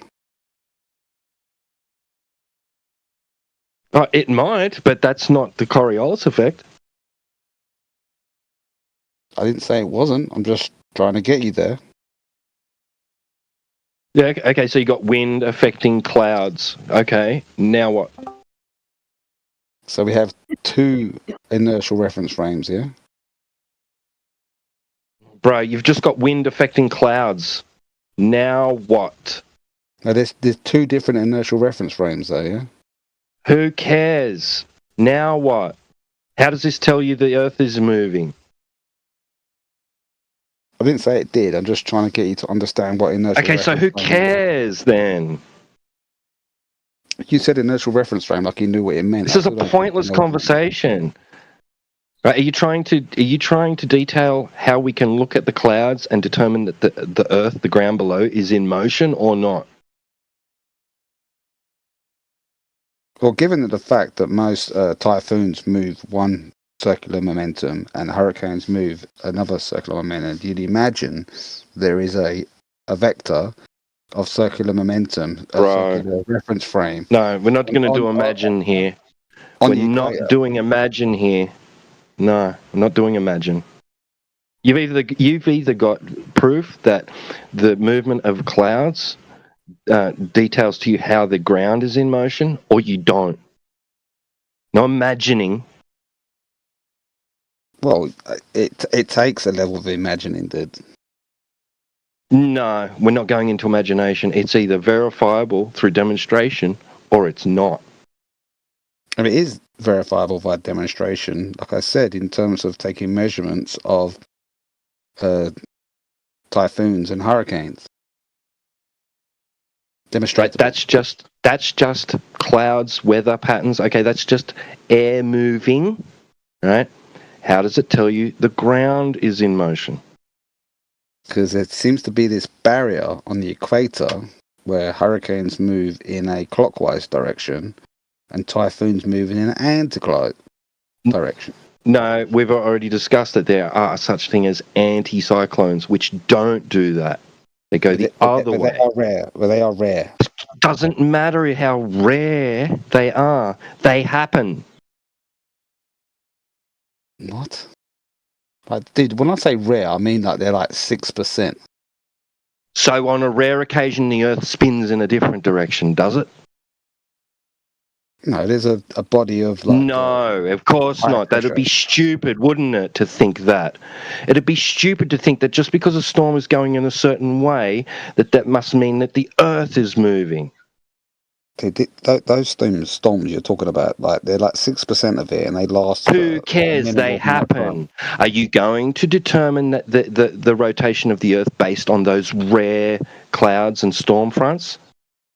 Yes. So the Earth is spinning in a different direction on the rare occasion that a storm rotates in the opposite direction as expected to. No, dude, because... No, of course not. That'd be stupid, right? Well, you brought it up. Yeah, it'd be stupid to look at a cloud and go, it's moving in a certain way, that must mean I'm moving in a certain way. Yeah, 96% of the time, you can... Yeah, it'd be stupid to think that, right? 96% of the time, you could draw such conclusions. You're holding on to like 0.4 of a storms that don't last. So it doesn't matter about percentage, how often it happens. You're looking at things happening in the sky to try and infer that the ground below you is in motion. Exactly. So you need like a corroborating evidence, don't you? Yeah, so any instance where what you are inferring isn't the case, that shits on everything you ever thought about it. It doesn't. It only takes one. Yeah, it only takes one black swan to prove that all swans are not white. What? You only need one black swan to prove that all swans are not white. I didn't say all typhoons spin anti-clockwise, dude. I didn't say all swans were white. Right, but you're saying that all of those storms that move in a certain way is an indication that the Earth is in motion until there's a storm that doesn't do that. Shitting on any claim that that's the cause of the motion of those storms. Dude, you can't be this, like, belligerent. No, you can't be this stupid to look at something moving in the sky and declare that it must be you that's moving or the ground below you that's moving, making it look like that's what it's doing. Making it look like that's what it's doing. It's absolutely retarded. Make it look like that's what it's doing. Is that what you just said? Yeah, that's retarded. The reason that cloud up there is moving in a certain way is because, I'm moving. No. You would never think that about an airplane. You would never think that about a bird. I would.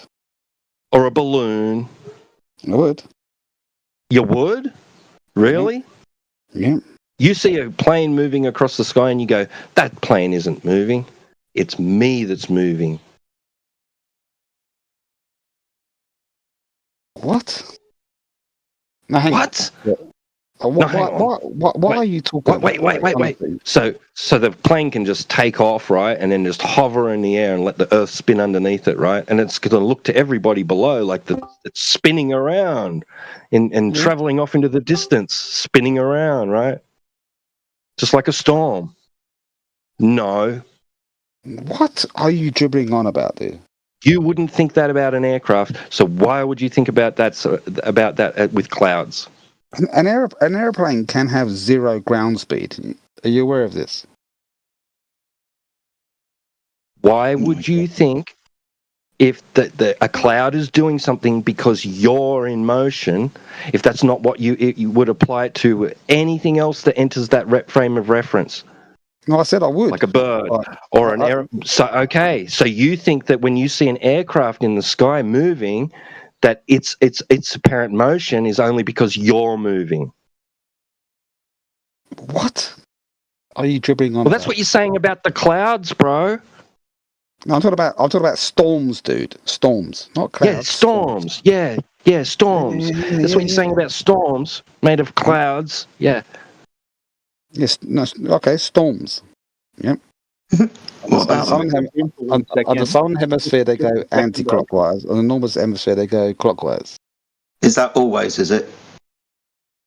Well, no, not always, of course. Oh, okay. So not always then. I think we just stopped the conversation there. Really? Yeah, because not always. So what, you're going to circle only the phenomena that helps your cause and forget about the other ones? It's not very scientific, is it? No, it is when it's 96% of the time. It is pretty. They're rare. Jedi. Yeah, they're rare. Well, on rare occasions, the Earth turns in a different. Yeah, no, because on those rare occasions, the Earth turns in a different manner. It turns in. It goes the other direction. And anticyclones don't last, dude. They don't last. Well, because meteorologists now. Fuck no. No, you can look into it yourself, dude. No, we do all of the time. We actually have meteorologists in there discussing this very topic. 96%. Where did you pull that number from? The internet. I just was looking it up, like while you guys were talking, and it said I checked 2 different sources. Right, I don't know that much about cyclones, but it says on all the sources I'm reading, in terms of frequency, anticyclones are more common than cyclones, right? One of them said that's like 80% more common. They're not quite the same thing, but yeah, all the sources I was checking, they all say anticyclones are way more common. So yeah.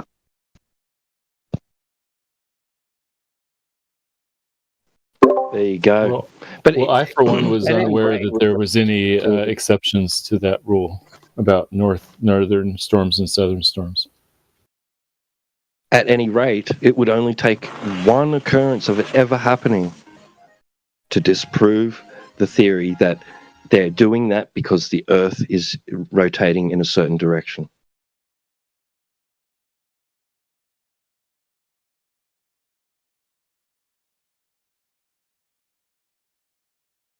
It's like a black swan argument, isn't it? But in the sky.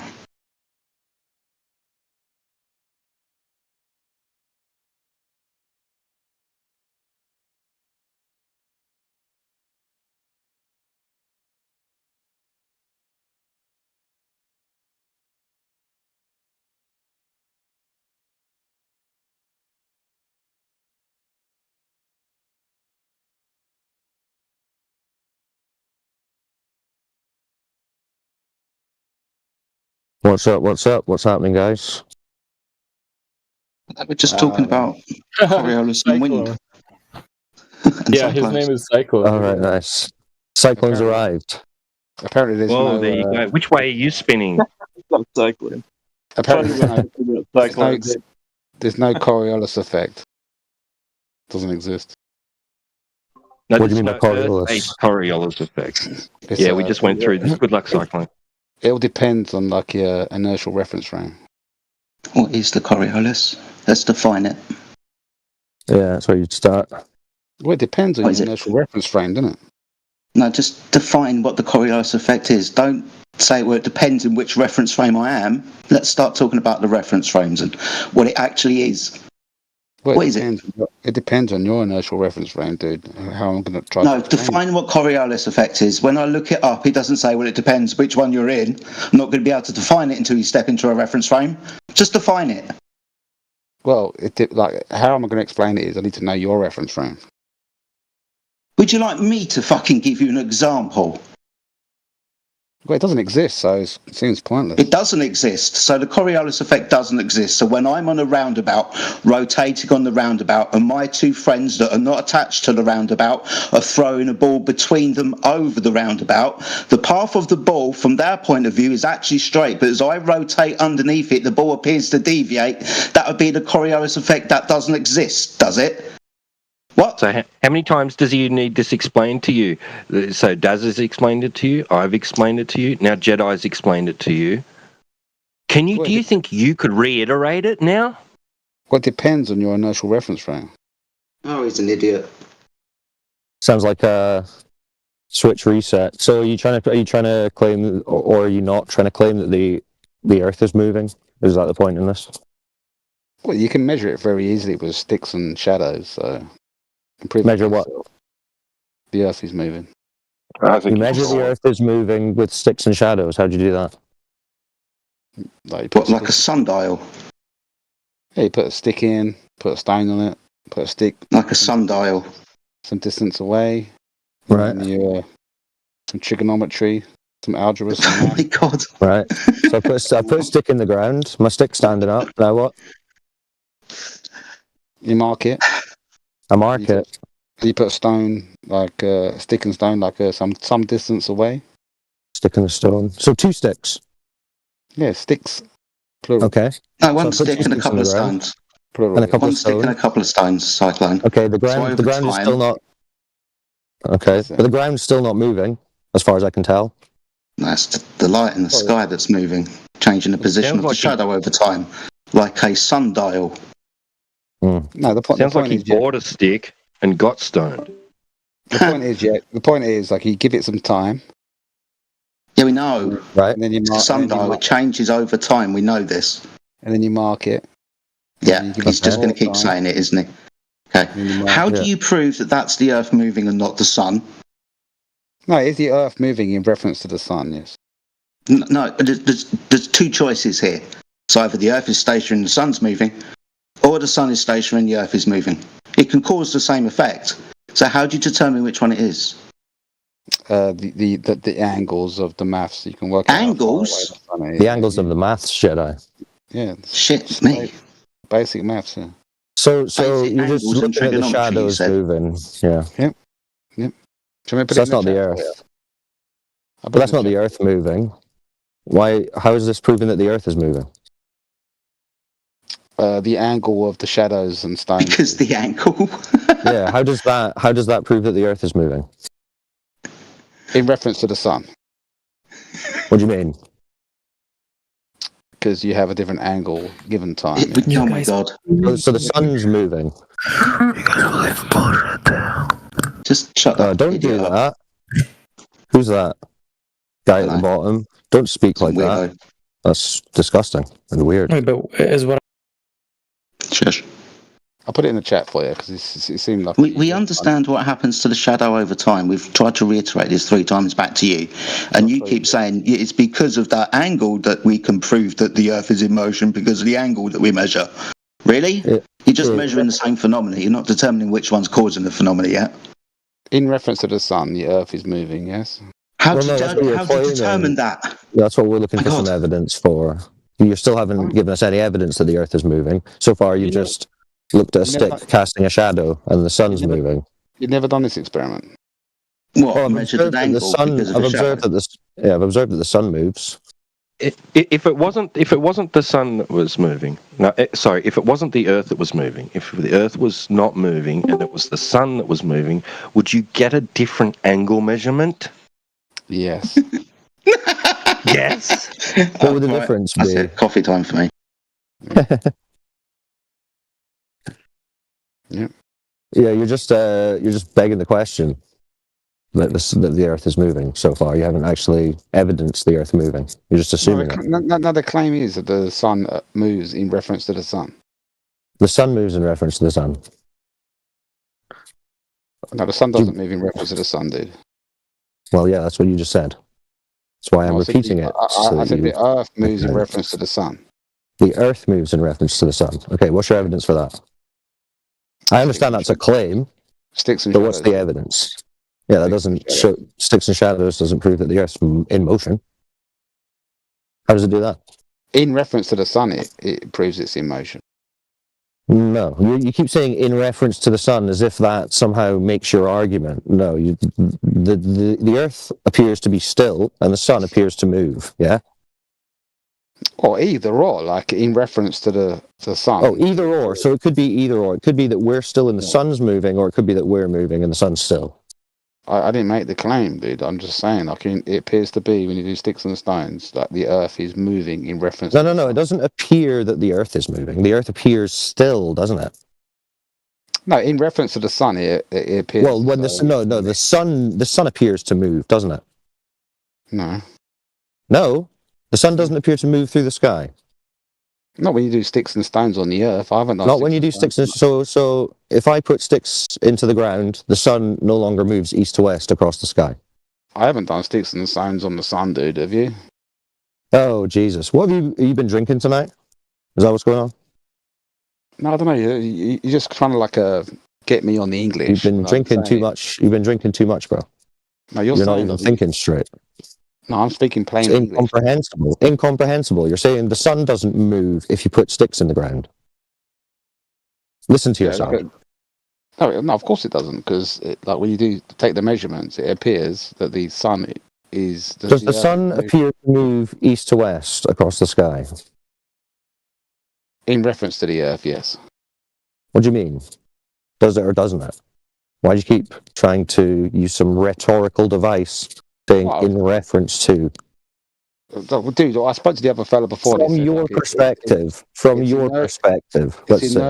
inertial reference frame is yes. The sun appears to be moving through the sky. Yeah. Yeah. So the sun appears to be moving. The Earth does not. Right. So how do you flip that on its head and disprove it? Well, like I said, you do sticks and stones, and you let time go. No, when you put the sticks in the ground, the sun still appears to move east to west through the sky, doesn't it? This is why you use maths, dude. I put it in the chat for you. What do you mean? This is why you use maths. The sun still appears to move east to west. Let's say we're looking at the sun. It's moving east to west. You put a stick in the ground. Is it still appearing to move east to west? From two inertial reference frames we have now, because we have two sticks here. Is it still appearing to move, from your perspective, through the sky east to west after you put the stick down? No, it's from the inertial reference frame. Dude, from your perspective, is the sun still appearing to move east to west through the sky? It's irrelevant in my perspective. We're doing sticks and stones. No, it's not irrelevant, because it's the basis of your entire argument. So, does it appear to move through the sky east to west? Well, dude, I'll get the maths for you. Yeah, so you're just bricked. Can answer a simple question. The sun appears to be moving through the sky. I can't talk for a stick, dude. You can't talk for a stick. Two inertial reference frames. Dude. What are you even doing? What are you even talking about? I don't know. You're asking me like when I'm talking about. I'm just asking you to honestly convey your experience of the natural world, and I get that that's too difficult for you. You can't honestly describe what you experience in the natural world for some reason. It's a strange psychosis we're discovering. Which is the thing that is actually in motion, and which is it that just appears to be in motion? Well, they're both. You can't moving. answer that. Well, they're both moving. The Earth and the Sun are moving, but No, they're not. Echo chamber. They're not. The Earth is not moving. You've got no evidence that it is, unless you're in an earthquake. In reference to each other, they are moving. No, the Earth isn't moving. What's your evidence? Listen to what I'm saying, dude. Just listen to you make a baseless claim. No, in reference to the sun and each other. Shut up with that, dude. But they are moving. Mindless nonsense. You're just literally saying nothing at all. The Earth is not moving. Echo chamber. Get it through your head. This is why you can't present any evidence that it is. You keep saying that like that's a fact. Yeah, because apparently you're not going to take in any actual information. So just blunt repetition of the facts is all you seem to be capable of taking, because you're just going to non sequitur off into bullshit land. Well, I'll get you the math for how the observable moving sun isn't moving, and the Earth is. The observable moving sun is not moving. Brilliant. Well, the movement that you experience isn't due to the sun's movement, is it? According to you. Now, listen to what I'm telling you, dude. Initial reference frame, yeah? We know that the sun is moving in reference to the Earth. Yeah? Right, but the Earth isn't moving. What? Yeah. I know. Whoa. Big shocker. The ground that you've never felt move is not moving. You don't understand basic English, dude. Yeah. That's the problem. My comprehension of the English language. Clearly. You don't have any evidence that the Earth, the ground that you live on, is in motion, but you're claiming it is. But it's my problem for not understanding English. Yeah. Cool cope. Yeah. So which scientist proved that the Earth was in motion? And how did they do it? Dude, there's like a billion of them, dude. I'm trying to do it in sticks and stones. A billion. Sticks and stones. Well, that doesn't prove the Earth's in motion, so could you give me something else? In reference frame to the sun, it does. No. There's no motion of the ground being detected in Eratosthenes. You're simply confused. It's not even an argument. It's not even an argument for the motion of the Earth. It's supposed to be how they derived a radius value. But you're a fool. I wouldn't expect you to know that. But regardless, that obviously doesn't prove that the Earth is in motion by planting a stick in the ground. So what else have you got? Who actually did prove it? You said billions of scientists? Name one. Name one scientist. Dude, every scientist knows that. Well, name one. Name one. Like you know that the Earth is moving. No, the Earth is not moving. So I'm not an example of a scientist who claims the Earth is moving. So who would that be? So you don't know the Earth is moving in reference to the sun? You said billions and billions.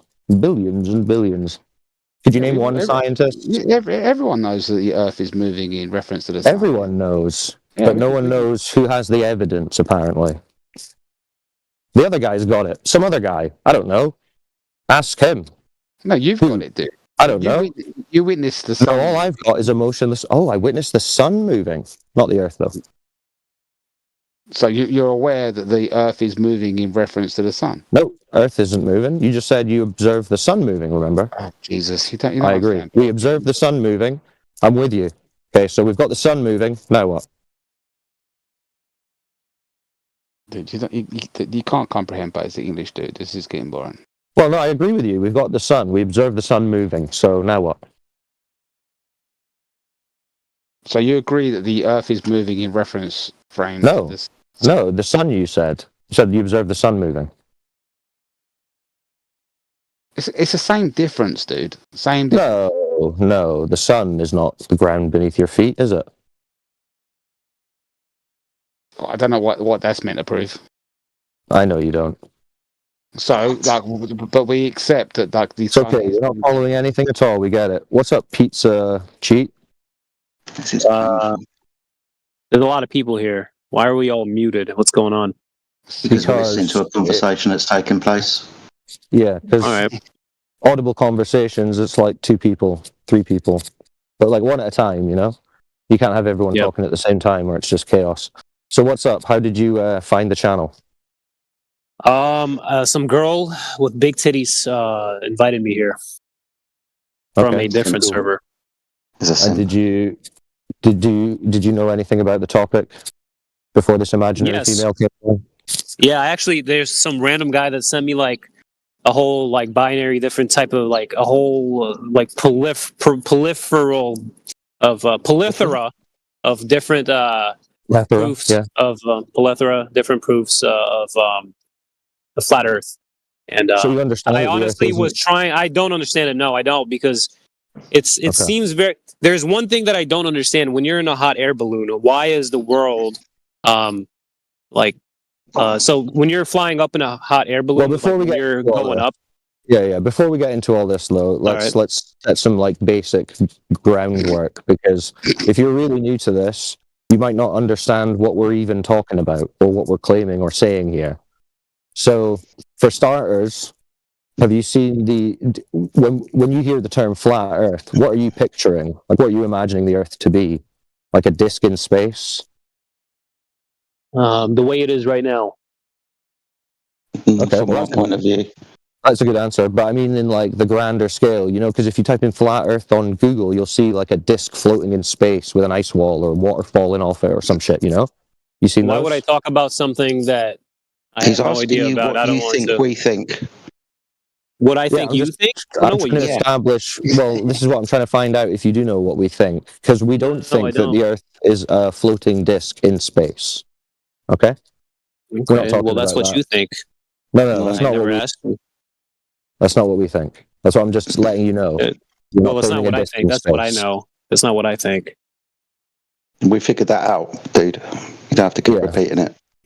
Okay, so I'm going to go even more basic then, just because I don't know how far this is going to be able to go. But we're just saying there's no curvature to the surface of the Earth that we live on, and spheres, balls, have curvature. Yes, at a specific rate based on the size of ball that I they have tell no us. idea. I have no No, idea. you do know. You know that a ball has curvature. You know that. A ball, like if I'm holding a basketball, yes, there's curvature. I can see it. Yeah. Yeah. So if the Earth is a ball, it must also have curvature. I've never said that the Earth is a ball. I don't know what a No. Earth is a ball. I'm not saying that you're claiming it. Oh, you're just I'm saying that this is what they're claiming. you're just bringing it up. Okay. That's what they're claiming. That's what they're teaching us in school. Yeah. How ridiculous! Yeah, how ridiculous. Yeah. So in reality, this curvature does not exist. Therefore, it is not a ball. Pretty simple. Yeah?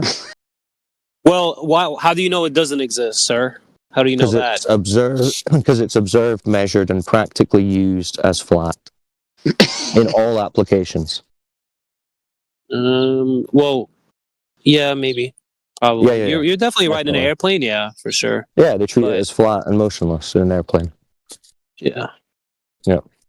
So there you go. That's basically it. You got any questions? No, I don't have any questions. All right, sweet. I think NASA is a scam. Probably. Yeah, I don't know. NASA is a That's what I heard. Massive scam. Correct. You're correct. It's a massive scam. Okay, welcome to Flat Earth then. Thank you. Okay. I came here to argue about AI. If you guys think that AI is going to lead to our impediment, That'll be another channel. We're talking about the nature of reality where you live and exist upon. Right. Yeah. So who's the femme sniggering? Is that Echo? Oh, that's Echo. He's doing his snorting for effect over there. Very good. The guy who thinks 2 sticks in the ground proves that the Earth is moving. The math. Like a good little retard. That's hilarious. The math is pretty complicated. Oh yeah, the maths is pretty complicated. When I put this stick in the ground, there's some complicated maths that tells me I'm moving. How fast do you think you're moving? Hey, how fast do the sticks tell you you're moving, Echo Chamber? Well, it depends on your latitude, doesn't it? Well, no. What you tell me? How fast do the sticks? What do the sticks read in miles per hour? Well, you could work that out. Measuring. You could work that out, couldn't you? What do we measure over an hour, for example, with your sticks and your stones? You could work out the angular momentum. Why are you asking me to work it out? I'm asking you. Yeah, haven't you worked it out? Isn't this your argument? Well, it depends on your latitude, doesn't it? So, as I said, Okay, you said the maths was very, very complicated. Okay, so now it depends on our latitude. Okay, carry on. No, exactly. It depends on your latitude, yeah. So, What depends on our latitude? Your inertial reference frame. The inertial reference frame. What is latitude? Like a north to south through the poles. Like a north to south? Yeah. What's that mean? I don't know, dude. Go back to school, dude. Dude, I'm asking you to explain it. You've just said it's a north to south. Yeah, like between the poles. Yeah. Right, it's now like between the poles. What is like between the poles? Your latitude is broken up into like lines, and you can have a inertial reference frame. Yeah. Are you when you're talking about latitude? Are you talking about the circles, or are you talking about longitude, which is the lines? Longitude's horizontal, dude. I'm talking about latitude. No, latitude's horizontal. Longitude's long. Longitude. It's a straight line between north and south within the globe model. Latitudes are circles around north and south.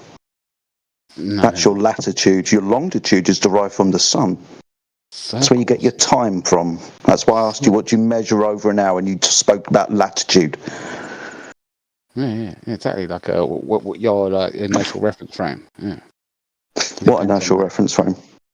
When you're taking the measurements to work out your initial reference frame movement in accordance to the sun. It's like he's got a pendulum and some sticks confused.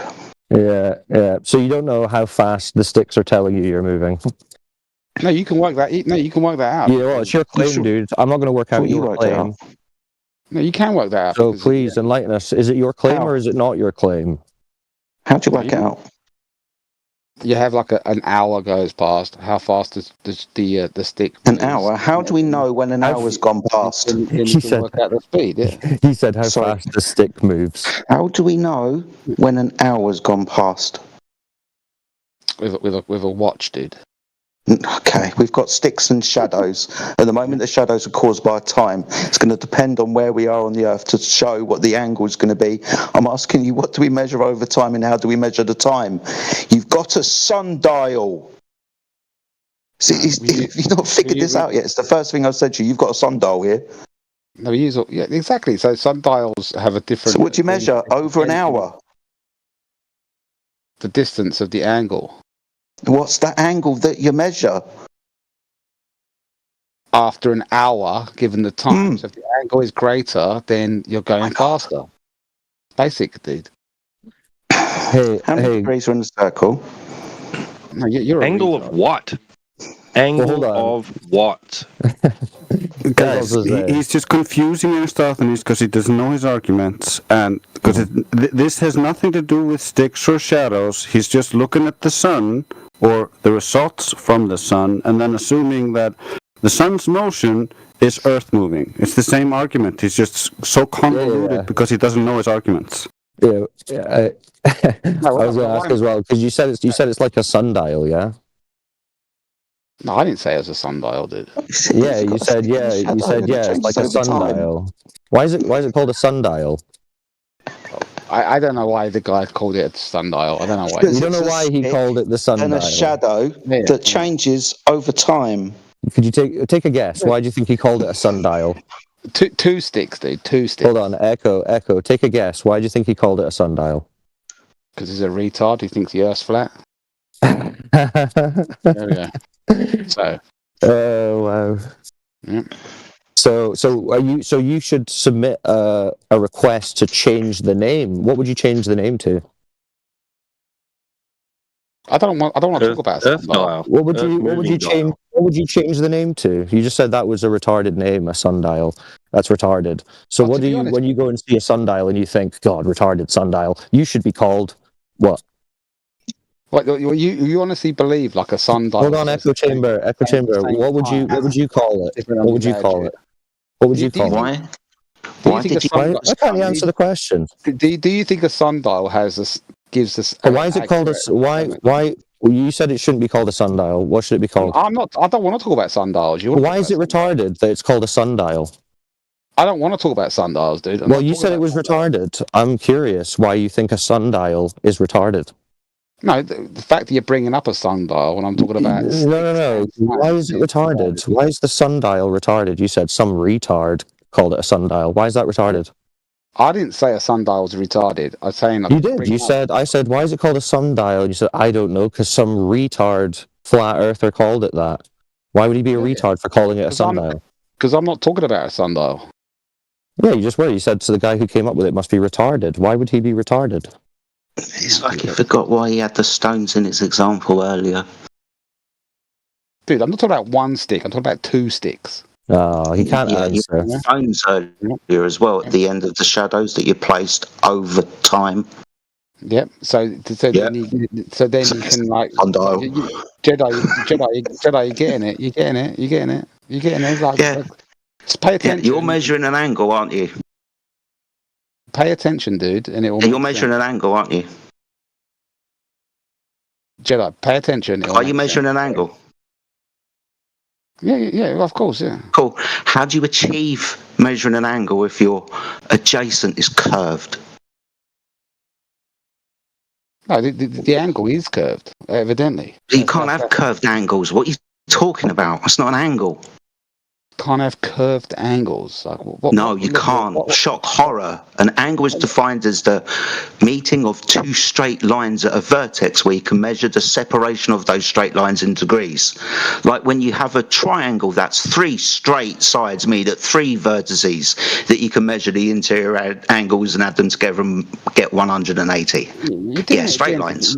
You're bringing up irrelevant shit, dude. No, because you're measuring angles. I'm asking you how you measure an angle on a curved surface. It's impossible to do so. What? Like, listen, just shut up and just listen. Just listen, dude. You have a stick. You put it in the ground, yeah? And then the shadow, you mark it with a stone. Some distance away, you do the same thing. Yeah? And then you wait an hour, and then you mark the stone. Okay. You mark the stone. Shadow's moved, yeah. Okay. Yeah, like where the shadow has moved, yeah? You go, okay. The shadow's moved. Yeah, the shadow's moved over time, not a sundial. Yeah, the sundials. You know, so you mark the shadow like with a stone on one. With a stone, we know. Yeah. And you do the same thing with the other one. Yeah. Okay, where's the other one? Some distance away. Some distance. Yeah. Okay, and then for example, with Eratosthenes, should we say 500 miles? Doesn't matter. Okay, well. Doesn't matter. 10 feet. 10 feet, yeah. Whatever. Some distance away. So you're just measuring angles of shadows. Right. And then what? Cool. Are you with me? Yeah, we know what an angle is. Okay. Cool. Good. So then you wait like another hour. And then you do the same thing, yeah? Okay. And what do we measure? During the day. And what do we measure? So let's let him round it out to the end. I want to hear that measurements that we're taking, the shadow length changing over time. Yes, that's what we're doing, yeah. Yeah, so what is the conclusion? That the Earth is moving in reference to the sun. Okay. I can perform the same experiment like I said earlier. It's not an experiment. By moving the light source and keeping the stick stationary. You can't. Can. Show me, dude. Show me. This is how we navigate, by treating the Earth as stationary and the things in the sky as moving, because over time they move, having different geographical positions. We treat the Earth as stationary, and those things move over time, like the sun moves over time. Show me then, dude. Show me. Show you what? Show me how we treat like the Earth's not moving in navigation. Show me. Okay, so you understand what an elevation angle is? No, dude, stop jumping like subjects, dude. Just show me. No, it's the same subject. It's celestial navigation. No, you're a poor student, dude. You're chatting shit. Just put it in the chat. Show me. Low brain. Okay. He's like doing Sundial's Eratosthenes. It's totally confused from its very inception, and he's somehow trying to feign some air of superiority. How's it confused? Hilarious, dude. Hilarious, dude. How's Sticks and Shadows? Because Sticks and Shadows was never an argument for Earth's motion. You're a fool. Listen to why I'm saying it is. It's evidence the Earth is moving. It's not evidence that Earth's moving at all. You've got no motion of the Earth in what you described. You're talking about shadow angles to the sun. You don't understand English either, dude. Yeah, I can't understand English. Cool cope, bro. You're embarrassing yourself. That's the only reason you're being allowed to continue. Really? Yes, really. I am recording this, by the way. No, that's fine. Please listen back to it and do some self-reflection. I will. Because you're embarrassing yourself. I will. Wow, well, that'll be a rough day for you. No doubt. I will. And you're denying the fact that the Earth is moving in reference. No, you don't have any evidence that Earth is moving. You're a fool. Stop thinking. Sorry, you're denying the fact that you're measuring angles that requires a horizontal plane of reference to measure elevation from in the first instance. That you getting the adjacent with the length of the shadow and meeting the top as a stick with the bottom of the shadow where you're placing your stone. You've got a triangle there. You can also place one of the sticks directly underneath the sun. That will be denoted as 90 degrees. You're going to need a horizontal plane for that. And you're just measuring the motion of the sun over time. Yeah, you do multiple of these. It's not too. Obviously, you do loads to collaborate. We're measuring a flat Earth in this instance, and it seems to be bypassing you. No. What you work out is that the Earth is what we measure. No, exactly. When you do it multiple times, you realise that the Earth is moving in reference to the measured, measured flat, and the sun's moving. No, you're basically describing lines of meridian, dude. Even though you don't understand. Hold on, just quickly. There's a couple of new guys in fancy boots. Are you here? Can you save us? You can't from replicate this embarrassment of Echo Chamber. Or Smitty. Smitty, I see Smitty's going crazy in the chat. You can't replicate. You got some grievance you want to air? Yeah, I can. You can't replicate the Finders Jedi. You think you can, but you can't. You can.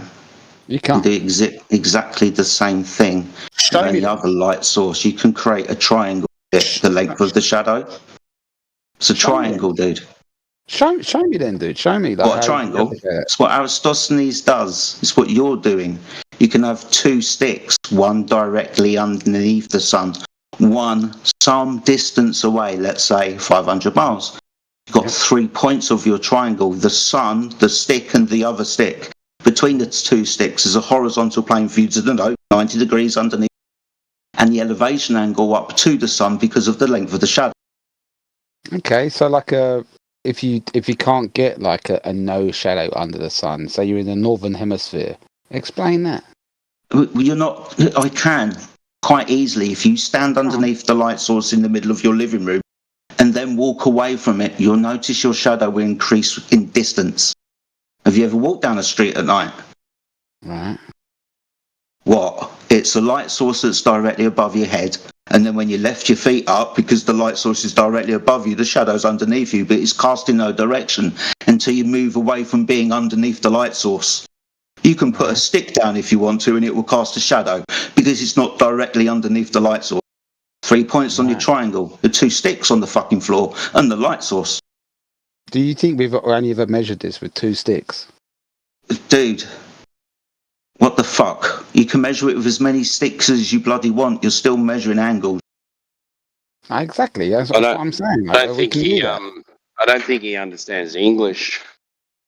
I don't think he does, dude. I don't think he understands English. Yeah, right. So I grabbed what he asked for. Okay, so Darcy Reddyhoff from the Royal Air Force College in Cranfield wrote to the New Scientist publication in 1979 in response to Andrew Hill, Darwin Rules, okay, 12th of July, page 127, says, even in The Spectator, we rarely find serious assertions that the sun goes around the Earth. One can, of course, believe anything one likes as long as the consequences of that belief are trivial. But when survival depends upon belief, then it matters that belief corresponds to manifest reality. We therefore teach navigators that the stars are fixed to the celestial sphere, which is centered on a fixed Earth, and around which it rotates in accordance with laws clearly deducible from common sense observation. the sun and move across the inner surface of this sphere, and hence perforce go around the Earth. This means that students of navigation must unlearn a lot of the confused dogma they learned in school. Most of them find this remarkably easy because dogma is as may be, but the real world is as we perceive it to be. If Andrew Hill will look in the Journal of Navigation, he will find that the Earth-centered universe is alive and well, whatever his readings of The Spectator may suggest. Right, there is someone who teaches navigation saying that you must rely on your first-hand observations of the celestial objects in motion to perform safe navigation. Right. Exactly. Okay, cool. Was there a point in that, though? Was there a point you were trying to make there? Exactly, you he asked says. to show you that. You asked someone He to doesn't show even you know what's somebody being saying said. that. Yeah, he doesn't understand English, remember? So he doesn't actually know what he just listened to. Could you summarize what you think you just heard in your own words? Like, in terms of, like, as a rule, in navigation, it's assumed that the positions you're taking measurements from are fixed. So therefore, in communication, depending on your time of the month, like I imagine that's taken into consideration, because obviously you'll measure the sun during the day in navigation, depending on where you are in your latitude, that they are fixed. It doesn't get away from the fact that the Earth is moving, dude. So they treat the Earth as fixed in navigation, which is what you asked for to begin with. So yeah, you concede they do treat the Earth as fixed in navigation. Cool. It weren't. Yeah, that's exactly what it was. That's why that quote was posted. Because you challenged Jedi on that. Show me they don't think the Earth is moving in navigation. And now you're like, yeah, they just treat the Earth as fixed. See, this is a tactic you guys use. You just adopt it when you're proven wrong about something you know nothing about. You just adopt it as if it was always your own argument. Yeah, that's what I said. No, it's exactly what you were trying to claim wasn't the case. No, that wasn't my claim. My claim was, like, if you do sticks and stones, you can have the same measurements if the Earth was fucking hell, dude. That was the claim. Measurements now. That's what I'm saying. You don't listen. You don't understand English. My claim was sticks and stones. If you did the same measurements, if Earth wasn't moving, you come up with the same responses. And that's why I said, show me. What if the sun's moving, not the Earth? The sun is moving in reference to the Earth. No, yeah, but what if it's the sun only moving and the Earth isn't moving? Dude, just show me, like, in your flat Earth model. Just breaks your brain, doesn't it? Just breaks your brain. You can't even take it on. Model. It's how we measure the motion of celestial objects across the sky over time. And that's not just 24 hours, that's through the months of the year, different seasons and so on. Because the things are in different places at different times. We know this because we measure them from a horizontal plane using elevation angles. What? No, exactly. So why are you laughing? So show me in a flat Earth model where you could have the same. No, it's not a flat. Sorry, Cyclone. It's not a flat Earth model.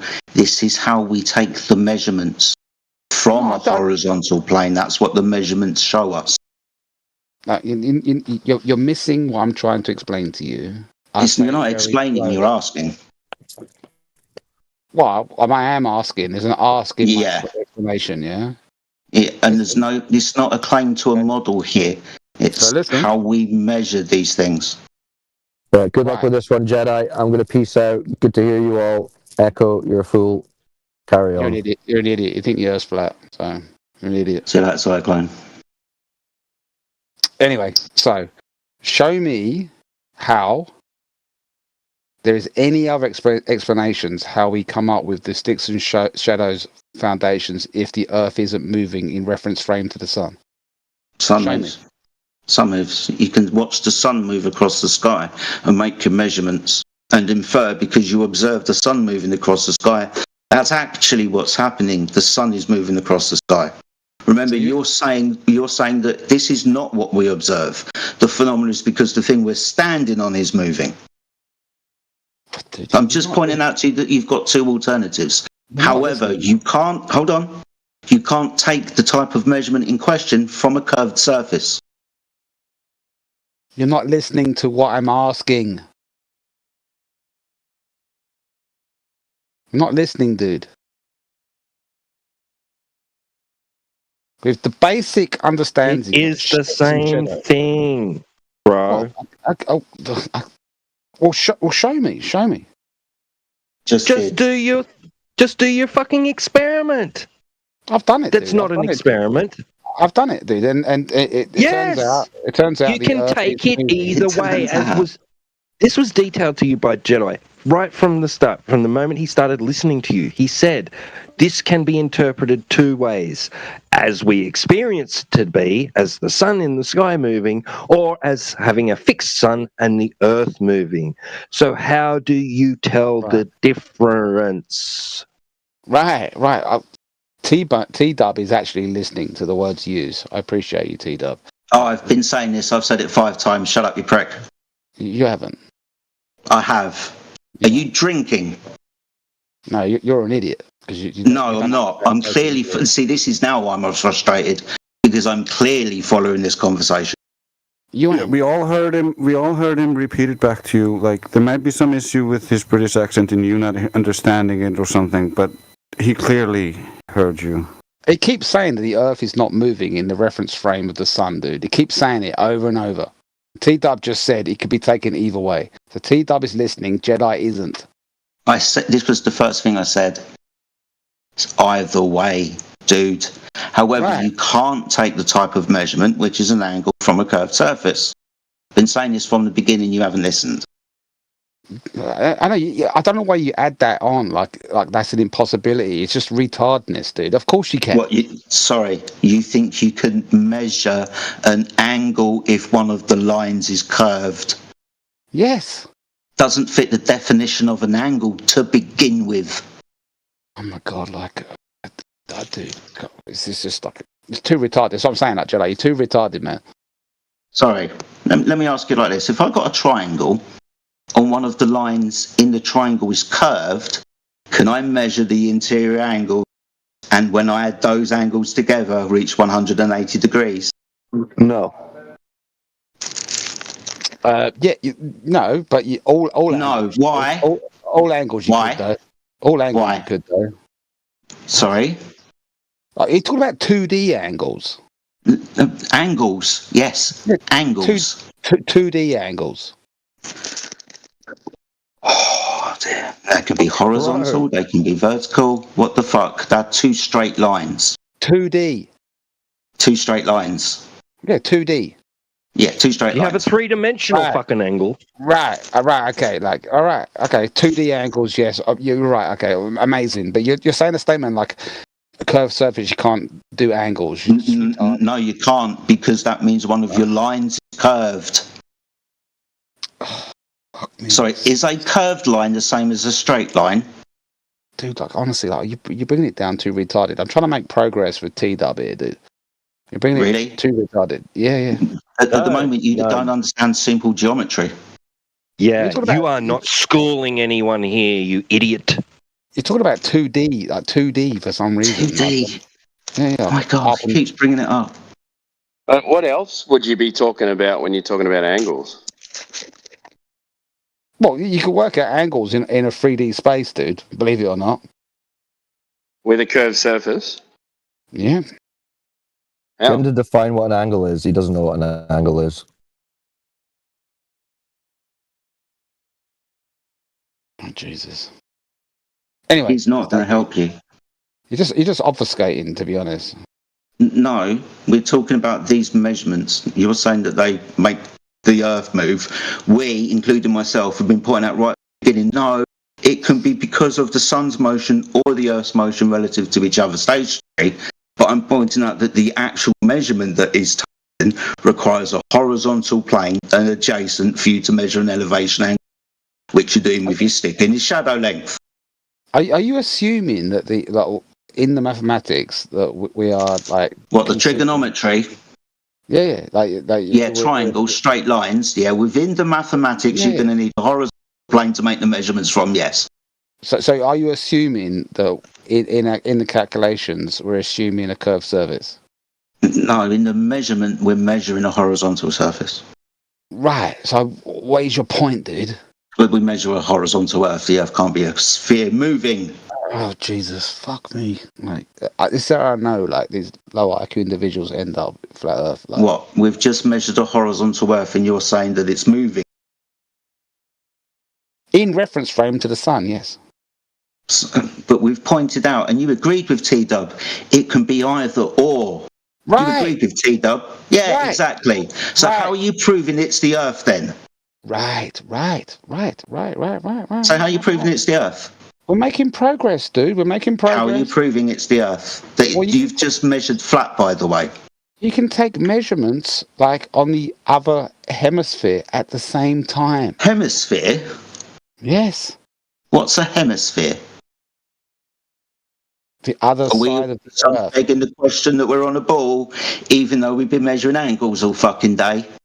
Yes, exactly. Angles on the other hemisphere at the same time. Angles on another curved surface that we can't measure. We're going to measure from a horizontal plane. So hemisphere, that might be not the best word for you to choose now.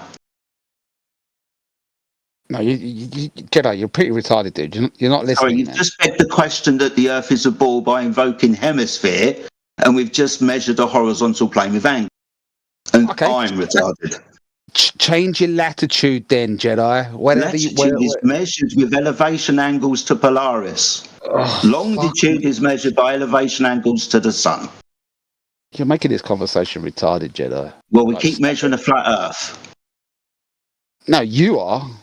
Well, no, we are. When we measure these angles, like you did with your sticks and your shadows. No, dude. You can do sticks and shadows in the northern hemisphere. When we beg the question that the Earth is a ball. And then we can just go south. From a curved surface, you can't. And then we can just go south. Not using your baseline as a curved surface, you can't. Are you going to hold on to that one too, T-Dub? Yeah, I am. Oh my God. Yeah, I'm going to hold you to your fucking words. Measuring angles using the surface as one line and the line of sight to the thing in the sky as your other line. Do you think that's what's assumed then? Like, we assume that the Earth is curved. He doesn't know what angles are. Fucking do it. Make him define angles. Like, he doesn't know what they are. I did it earlier. No, wait. Honestly, like, I've seen this picture that you've shown. Yeah, like X wrong. Yeah, that some point right angle about off. Yeah, that bend. Like, is that what you think is assumed when we try to calculate the movement of Earth in reference frame to the sun? You think that's what we're doing? We're interested in what we fucking measure, not what we calculate, not what we assume. Like when you assume that you're in a fucking hemisphere when you keep measuring horizontal planes. Dude, I'm not talking about the shape of the Earth. I'm saying in reference frame to the sun, dude. Okay, well, we've already figured out that it can be either or. How are you proving it's the Earth? Because we can take the same measurement, like south, further south. And still measure the sun moving across the sky. Right. Still measure the same phenomena. We just keep measuring the same phenomena. How are you proving it's the Earth that's moving and not the sun? Because the acceleration will be different in the measurement, dude. Will it? Yes. Okay. Right. Progress. So the acceleration over... So, does time change? No. No, time doesn't change, but we measure an acceleration in speed of the sun. Yeah, but it's not a sundial, dude. We use atomic clocks, believe it or not. Oh, now we're using atomic clocks. We've suddenly put the sticks and the fucking stones to the side, and all of a sudden we're measuring atomic clocks, not the sun anymore. No, we're using sticks and stones, dude, but like the time gradient between the northern and the south. No, dude, you're getting tied up in simple maths, dude. You're going to realise the Earth's a sphere, like, you will. You haven't provided me any math. What you have said is trigonometry, which is angle measurements and triangles and shit. Right. So at the same time, you have sticks and stones. Provided no math. North. And Sorry, you take the same measurements. I'm trying to use your terminology, dude. What north is? Okay, what do I say what north is then? closer to the North Pole. Yeah, you have one that's closer to the North Pole. Dude, like, why are you doing that? You're being retarded for no reason. No, I'm asking you to define your terms because I don't trust you. You don't actually have to do this in the Southern Hemisphere. I do because I don't trust you. Well, I don't care if you do. You're just being retarded. Well, to make this conversation go along, I'm going to keep asking you to clarify your terms before we weasel away in or out or something. Well, you don't know where north is. No, I'm asking you, what do you think north is and how do we derive north? Is that going to be another flat earth measurement, is it, when we measure the elevation angle Polaris and the geographical position below Polaris denoted as 90 degrees north? No, you're just obfuscating because you know what I'm doing. You are. It's just going to be another flat earth measurement and you want to squill your ball in here somewhere. When I realise the math, but we keep measuring a flat earth. Dude, you don't know what maths is, dude. If you think like can't angles... You don't even know what... You just keep saying you don't even know what math is. That's all you keep saying. You're not providing anything like information, bro. Look, listen, like, I don't care whether you guys get this or not. I'm just trying to speak you through like basic understanding how we work out that the Earth is. You don't know. You don't even fucking know. No, I do know. I do know how you do it, dude. I'm explaining it to you. You haven't shown that you know. Because I keep getting interrupted by a Jedi who thinks like it's a mystery what North is. Tell us what North is. Up. Oh my God, he thinks up is north now. It doesn't. By the way, it doesn't actually matter for the argument. This is how I know you're. That's when you're going to start going places. No, it don't matter. It don't matter for the argument. It don't matter where I go. This is how I know you're obfuscating to the argument. Sorry, how I know, dude. Earlier on it mattered where we went. We had to change location. Now it doesn't matter. You're obfuscating needlessly. No, I'm just pointing out that you're a fucking idiot. It's kind of fun. I'm enjoying it, but I wish you'd fucking make a point. What's north and how do we know when we've got there? The centre of your flat Earth. No, it's not the centre of anything, right? I'm asking you what north is. Why you've put this as the centre of something, I've got no fucking idea. The top of the sphere, what Earth is, yeah? The top. Yeah? The top of how do I know when I'm at the top of the sphere, when I'm on the top of the sphere relative to me all of the fucking time? I'm explaining it to you, dude, and you're not how do I know when I've got to north? Well, you can do sticks and stones, dude. I'm explaining it to you. More angle measurements. Yeah, all right. So angle measurements at the North Pole, yeah. Let's say, yeah. And you do angle measurements on the South Pole, yeah. Okay, now he's got two. No, dude, this is what I'm trying to get to, dude. We can measure the acceleration change of the shadows between the two hemispheres at the same time, and then we can work out that Earth is moving in relation to the sun and the shape. Further and closer to the sun. You're so busy in saying something, you're not listening. I'm actually listening to you. You ain't. It's like what? So when we go north towards the equator, we get closer to the sun, and then when we leave the equator and get further away from the sun. I did not say closer to the sun, dude. You just the equator, the tropics, where the sun resides throughout the fucking year. You're just fabricating like words in your head, Jedi. No, you spoke about an acceleration change of the fucking shadow. Yes, exactly. Let me try it real quick. Okay, so what you're talking about is the Earth rotates at different tangential speeds, right? And so when you travel away from the equator, you're moving at a different rate? Yeah, like in relation to the sun, yes. Yeah, okay, so what you're saying here is either the sun moves faster or slower, right? And so people have okay. So you would have 24-hour sun at the equator? No. Or I mean, you would have 24-hour days, should I say, at the equator? No, no. You would not have 24-hour long days at the equator, like both the nighttime and the day. It's not 24 hours. No, of course not. I don't know how you reached that conclusion. So how long is a day? What the fuck? What dude, you guys you've missed the point like so completely. Like it's This is how I know you end up being flat earthers. No, I'm just asking you, like, if a day is not 24 hours, how long is it? You want me to tell you how long a day is? Like, where is your initial reference frame, dude? Like the equator, for instance. Let's say I know off the top of my head and it is 24 hours, yeah? Well, let's just assume the equator is 24 hours, okay. And then if you move further up, like, would it be less hours or more hours? I don't see the point in this, to be honest. I'm just trying to understand your argument. Well, listen, and you'll get it. Well, you've not gone into these specifics, so I'm trying to understand why